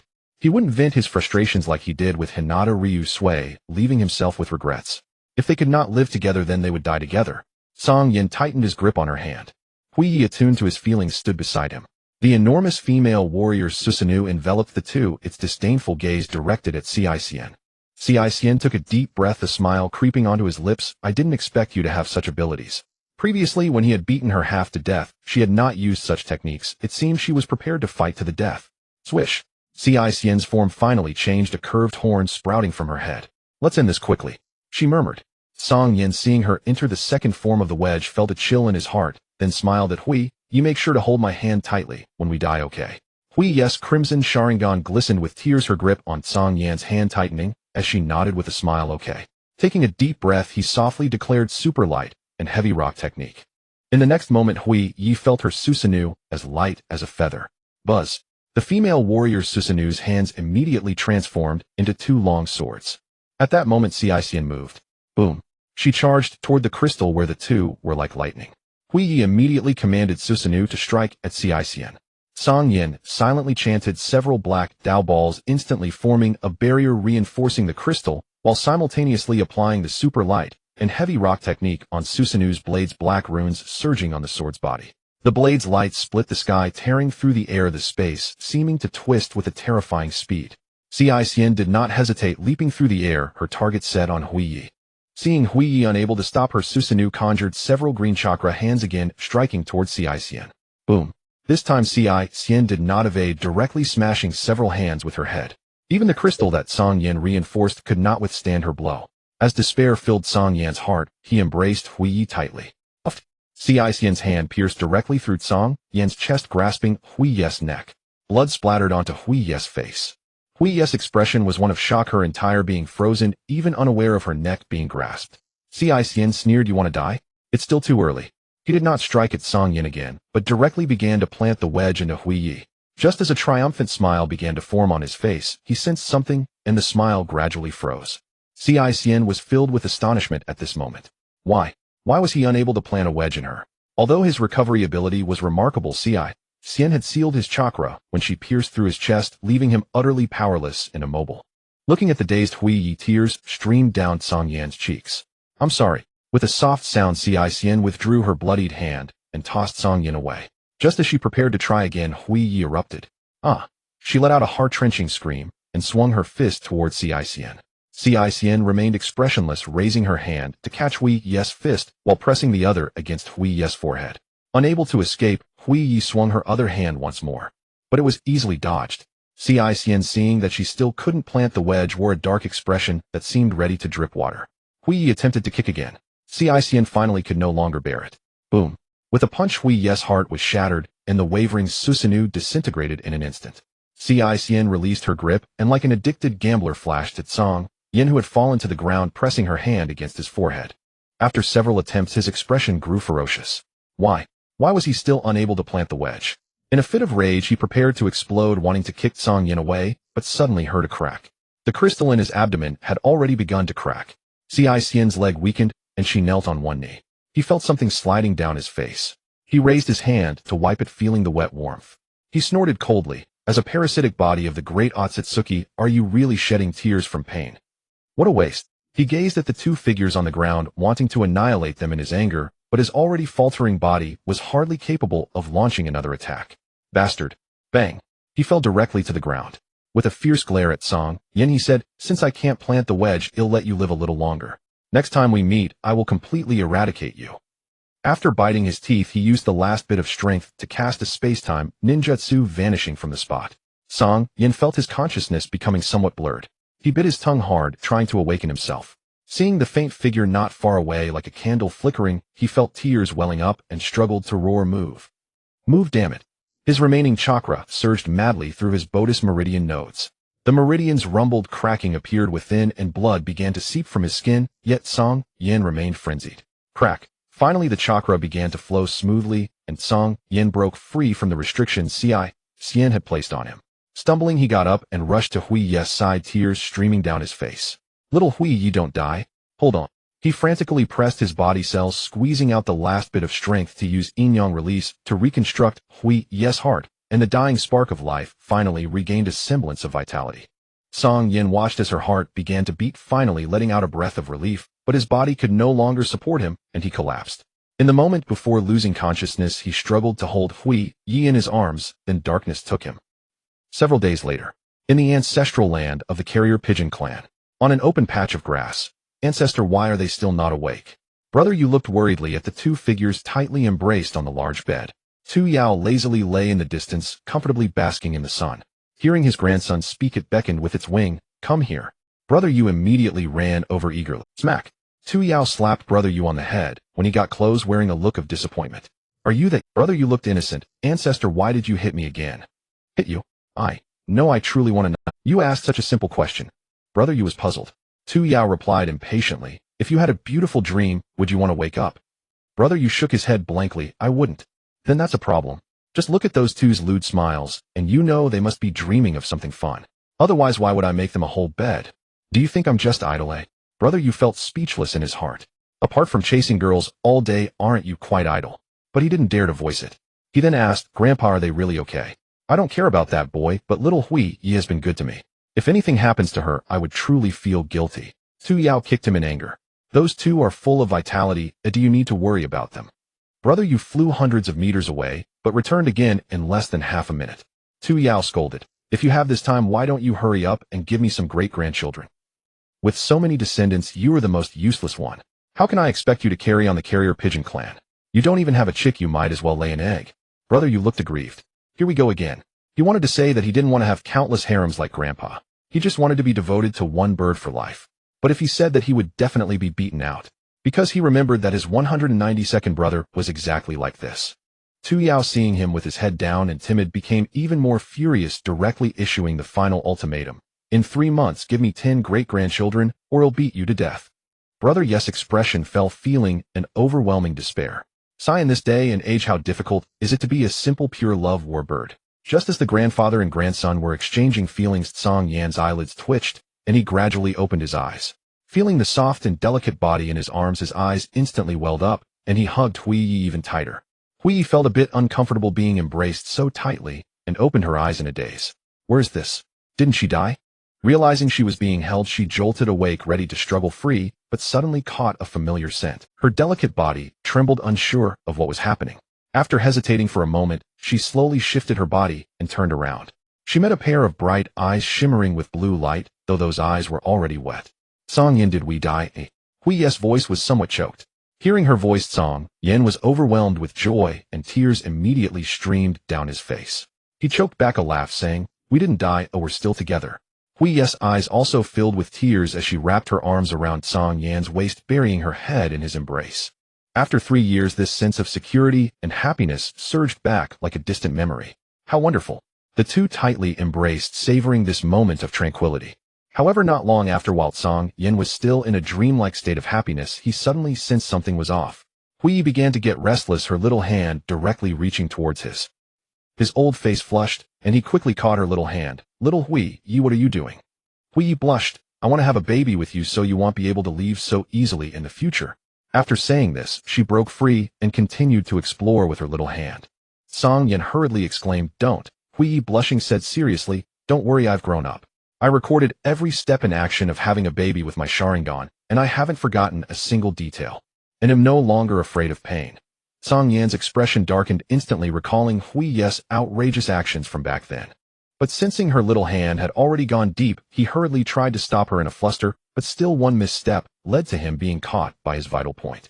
His body arched and he rushed to plead, "Little Hui, you know not here." Hui paused, looking up with a puzzled expression. "Why not?" Cang Yan looked at her beautiful eyes, still filled with tears, yet clear and adorably naive, feeling both amused and helpless. After more than 3 years apart, this girl was still so innocent. There was no time for him to think. He leaned closer to her ear and whispered, "There are people. No, there are birds."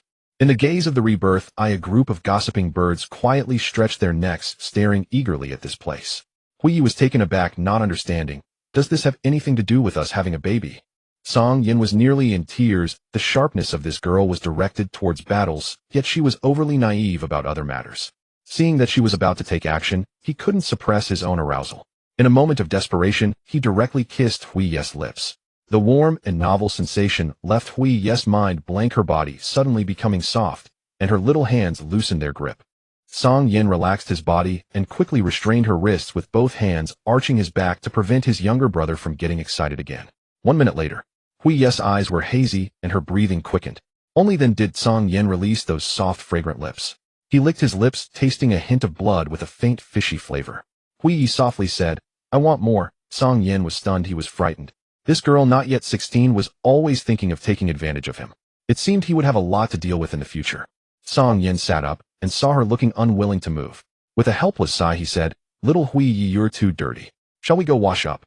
He didn't know how long he had been unconscious. The clothes on both of them were still those they wore during the battle, which had become slightly sour. Of course, Cang Yan did not dislike Hui. He would like her even if she became a beggar. He only said this to shake off the piercing gazes of those guys behind him. Hui was startled by his words, sitting up.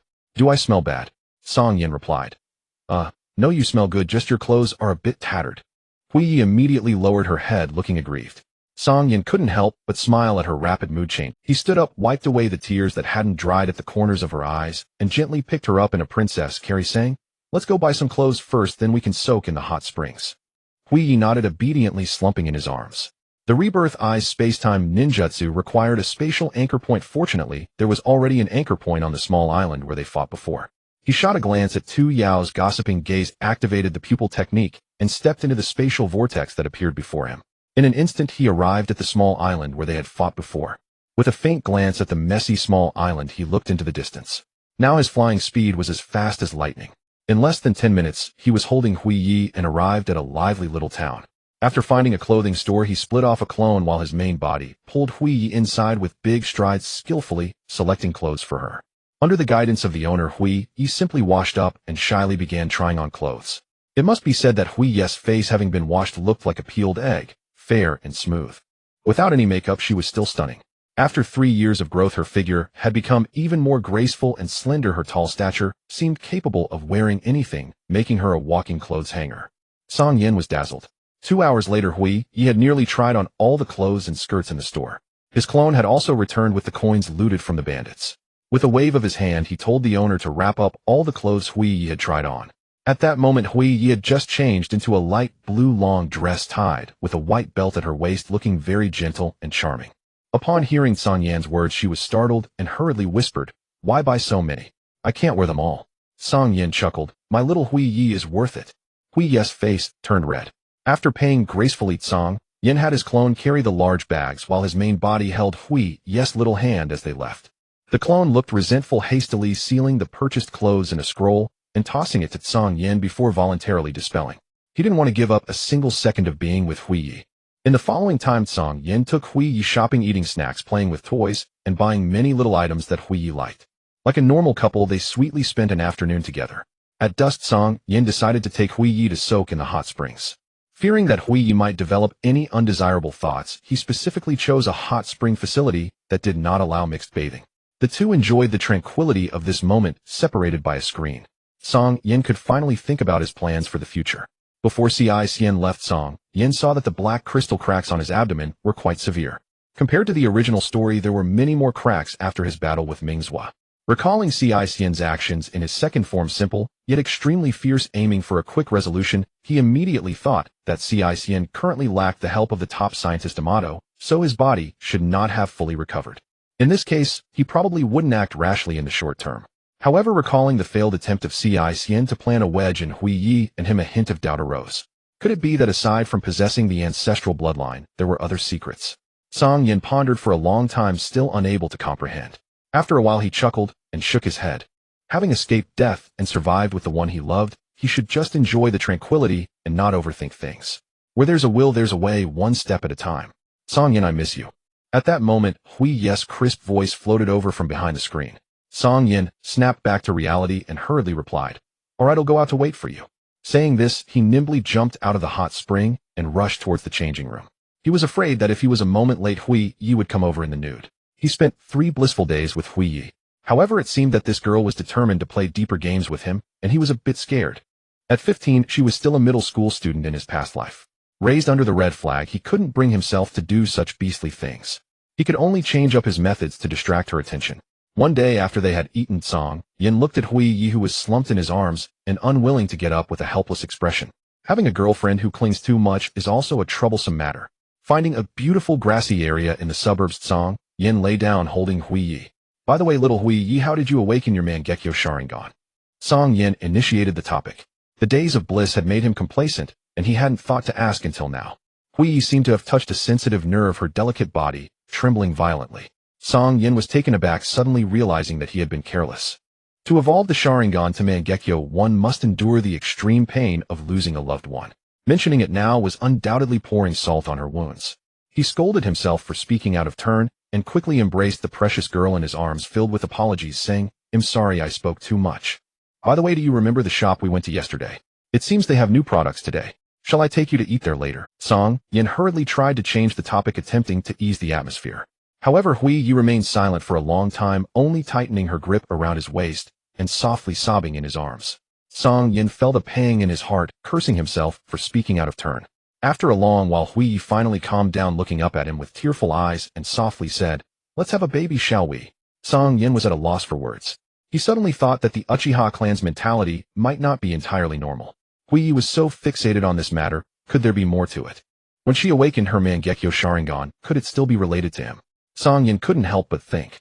After a moment of silence, he didn't want to make hasty decisions, and looked at Hui Yi with more tenderness in his eyes. He ultimately couldn't overcome that barrier, and directly tapped at her sleep point. Without any defense, Hui Yi's eyelids gradually grew heavy, and she fell asleep. Cang Yan looked at her flawless face, feeling as though a stone was pressing down on his heart, heavy and powerless. He had not studied specialized illusions, and his skills with the rebirth eye were not high, making it impossible for him to understand her experiences and inner struggles. After a long moment, he sighed deeply. He hoped that time could heal everything. The next day, Cang Yan looked at the hazy-eyed Hui Yi and gently asked, "Can you accompany me back to my family?" Hui Yi was taken aback, as if recalling something. Her beautiful eyes lowered and her expression grew dim. Cang Yan was puzzled by her reaction. "Little Hui, you want to go? If you're tired, you can stay here for a couple of days. I'll just go and come back." However, Hui Yi seemed to have an instinctive reaction, immediately gripping Cang Yan's clothing tightly, looking as if she would be abandoned, a pitiful expression on her face. Cang Yan was even more confused. Originally, he thought of accompanying her back to the Uchiha clan. After all, she had been searching for him tirelessly for 3 years, as she must be longing for home. But seeing Hui Yi like this, Cang Yan suddenly had a bad premonition. Holding Hui Yi tightly in his arms, he softly said, "Whatever bad things happen, I will be with you." Upon hearing this, Hui Yi could no longer hold back her tears. Choked with emotion, she said, "I have severed ties with my family." Cang Yan was momentarily stunned. Severed ties? What a harsh term. He tried to comfort her, saying, "You still have your father, your brother, and your younger brother." Before he could finish, Hui Yi sobbed. "When I left, my brother stopped me, and I injured him. Later, when I returned from the snow country in the north and passed by the clan, I heard that my father had passed away due to illness. I wanted to pay my respects to my father, but my brother drove me away. Cang Yan, I have no family left." By the end, Hui Yi was already in tears. Cang Yan's eyes were moist. The Uchihas were already emotionally delicate. It was hard to imagine how Hui Yi had endured so much for his sake and abandoned everything. Cang Yan choked back his emotions and scolded gently, "Silly girl, am I really worth you doing this?" There was also Hinata Ryujui, who risked her life for him, buying him time. Cang Yan did not know how to repay her. He couldn't even help her seek revenge. He felt gloomy in his heart, experiencing failure like never before. Hui, however, buried herself in his embrace and trembled softly. Cang Yan, I only have you left. Cang Yan kissed her forehead, nodded, and the unspoken vow was etched deeply in his heart. In the afternoon, Cang Yan brought Hui to a place over 10 kilometers outside the clan. Looking at the almost unchanged clan grounds, a wave of nostalgia surged in his heart. He saw the clan leader, his father, still imposing and upright, though there were more strands of white hair in his temples. He also saw Hinata Chika, who had grown into a more graceful young woman, her face serious as she busied herself in the medical department. And his older brother Hinata Akira, who had grown taller. Compared to over 3 years ago, he bore even more of their father's imposing aura. His sister-in-law Hinata Yui was increasingly charming. Hinata Yenian, now more mature, and third uncle. He should still be out on a mission. Looking at those familiar faces, Cang Yan's eye, Hui hugged his waist and softly asked, "Are you really not going in to take a look?" Cang Yan sniffed, feeling forlorn, replied, "Going in would only add to their troubles." He still didn't know when Cixin would come back again. If he were to survive until the time of Naruto like in the original story, that would be one thing. But if any other thoughts arose, or if he wanted to uncover the secrets between himself and Hui Yi and couldn't help but act, returning to the clan would instead bring trouble to the clansmen. He also saw that there were many more tombstones in the clan with his and Hinata Ryuju's names glaringly among them. Although he had been psychologically prepared the moment he confirmed Ryuju's demise, his heart still ached. He could only mourn silently in his heart. In this life he was destined to owe her. If there were a next life, he hoped she could go to a better world. Cang Yan then took Hui Yi to the outskirts of the Uchiha clan. Hui Yi shared the same sentiment. Due to the limitations of the Sharingan sight, Cang Yan had to organize what he saw into a mental sphere and merge it into Hui Yi's mind. Hui Yi immediately broke down in tears. After a long while, the two of them left. They found a remote little town, cleared out the surrounding thieves and bandits, and settled down to live a carefree life of working at sunrise and resting at sunset. 3 years later, on the day Hui Yi came of age, Cang Yan finally fulfilled her wish. From then on, Hui Yi craved it more and more, unable to stop. Another year passed. On this date, Cang Yan held Hui Yi's little hand as they went to the market to buy vegetables.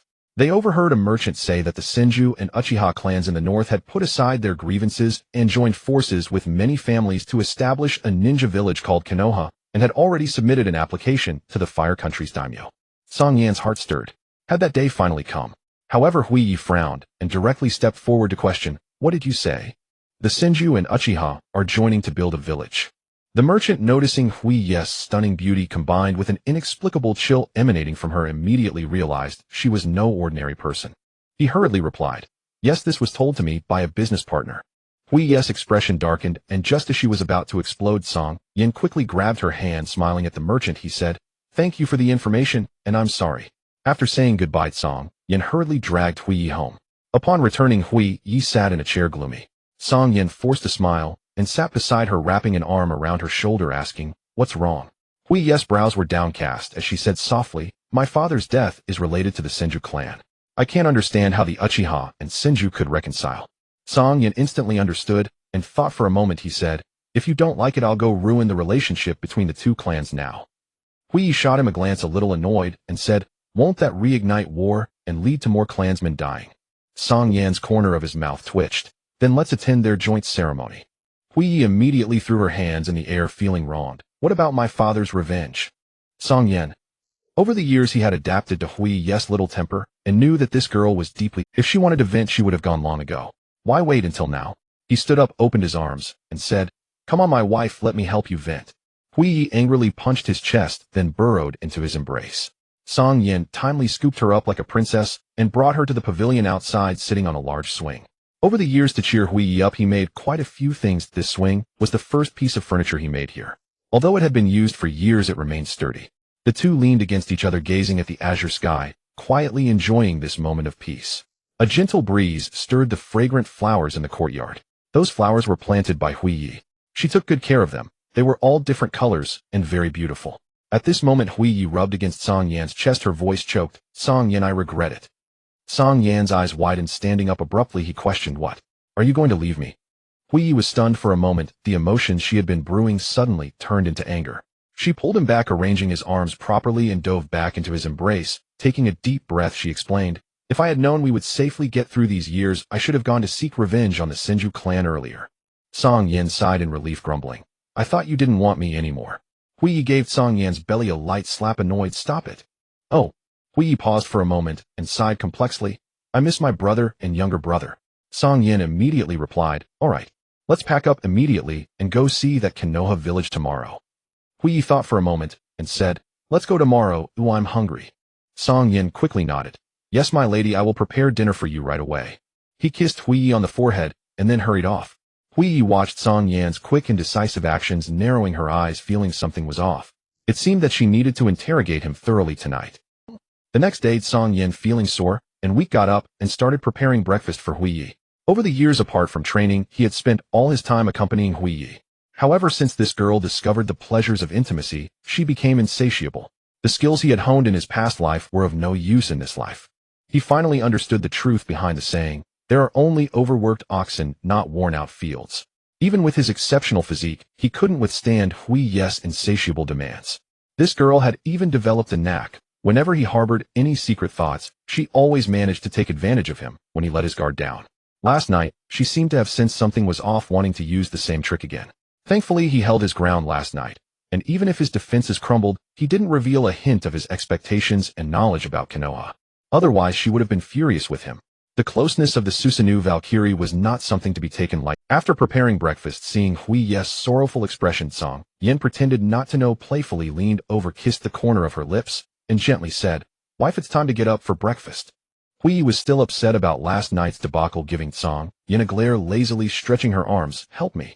Song Yan helped her put on a jacket and carried her to the table in the pavilion outside. While they were eating, Song Yan suddenly frowned, his gaze fixed in one direction. What's wrong? Hui asked worriedly. Song Yan did not respond, slightly closed his eyes, and moments later blue shadows appeared in the corners of his eyes. Sensing the enormous energy that had suddenly appeared, he stood up smiling and said, Wife, a restless big fellow is heading this way. What big creature? Hui was left puzzled. Come on, let me show you. Song Yan took Hui's hand and soared into the sky. Before long, the two arrived on the other side of the mountains, outside the small town. Hui gazed at a large creature resembling a fox in the distance, her beautiful eyes furrowing. What is that thing? Song Yan did not answer. If he said too much, Hui would inevitably interrogate him later. Seeing it take a few more steps towards them, Hui activated her kaleidoscope, Sharingan directly. A Susanoo warrior appeared out of thin air, enveloping her and Song Yan in a crystal. The Susanoo warrior had a gigantic wing behind its back, standing in midair, looking down at the massive creature. Stop, Hui said in a deep voice. The massive creature, seeing the sudden appearance of such a large figure, immediately halted, its 9 gigantic tails swaying behind it, its gaze cautiously fixed on the Susanoo. It realized that the enormous figure in front of it actually belonged to 2 tiny humans, and surprised, a hint of retreat began to form in its heart. Song Yan sensed the immense tailed beast energy of the QB and smiled slightly. To think he would encounter the strongest tailed beast here. This amount of chakra was truly enviable. No wonder that guy Madara in the original story would capture it to use as a power bank. The QB then spoke. Who are you and why are you blocking my way? Hui was about to speak, but Song Yan tugged at her hand and said with a smile, Wife, how about we keep a pet? Growing flowers in the yard was for beauty, raising fish was for cooking, planting trees was for fruit, and the only thing missing was a small pet. Hui was taken aback, pointing at the massive tailed beast before her. Are you saying we should keep it as a pet? Song Yan raised his eyebrows and smiled. Do you like it? Hui hesitated slightly. Isn't it too big? I don't want to attract too much attention. Song Yan replied. That's simple, leave it to your husband, and he'll get you a little QB. Hui nodded. Song Yan squeezed her small hand. Absorb the chakra, don't wear yourself out. Hui shot him a glance. Now she could battle him for 300 rounds without losing ground. What was this little chakra in comparison? However, since her husband had spoken, she naturally would listen. Whoosh! The Susanoo warrior vanished in an instant. Stay right here, we'll go talk to it. Song Yan instructed. Alright, got it. Now that she had grown up, this guy still treated her like a child, truly shameless. Hui waited. Song Yan had already taught her the light feather technique, and she could fly freely. Looking around, she flew to the tallest tree on the mountain and sat atop it. Song Yan flew before the QB, wearing an amused expression. Big fellow, let's negotiate. The QB responded. Do I know you well? You come up and act all friendly. Seeing the QB's increasingly wary gaze, Song Yan calmly continued. You're heading towards a place where ordinary people live, so you'll need to take a detour. The QB huffed, spitting out a massive gust of air. Just a bunch of weak bugs. If I want to take a detour, I will. If I want to crush them, I will. What business is it of yours? Song Yan raised an eyebrow. So you mean whoever is stronger can bully the weak? I'm not saying that. As a tailed beast it was in tune with natural energy and got along well with many creatures. Saying this was merely out of annoyance from being obstructed. Cang Yan smiled. Alright, I won't bully you. Let's have a duel. If you win you can do whatever you want. If you lose you agree to take a detour and not harm ordinary people, and also give me something. The QB furious retorted, why is it that if you lose you don't have to give anything, but if I lose I have to meet all these conditions? Cang Yan shrugged. Fine, as long as you win you can propose as many conditions as you want. The QB's enormous eyes lit up, and it began to ponder what conditions to propose. Cang Yan, however, directly entered sage mode. An overwhelming pressure descended, catching the QB off guard. Boom. A tremor shook the earth. The QB felt as if a mountain was pressing down on it, rendering it immobile.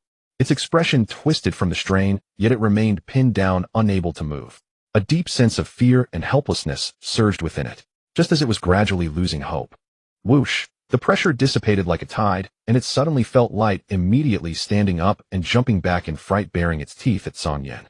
Cang Yan said calmly, if you keep baring your teeth, do you believe I'll pull all your teeth out? The QB had already recognized the strength of the opponent and understood that this was not an empty threat, quickly closing its mouth. Cang Yan withdrew from sage mode and approached the QB. Now can you agree to my request? The QB, looking cautious, replied, I can agree to the other two conditions, but what's the last one? Cang Yan said, very simple, give me a little QB. The QB was a bit confused. What do you mean? Look, see that stunning beauty over there, breathtakingly beautiful and graceful. Cang Yan pointed to Huey, who was sitting in the distance on the big tree. Huey, who was lost in thought, noticed Cang Yan and the big fox looking over. She didn't know what Cang Yan had said that had left the big fox a bit bewildered. Huey raised her beautiful eyes, feeling something strange. She wanted to go over, but remembering Cang Yan's instructions to stay put, she thought for a moment and decided not to move, shaking her head and continuing to daydream. On the other side, the QB was stunned for a while before realizing that the little guy in front of it was complimenting its wife. The QB said, so you're showing off that you have a wife, huh? How lowly of a little bug to do that. It felt disdainful inside. Cang Yan saw its expression soften a bit and said, she likes you, but you're too big. My yard can't fit you, so please transform into a little QB. Upon hearing this, the QB exploded with anger. Why should I, the strongest tailed beast, be made a pet? Cang Yan's face grew serious. Because I'm stronger than you. The QB replied. I still have the tailed beast ball. Do you believe I can obliterate you? The pride of the tailed beast made it unwilling to concede, secretly gathering its strength ready to unleash a tailed beast ball. Cang Yan, however, said, I know your confidence. Oh, let's compare tailed beast balls. Saying this, a black sphere formed from yin-yang release appeared before the QB. The QB's eyes widened in disbelief. This was actually the same yin-yang release as that old man. Its tailed beast ball was indeed powerful, but the sharp aura emitted by this seeking Dao ball, though not on par with the old man, was still enough to kill it. At this point it backed down. Cang Yan saw it was being sensible and quickly retracted the seeking Dao ball. Raising a pet was for fun, not for annoyance. If it weren't for wanting a little QB that was both obedient and well-behaved, he wouldn't bother with such a hassle. He urged, hurry up, it won't cost you much energy. The QB scoffed, inwardly thinking the damage is not serious, but the insult is too high. Having its doppelganger forcibly made a pet would make it a laughingstock if other tailed beasts found out, especially that guy Shikaku. They would probably laugh until they cried. The situation was stronger than the individual, it ultimately had to submit. However, what concerned it was that the person before it, who obviously had the strength to crush it, had consistently spoken in a negotiating tone and hadn't forced it, which was much better than some dark figures it had encountered before. Thinking this, the QB felt much better and deftly plucked two of its hairs. Then it gently blew on them.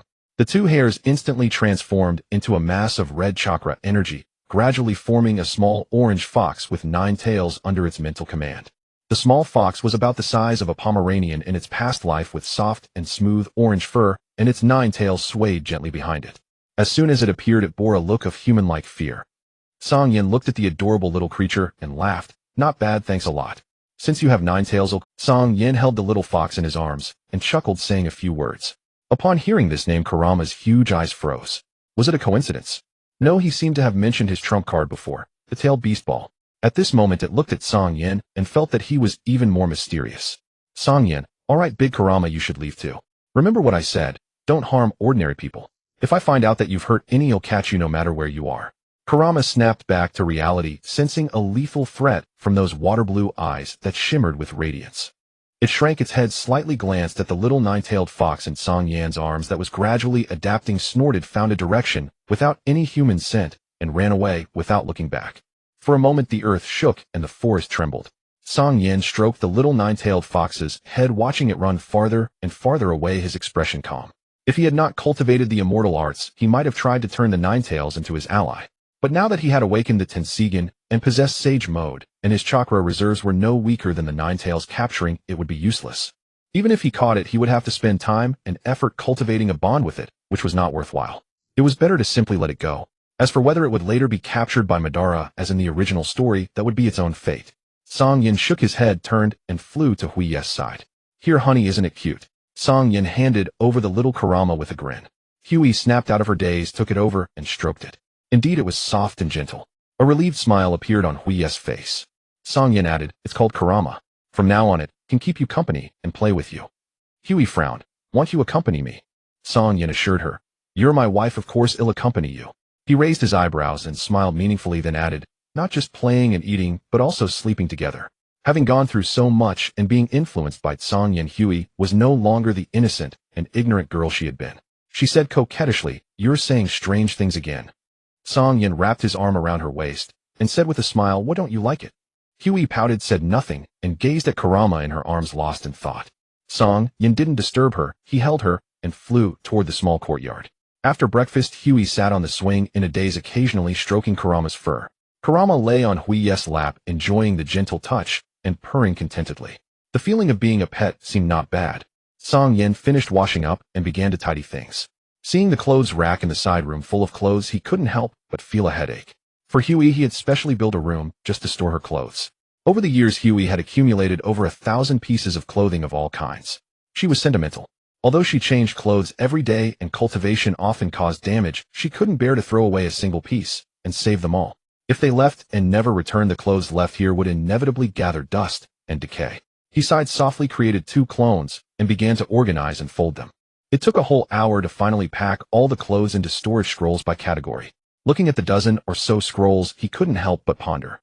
If only he had a portable space like Daitas in the original story. His Tensigen only had the ability to perform space-time travel, not to create an independent space. After a while, he sighed and shook his head, then walked out of the room. Seeing Hui still in a daze, he approached and asked, "Wife, are you ready to set off?" Hui snapped out of it, looked up at Cang Yan with a hint of grievance in her eyes. She put Kurama aside and burrowed into Cang Yan's arms. "I'm a little scared." Cang Yan understood. One grows more timid when nearing home. After all, she had hurt her own brother. Meeting him again naturally came with many concerns. He kissed her forehead and said gently, "Don't worry, I'll always be by your side. If your brother dares to be harsh to you, I'll help you beat him up." Hui slapped his arm. "No." Cang Yan suddenly looked aggrieved. "It's over, my wife doesn't want me anymore." Hui was amused and gave him a playful slap. "You're too bad." Cang Yan chuckled, wrapped his arm around her waist, and let Hui lean on him with peace of mind. Kurama lifted its eyes, saw the two being lovey-dovey, and simply closed its eyes and lay down, out of sight, out of mind. More than 10 minutes passed, and Hui's mood finally eased. She looked up and asked, "Are all the things packed?" Cang Yan nodded, "All sorted." Hui tiptoed to kiss his cheek and smiled. "You've worked hard." A kiss and a word of praise instantly made Cang Yan feel that the previous hour of tedium was worth it, filling his heart with sweetness. At first, Cang Yan had worried whether they would become like most couples in his past life, their feelings growing dull. But over the years, except for the first 2 months when Hui was a bit dull afterward, she seemed to have unlocked a cheat, always seizing the right moment to provide Cang Yan with corresponding emotional value. This made Cang Yan feel as if every day was like a honeymoon. He chuckled, "It's my duty to share the worries of my lady wife." Hui nuzzled her head against his chest. "Let's go." "Okay." The two flew into the sky. This was their first long journey in many years.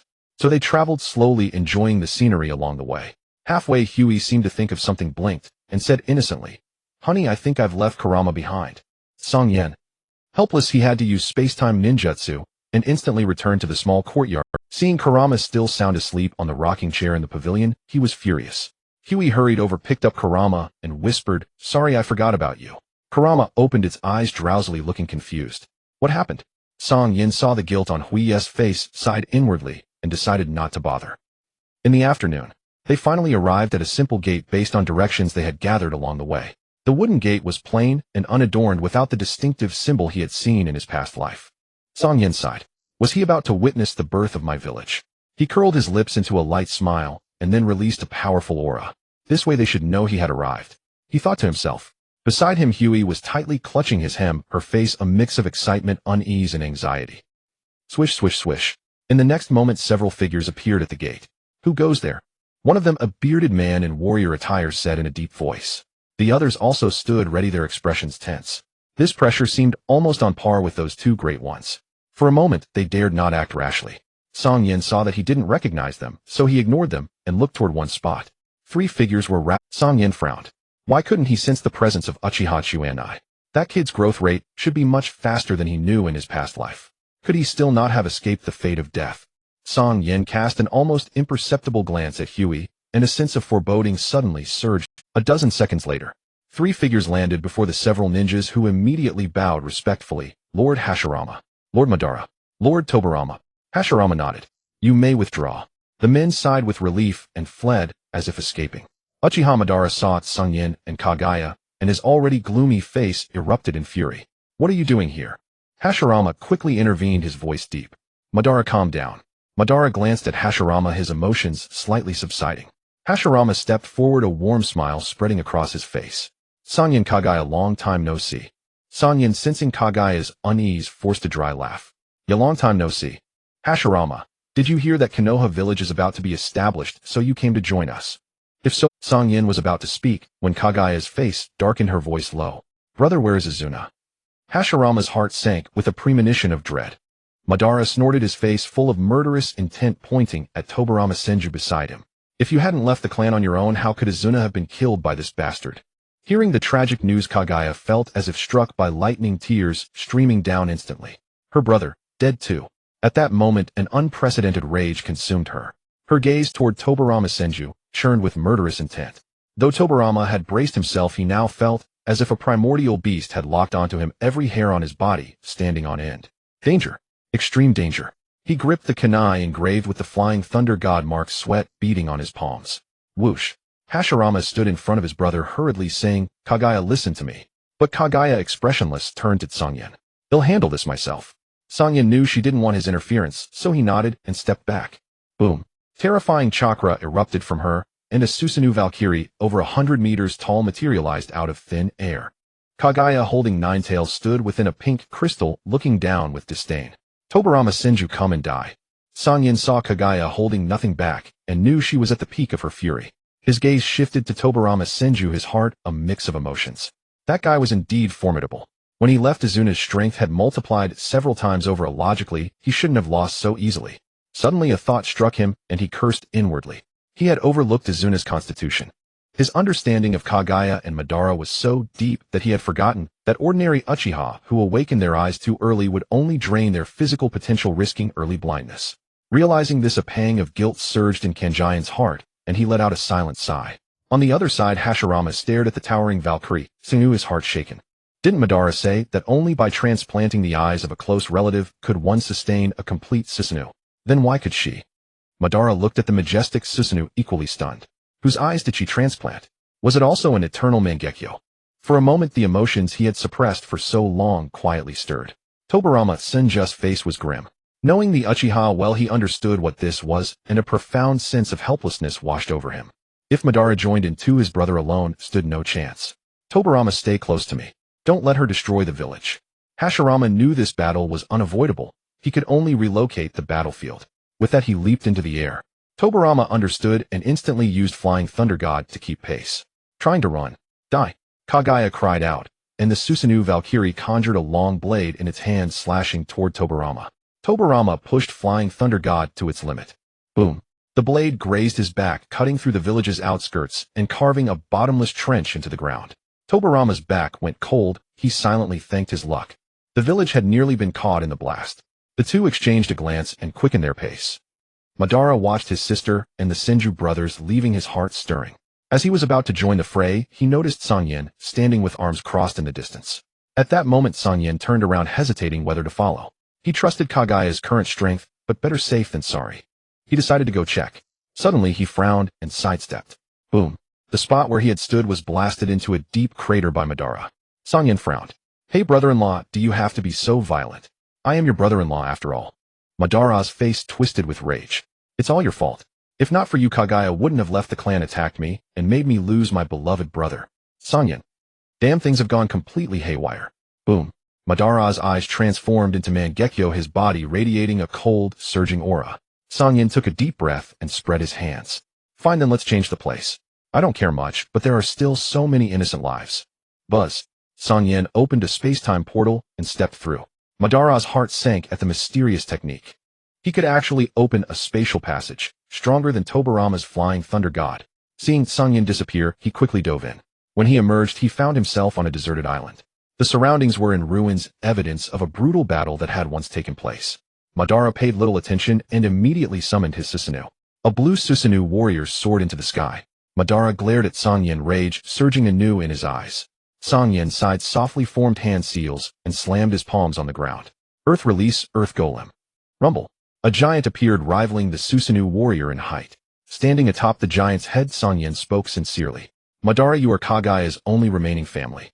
I don't expect your forgiveness, but at least don't fight against Kaguya. Hearing this, Madara's face twisted in fury. Don't worry about that. They'll kill you, and then my sister. Cang Yan remained noncommittal.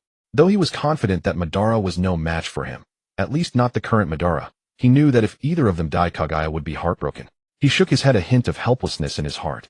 Though he and Kaguya were husband and wife in truth, they had no formal ceremony. He had planned to give Kaguya a wedding after meeting Madara, but given Madara's attitude now, it seemed hopeless. Cang Yan gave up. Fine, if you don't acknowledge me as your brother-in-law, I have nothing to say. But if you want to kill me, brother-in-law, it depends on your strength. Cang Yan crossed his arms, a hint of a smile curling at the corner of his mouth. That smile triggered Madara's nerves, and his Susanoo drew the twin blades from its waist. Die! He roared, controlling the Susanoo to leap into the air and slash downward. The blade tore through the air, splitting the heavens. Cang Yan shook his head. Too slow. Had it become sluggish from controlling such a massive body? Whoosh. He directed the giant to form 2 40-meter-long rods in its hands, raising them to block. Boom. The blade and rods clashed, producing a thunderous sound. The immense recoil forced Madara's Susanoo back 2 steps. Madara stared in disbelief. His strike could split mountains and rocks. Even rods made of metal or steel couldn't withstand such a blow. Cang Yan had actually blocked it. A momentary shock was followed by an indescribable sense of humiliation surging from the depths of his heart. He had mastered all the clan's martial arts, and even developed the devastatingly powerful Susanoo warrior. He thought he had long surpassed the other, that he could easily trample him underfoot. But reality slapped him hard. Why? What gave him the right? Madara roared, his Susanoo charging forward, twin blades slashing wildly. Cang Yan crossed his arms, defending with ease. If his brother-in-law was unhappy, let him vent. It was just a way to pass the time. Still, he was worried about Kaguya. After a moment's thought, he split off a clone. Go check on my wife. Don't. The clone waved a hand, stepped into a space-time portal, and vanished. Watching his opponent easily create a clone under his relentless assault, Madara felt as if struck by lightning. Cang Yan's actions were truly a case of little harm, but great insult to Ban. Bastard, I will kill you. Sure enough, Ban's heart-wrenching roar echoed. Cang Yan was startled back to reality by this roar, somewhat bewildered. What happened to my big brother? Is he going crazy because he can't win? The clone arrived at the entrance of Konoha village and immediately flew towards the direction where Kaguya and her companions had vanished. At this moment, in a vast plain formed by huge forests, Kaguya was battling Senju Hashirama's wooden techniques while controlling the Susanoo. Cang Yan's clone hovered in the air, observing the ocean-like chakra within Hashirama's body, his expression grave. This guy truly lives up to his reputation. It was one thing for Hashirama's chakra to be on par with Kaguya's, but his combat experience was even superior. Despite Kaguya using all her strength, she was unable to gain any advantage. He pondered to himself, if he were to face Hashirama, unless he entered chakra mode, he might not be able to defeat him. Cang Yan furrowed his brow, contemplating how skilled Hashirama's sage art might be now. If he could activate sage art, it would be troublesome.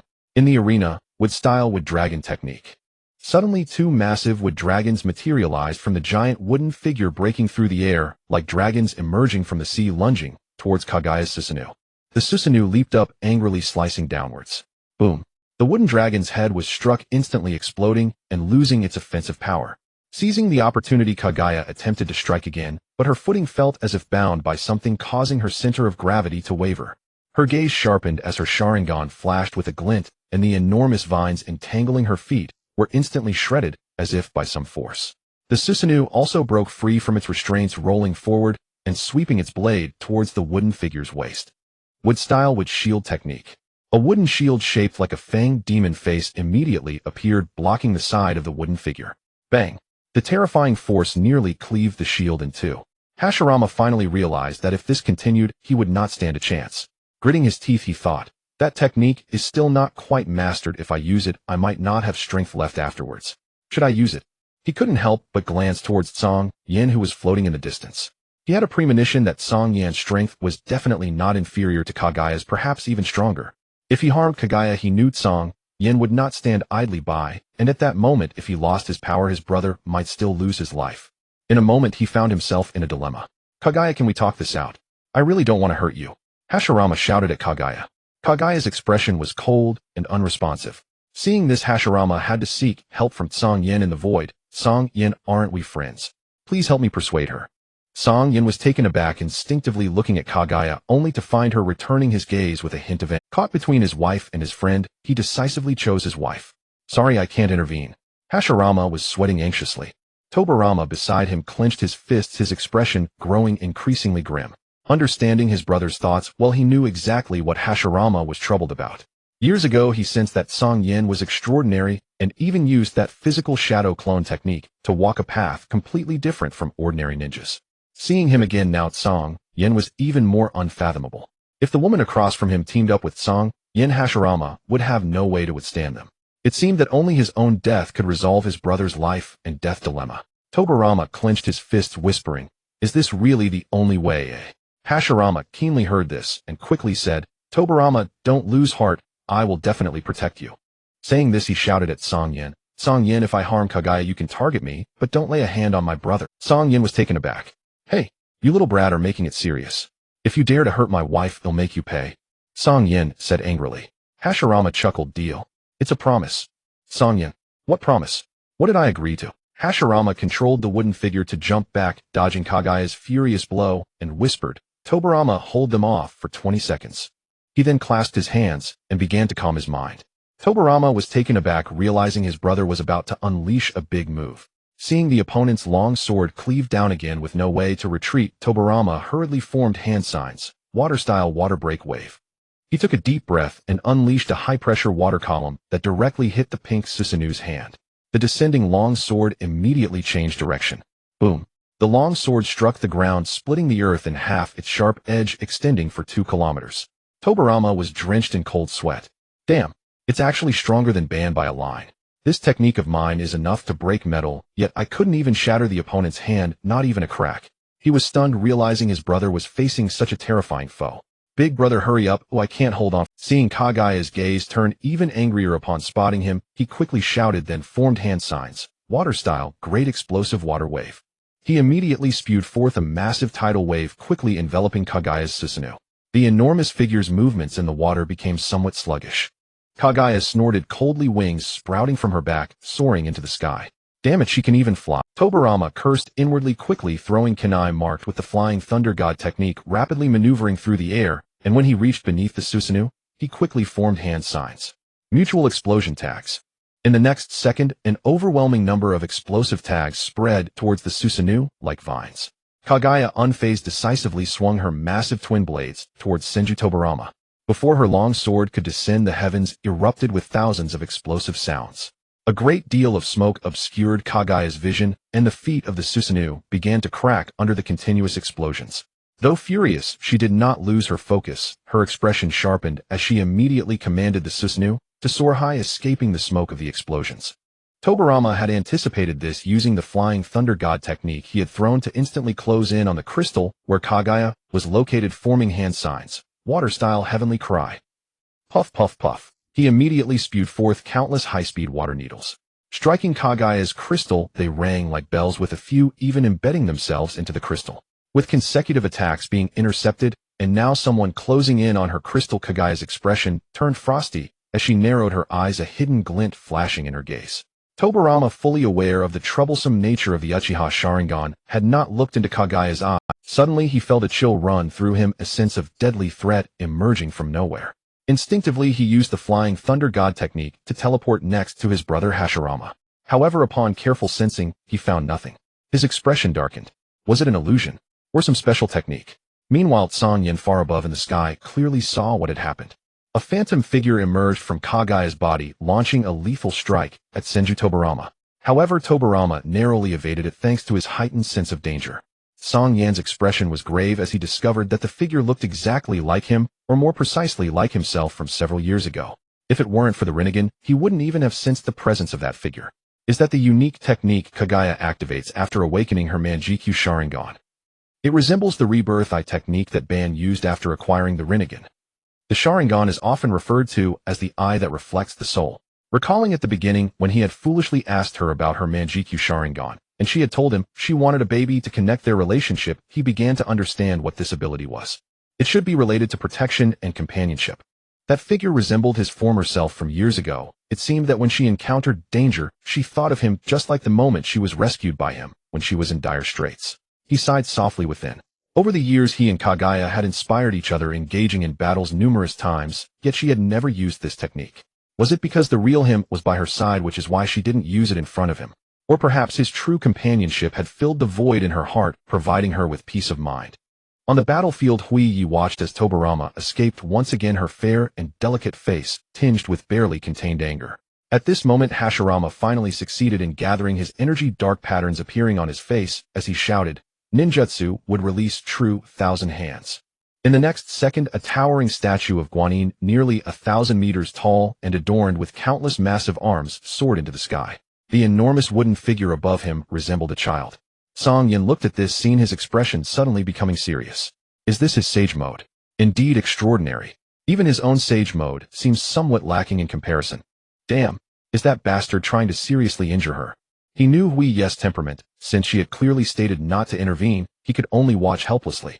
Over the years he had also allowed Hui to practice her ninjutsu in the Wetbone Forest, but upon going there, he discovered she could not absorb natural energy, while ultimately resulting in failure. This troubled him for quite a while. He couldn't understand why this was happening. Wasn't she a descendant of the Ōtsutsuki, Hui bloodline? Why couldn't she integrate with ninjutsu? Now seeing her suffer because of it, he couldn't help but feel anxious. Although he knew Hashirama wouldn't kill Hui Cang Yan still couldn't bear to see her get hurt. He clenched his fists and gritted his teeth, saying, "Hashirama, if anything happens to her, I swear I'll make you pay." In the arena, Hui had already realized that the opponent was beyond her capabilities, her eyes ablaze with fury. At that moment the nine tails in her arms suddenly said, "Don't you know ninjutsu?" Hui looked down at the nine tails, momentarily stunned. How had she forgotten about it? Would throwing it out now result in its death? That guy next to you can use ninjutsu, can't you? The nine tails, seeing her in a daze, asked again. Previously, when its main body was suppressed by Cang Yan's ninjutsu, it thought this girl could do the same. Hui shook her head and looked up at the enormous wooden Guanyin statue across from her. The nine tails hesitated for a moment and said, "I don't have much energy, but I can help you once." Looking at the gigantic wooden Guanyin, the nine tails felt that even if its main body came, it would merely be crushed like a chick. Having observed the conversation between Hui and Cang Yan, it clearly felt that Cang Yan wouldn't intervene until Hui was in danger. If it didn't do something, that thing would strike down. Hui would have Cang Yan to protect her, but it wouldn't necessarily be so. Just the residual force could shatter it. This girl had taken care of it quite well, and it didn't want to just sit idly by her. It might as well put in some effort. Saying that, it sat in her arms, putting its hands together. Before Hui could say anything, she felt a change in her chakra flow. This is, the nine tails chuckled, "This is natural energy being transmitted into you through my body. Don't worry, there are no side effects." After saying that, it increased its output. Whoosh! Hui seemed to don a bright orange windbreaker, its hem fluttering, and combined with her stunning beauty and grace, she resembled a descending goddess. Cang Yan stared at this scene, somewhat dumbfounded. This isn't Naruto's nine tails mode. How could Hui use it too? At that moment he remembered that the nine tails seemed to be with Hui. With this thought, a smirk appeared on his lips. Unexpectedly, by a twist of fate, Hui gained such an opportunity. Not bad. It seems he should treat that little guy better in the future. Hui, let's stop, we need to talk calmly. Hashirama also noticed Hui's transformation and shouted loudly. Hui, having gained new power, had a frost-covered, beautiful face, saying, "If you want to talk first, kill your brother." Seeing that talks had broken down, Hashirama glanced at Cang Yan in the distance and thought, "I hope he holds back later." "Hui, I'm sorry, if you want to blame someone, blame me." Hashirama shouted, "Ninjutsu Buddha of the summit." Countless huge arms immediately transformed into fists, raining down upon Hui. Hui's expression hardened. Whoosh! Her Susanoo seemed to be clad in a layer of golden armor, spiral sweeping across the troops. In the next second, Hui gritted her teeth, controlling the Susanoo, her twin blades, standing horizontally, as they began to spin like a heavenly palm technique. Bang bang bang. The long blades sliced through the massive fists that approached her body like a cutting machine. In an instant, wooden splinters flew everywhere. Hashirama roared as chakras surged wildly. More fists struck out. Hui shredded batch after batch. However, using Susanoo at such a spinning speed consumed an extraordinary amount of energy. And the 9 tails in her arms, due to its small size, could not bear more natural energy and collapsed from exhaustion. Hui also reached her limit. Her body momentarily paused, unable to sustain Susanoo any longer. After taking several hits, it disintegrated directly. Just as she saw a fist growing larger, the love mark inscribed in her palm flickered with a bright light. She suddenly felt someone embrace her. Boom.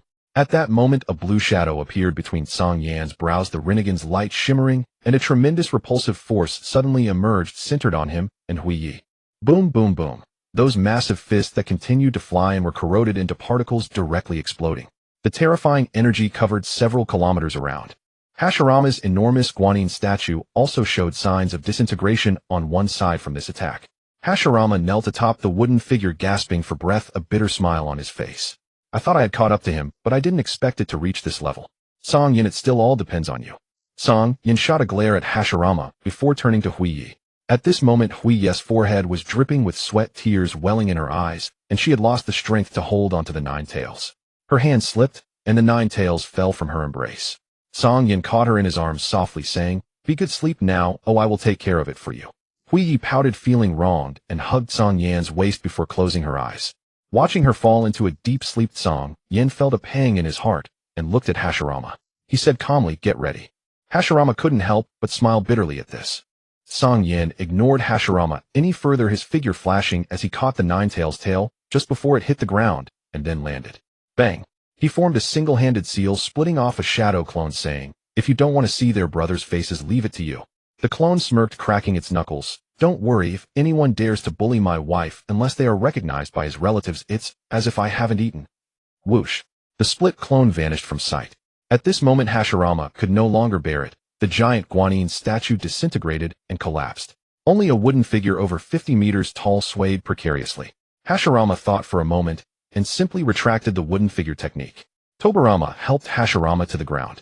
Before he could catch his breath, he saw Cang Yan approaching, full of eagerness. Hashirama smiled wryly. "Can we avoid hitting me?" Cang Yan raised an eyebrow and sneered, "What do you think?" Hashirama sighed, inwardly looking at his tense younger brother Tobarama and sealing a mark on Tobarama's chest. Tobarama suddenly felt a stab in the back, his eyes widening. "Big brother, what are you doing? Why are you sealing my chakra?" Hashirama looked at Cang Yan, wearing an expression more pitiful than crying. "Don't resist, later it will hurt less." Cang Yan was utterly astonished, but he also felt it was rather dull. He had thought this guy would do everything to protect his brother, yet it was like this. Did he assume I wouldn't kill his defenseless brother, huh? Damn. Bang, bang, bang. Cang Yan, filled with resentment, relentlessly tormented the 2 brothers for no one knew what happened between the brothers, only that later some saw 2 incredibly chubby purple-skinned figures stumbling into a secluded second-floor house. On the small island on the other side, Ban, whose chakra had been exhausted, knelt weakly on the ground. Cang Yan landed lightly before Ban. "So brother-in-law still want to play?" These words seemed to reignite Ban's fury. As he prepared to rise and attack, he heard Cang Yan say calmly, "We are friends. Liking your sister is a matter of emotion. Over the years she has endured many grievances. Of course it was my fault, but I hope you can see it differently. After all, in this world you are her only remaining relative, and she is your only sister." As he spoke, Cang Yan sighed with melancholy. Ban was stunned for a moment, gritted his teeth, stood up, and said coldly, "My sister and I. That's none of your business." Cang Yan, however, met his gaze with a solemn face. "She is also my wife." The two held each other's gaze, neither yielding. After a long moment, Ban snorted coldly, "One day, I will defeat you and kill you." Cang Yan grinned. "I await your visit." Ban turned to leave. Cang Yan added, "In a few days I plan to propose to Hui. Though it's far too late, I sincerely hope for your blessing." Ban paused mid-step and fell silent. "Your silence means consent," Cang Yan promptly declared. "All right, let's go, brother-in-law." A black vortex instantly appeared before Ban. Ban trembled with rage. "Who said I consented?" He turned angrily and walked in the opposite direction. Cang Yan said softly, "This place is thousands of kilometers from the mainland. It took me 3 months to fly here. Brother-in-law, are you sure you want to walk back?" Ban stopped again, his liver aching with fury. "Bastard. How could my sister find such a damned creature?" However, turning back would mean he regretted it. As the patriarch of the Uchiha clan, how could he regret? He gritted his teeth and continued walking forward. Cang Yan clicked his tongue lightly. "Quite Sundara."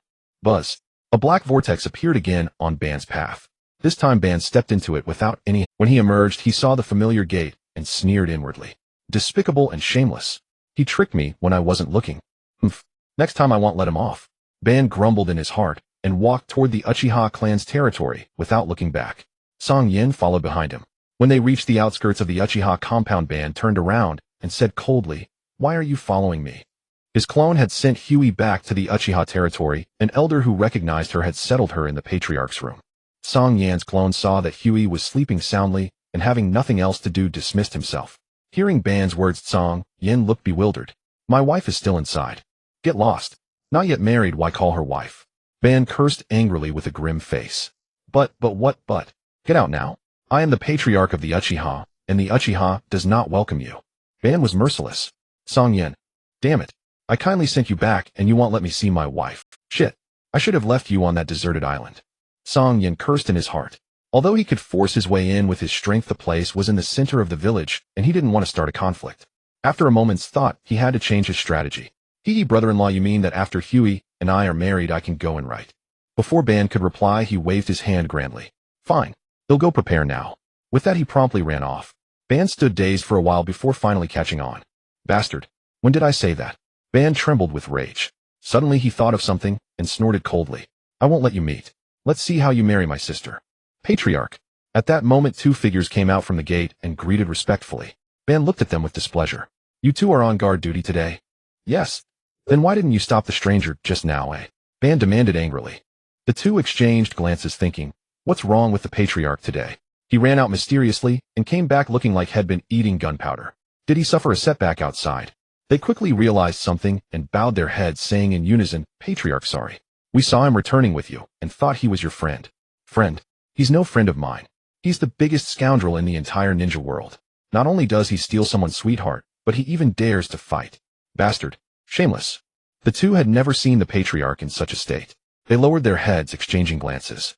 The patriarch definitely suffered a loss. He's really furious. "Yeah, by the way, what does the patriarch mean by stealing someone's sweetheart?" "I don't know. Maybe someone took something of his." "By the way, did you hear? The patriarch is supposedly being recommended as Hokage by the Senju clan leader, but that guy Senju Tobarama seems to disagree." "Yeah, the patriarch must be talking about that Senju Tobarama." "That's right. What a bastard. A man with a rotten heart and lungs." "Indeed." After cursing for a while, Ban finally vented some of his anger. Seeing the two with their heads lowered and looking cowardly, he snorted coldly. "Next time, keep your eyes open. If you let strangers in again, beware of the clan rules." "Hiss." The two gasped upon hearing this. The patriarch was actually invoking the clan rules.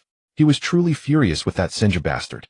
The two immediately straightened up and replied, "Yes, patriarch, we understand." Ban nodded in satisfaction and entered the clan grounds. On the other side, Cang Yan hurriedly went to find the Senju brothers. The two were sitting in the room preparing to regulate their breathing and heal their injuries. Helpless Cang Yan's clone had been too ruthless, leaving the two with no uninjured spot. Tobarama was especially aggrieved. If his elder brother hadn't sealed his chakra, he could at least have resisted and wouldn't have had to suffer so much. Although he knew his brother had done it to save his life, being always cautious and careful, he didn't trust outsiders. He felt it was better to resist than to entrust his life to others. It was precisely this unforgiving nature that got him beaten many times. If he hadn't risked his life to protect his younger brother, he might have been castrated by now. "Hey, you too busy." Cang Yan landed sneakily outside the brother's window. Tobarama glared at Cang Yan as if meeting his father's murderer, his eyes reddening as if about to bleed. Hashirama quickly stepped in front of his brother and smiled bitterly. "Cang Yan, you've already beaten us, and Hyuga wasn't hurt. Let's just forget it." Cang Yan blinked. "Let's make a deal. Don't recover. Well, at least don't let your brother look like he's completely fine." Hashirama was taken aback. "What do you mean?" Cang Yan spread his hands. "Although I can't get involved in your grudges, she is my wife. In the household, she calls the shots. Anyway, it's a personal grievance. Just bear with it, okay?" Senju Tobarama finally understood his intention and immediately raged, "Bastard. Not only did you beat us, but now you want to humiliate me." Hashirama also understood the intention behind Cang Yan's actions. Forcing his younger brother to wear such a face at all times was simply too much. He immediately protected his brother, saying, "Cang Yan, I am truly sorry for Izuna's death, but I cannot allow my brother to be harmed." Cang Yan shrugged. "Do you think you have any room for choice?" The village was established. Putting it nicely, it's the alliance of Senju and Uchiha. Putting it harshly, it's the defeated Uchiha being forced to join. Before, Kaguya hadn't returned, and Madara was the sole leader of the Uchiha. Now that she has returned, if the two siblings unite, do you really think you can stand against them alone? Upon hearing this, Hashirama and Tobarama's expressions suddenly became grave. Cang Yan continued, Senju Tobarama, your strength is decent, but compared to Madara and my wife Kaguya, you fall far short. If your stubbornness puts your brother in danger, can you live with that? It's just a matter of wearing this miserable face for a while. If my wife calms down, Konoha will also be at peace. Senju Tobarama, a little patience can prevent major chaos. Cang Yan patted Senju Tobarama's shoulder meaningfully. Hashirama looked at his brother's bruised face, feeling immensely conflicted. He reluctantly said, Cang Yan, isn't there a more prudent way? I can have a good talk with Kaguya. Who knows? Cang Yan interrupted him, do you have a wife? Hashirama was taken aback and shook his head, not yet. Do you have a girlfriend? Yes, one. She is the daughter of the Uzumaki clan. Can you reason with her? Hashirama thought for a moment and hesitantly nodded. Cang Yan looked at him suspiciously. Are you sure she won't become irritable when you try to reason with her? The two most famous female characters of the Uzumaki clan, Uzumaki Kushina and Uzumaki Karen, both had fiery tempers. Not to mention their grandmother's generation, Uzumaki Mido. Senju Hashirama awkwardly smiled. While that is true, they can be a bit irritable.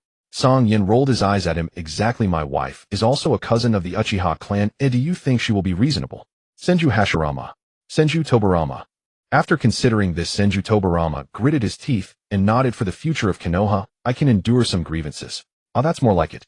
Cang Yan immediately praised, by the way, it seems like your eye is a bit less swollen. Bang. Senju Tobarama was caught off guard and received a punch, his head snapping back. Hashirama was alarmed. Cang Yan, that's enough. Cang Yan shrugged. Didn't we agree on this? What's wrong? Are you thinking of backing out? Hashirama bit his lip, his expression complex. I don't want to back out. I just want you to be gentler. Cang Yan was speechless. Your Senju clan is renowned for its medical ninjutsu and has strong recovery abilities. If I don't help him, he'll recover in a day or two. What if my wife sees him? Wouldn't I have to step in then? Hashirama had no words to express his frustration. Senju Tobarama covered his nose, blood pouring out, and gritted his teeth. Didn't you say my eye was less swollen? Why are you hitting my nose? Cang Yan responded, sorry, I missed. Let me try again. Senju Hashirama. Senju Tobarama. Suppressing the anger that was about to erupt, Senju Tobarama said solemnly, I agree to your request, but if you can't control her and disrupt the peace of the village, I will not hold back any longer. Seeing him so serious, Cang Yan immediately nodded. Deal. As he spoke, Senju Tobarama clenched his fist and punched himself in the eye socket. The area that had just reduced swelling immediately returned to a purple hue. Hashirama watched his brother like this, feeling immense guilt. The situation was stronger than a person. To protect the village and his brother, he could only let his brother endure some grievances for now. Seeing Tobarama so decisive, Cang Yan admired him inwardly. After all, he was capable of developing the Konoha village system to the entire ninja world as the second Hokage, a vision that was truly extraordinary. Tobarama covered his eyes, grunted, and then coldly said, so what are you here for? I don't believe you came just to check on my injuries. Cang Yan chuckled. Tis Tobarama, you are really sharp. Fine, I won't hide it any longer. I want to ask you how to propose. Hashirama and Tobarama both froze. What do you mean? Hashirama asked, haven't you married Kaguya yet? Cang Yan shrugged. A lot happened in the past years. Later things stabilized for a while, but Kaguya's family wasn't around, so I didn't bring it up. Now that I'm back, I plan to marry her and want Madara to be the officiant. Hashirama's eyes lit up. Did Madara agree? Cang Yan replied helplessly, not yet, but with his temperament, it will probably take some coaxing. Hashirama laughed heartily. He's not a child. Cang Yan shrugged. Does personality have anything to do with whether you're a child? Hashirama laughed so hard he hurt his stomach. Senju Tobarama also felt his face twitching in pain, frowning tightly. He never expected that this guy's relationship with Madara and his brother was so close. Sigh. Looks like I'm going to suffer in the future. He silently mourned for himself. Tobarama, tell me, what do you think I should do to propose to make Kaguya happy? At this moment, Cang Yan looked at Tobarama and smiled. Senju Tobarama. You have lived with her for many years, yet you're asking me. I don't even have a girlfriend. What ideas could I possibly have? He felt this guy was mocking him, and his fists clenched. Seeing this, Cang Yan was speechless. I just want you to share an idea. Why are you getting angry? Tobarama couldn't take it anymore. She's your woman. What does it have to do with me? Cang Yan immediately replied, of course it matters. It's a big deal. Why are you putting up with this if it's not for my wife to calm down? Otherwise, wouldn't you have suffered for nothing? Tobarama was left speechless.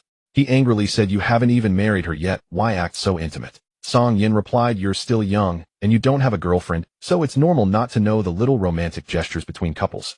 Hashirama, hearing this, burst out laughing. Tobarama's forehead was filled with black lines again. He was about to retort when he saw Cang Yan looking at Hashirama. Hashirama, you should know, right? Hashirama's expression stiffened. Huh? What do I know? His foolish expression made Tobarama's mouth twitch. Great, even if his brother has a girlfriend, he's just as clueless. Seeing Hashirama's speechless, Cang Yan rolled his eyes. If you don't understand, why are you smiling? Fine, then I'll share with you brothers about the little romantic gestures between couples and impart some experience. Tobarama felt a headache coming on. Is this guy a chatterbox? He talks too much. He directly said you don't need to say anymore. I know. Cang Yan raised an eyebrow. Are you sure you know? Absolutely. But you don't even have a girlfriend. Bastard. Why do I need to tell you whether I have one or not? Tobarama was furious. Hashirama seemed to have grasped something and hurriedly looked at his brother. Tobarama, are you and Taohua? Senju Tobarama's face darkened. Shut up, big brother. Senju Hashirama smiled meaningfully. If you and Taohua get together. I said shut up. Tobarama shouted angrily. Oh. Hashirama immediately fell silent. Cang Yan blinked as if he had received some big news, a smirk appearing on his face as he looked at Tobarama with a strange expression. Senju Tobarama shot an exasperated glare at Cang Yan. They'll list a few options for you, and then you can choose. Now get out. Cang Yan was taken aback. You really will? I promise. Oh, all right then. I won't disturb you. Cang Yan leaped out through the window. Before the brothers could breathe a sigh of relief, Cang Yan's cheeky voice rang out again. Tobarama, remember what I said. Here, take this. Look in it often, and it'll put in a good word for you with my wife. Tobarama caught the object Cang Yan tossed over and found it was a mirror. Seeing his own face in the mirror, swollen like a pig's head, bruised and purple, his expression darkened until it seemed to drip with ink. Got it. Get lost, he roared. Cang Yan scurried away. Once he confirmed that Cang Yan's presence had faded, Tobarama's grip on the mirror tightened. Crack. Two crisp sounds, and the mirror shattered. Tobarama took a deep breath, stared at his reflection in the broken shards, clenched his other fist, and punched himself under the chin again. Hashirama. After a moment's hesitation, Hashirama said, Tobarama, let me seal your chakra. Senju Tobarama's expression wavered. What if that woman goes back on her word, and that guy can't stop her? What do I do then? Hashirama immediately replied, then you just stay by my side during this time. Tobarama shook his head. The daimyo is currently discussing relevant matters, and it's a busy time. I can't be by your side all the time. Hashirama thought for a moment. It's fine. If I'm too busy, you'll send a clone to follow you. If you encounter danger, you can use the flying thunder god. Senju Tobarama found the idea foolish, but given the urgency, he could only nod. Have you two finished discussing? Suddenly Cang Yan's voice rang out, startling them both. Senju Tobarama was the first to react, puzzled. I've been keeping my perception active. How did you suddenly appear here? Just moments ago he had sensed the other party a kilometer away. How had he arrived here in an instant? Hashirama also snapped back to reality, his expression turning serious. Tobarama, it should be a space-time ninjutsu, just like your flying thunder god technique. Tobarama froze, then cursed inwardly. Damn it, this is getting more troublesome. Hashirama looked at Cang Yan with a complex expression. Cang Yan, speak. What is it? Cang Yan scratched his head and grinned. My brother-in-law kicked me out. I have nowhere to go. You two are powerful and influential. Can you find me a place to stay? Hashirama.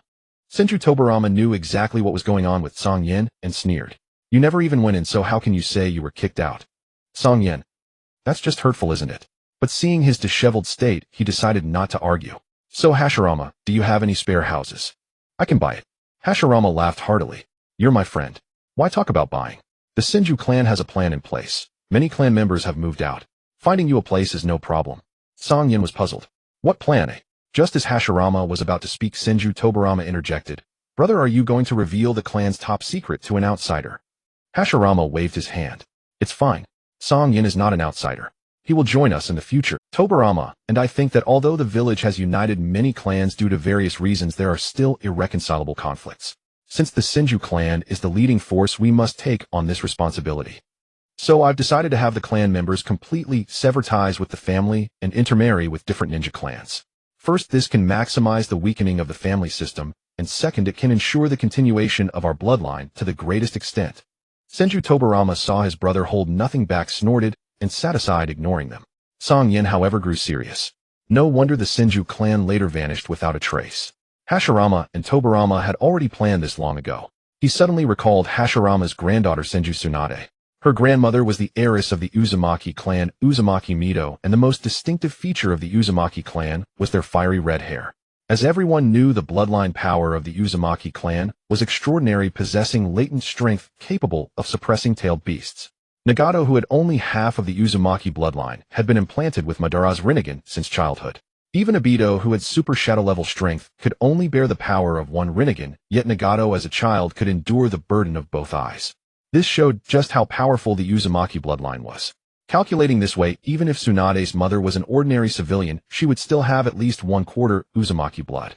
Yet, her hair was golden, completely unrelated to the Uzumaki clan. Thinking back, the fourth Hokage Minato Namikaze had golden hair, and when he married the orphan of Whirlpool Country Kushina, their son Naruto Uzumaki also had striking golden hair, just like his father. It was very likely that Minato Namikaze also possessed Senju blood. At this thought, he couldn't help but shudder. Was this the goal Hashirama wanted to achieve? Although the clan's name was diluted, the bloodline was undeniably passed down. Think of the already extinct Ōtsutsuki clan, and in the original story, the later Kurama clan Amber clan. Taking a deep breath, he gave a thumbs up and said with admiration, "I didn't expect that in an era like this you would have such long-term planning. I have to say you're truly impressive." Senju Tobarama looked at him with surprise. "You don't think it's absurd?" Cang Yan chuckled. "Sacrificing the clan's name for lasting peace. Though a bit naive, it does preserve the bloodline. That's quite a concept." He couldn't help but think of the several great cultural integrations in his former life's homeland. The Han people had maintained their bloodline in this way, eventually expanding their population base and becoming the largest ethnic group. The only thing Hashirama and Tobarama overlooked was the influence of the clan name. If they had upheld the Senju name to the end, unification might not have been impossible over time. Senju Tobarama looked at Cang Yan with unexpected approval. "You're from the Hyuga clan, right? Although I don't know why your eyes are different from the Hyuga eyes I'm familiar with as a member of the ancient Byakugan clan, it's surprising to hear such words from you." Cang Yan smiled faintly. "Different people have different views. I won't deny the Hyuga clan's development strategy. To put it nicely, it's tradition. To put it bluntly, it's a bit conservative. But as an ordinary clan member, I have no power to change a tradition that has been passed down for hundreds of years." Senju Tobarama snorted. "You call yourself ordinary?" Cang Yan chuckled. At least before he awakened his Tensigen, he was still under the control of the caged bird mark. Even if his talent was outstanding, his status was the same as other branch family members, just an ordinary clansman. Of course, he wouldn't say this in front of Senju Tobarama, because he saw that in those swollen slit-like red eyes a keen interest had already arisen.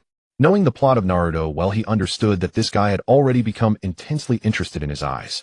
If he died, Tobarama would definitely dissect him and study him thoroughly. At this thought, Cang Yan couldn't help but shudder. "By the way, did the Hyuga clan not join your village?" Cang Yan changed the subject. He had wanted to ask earlier because he hadn't seen any Hyuga clan members from start to finish. Wasn't the Hyuga clan supposed to be one of the founding families of Konohagakure? Hashirama Senju fell silent, exchanging a glance with Tobarama Senju, unsure how to respond. Cang Yan asked curiously, "What's wrong? Is there something hidden?" Hashirama pondered for a moment, then said solemnly, "Cang Yan, are you asking this on your own behalf or on behalf of the Hyuga clan?" Cang Yan, "What difference does it make?" Hashirama turned serious. "I need to know your stance." Cang Yan thought for a moment, "Speaking of which, I also want to ask you for a favor. If the Hyuga clan joins, I hope you can help conceal my whereabouts." His family and friends had already grown accustomed to his disappearance. He didn't know how many peaceful days he had left. If possible, he would rather they only grieve once. Hashirama nodded thoughtfully. "It seems many things have happened to you." Cang Yan chuckled softly, offering no. Hashirama nodded. "I promise you. That means you're asking me that previous question as a friend." Cang Yan nodded. Hashirama said, "I have received word from the daimyo of the Land of Fire allowing us to establish Konoha village as a pure entity, but the condition is that the Hyuga clan must join." Cang Yan was taken aback. "What do you mean?" Hashirama smiled bitterly. "It's just the daimyo's balancing act." Tobarama Senju said flatly, "As the ruler of the Land of Fire, the daimyo possesses immense economic and military power. Establishing Konoha village is essentially a challenge to his authority. However, because my brother's strength intimidates the daimyo, they dare not launch a military coup and instead resort to this milder measure." Hashirama nodded, adding, "Nominally, the Hyuga clan joins Konoha, but in reality, they are a pawn the daimyo has planted to monitor our every move. I don't want to destroy this hard-won peace, so I had to accept the daimyo's terms. Counting the days, the Hyuga clan should join the village in 3 days." The more Cang Yan heard, the more shocked he became. No wonder the Hyuga clan, though nominally the foremost clan, was almost completely isolated from other families from an ordinary person's perspective. Even when the Hyuga heiress was kidnapped, Konoha made no move. The Cloud Village took the opportunity to press, and Hiruzen Sarutobi left the matter to the Hyuga clan alone. Ultimately, it cost the life of Hyuga Hayashi's younger brother to quell the Cloud Village's anger. Was this the future fate of his clan? Cang Yan felt an inexplicable fury, but he didn't know who to blame. Hashirama and Tobarama. If he were in charge, and someone planted spies in his home, he would be even more ruthless. Blame his father for obeying the daimyo's arrangement. But his father had told him the history of the Hyuga clan. The clan had a very close relationship with the daimyo since ancient times. When the daimyo made a demand his father could not refuse. Blame the daimyo. Everyone had their own stance. Cang Yan took a deep breath, finally understanding why Hashirama had asked about his stance earlier. It was a preemptive move to shut him up. Although he wanted to speak up for the Hyuga clan, the words stuck in his throat. He cursed inwardly, Hashirama, you bastard. Had he assumed that Cang Yan would be left speechless by his honesty? This guy, though they had only met a few times, seemed to have read him completely. Indeed, he was not as harmless as he appeared. Cang Yan glared at Hashirama and gritted out, Hashirama, as much as I hate to admit it, thank you for telling me such confidential matters. Hashirama scratched his head with a hearty laugh. No problem. We're friends, and friends should be honest with each other, shouldn't? Cang Yan's face darkened. Tobirama Senju couldn't help but find it amusing that even the deep-thinking Cang Yan had fallen into his brother's trap. Having lived with his brother for years, he knew Hashirama's craftiness well, otherwise he wouldn't have understood his intentions. But what surprised him more was that Cang Yan had caught on so quickly.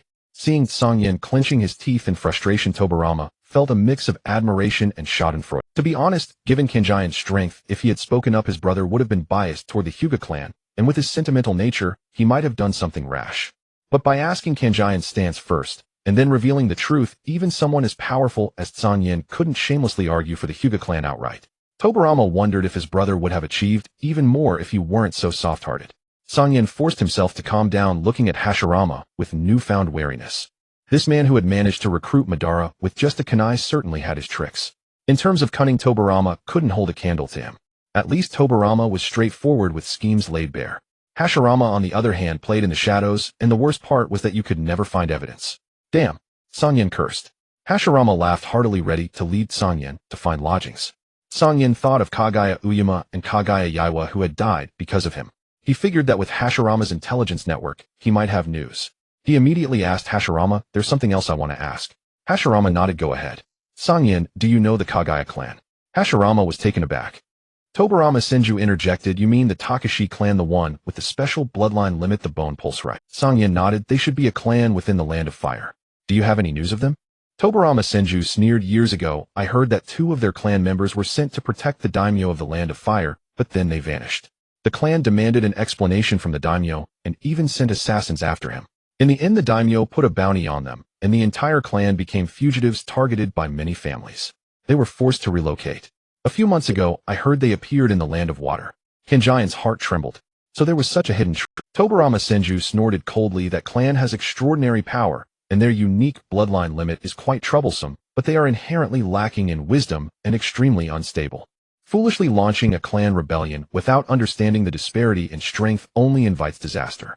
Tobirama's words were filled with disdain for the Kaguya clan. Cang Yan suddenly thought of something and asked urgently, did you say the clan members sent to protect the daimyo disappeared, not died?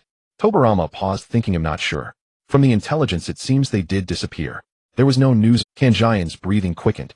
He had heard that someone died. Why did they disappear? Suddenly he realized he had never confirmed that the deceased were the 3 Hyuga Ryushui. His heart shuddered. His heart shuddered. There are many reasons why a ninja might vanish. One possibility is that they have already perished, but their body has been taken away. A fallen ninja's corpse is nothing more than an experimental subject. Another is that they are not dead, yet upon awakening they found a place to recover on their own. If it were the former, he would consider them dead. But if it were the latter, however slim the hope perhaps, there was still a chance for him to make amends. Cang Yan couldn't help but curse his past carelessness for not confirming their deaths. It seemed he had to conduct a thorough investigation. At the very least, he needed to obtain accurate information from their clan. Even if he ended up with nothing, it was better than doing nothing. Noticing Cang Yan's unease, Qianshou Zhu Jian asked with concern, Cang Yan, do you have some connect? Cang Yan remained silent for a moment, then instead of answering Zhu Jian, he turned to Qianshou Feijian with a grave expression. Feijian, can you compile all the intelligence on the Kaguya clan over the years? I need it urgently. Qianshou Feijian was somewhat puzzled. The Hyuga clan did have ties to the Kaguya clan, but this guy's reaction was far too strange. He said flatly, the village is newly established, and I have many matters to attend to. I also need to help you arrange the marriage proposal. I don't have time. Cang Yan. Was the refusal that blunt? After a brief silence, Qianshou Feijian added, I need something in return. Otherwise I won't help you for nothing. Cang Yan frowned. Sure enough, this guy was a profit-driven individual. What do you want? Qianshou Feijian said indifferently, your blood. Cang Yan. So this guy had already been involved in human experiments, hadn't he? He thought about it. In the world of Naruto, experiments requiring blood were either for cultivating would-release bloodline, like Hashirama cells, or for being used in the impure world reincarnation.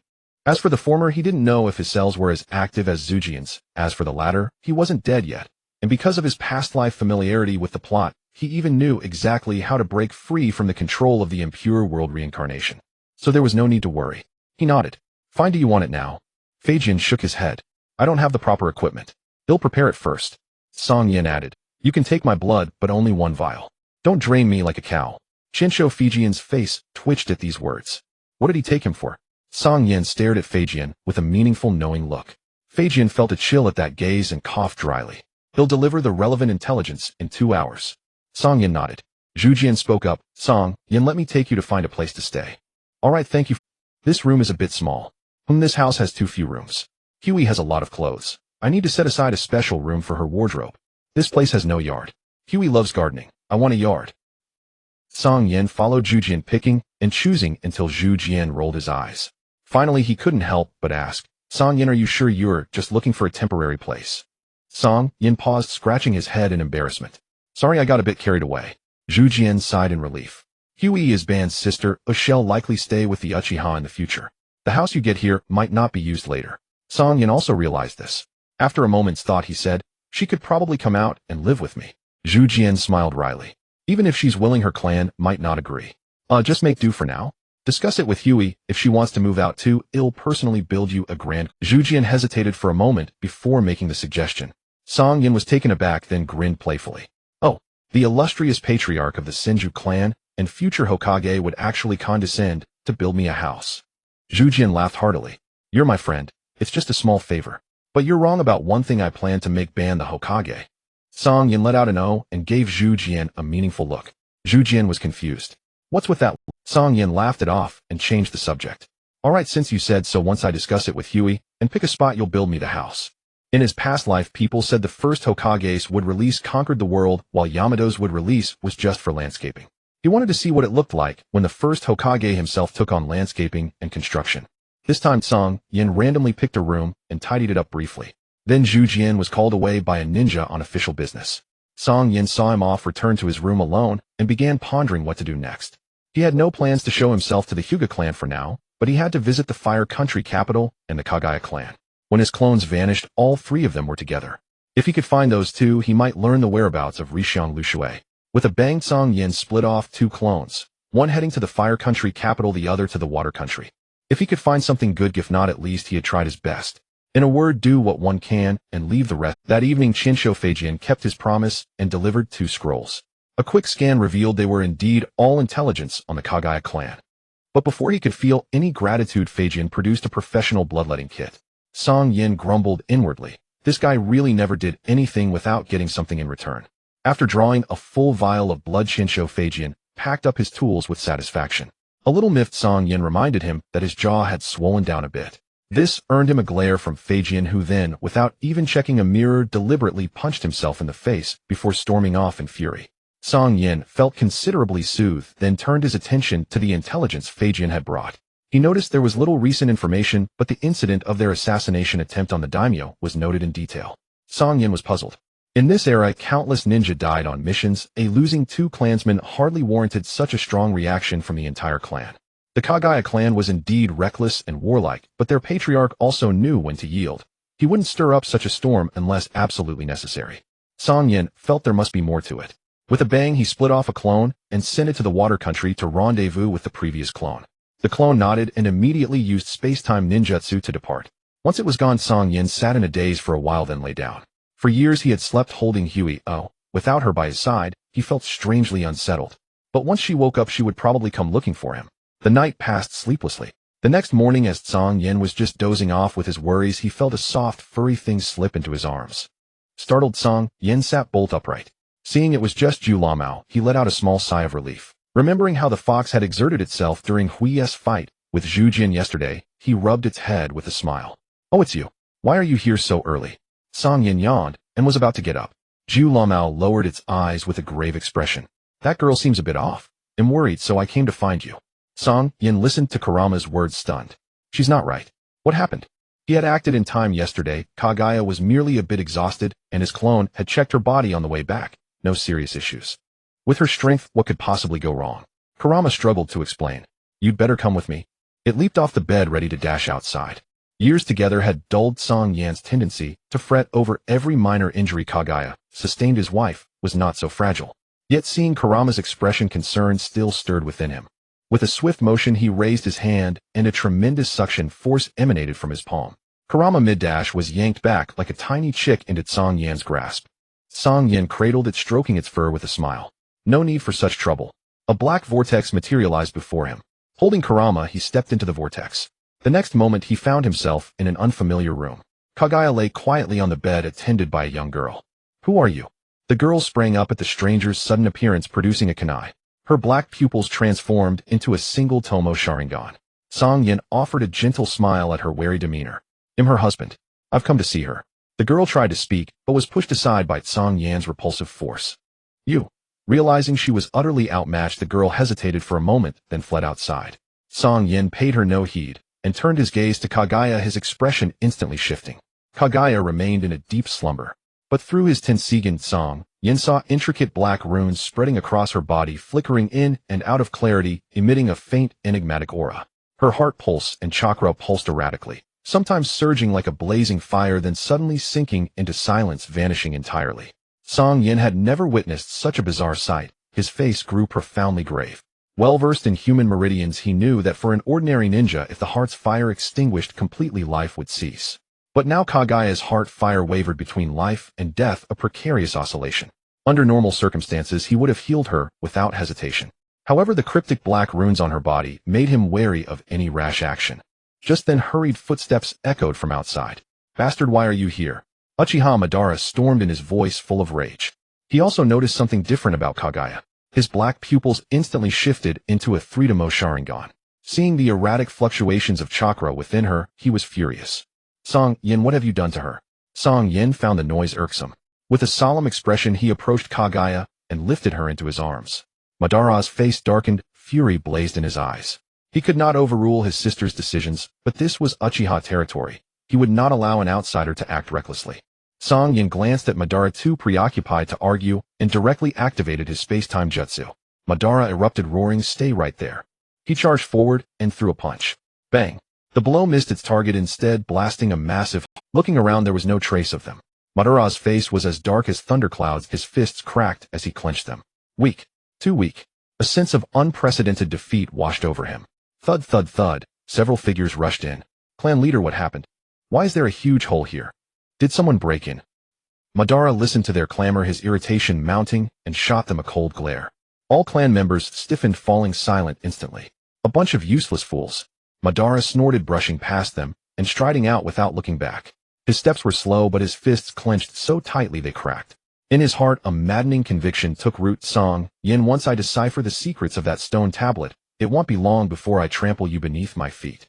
Meanwhile, Cang Yan carried Kaguya to the small courtyard where they had lived for years. Only here could they find peace from the outside world. "Little Cang Yan, are you in?" An aged voice came from outside. Cang Yan laid Kaguya on the bed and glanced at Kurama by his feet. "Watch over her for a moment." Kurama nodded, leaped onto the bed, and curled up beside Kaguya. Cang Yan left the room and opened the gate. An elderly woman with white hair and a frail figure stood outside. "Grandma Kawami, what brings you here?" Cang Yan asked curiously. The old woman smiled warmly. "I gathered some fruit yesterday and wanted to bring you some, but you weren't home.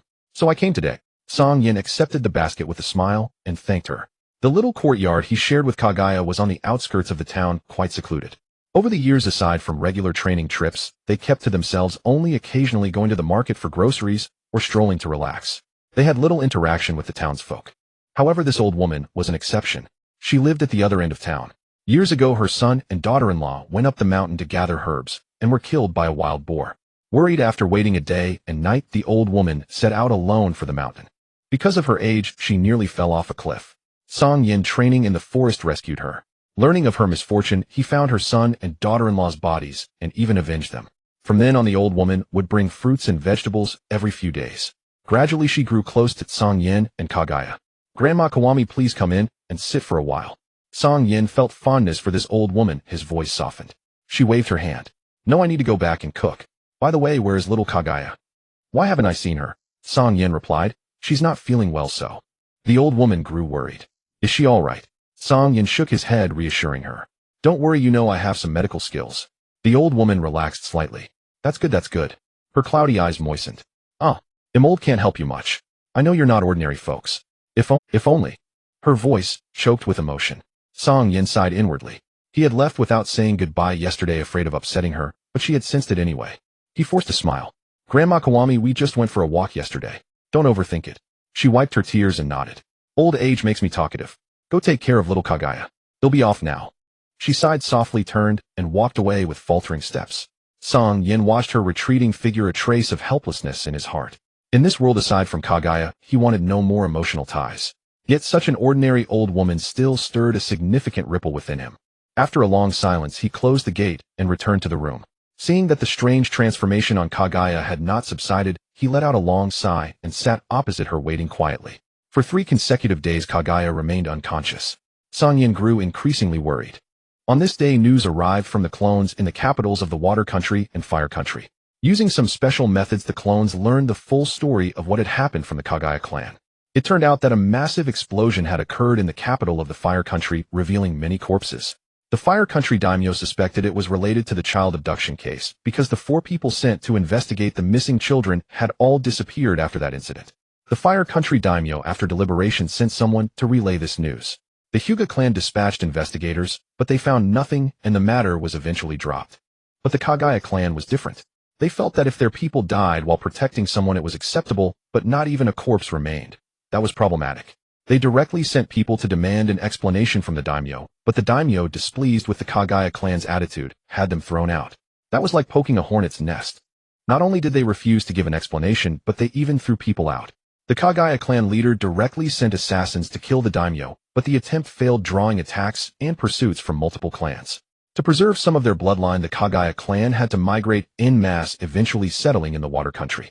This was the news from the Kaguya clan. As for the capital of the Fire Country, there was no information at all. Even the historian at the daimyo's mansion had only a brief, irrelevant record. Cang Yan's heart was heavy.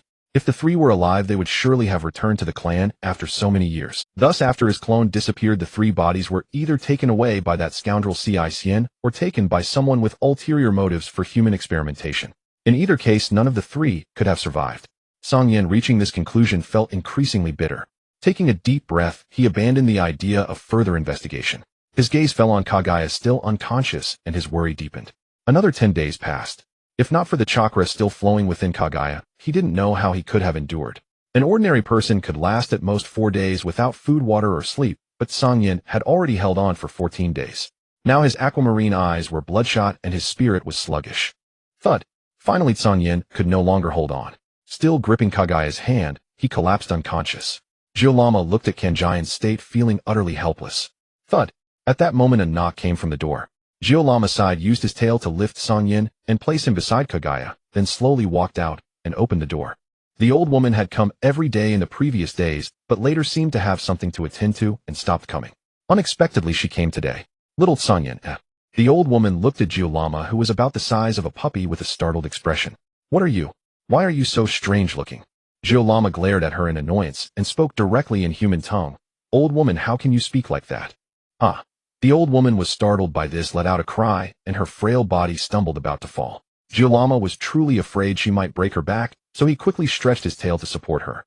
The old woman felt something soft wrap around her waist. Looking down, she saw it was a bizarre foxtail. Her pupils dilated suddenly. Monster! If it weren't for having experienced great ups and downs, she would have fainted from the shock of seeing Gyulama. Gyulama rolled his eyes. Kaguya's pet, not a monster. Ever since he was given to Cang Yan by his original self, he had accepted reality, so calling himself a pet brought him no burden. The old woman was stunned, somewhat bewildered. Gyulama continued, that boy Cang Yan and Kaguya have both passed out. I need your help these days. Hearing this, the old woman straightened up as if injected with adrenaline and asked urgently, where are they? Take me to see them quickly. Gyulama immediately walked into the house. The old woman saw the 2 lying quietly on the bed. Kaguya's condition was relatively better, but Cang Yan looked far too haggard. Her heart ached intensely, and she asked tremblingly what happened to them. Gyulama said, knowing too much won't do you any good. Just take care of Cang Yan these days. If you need anything, I'll find it for you. The old woman merely hesitated for a moment, then nodded. She had already accepted the existence of Gyulama in her heart. Over the next week, she took care of Cang Yan as if he were her own grandson, with meticulous attention. Gyulama knew that Kaguya's condition was special, so he didn't dare let the old woman touch her. The old woman was also very obedient.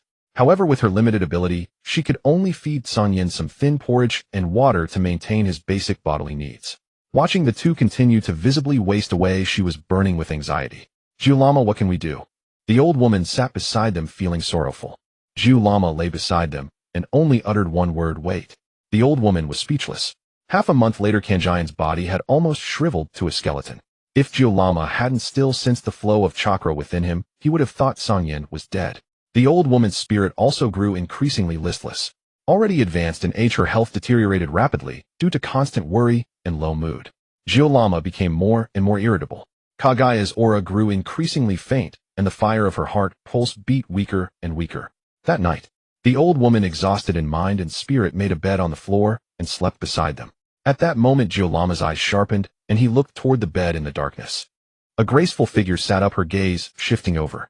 Gyulama was shaken, for in those eyes there were purple. Faintly, 3 tiny black tomo could be seen. Could it be the same Rinnegan as the old man's? Kaguya looked at her hand tightly gripped by Cang Yan, and her eyes moistened. What happened to him? Kaguya asked in a low, choked voice. Gyulama sat up and said softly, he stayed awake for over 10 days waiting for you. He's exhausted. Tears poured from Kaguya's eyes like a tide.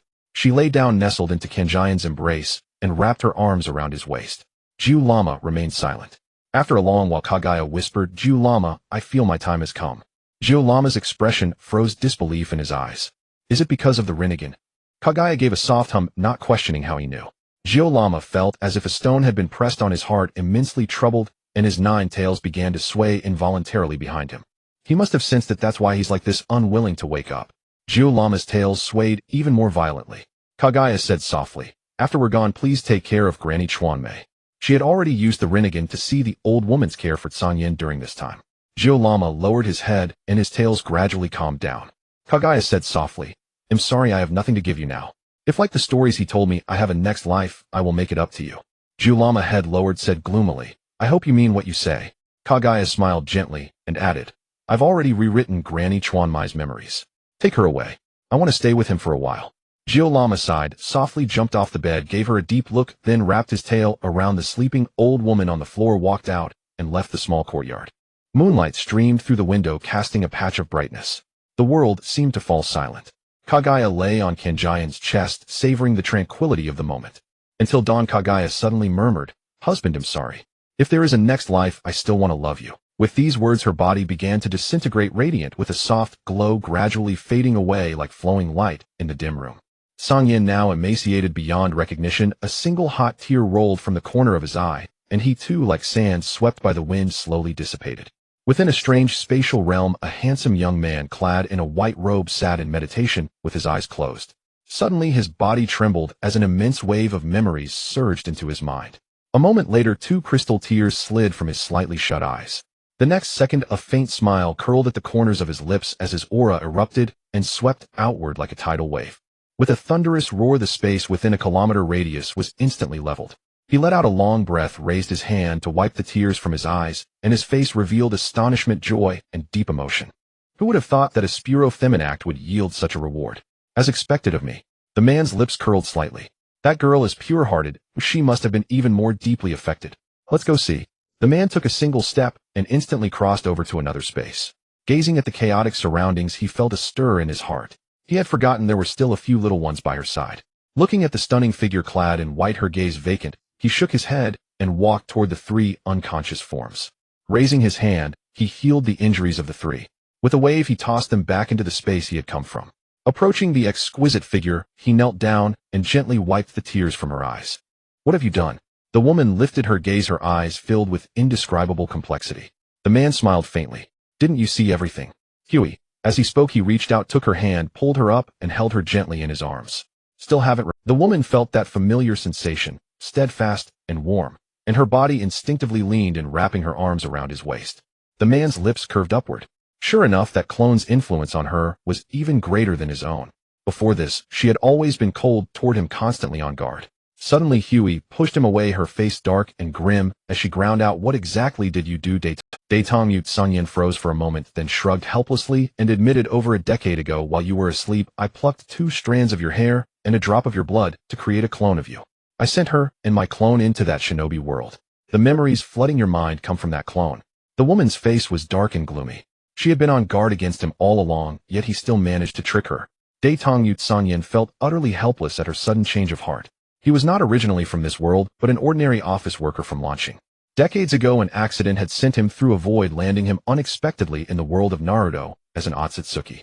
Through the sacrifice of his subordinates, he successfully harvested a divine tree fruit.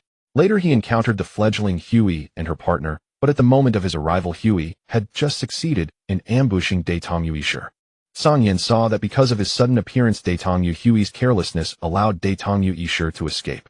Without a second thought, he captured Ishur, and threw him to the divine tree sapling, the Ten Tails. He thought this act would earn him goodwill in her eyes. But instead of gratitude, it only provoked her intense worry. As the saying goes, looks matter. Daetong Hyuga had fair skin, rosy lips, and was simply peerless beauty. Before this, he didn't know what love at first sight was, but in that moment he experienced it. Being an Ōtsutsuki himself, he believed only such a woman could match him, and so he began a fervent pursuit of her. Yet after several consecutive days, not only did she fail to warm to him, but her defenses grew even stronger. He had to temporarily back off, eventually using his act of ambushing Ishur as leverage to secure a temporary alliance. Just as they formed their cooperation and used the clan's sacred artifact to travel 1,000 years forward in time for her to obtain a divine tree fruit, a mysterious force struck them. Afterward they arrived in this era. They soon discovered that this world was concealed by an extremely powerful sealing technique. After traveling extensively, he was astonished to find that this was still the Naruto world, and that there were 9-tailed beasts. At that moment he realized that because of his arrival there were now 2 Daetong Hyugas in this world. One came from another world, and had yet to experience the upheaval of the shinobi world. The other had been sealed in the moon by her own sons. But the Hyuga by his side knew nothing of this. She only felt a subtle connection to this world. However, she quickly dismissed that feeling. As a subordinate who had betrayed her superior, she felt compelled to make thorough preparations before the clan's pursuers arrived. Daetong Cang Yan, using his past life experience, persuaded her to cultivate together. Daetong Hyuga was reluctant at first, but stranded in an unfamiliar time and space, the divine tree she had planted was lost. Although the 10-tailed shell in this world was sealed in the moon, and its power had been divided into 9-tailed beasts, this Hyuga had never eaten a fruit, and couldn't even perceive the 10 tails. Without a new divine tree seed, she couldn't nurture another 10 tails, so she had to compromise. Yet in her heart her wariness toward Cang Yan only deepened. Cang Yan naturally noticed this, so decades ago, he used a special method to create clones of them both, and sent them to the lower world. Originally just a whim. He lost interest after observing for a few years, but unexpectedly it brought him an enormous surprise. One clone had not only awakened the Tensigen on its own, but also gained extraordinary power. Compared to his original body strength, it was far inferior, but the vast cultivation experience it possessed was something the original lacked. Moreover, the enhancement from the Tensigen's ocular powers awakened even greater strength in his own eyes. Such a benefit was something he had never anticipated. Even more thrilling was that the clone had inadvertently forged such a strong bond with Hyuga's clone that even her original Ōtsutsuki self was affected. For him this was indeed good news. Maybe in this life, he could finally stop being single. No, his clone had already ended his single status. He secretly rejoiced that he hadn't given the clone the ability to reproduce. Otherwise, if there were children in the lower world, he wouldn't know how to handle it. At that moment, Daetong Hyuga lifted her eyes, opened her arms again, and her expression showed helplessness and grievance. Just as she was about to step forward, a shred of reason restored her calm. Cang Yan found her conflicted demeanor amusing. He stepped forward and took her hand. This time she did not. Indeed, this girl's innocence was no joke. In the original story, she had lived for so long without changing. It seemed he had truly found a treasure. He smiled softly, his expression perfectly candid. I did this behind your back and I apologize. Daetong Hyuga bit her lip, her expression complex. From her clone's memories, she sensed an overwhelming primal desire and trust etched into the bones, something as fierce as a primordial beast and impossible to erase. Scenes of her loneliness, yearning for him, moments of their intimate harmony, and those utterly embarrassing pleasures. One after another, each memory enveloped her heart, leaving her unable to refuse the man before her. Cang Yan continued in a gentle tone, your clone inherited a sliver of your power and part of your consciousness. I didn't tamper with anything. Everything the clone experienced is what you experienced. Don't resist it. If you still distrust me, I can give you time. Cang Yan gazed into her eyes with utmost sincerity. Seeing Hyuga stare at him for a long time, without any reaction, he sighed inwardly. He would need to be more patient. With that thought, he released her hand and turned to leave. Just as he was about to step into a spatial rift, he felt a sudden grip around his waist. Datong Ōtsutsuki froze, then a spark of joy rose in his heart. But the next second before he could react, he felt himself being flung through the air. Bang! Cang Yan felt himself landing on something soft. Was it her bed? Cang Yan was bewildered. What was happening? Just as he was about to get up, he felt a tightness around his waist and met a pair of stunning white eyes. What? What are you going to do? Cang Yan was somewhat confused. He saw Hui's beautiful red lips curl slightly as she softly uttered, "Hubby, let's do it." Cang Yan's pupils widened in shock. With a ripping sound, Cang Yan's long shirt was torn apart. Damn! Cang Yan was dumbfounded. What followed was an inappropriate scene for children. As the saying goes, a day in the heavens is a year in the mortal realm. On this day, Cang Yan lay on the bed in disarray, feeling as if his body had been emptied. Hui leaned contentedly in Cang Yan's arms, squinting her eyes for a nap. Cang Yan felt bewildered inside. Although he had gained the memories of his clone, there was still a subconscious thought of distinguishing her from her clone. He simply could not understand how she had been wary of him one moment and then pinned him down the next, leading to an intense and passionate intertwining. The contrast was somewhat shocking. In the end, he could only sigh that he had underestimated the influence of the clone on her. He suddenly remembered something and hesitated to ask, "Wife, after so long those 3 little ones won't starve, right?" Hui lazily replied, "Don't worry, your little girlfriend is fine. Before we started, I had the clone take care of things." Cang Yan, when did you create a clone? Also, how do you know about her? Cang Yan felt a bit guilty. Hui turned around, her fair cheek, facing him, her breath fragrant, and a hint of mockery in her clear white eyes. "When the clone activated the reincarnation, I saw your memories." Cang Yan's heart skipped a beat. Damn, she wouldn't have seen his identity as a transmigrator, would she? Hui squinted her eyes. "What are you so nervous about?" Cang Yan nervously chuckled. "Wife, what else did you see?" Hui lightly mocked. "What do you want me to see?" Cang Yan. He felt a bit screwed. Why provoke her for no reason? This was it, as she definitely knew. He saw Hui sit up, her bare body displayed before Cang Yan. Hui's face flushed slightly as she grabbed a nearby white garment, simply draping it over herself, and standing up to look at Cang Yan. "Get up." Cang Yan's scalp felt a bit numb. In the mortal realm, his clone was taller than Hui's clone. However, Ōtsutsuki, Hui was already 1.8 meters tall, very slender, even 2 centimeters taller than him. With her wearing only a thin garment, she appeared even more alluring. Cang Yan pulled the already torn blanket to his chest and weakly asked, "What do you want?" What are you going to do?" Hui coldly laughed. "As your husband, shouldn't you buy me some clothes?" Cang Yan's face darkened. Indeed, this girl had seen all of his memories. "Wife, could you turn away?" Cang Yan forced a smile. "Ōtsutsuki," Hui sarcastically replied, "I've already measured you in person, what's there to avoid?" Cang Yan's fists cracked ominously. This was definitely influenced by some unpleasant memories from his past life. Damn it. What a mess. He remembered deleting his browser history before dying in his past life, but in this life, he actually forgot to erase those memories. "Hurry up, I'm a bit tired of standing," Hui urged. Cang Yan stood up with a face full of resentment, and under Hui's aggressively penetrating gaze, he put on a tattered garment. Bang! Cang Yan transformed into a handsome man 2 meters tall, using transformation technique, walked up to Hui and picked her up horizontally. Hui happily wrapped her arms around his neck, seemingly recalling something, and with a slight effort her lips curled, her gaze filled with unprecedented dominance. "I don't care how you were outside, from now on you are mine, understand?" Damn. Such a dominant and commanding presence, indeed comparable to the overbearing CEO from his past life. He smiled begrudgingly. "Understood, my lady." Hui stared into his eyes and continued, "That little girl has shown you some kindness, so I will train her well, but if you dare to have any other thoughts, A light laugh sent a chill down Cang Yan's spine. He broke out in a cold sweat. "Mua." Hui leaned in and gave him a kiss. "Let's go." Cang Yan held the soft figure and coughed lightly, then took a step out, arriving at his small courtyard in the shinobi world. The courtyard of the clone and Hui's clone. The courtyard no longer resembled its former appearance. The flowers that were once planted had long since wilted, and the fish pond had become dirty, while the fruit trees grew particularly lush, laden with fruit. Cang Yan set Hui down and softly said, "Has it been over a year already?" Hui, however, looked at the courtyard with a somewhat dazed expression. Although all of this was experienced by her clone, seeing the once harmonious and beautiful courtyard turned into this, she felt a bit heartbroken. "Who are you?" At this moment, an orange figure the size of a wolf dog appeared on the roof, its face filled with intense vigilance and wariness. "Kyubi." Hui's eyes widened in surprise. Kyubi paused upon hearing its name called, looking at the strange attire of the two and the unfamiliar aura, feeling somewhat bewildered.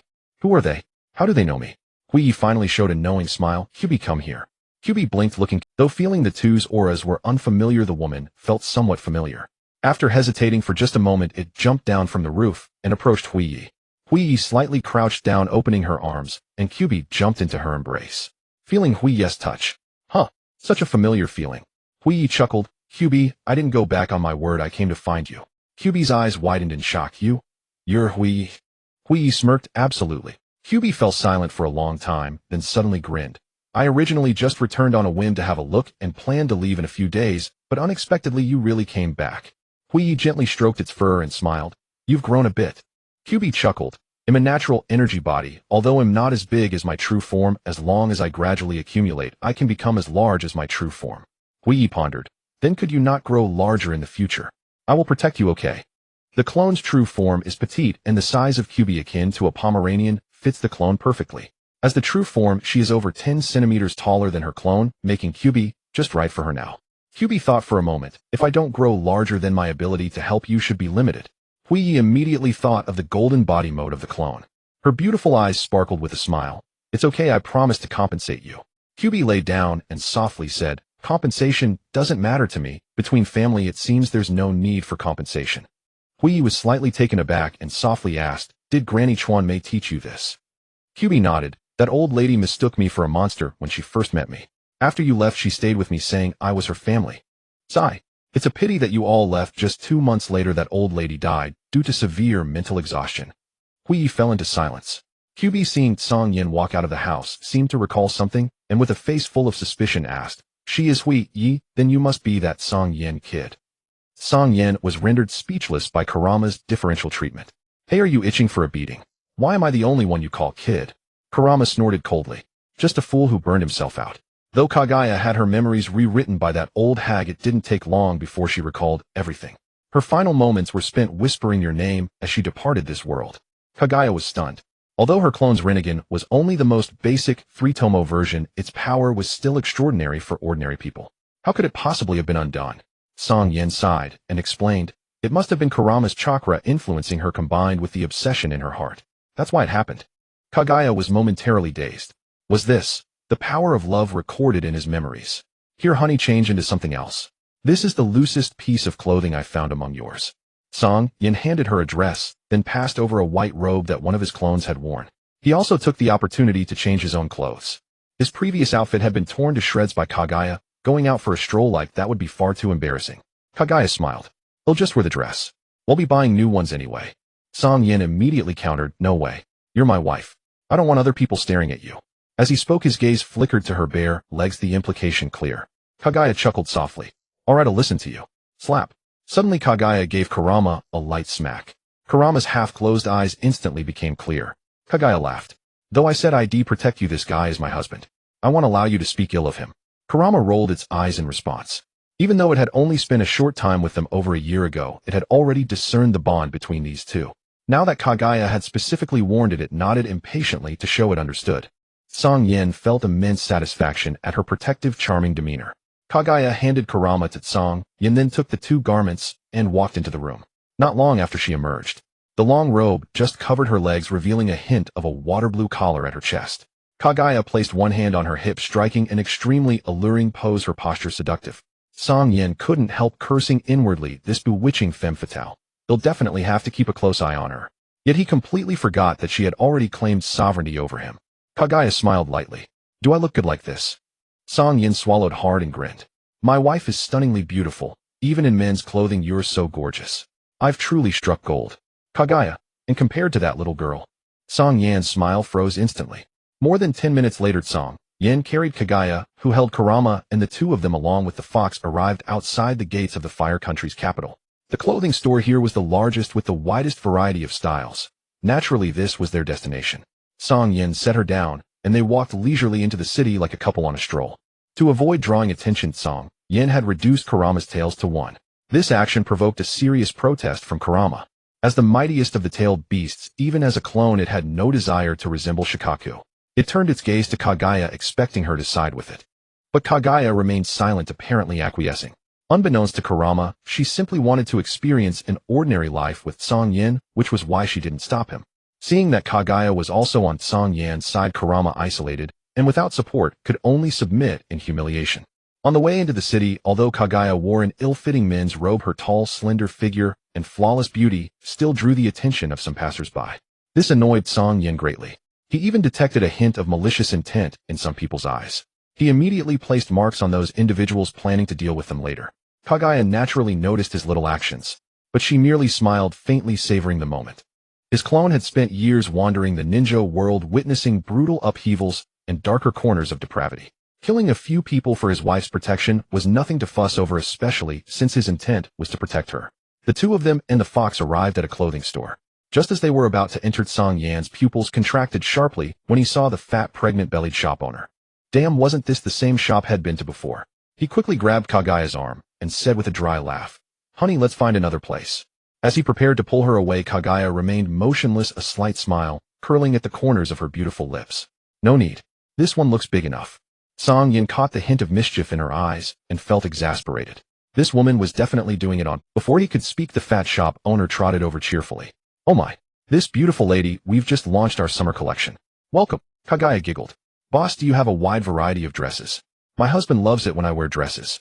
If not, I'll go elsewhere." The shop owner immediately beamed. "Miss, this is the largest women's clothing store in the city. We guarantee a fine selection.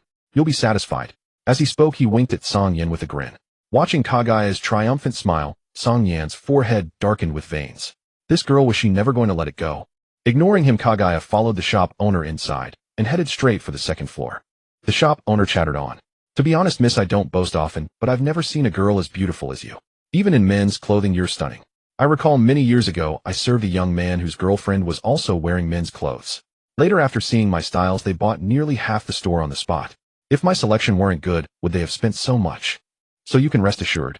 Kaguya laughed delightedly, occasionally glancing at Cang Yan, who was following beside. Cang Yan wished he could find a hole to crawl into. "Damn it.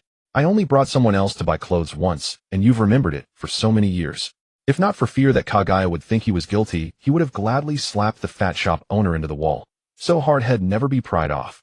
"Here, I'm going to try on clothes." Kaguya placed Kurama into Cang Yan's arms and said sweetly.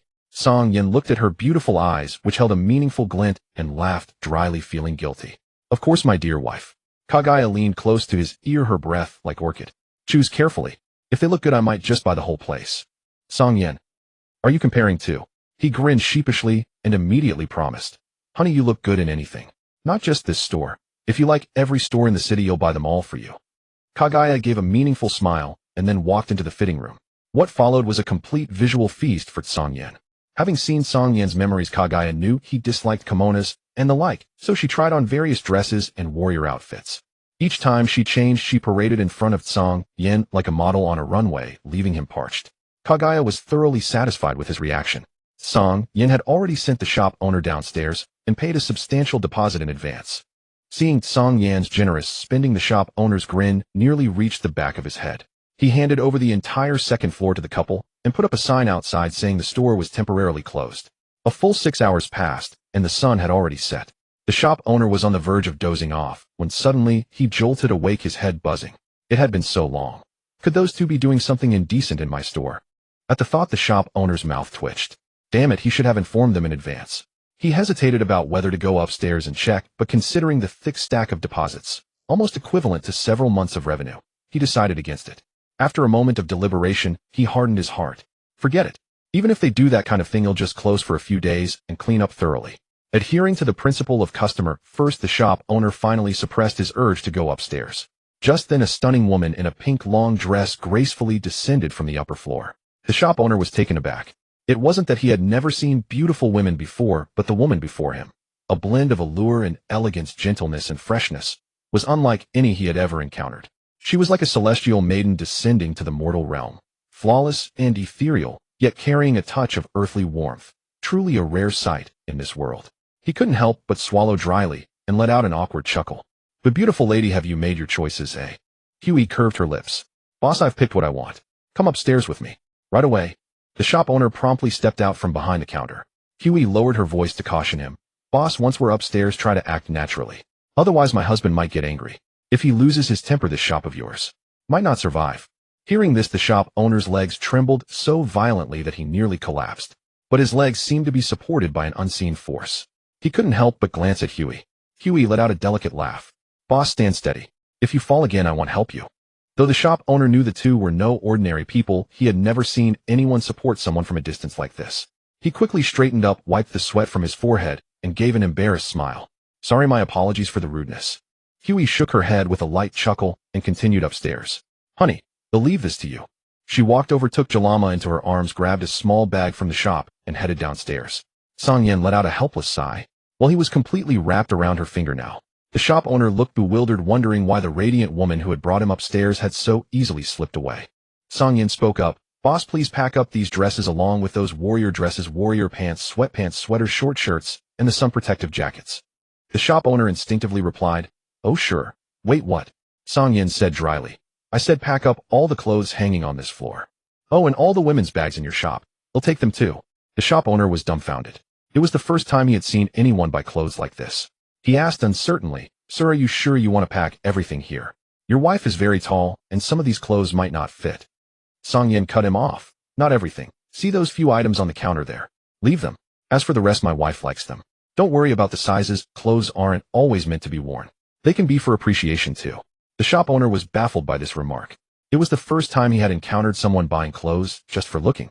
But then again, that woman was so stunning. Maybe she had some peculiar little hobby. Tearing them apart for fun wouldn't be bad either. With that thought, the shop owner's gaze toward Cang Yan turned to admiration, envy, and a hint of knowing significance. Cang Yan couldn't care less about the shop owner's thoughts. He urged, hurry up and pack. Don't keep my wife waiting. The shop owner acknowledged and dashed off, beginning to wrap items at an astonishing speed. Cang Yan silently praised the man's skill, then started pondering. It would be a shame to simply store those ill-fitting clothes. Perhaps he could use them for play. A peculiar grin crept onto Cang Yan's face. Suddenly, he instinctively touched his lower back, an uncertain thought crossing his mind. With my Ōtsutsuki physique, can my waist hold up? Recalling Huey in bed earlier, even the phrase like a wolf or tiger seemed insufficient. Primordial beast fell short, and whale-devouring goddess was closer to the mark. He really couldn't handle it. The medical knowledge his clone had studied. Would it work on an Ōtsutsuki? I'd have to find some herbs and try it out. Cang Yan quickly made up his mind. It took nearly 20 minutes, and the floor was now covered with neatly packed bags. Many clothes were the same size, so they were simply stuffed together. If not for the rush, the shop owner would have arranged them more meticulously.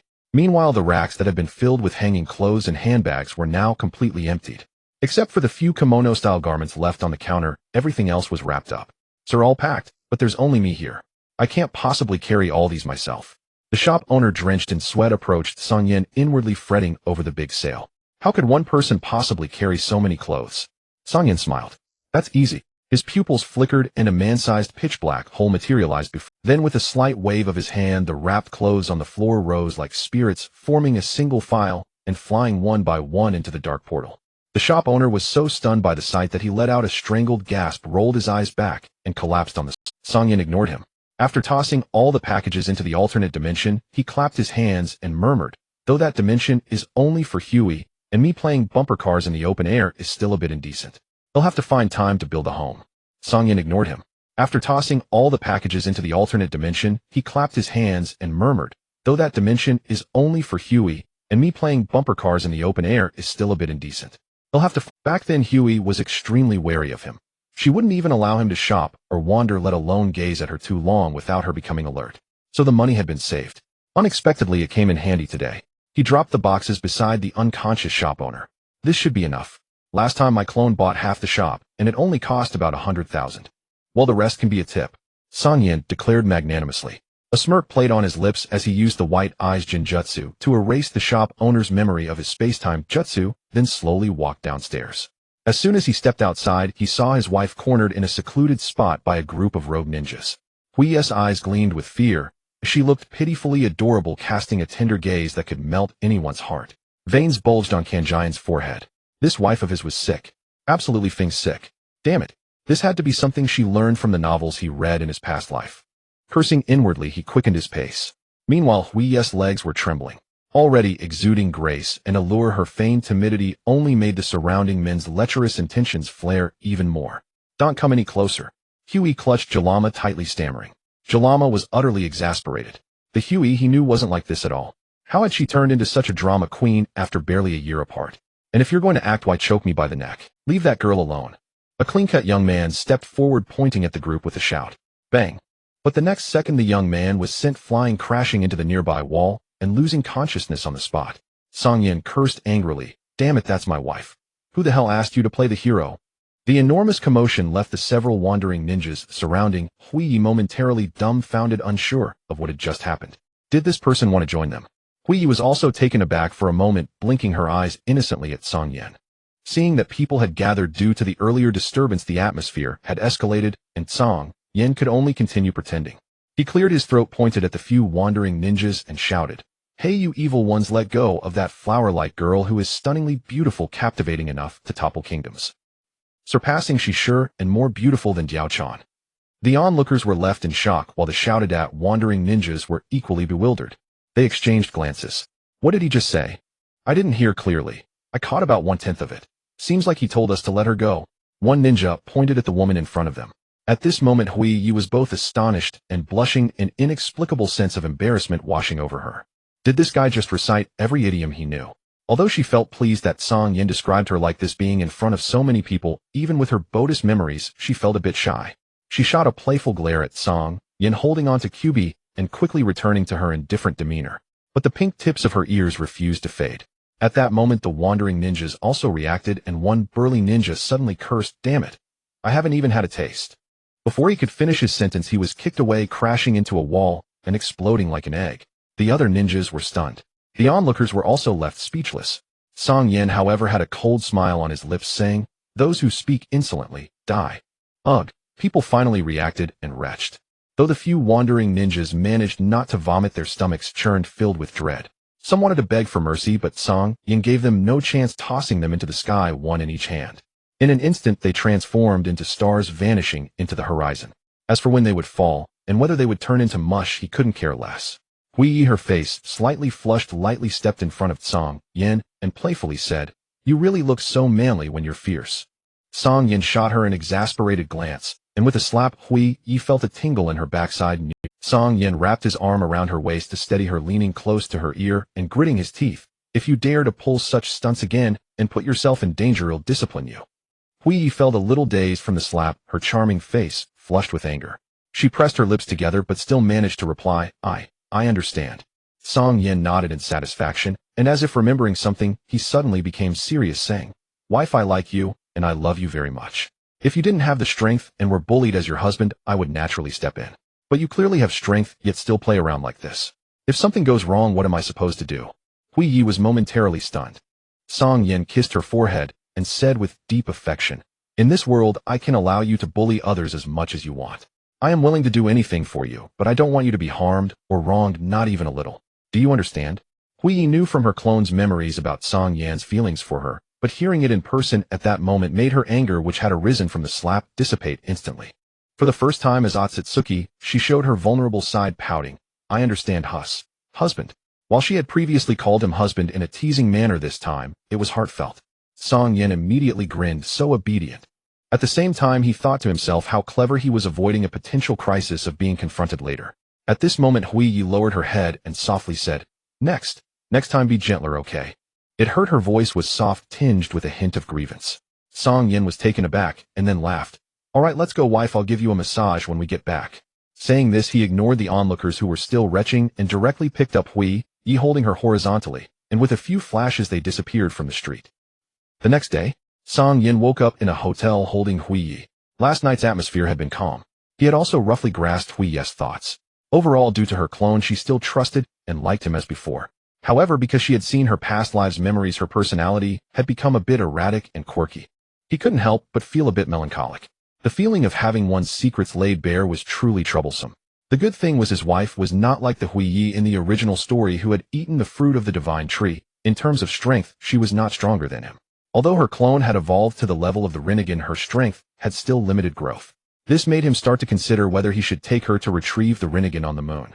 It seemed she already knew everything from his memories. It was a dilemma. Hui slowly opened her eyes, nuzzling against his chest, her snow-like hair tickling his nose. Cang Yan kissed her forehead softly, asking, Are you awake? Hui lazily closed her eyes again. What do you want to eat? He'll make it for you. The Ōtsutsuki clan hardly needed to eat, and the only food they consumed was the chakra fruits containing immense energy. However, Cang Yan still enjoyed cooking, longing for that idyllic life of simplicity. Hui clung to his waist, saying, "Just let me rest a bit longer, I don't want to move." Cang Yan sighed helplessly. After a moment of silence, he finally couldn't help but ask, "Wife, what do you think about the Rinnegan on the moon?" Hui blinked and became a bit more alert. "What do you think? Should I go retrieve it or not?" Cang Yan thought for a moment. "If you retrieve it, your strength will increase rapidly." Hui nudged her head and smiled. "With you protecting me, I'm not afraid." Cang Yan grinned. "So you don't want to retrieve it?" Hui nodded. Although it was left behind by the descendant of another Ōtsutsuki, Hui, in this world, it's still not me. Using another son's eyes, and it's still another version of my own son. Just thinking about it makes me uncomfortable. As she spoke, Hui's hands under the covers began to wander. "I want to have our own child." Cang Yan, caught off guard, felt his usual morning urges surge uncontrollably. He hurriedly grabbed Hui's hands, soothing her. "No, wife, with our physique, if we play around here, we might collapse it." Hui's eyes lit up. "Then should we go back? Back to the other space?" Cang Yan quickly shook his head. Well, wife, can we discuss this?" "Oh, wait a minute." He quickly stopped. Hui paused her movements, asking in confusion, "Why are you hesitating? Didn't you used to enjoy crafting? Now that your dream has come true, why are you bothered?" Cang Yan forced a smile. This feeling of being completely exposed was truly awful. He explained, "The memories from the clone have to be digested back into the main body. Although our lifespans are long, I believe that the strength we hold in our hands is truly our own. Furthermore, we don't know when the Ōtsutsuki clan will arrive. The sooner we become stronger, the better." Hui frowned. "Aren't they supposed to arrive in several decades? We can just practice then." Cang Yan sighed.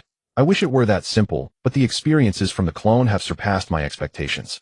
Chizuru has appeared early, and the ninja world has already quietly changed. I don't like this feeling of uncertainty."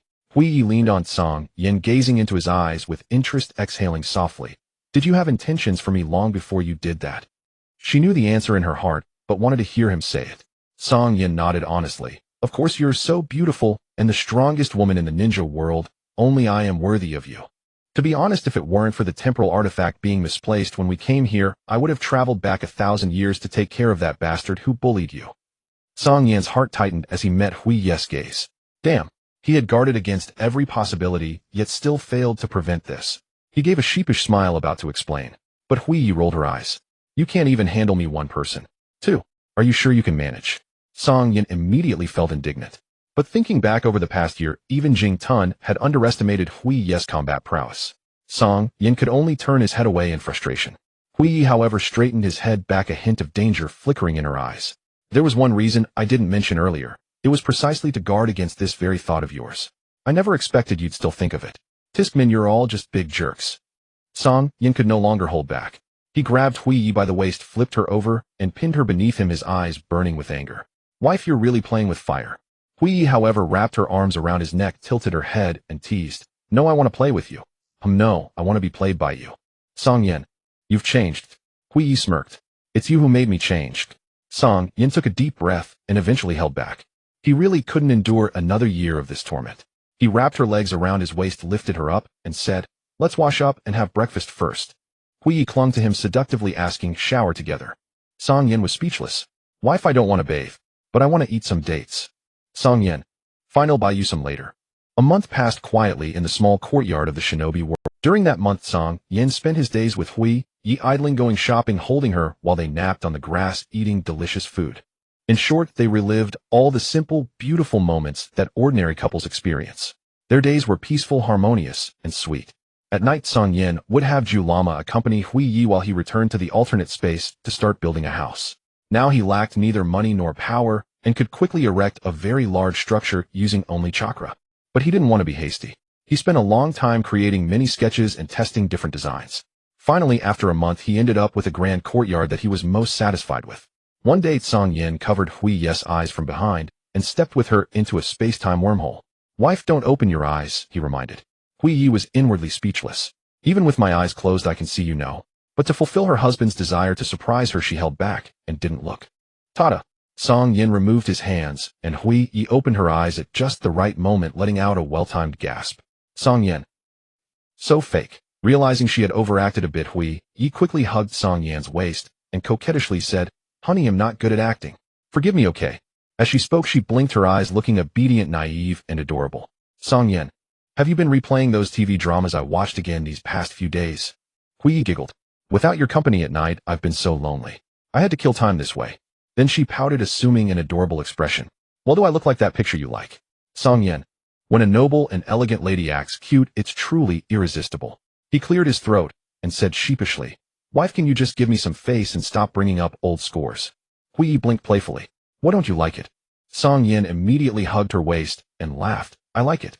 No matter what you become, I like it. It's just, men need some space too, don't they? As he said that, his face flushed. I feel like all my little secrets have been exposed by you. It's a bit embarrassing. Hui snorted. Humph. You Cang Yan didn't give her the chance to spout any more scandalous words and directly covered her mouth. After more than 10 minutes, he was kissed so thoroughly he gasped for breath and pulled away with a red face. But Hui licked her lips with lingering satisfaction and smiled.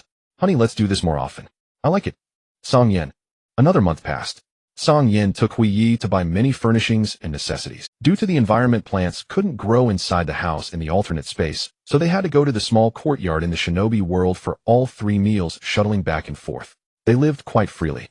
One day, Cang Yan finally decided to begin cultivation. Hui still felt she hadn't had enough. But Cang Yan said solemnly, I need to experiment with a lot of things transmitted by my clones. Also, have you forgotten the force we encountered when we traveled through time and space? Hearing this, Hui immediately became serious. If Cang Yan hadn't sacrificed most of the power of his 10 tails to protect them, they would have been annihilated in that endless void. Decades had passed, and Cang Yan's 10 tails had yet to recover.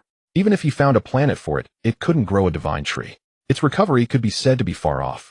Seeing Hui intimidated, Cang Yan quickly said, That time was luck, but I don't want the same thing to happen a second time. I'm afraid that if I encounter that power again, I won't be able to protect you. Hui leaned against his chest and suddenly said firmly, You don't need to protect me. If you live, I'll live with you. If you die, I'll die with you. That's enough. Cang Yan was deeply moved. The memories from his clones surged into his heart, and his nose stung. I don't want you to get hurt. Hui stared at him. I don't want you to get hurt either. Cang Yan suddenly smiled, hugged her tightly, and said tenderly, With a wife like this, what more could a man ask for? Hui smiled too, holding his waist, her heart as sweet as honey. In the alternate space, time passed swiftly. Cang Yan didn't know how many years had gone by.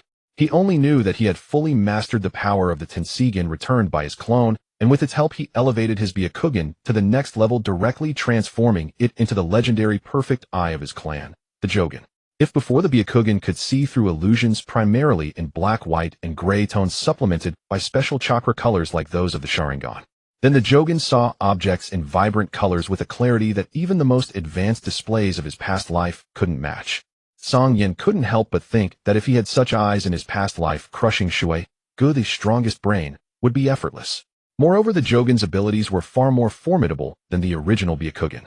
With the passage of time, he could even sense a power related to time. Cang Yan curved his lips, temporarily retracted his Jogan, and his aura returned to calm. Time to go see my wife. He raised his hand and stroked the bracelet on his wrist. Instantly, a spatial gate appeared before him. This bracelet was specially made for him by Hui. It consisted of 6 oval elongated beads, each inscribed by Hui with intricate and profound runes. With these beads, Cang Yan could freely enter and exit Hui's original sphere space and the 5 major alternate spaces, spaces unique to her Rinnegan. Each bead represented a gateway to one of those worlds. Cang Yan searched the lava prison and the frozen mountains, but found nothing. Finally, he found her in the supergravity space. The ground of the supergravity space was covered with sharp, triangular cone protrusions. Hui could alter the gravity here at will by adjusting her chakra output. As soon as Cang Yan stepped in, he felt his body grow heavy, as if his internal organs were being squeezed by an invisible force pulling him toward the ground. Cang Yan's expression didn't change. With a slight shrug of his shoulders, he neutralized the gravity. At that moment, Hui was moving in small steps and dodging in this ultra-high gravity environment, a training method Cang Yan had seen boxers use in his past life. But compared to the fighters of his past life, Hui's footwork was as fast as lightning, making it impossible to see her legs clearly. Just then Hui sensed something unusual. She slowly stopped and looked at Cang Yan. On her sweat-soaked, beautiful face, excitement immediately blossomed. She leaped with joy, directly jumping into Cang Yan's arms and hanging on to him. Hubby, are you finally